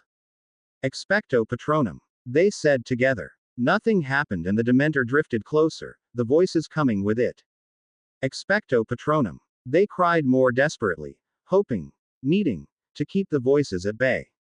A white mist shot out of Ginny's wand, same as it had on the train, and for a moment the voices disappeared and the cold receded as the Dementor was stopped in its tracks. Their reprieve wasn't long though, the mist holding for only a few moments before disappearing. The voices returned, growing louder and stronger until they could feel the blackness creeping up, and the last thing they heard was, "Ridiculous. Here we go. Come on, sit up." Lupin helped them both off the ground. "I didn't expect you to do it the first time, and frankly am astounded that Miss Weasley managed it. But she's done it before." Harry muttered. "Yes, but that was against a real Dementor and in a situation that she saw as life-threatening," he said. "Even babies are capable of great feats of magic in such circumstances, as evidenced by the very fact that you're alive, Harry." Harry still wasn't convinced that it had been him that had defeated Voldemort that night. He maintained that there was something else at play no one knew about, but since no one knew what happened that night, he supposed he couldn't rule it out completely. "That's one nasty Dementor," he said instead, accepting a piece of chocolate from Lupin. "Oh, no, no, no, no, no, no. That was a boggart, Harry. The real thing will be worse. Much, much worse." Ginny grabbed Harry's hand, trying to offer even a small amount of comfort. "As a matter of interest, what were you two thinking of? What memory did you choose?" "The first time I rode a broom," Harry said, and it wasn't just Lupin that looked at him funny. "Well, that's not good enough, not nearly good enough," said Lupin. "What about you, Miss Weasley? Your memory seems to have been much more effective." Ginny hesitated, stealing a glance at Harry. I was thinking of that moment when I first woke up and saw you, Harry, down in the chamber." Lupin raised his eyebrows. He'd heard, of course, what had happened last year, both the story given to the press, and some further details he'd learned since returning to Hogwarts as a professor. But he'd not heard anything from anyone who had actually been down there. "When you saw me?" he asked, sounding more astonished than he should. "Yes." Ginny nodded. "It not only meant I was alive, but that Tom had lost. That he hadn't managed to set the basilisk on all the Muggleborns, that he hadn't returned. That I wasn't responsible for the deaths of everyone I love plus hundreds more." "You never would have been responsible for that, Gin." Harry was as adamant as he always was. "If anything had happened, it would have been his fault, not yours." I know. It wasn't a new argument, but was one Ginny still wasn't convinced of. And one Harry was determined to win. Regardless, Ginny pressed on before Harry could launch into a speech. "That moment, fleeting though it was, is the happiest I've ever been." Harry sighed and nodded grimly, understanding both her reasoning, and that now wasn't the time to rehash the old argument. "That would indeed be quite powerful." Lupin agreed. "You'll need something similar, Harry." It took a moment as he thought back. There was one thing his mind kept returning to, but it was complicated and he'd dismissed it before because of that, wanting to not further complicate an already overly complicated spell. But perhaps it would be all right. "I've got something," he said finally, and Lupin nodded, moving again behind the trunk as Harry and Ginny took their places, wands at the ready. The Dementor appeared and the voices soon after. "Expecto Patronum." The white mist shot out of Ginny's wand instantly, providing a barrier between Harry and the Dementor, and quieting his mother's screams, allowing him to focus on his memory. Expecto Patronum. Harry could feel power well up inside him, and a white mist shot out of his own wand, joining Ginny's. It took all his concentration to maintain it for even a few seconds, and seconds was all it lasted before the mist disappeared and Harry stumbled back from the effort of even just that much. His stumble distracted Ginny, whose own white mist disappeared as well, but it was no longer needed. With Harry having stepped back, the boggart turned its sights on the person now directly in front of it. Ginny's eyes widened as the dark, hooded figure became something much more visually appealing, though much darker. "Ginevra." It spoke, the arrogant smirk exactly as she remembered. Ginny dropped to her knees, her wand falling from her hand, as she began to shake, tears streaming from horror-filled and terrified eyes. While Ginny was rendered immobilized, Harry was not. His previous exhaustion disappeared as anger filled him. Tom wasn't paying him any attention, and though in the back of his mind Harry knew that was because it was a boggart focusing entirely on the one nearest it and not really Tom Riddle, all Harry saw was his enemy bearing down on someone precious to him, ready to hurt them. He surged forward as his magic did the same, the feeling not unlike a few moments ago when he'd cast his first Patronus, but where that had been a gradual well up inside of him as he purposefully tapped into his magic, This was instantaneous and overwhelming, his magic acting on its own as a result of his emotions. Ridiculous. Harry roared. Though he said the spell, his mind still ultimately knowing it was a boggart, the result was anything but what he expected. He could not think of a single thing that could make Tom Riddle funny, as the mechanics of the spell demanded, but even as he shouted the correct spell, his intentions weren't just to banish a boggart, but to destroy Tom Riddle. A bright light erupted from his wand, not unlike the Patronus light, though this was not a mist that disappeared after a moment or two. The light was blinding and the cry that was heard as it touched the boggart Tom Riddle was inhuman. When the light died down, the boggart was gone, though it had not returned to its trunk, rattling around inside as it waited for a victim to come along. The trunk stood open, showing no occupant inside, and Lupin was left astonished once again at the realization of what that meant. Harry Potter had killed a boggart. While not an impossible feat, killing a boggart was very difficult to do, certainly well beyond the skill of a third year. It was why the spell existed to banish it. Boggarts were easily confused and when put back into their hiding place were almost always content to stay there until the next person disturbed them, so there was no need to expend so much time and energy to kill one. In a matter of moments, though, Harry had used the banishment spell in a way Lupin had never seen it used. "It's all right, Jin.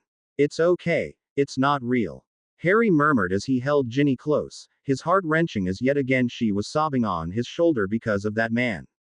"It's gone. He's gone, and I won't let him hurt you again. Riddle, Voldemort, whatever form he takes, I won't let him harm you." It was said with so much conviction, so much strength and power, that Lupin didn't doubt it for a moment.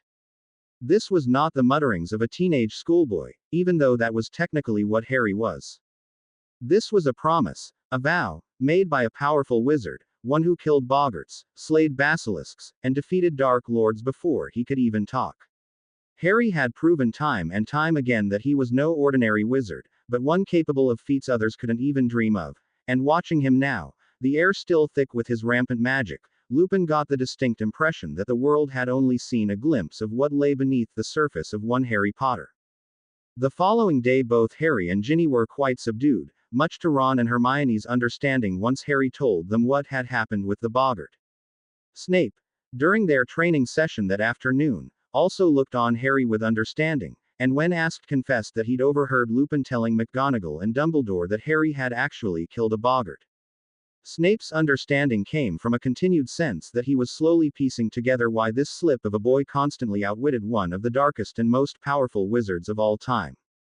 Snape had no doubt that Harry's survival as a baby hadn't been because he was some powerful warlock, but agreed with Dumbledore that it was because of Lily's sacrifice for her son. His continued defeat of the Dark Lord, though, could not be just because of his mother, and with each trial Harry faced, Snape saw more and more of the wizard who might one day be that same Dark Lord's downfall. Of course, he would never say any of this to Harry, but it renewed the potion master's determination to train Harry and give him his best shot, for he himself might very well be the wizarding world's best shot of being rid of Voldemort. That evening a tired foursome returned to the common room and began on their homework. They hadn't been working for long, however, when an unusually serious Fred and George approached them. "What's got your wands in a knot?" Ginny asked. The twins didn't answer but instead looked around and motioned for them to follow. If it was anyone else they would have been told to sod off. Snape's training tonight hadn't been easy and the amount of homework they had meant that it would still be some hours before they got to bed. But this was the twins, and their behavior was starting to scare the quartet. Fred and George led them out of the common room and to the nearest unused alcove where they quickly cast a couple of notice me not charms. Fred then pulled out a mangy old bit of parchment and unfolded it while George tapped it with his wand. "I solemnly swear that I am up to no good." Ginny was about to make a quip about how that must be their motto, but she was stopped as words began to appear on the parchment. "Messrs. Moony, Wormtail, Padfoot and Prongs are proud to present the Marauder's map." Ron read in confusion. Harry, however, had reached out and taken the map from Fred almost reverently the moment those names were read, much to the twins' own confusion. Prongs was his dad, Hermione explained quietly, and in a rare moment of understanding the two gave Harry a minute before getting down to the reason they'd brought them here. This is a map of Hogwarts and shows everyone in the castle. Fred explained, opening the map to show their location, each of them seeing their names intermingled, hovering next to 6 sets of footprints. It shows their exact location. George added, where everyone is. Every minute. Of every day. Brilliant, muttered Harry. We owe them so much. Fred agreed. But that's not why we brought you here. You see, the map has never been wrong before. Not once since we were innocent little first years who just happened to find the map in Filch's desk has it ever been wrong.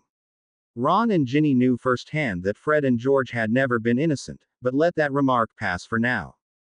And now it is? Ginny asked. Now it's showing something that's quite impossible. George unfurled a small square that revealed the inside of the Gryffindor common room. There were dozens of footprints there with names overlapping to the point that you could barely make one out, but that didn't deter George. Using his wand he tapped the map again and the area of the common room expanded, and they could now clearly see Percy, his footprints moving back and forth as if pacing in front of the fire. George didn't stop there though and used his wand to move the map around until the dormitories, specifically the third-year boys' dormitory, was visible. There was one name in the dormitory, and the 4 could see immediately why the map must be wrong, for there, clear as day, was the name Peter Pettigrew. No, he's dead, Harry gasped. Exactly, said Fred. But the map has never lied before, so we don't really know what to make of it. And given who we know was supposed to have killed him, we thought Harry should know. They all turned to look at the boy in question who hadn't taken his eyes off Pettigrew's name. There's one person we can ask, he said finally, taking off down the corridor.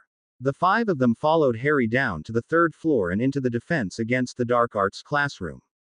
Harry didn't even bother to knock on the office door but led them inside and straight to another doorway, though this one he did knock on. Harry. Lupin looked confused as he answered the door. He was wearing his dressing gown as he stood in what could only be the entrance to his personal quarters. What are you, all of you, doing out so late? It's almost curfew. Can the map be wrong? Harry held up the parchment and Lupin's eyes widened. The Marauder's map, he exclaimed, taking it from Harry and looking on it fondly. I haven't seen this since Filch confiscated it not a week before the end of our 7th year. His eyes widened even further. How did you get this? No, I don't care. He pressed on when Harry opened his mouth to reply, looking quite severe. But I am astounded that you didn't hand it in. Did it never occur to you that this, in the hands of Sirius Black, is a map? I know your father never set much store in the rules. Uncle Mooney, Harry interrupted. He had taken, on occasion, to addressing Lupin the same way he had before his parents' deaths, though without the abbreviated impediment of a baby. Can the map be wrong? Lupin looked to him and saw the serious expression on his face, one that was mirrored on the other 5 faces of his students. No, he replied finally. Harry's heart raced, though with what emotion he wasn't sure. Reaching over and unfolded the map to reveal the boys' dormitory in Gryffindor Tower, and pointed to the one name that most certainly should not be there. The blood drained from Lupin's face. That's impossible. Then the map must be lying. Ron ventured. The map never lies. Lupin said it with such conviction that none doubted him. But then that means Peter Pettigrew is alive, said Hermione. The ramifications of that statement were put on hold as everyone's attention was drawn to a name that moving towards the dormitory. Dean Thomas moved out from the throng in the common room and they all watched as he entered his dorm, his name right on top of Pettigrew's. They watched as his footprints moving around for a minute, before leaving and heading back to the common room at a normal pace. How did he miss a grown dead man sitting in his dorm room? Fred asked. None of the other jumble of names in the common room moved towards the dormitory, nor did they leave the tower, so clearly Dean hadn't sounded the alarm. There isn't exactly room to hide in a Hogwarts dorm room. George agreed. He seems to be on your bed, Ron. Scabbers. Ron gasped. He might hurt Scabbers. Scabbers? Lupin asked. Ron's rat. Ginny replied and any color that was left in Lupin's face vanished. He turned on Ron and desperately looked him in the eyes. Is he missing a toe? What are you? Is he? Ron nodded. He was like that when we got him, come to think of it. George spoke up. Yeah, Charlie said he must have lost it in a fight with another rat or something. Added Fred. How long has Scabbers been in your family? I dunno. Years. 12 years. Ron shrugged and looked to his older brothers who, out of everyone present, might remember best when Scabbers came into the family. It was before our time, mate. Fred shook his head. I don't remember a time when we didn't have Scabbers. Yeah, he was Charlie's first, then Percy's and now Ron's. An unusually long life for a common garden rat. A shadow passed over Lupin's face and he gained a ferocious look, his eyes darkening to a deep amber. It took a moment but he seemed to calm himself, his eyes returning to normal, before he faced Harry again. Moony, Wormtail, Padfoot and Prongs are names your father, Peter and I, along with our fourth friend, gave each other in our 5th year. That friend was Sirius Black. Harry had already worked that out for himself after hearing how close Sirius Black had been to his father. It explained also why Lupin had never mentioned the fourth friend by name before. Bloody hell. Fred and George couldn't help but gasp. The others had known, of course, Harry not having hidden his suspicions from them, but the twins weren't privy to those conversations. I tried so hard to hide my condition from them, terrified that they would abandon me if they knew. For the first time in my life I had friends and I couldn't bear to lose them. I should have known better. Lupin smiled slightly at the memory. By our 2nd year they had worked it out and all three were determined that I wouldn't spend the full moon alone. Again Fred and George were shocked, but Ginny shushed them. They knew that they couldn't be around me at the full moon while human, so they decided to make themselves not human. It took 3 years for them to become animagi and it was their forms, and my wolf form, that gave us our names.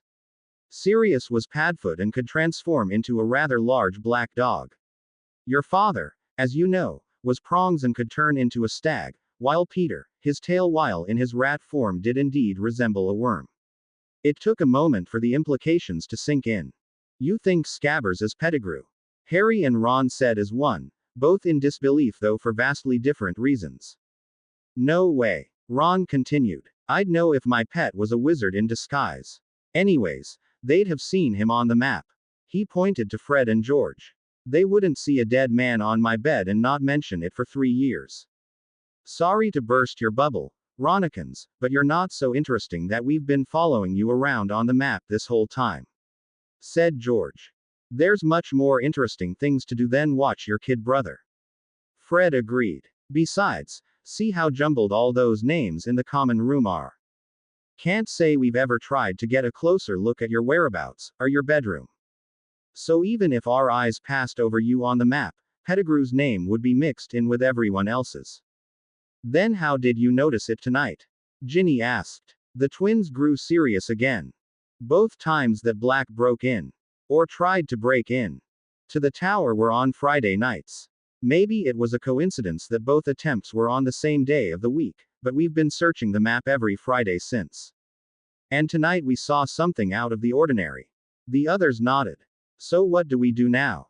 Hermione asked. We go to Dumbledore, said Harry. And I'll call Cornelius. If Pettigrew's still alive then the night my parents died things didn't happen as we were told, and I for one want the truth.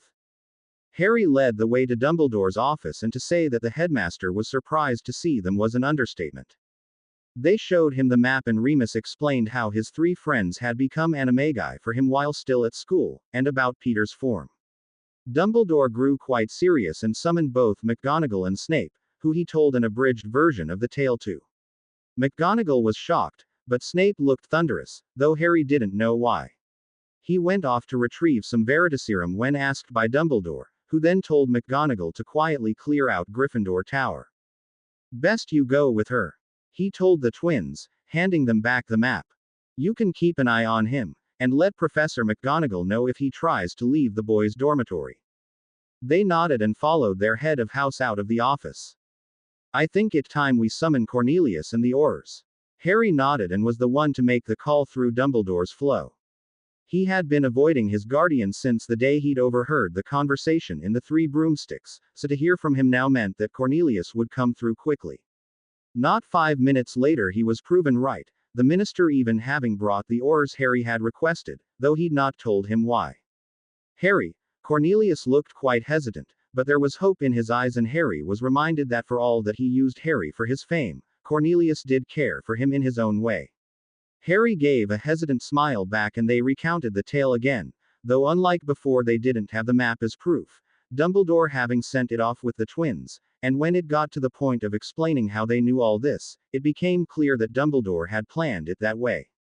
I was alerted when an animagus, that was not Professor McGonagall, entered Gryffindor Tower.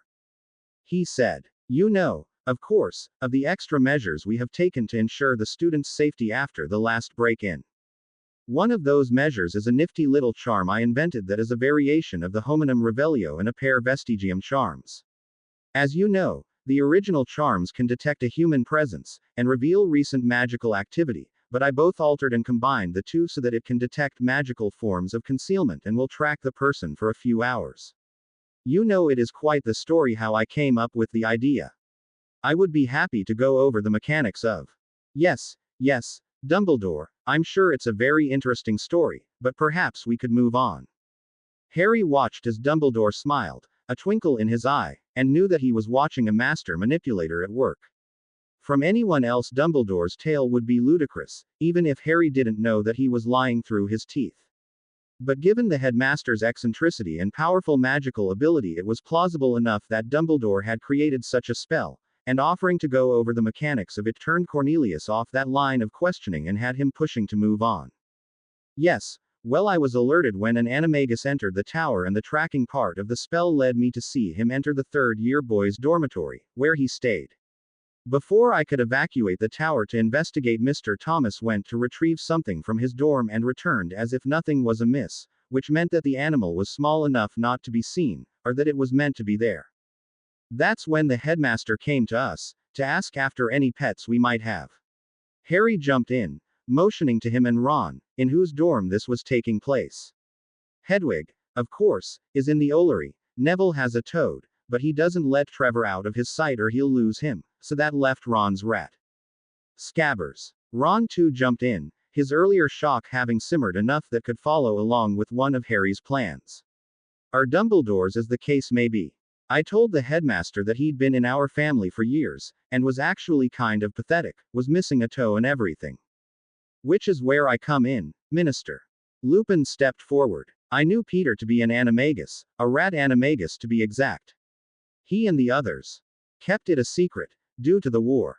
Dumbledore cut in. "For all that he was not the brightest pupil, some wizards are simply born with the powers of an animagus. I cannot say why neither he nor his family ever registered him as a child, but it proved quite useful in the war effort, for very few knew of his ability. You know how things were then, Cornelius." The minister merely nodded, though Harry shot the headmaster a look. Not only had he now lied about how Pettigrew was discovered, but he'd omitted that Harry's dad, and more importantly, Sirius Black, were both animagi as well. Harry was sure that Dumbledore had his reasons, and he was determined to find out what they were, though now was certainly not the time. "Yes," Lupin agreed with an uncomfortable cough, though he too had caught on. "Well, I knew of his form, and given how long of a life this rat has had and the fact that he's missing a toe," he trailed off and Cornelius muttered. "All we found of Pettigrew was a finger. But you're not certain it's him?" Kingsley, the head Auror, was the one to ask. "No. But shall we go discover the truth?" Dumbledore led them up to Gryffindor Tower. The students were gone, sent down to the Great Hall with the head boy and prefects as chaperones. McGonagall, Snape and the twins were the only ones left in the tower, and the latter two stepped back and quietly put the map away at a look from their sister. When the portrait hole closed, McGonagall cast a spell that enveloped the whole tower, lest Pettigrew try to escape, a rat being able to find many holes to hide in. Dumbledore led the way up the stairs to the third-year boys' dormitory and stopped short at the sight outside the door. "Crookshanks," Hermione hissed, feeling embarrassed that her cat was still chasing Scabbers, even though they knew he likely wasn't a rat at all. "You have a very smart familiar there, Miss Granger," said McGonagall, a tone of pride in her voice. "When we began evacuating the tower, he raced up here and hasn't left that spot, though we tried a few times to remove him. More than once the rat could be seen trying to get out from under the door, but the beast wouldn't let him." Snape, who hadn't been down in the common room when they'd arrived, but had been standing off to the side of the door to the third-year dorm, corroborated. Have you been standing guard? Hermione cooed as she went to pick Crookshanks up, the half-Kneazle now not fighting being removed from the doorway. Did you know Scabbers wasn't a real rat? Is that why you went after him so much? You tried so hard to tell us something was wrong, oh clever Crookshanks. Harry and Ron shared a look. Though they had to admit now that maybe Crookshanks had sensed, or more likely smelled, that something was off with Scabbers, they wouldn't go so far as to assume the Orange Menace knew it was a wizard in disguise and had been trying to send a message to them this whole time. They didn't get to think on it any further though, for no sooner had Crookshanks been removed than a little snout began peeking out from under the door. Dumbledore was ready though and threw the door open with a bang, his wand pointed at a squealing rat that was hovering in midair. The other adults had their wands out as well, and Cornelius was even standing protectively in front of Harry. If he is an animagus, this won't take a moment. Kingsley stepped forward, casting a spell with a blue light. The rat squealed again, but then it began growing. Its tail vanished, its limbs lengthened while its head rounded out. When all was said and done, a short, stubby, sniveling man, who actually resembled the rat he had just been, kneeled before them. For a moment no one said anything, and it took that time for the man to stop sniffing around on all fours and gain his bearings. Remus, he said, sounding surprised. My old friend. He made if to hug Lupin but instead made a mad dash for the door. Lupin was quicker though, and with an inhuman growl he grabbed Pettigrew, throwing him up against the wall. What did you do? It was clear that the wolf within was in charge, his voice having taken on a guttural tone, his eyes a bright amber once again. The Aurors raised their wands and moved to stand in front of the children. Even in their human forms, werewolves were physically quite strong and somewhat resistant to magic. McGonagall and Snape even held their wands at the ready, Dumbledore being the only one who didn't seem worried. I don't know what you mean. The denial sounded more like a whine than an actual defense. I thought you, one of my best friends, dead. Yet here you are alive and well, and living as a rat. If you hadn't have done something you would have come forward once Sirius was in Azkaban instead of spending 12 years as a rat. I didn't do anything. Don't lie to me, he roared. Have you forgotten my abilities? Moony's abilities. I can sense your deceit, hear your heart racing, and smell your fear. You cannot lie to me. Uncle Moony. Harry stepped forwards, not caring that Cornelius and the Aurors tried to stop him. While he respected that even in human form werewolves could still be dangerous, he wasn't afraid. He's not going anywhere. We'll get the truth from him, but please let him go. It took a moment, but eventually the wolf receded, and Lupin released his hold on Pettigrew. Harry, look at you. Pettigrew turned his sights on Harry. You look so much like your father. Like James, we were the best of friends, he and I. Harry looked into the face of one of his father's best friends, his unease since seeing Pettigrew's name on the map growing into a truly bad feeling, and didn't have to think about his answer. Somehow I doubt that. Kingsley stepped forward then and took control of the situation as head Auror, the wand of his companion, Dawlish, trained on Pettigrew. How did you survive that day? The deep baritone voice wasn't completely unkind. After all, up until this moment the man had been a hero, having earned an Order of Merlin, first class, for his actions the morning after the Potters' deaths. Yet it brooked no argument and Pettigrew cowered. Tell us what happened. Everything that happened, from the moment you knew he who must not be named was defeated to how you ended up spending 12 years as a rat. There were more whimpers, but no actual answer was given. He seemed genuinely scared, and that made it all the more pathetic. If you will not speak of your own accord, then we will discover the truth under Veritaserum. Fear turned to panic and Pettigrew ran behind one of the beds. With each moment that he tried to avoid giving them answers, Harry's bad feeling grew and he began to suspect that this ran much deeper than any of them thought. It's illegal. You can't just use Veritaserum on a person, it's illegal. While true that the use of Veritaserum was strictly regulated by the Ministry, its use by the Aurors was allowed in exceptional circumstances, which this certainly was, and with the express permission of the Minister, which Fudge quickly gave. It took Kingsley and Dawlish but a moment to conjure a chair and restrain Pettigrew to it, and not a moment more for Snape to force 3 drops of the world's most powerful truth serum down his throat. What is your name? Kingsley started, needing to determine if the potion was working. Peter Pettigrew. When were you born? April 28, 1960. When did you attend Hogwarts? 1971-1978. The first answers were given quite happily. The effects of Veritaserum had the drinker wanting to be truthful and feeling quite euphoric when they were. It was one of the reasons it was considered so powerful. If people wanted to tell the truth, they were likely to do just that.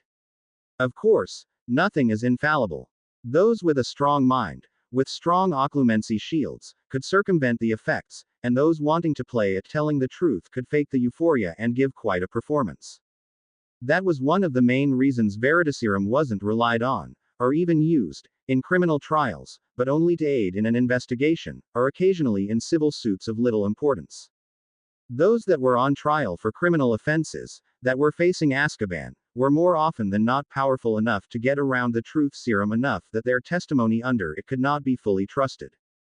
The other main reason it wasn't used being that the truth the potion revealed was subjective and based on what the drinker believed to be true, whether or not it actually was.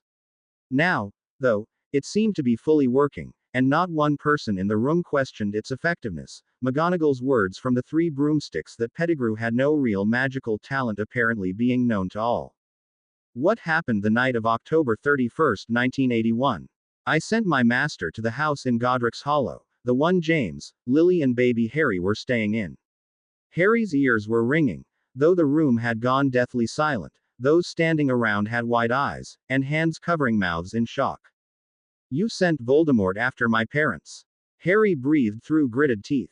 Ginny reached down and squeezed his hand so tight he wouldn't be surprised if a couple fingers were broken, but Harry didn't care and squeezed back just as tightly. Not after them. It was said as if it was the most obvious thing in the world. After you. The Dark Lord wanted you dead. James and Lily needn't have died, had they just handed you over.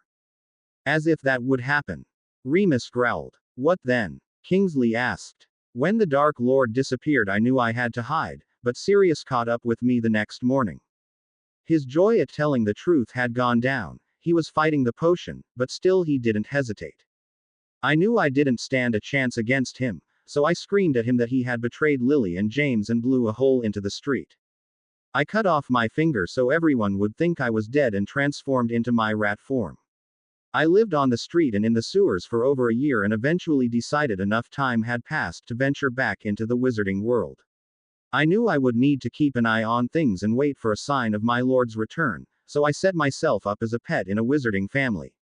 There were no doubt more details to his story, but there was only one that Harry cared about. You betrayed my parents. You're the reason they're dead. Ginny wasn't sure if he was going to cry or begin cursing Pettigrew, but Harry wasn't finished. Wait, that means that you were their secret keeper. Not Sirius Black. Remus made a strangled noise and his eyes shot to Pettigrew. Of course. He was once again sounding happy. Apparently after having admitted his betrayal of the Potters, he no longer cared about admitting to another one. It was Sirius' idea actually. He was the obvious choice. No one would believe that they'd choose me, with my lack of skill, over him. I could not believe my luck. My master had tasked me with finding a way to get to the Potters, and here I was being handed the key to serve them to him on a silver platter. Harry didn't seem to care about those details, didn't care how happy the betrayer was at being able to serve Voldemort. Instead, he was still focused on the fact that Sirius Black was not the Potter's secret keeper. You knew. He turned to Dumbledore. You knew that Black wasn't the secret keeper. Harry, you were the one to cast the Fidelius charm. That's what you said that day at the Three Broomsticks. He looked to McGonagall. So when Voldemort killed them, you knew it was Pettigrew and not Sirius Black who was at fault, and you said nothing. By the time I had a chance to, Pettigrew was already dead, or so we thought. Said Dumbledore, who at least had the decency to look remorseful. While I knew the one to betray Lily and James was not Sirius Black, I thought the one responsible was dead. It was too late to save your parents, Harry, and since the perpetrator was dead, what good would it do to speak up then? It wasn't too late for Sirius. For my godfather. Harry was upset, and with good reason, but it was not for the reason everyone thought. He was not just angry at Pettigrew, or Dumbledore, or the entire situation. he was concerned for someone else, and angry because someone else had been wronged. Even at a time like this, he was thinking of others. This was just one of the reasons that people gravitated towards him, that had his friends closing rank around him to offer support and back him up. If you had said something, he wouldn't have been in Azkaban all these years. He could have raised me as my parents wanted. I wouldn't have spent 6 years in hell at the Dursleys. Harry, Cornelius too wanted to offer support to his charge, but he knew Harry wasn't thinking clearly. Yes, it was wrong for Professor Dumbledore to have not said anything, but it wouldn't have changed anything. Regardless of who actually betrayed your parents, Black still killed Pettigrew and those 12 muggles. Pettigrew is right there, and we just heard him say that he killed those people and faked his own death. Perhaps, but we didn't know that at the time. All the evidence suggested that Sirius Black had murdered those people, so he would still have gone to Azkaban, even if Professor Dumbledore had spoken up. Harry had to admit that Cornelius had a point, but he had one too. But now we do know differently. Sirius Black wasn't a Death Eater. He didn't betray my parents, didn't kill anyone, he's innocent. We have to clear his name. Now, Harry, let's be reasonable. Cornelius backpedaled. Sirius Black is an escaped convict, and he has already broken into Hogwarts twice to try and kill you. Does that sound like an innocent man to you? Besides, the entire wizarding world is living in fear. The ministry must be seen to catch the criminal and protect the people. Perhaps he's not completely innocent. But he is innocent of the crimes he was convicted of, and I know, Cornelius, that you would never let anyone suffer Azkaban, or worse the Dementor's key. If they weren't guilty. We've uncovered this grave mistake. Made, I might add, by the previous minister and not yourself, and I know that you will do everything in your power set things right. The public will be heartened to know that they have a minister who will see that the mistakes of his predecessors are set right, and justice is truly served. Normally Harry's manipulations of his guardian were much more subtle, but Harry didn't care right now and so simply handed Cornelius what he needed to save face and keep up his public image, knowing that Cornelius would do exactly what he wanted him to, what with the boy who lived backing him up. All Harry wanted right now though was the truth, all of it, which meant clearing Sirius' name. At least enough to get him to come out of hiding so Harry could talk to him. I'm sure you'll want to get right on that, Cornelius, so perhaps Head or Shacklebolt could place Pettigrew under arrest, and you could return to the ministry to overturn Sirius Black's conviction. What? The minister looked a bit startled, and Harry knew that he'd been weighing the pros and cons of declaring Black innocent, and trying to think if there was a way that this could make him look bad. Arrest Pettigrew and overturn Black's conviction. Harry prompted. Oh yes. Shacklebolt, place Peter Pettigrew under arrest for the murder of 12 muggles, and the orchestration of the murder of James and Lily Potter. And attempted murder of Harry Potter. Harry hadn't expected that charge, but Cornelius, hand on his shoulder, reminded him, not for the first time tonight, that his guardian did care for him, so he shouldn't be too surprised that he'd been thinking that Pettigrew's actions had almost meant Harry's death. Right away, Minister. Kingsley stepped forward and shot Harry an amused look as he passed him. His manipulation of Cornelius really hadn't been subtle at all. Dawlish, summon the Dementors, tell them we have a new prisoner for them. No. Pettigrew's whining panic returned. Harry, no, James wouldn't have wanted me killed. Your dad would spare me, he would have shown me mercy. How dare you speak to Harry? The growl was inhuman, and Remus, who had stood back allowing Harry to take charge, now came forward. How dare you speak of James in front of him? After what you've done. It may have been Harry's parents who had been killed, but Pettigrew hadn't just betrayed the Potters that night, he'd betrayed Remus as well, and the werewolf was having just as hard a time of this as Harry was. Ron, haven't I been a good friend, a good pet? You won't let them turn me into the Dementors. I let you sleep in my bed. Ron looked disgusted. Kind boy, kind master. Pettigrew crawled toward Ron, managing to dodge both Remus and Kingsley. You won't let them do it. I was your rat, I was a good pet. That you made a better rat than a human is not much to boast about, Peter. Remus growled. Peter whimpered and turned to Hermione, grabbing the hem of her robes.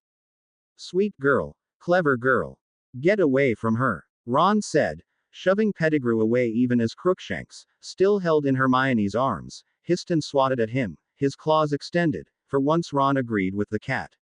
Remus and Kingsley came forward and grabbed Pettigrew, magically binding him, Remus casting a spell to ensure he couldn't transform to escape, before hauling him off. Maybe I should come to the ministry with you, Cornelius, Harry suggested, putting Pettigrew out of his mind for now.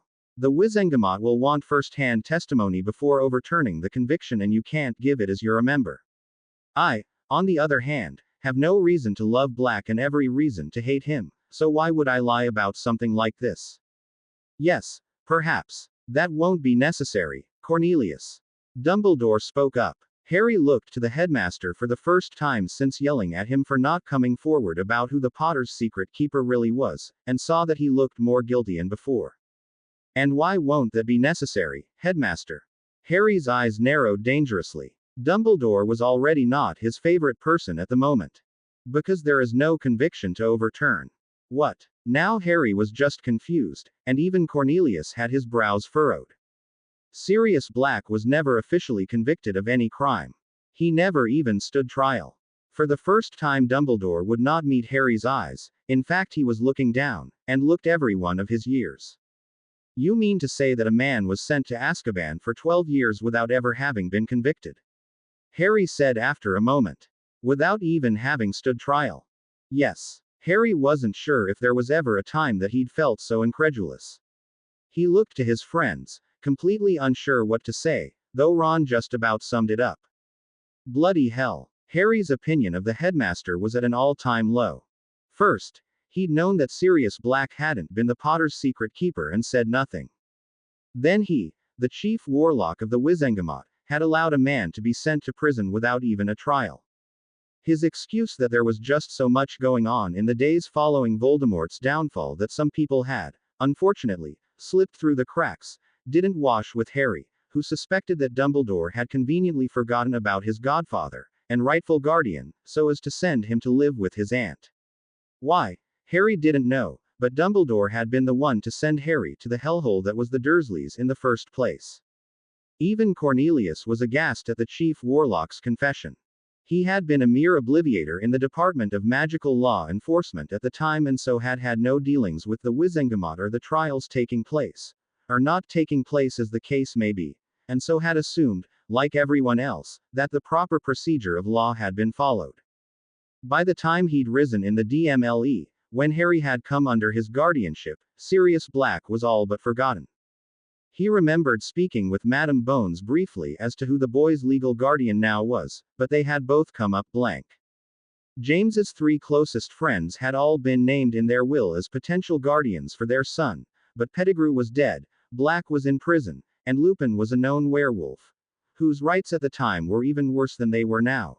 And of course no sane person would send a child to live with him. Frank and Alice Longbottom had also been named, but they were permanent residents at St. Mungo's. No one else was named as guardian, the Potters never believing that all 5 potential carers for their son would be incapable of doing so, or in Lupin's case were not allowed to do so. Cornelius hadn't thought about Black beyond that until the day he escaped years later. It had never occurred to him to check the records of his trial and conviction when Harry was 7, nor even when Black did escape, because it was unthinkable that anyone would be left rotting in Azkaban without the law having determined that they deserved to be there. Harry was surprised that Cornelius felt so strongly about this, but reminded himself that there was a generally good, principled, and honorable man underneath the politician. It may be deeper down than just beneath the surface, and it may only appear from time to time when the situation was one of such magnitude that the politician had to be abandoned, but Harry had seen it. Bringing him back to the present, Cornelius ordered the manhunt for Sirius Black to end immediately and called for a press conference. Cornelius the good man could not allow this travesty to stand, while Cornelius the politician had decided it was best to take the ready-made excuse Harry had given him and get on top of this thing now. He would, for once, tell the public the entire truth. The previous administration had allowed this to occur. He'd even lay blame at Dumbledore's feet if he was feeling brave enough.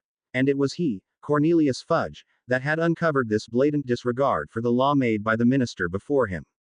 Of course his ministry would not stand for the law to be flaunted so, and so he would offer Sirius Black the chance he had never had. to tell his side of the story before the Wizengamot. Cornelius figured he couldn't lose.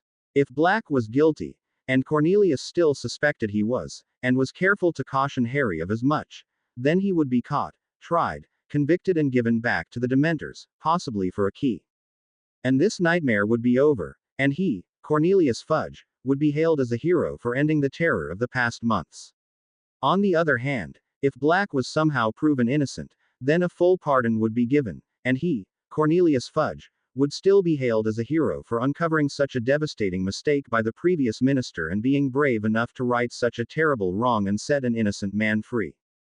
And so it was with this in mind that it was announced that Peter Pettigrew had been found alive and given recent evidence would be tried for the murders of 12 Muggles, an accessory to the murders of Lily and James Potter, and the planned murder of Harry Potter. Incidentally, the Daily Prophet reported, the one who had been blamed for the above murders 12 years ago had, in fact, never had a trial or actually been convicted, and as such would be given the chance to have just that, if only he would turn himself in. Given they knew Black to be somewhere not far from Hogwarts, and that even if he had been close to London it would be hard for him to enter the ministry without causing pandemonium, it was decided that it would be best for the Wizengamot to travel to Hogwarts. Cornelius had given Black a week, enough time for him to hear the news of his trial from whatever source he had, and for him to make his way to Hogwarts. A week to the day of the announcement, a pavilion was set up on the grounds with heating charms in abundance to protect against the Scottish December cold, and the Wizengamot gathered. Given he'd proven he could break into Hogwarts Castle itself, there was little doubt that he could access the grounds, and even though they knew he could, many members of the Wizengamot felt safer within Hogwarts wards. The question, of course, was whether or not Black would turn up. At the appointed time everyone began looking around not so subtly, wondering where he would come from, or if he would come at all. Harry, who was allowed to be there given that Black had broken out to kill him, and so was more likely to show up, and subsequently get caught, if he was there, looked to the Forbidden Forest, it being the only logical place for Black to come from. Ginny, who was sitting next to him, squeezed his hand. She had come down with Harry, his hand held tightly in hers even then, and told them straight out that as his guardian had to play his part as the Minister of Magic, Harry needed someone there to support him, and she didn't care how many points she lost or detentions she was given, she would be staying. She ended her brief speech with a raised eyebrow, as if to ask which one of the adults present dared to try and remove her. Many clucked at the audacity of the child, though several were clearly amused, and after taking a good look at his ward, who looked like he was going to be sick, Cornelius declared she could stay. Harry was, of course, feeling many emotions right now, and even as the moment arrived, he still couldn't settle on one. Slowly, one by one, people became aware of a speck of orange appearing, dotting between the white of the snow that had finally fallen and the black that was the dark forest, beyond the first few rows of trees. Everyone tensed. The Aurors, who had been stationed all around the pavilion, and particularly around Harry, raised their wands. The speck of orange grew bigger, and another, much larger figure, though one not so obvious against the backdrop of snow and forest, became visible. Neither Harry nor Ginny paid the new figure any mind though, for the speck of orange had turned into a very recognizable, and entirely unexpected, half-Kneazle. Crookshanks. They couldn't stop themselves from crying out. The cat sat down a few feet outside the forest and began licking its paw, seemingly unaware, or uncaring, that his presence was causing such a stir. So, your name's Crookshanks, huh? The man beside the cat asked, his voice low and hoarse. It was then that Harry and Ginny turned their attention to Sirius Black. Harry's first thought was how much worse Azkaban must be than he originally thought, and he'd thought it quite horrible already, for this to be the same man as in the photo of his parents' wedding. Or even the same man on the wanted posters, the photo used on it having been the mugshot from his arrest, there being no need to take a photo of him thereafter. The man before them was almost skeletally thin, his hair wild, beard unkempt, dirt covering every part of his body and clothes, but it was the eyes where Harry noticed the biggest difference. In his photograph the man's eyes had been carefree and full of joy. 2 years later, in the wanted poster, they'd gained a haunted and even manic look, but Harry could still see his father's best man in them. The eyes of the man before him were even more haunted, telling of the horrors of Azkaban, while the Manic-2 was more prominent, but for entirely different reasons. In the wanted poster, Harry saw a wild sort of manic, one that affirmed the label of crazy maniac many had given him at the time. Now, though, there was a manic sort of desperation and sorrow, and it was all directed at him. "Hello, Harry," Black said as calm as could be. No one seemed to really know what to do. They'd obviously expected Black to charge at them, a stolen wand in hand, as he tried again to kill Harry. Or if not that, then to be a crazed mess beyond reason that would attack them if they so much as breathed wrong. This calm, collected man, who seemed to be entirely rational, had not even so much as crossed their minds. At least most people's minds. There was one who did not seem surprised and took the opportunity of the Aurors and Wizengame's paralysis, for lack of a better word, to address his old friend. "Looking rather ragged, aren't we, Sirius?" Remus asked, taking only enough steps forward to be seen properly, for he rightly assumed that if he tried to approach Black further it would not go over well with the Aurors. "Finally, the flesh reflects the madness within." "Well, you'd know all about the madness within, wouldn't you, Remus?" His quick retort drew a laugh from the professor. "Just answer me one thing. You broke in for the rat, didn't you?" "Not for Harry." Black scowled. "Of course I was after the rat." He spat. "Though I'm not surprised they thought I was after Harry." It was said with such emotion, disgust at the thought of him being after Harry being the predominant one, that Harry had a hard time not believing him. And it appeared Remus did believe him. "It is good to see you again, old friend." The two shared a smile. "Perhaps now we might finally learn the truth." "I've been waiting 12 years to tell the truth." There was much emotion in that sentence too. Relish, relief and even joy among them. Black then turned his sights on the Wizengamot. His eyes narrowed a bit as they passed over Dumbledore, who was sitting in the center in his position as Chief Warlock, before settling on the minister. "I'll just sit here, shall I?" he said, raising his arms so they could see that his movements weren't threatening, and taking a seat in the snow. "I think we'll all be more comfortable if I don't come any closer. You'll especially be thankful I'm out of sniffing distance, after 4 months on the run." Harry was a little surprised that he'd make a joke at a time like this, but he didn't know Sirius Black. Remus did, and merely shook his head in amusement. "I wouldn't mind a warming charm though. You get used to being cold in Azkaban, but even those cells aren't below freezing." That was not a joke. His face made that clear, and the Auror nearest to him looked to the minister, who nodded after a moment. Sirius sighed in happiness as the charm overtook him, and even happily began petting Crookshanks, who, now that Sirius was warmer than the snow, climbed into his lap. "So, did you prefer to ask me questions, or shall I just start talking?" The Wizengamot broke out in chatter, debating on which they preferred. None of them had truly expected Black to show up, so they hadn't exactly made a plan. Finally, Dumbledore called them to order. "We shall allow you to tell your story, though reserve the right to questions as we see fit." Black nodded. "We would also like it if you would voluntarily take Veritaserum. Though we are prepared to administer it regardless." "Of course I'll take it," he growled. "Contrary to what you all believe, I have nothing to hide." Dumbledore nodded and Professor Snape stepped forward and began making his way towards Black. Harry noticed how both men's scowls darkened upon seeing the other, and whatever brief exchange they had while Snape administered the potion was clearly unpleasant. Remus didn't seem surprised by that either. "Is your name Sirius Orion Black?" "Yes." It was the most chipper "yes" Harry had ever heard. "What happened on the night of October 31st, 1981?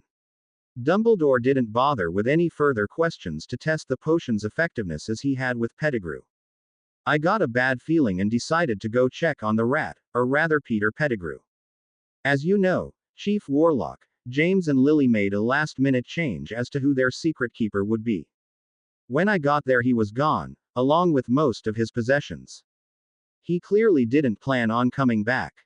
I got back on my bike and went to Godric's Hollow, but I was too late."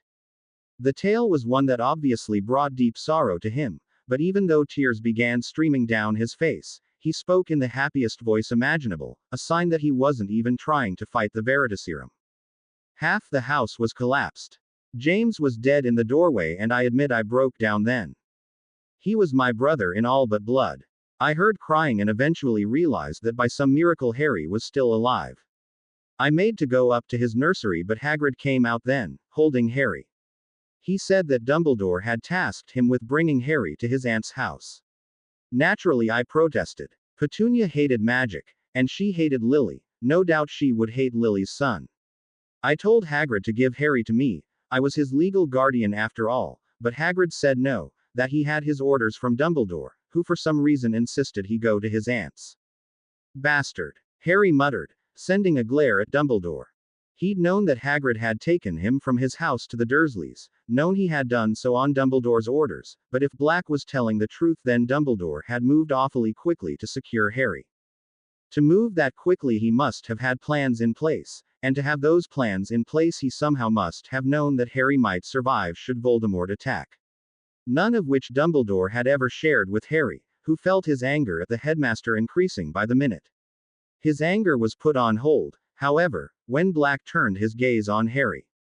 "This is where I really failed you, Harry," he said, looking as if he spoke only to Harry. "I should have concerned myself only with you. I should have told Hagrid to lump it and taken you to safety. Instead, I let my hurt and anger and guilt take over. I convinced myself that Dumbledore would keep you safe until I could come get you. I had no intention of letting you stay with Petunia and that walrus husband of hers, and then I took off after the rat. A part of me knew it was wrong. That as an Auror I should do better than to seek revenge, and I should call the other Aurors and bring Pettigrew in the right way, but I was too far gone. My brother and his wife were dead because of me. Oh, I may not have been the one to betray them to Voldemort, but I was the one to convince them to use the rat. I told them that no one would ever believe they would use him over me, so we'd pretend it was me. It was the perfect ruse. I never dreamed that he was the spy. We knew there was one close to us, but I thought it was Remus." He took his eyes off Harry for a moment and looked to his friend. "Forgive me.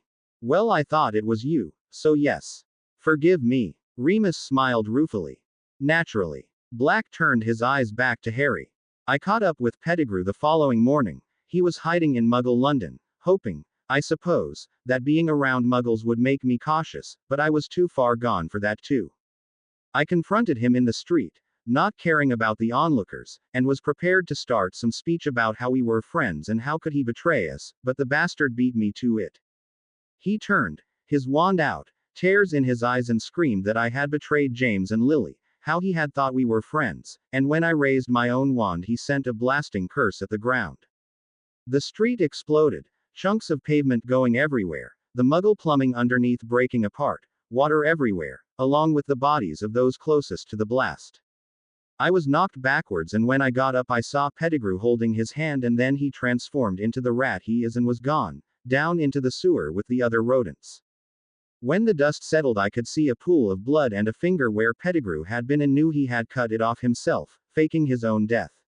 I started laughing. Why?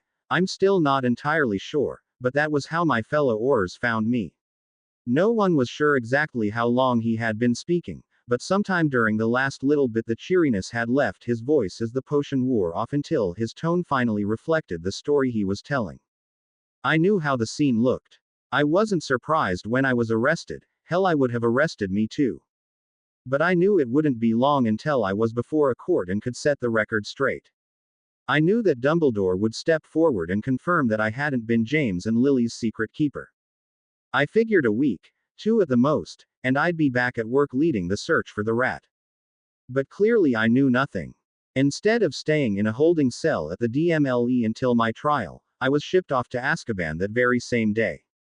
I kept waiting for someone to come, to take me back to the ministry for my trial, but no one came. No one listened when I told them I was illegally being held there, that I hadn't even had a trial, let alone a conviction. I gave up waiting eventually and spent the next 12 years rotting in that place.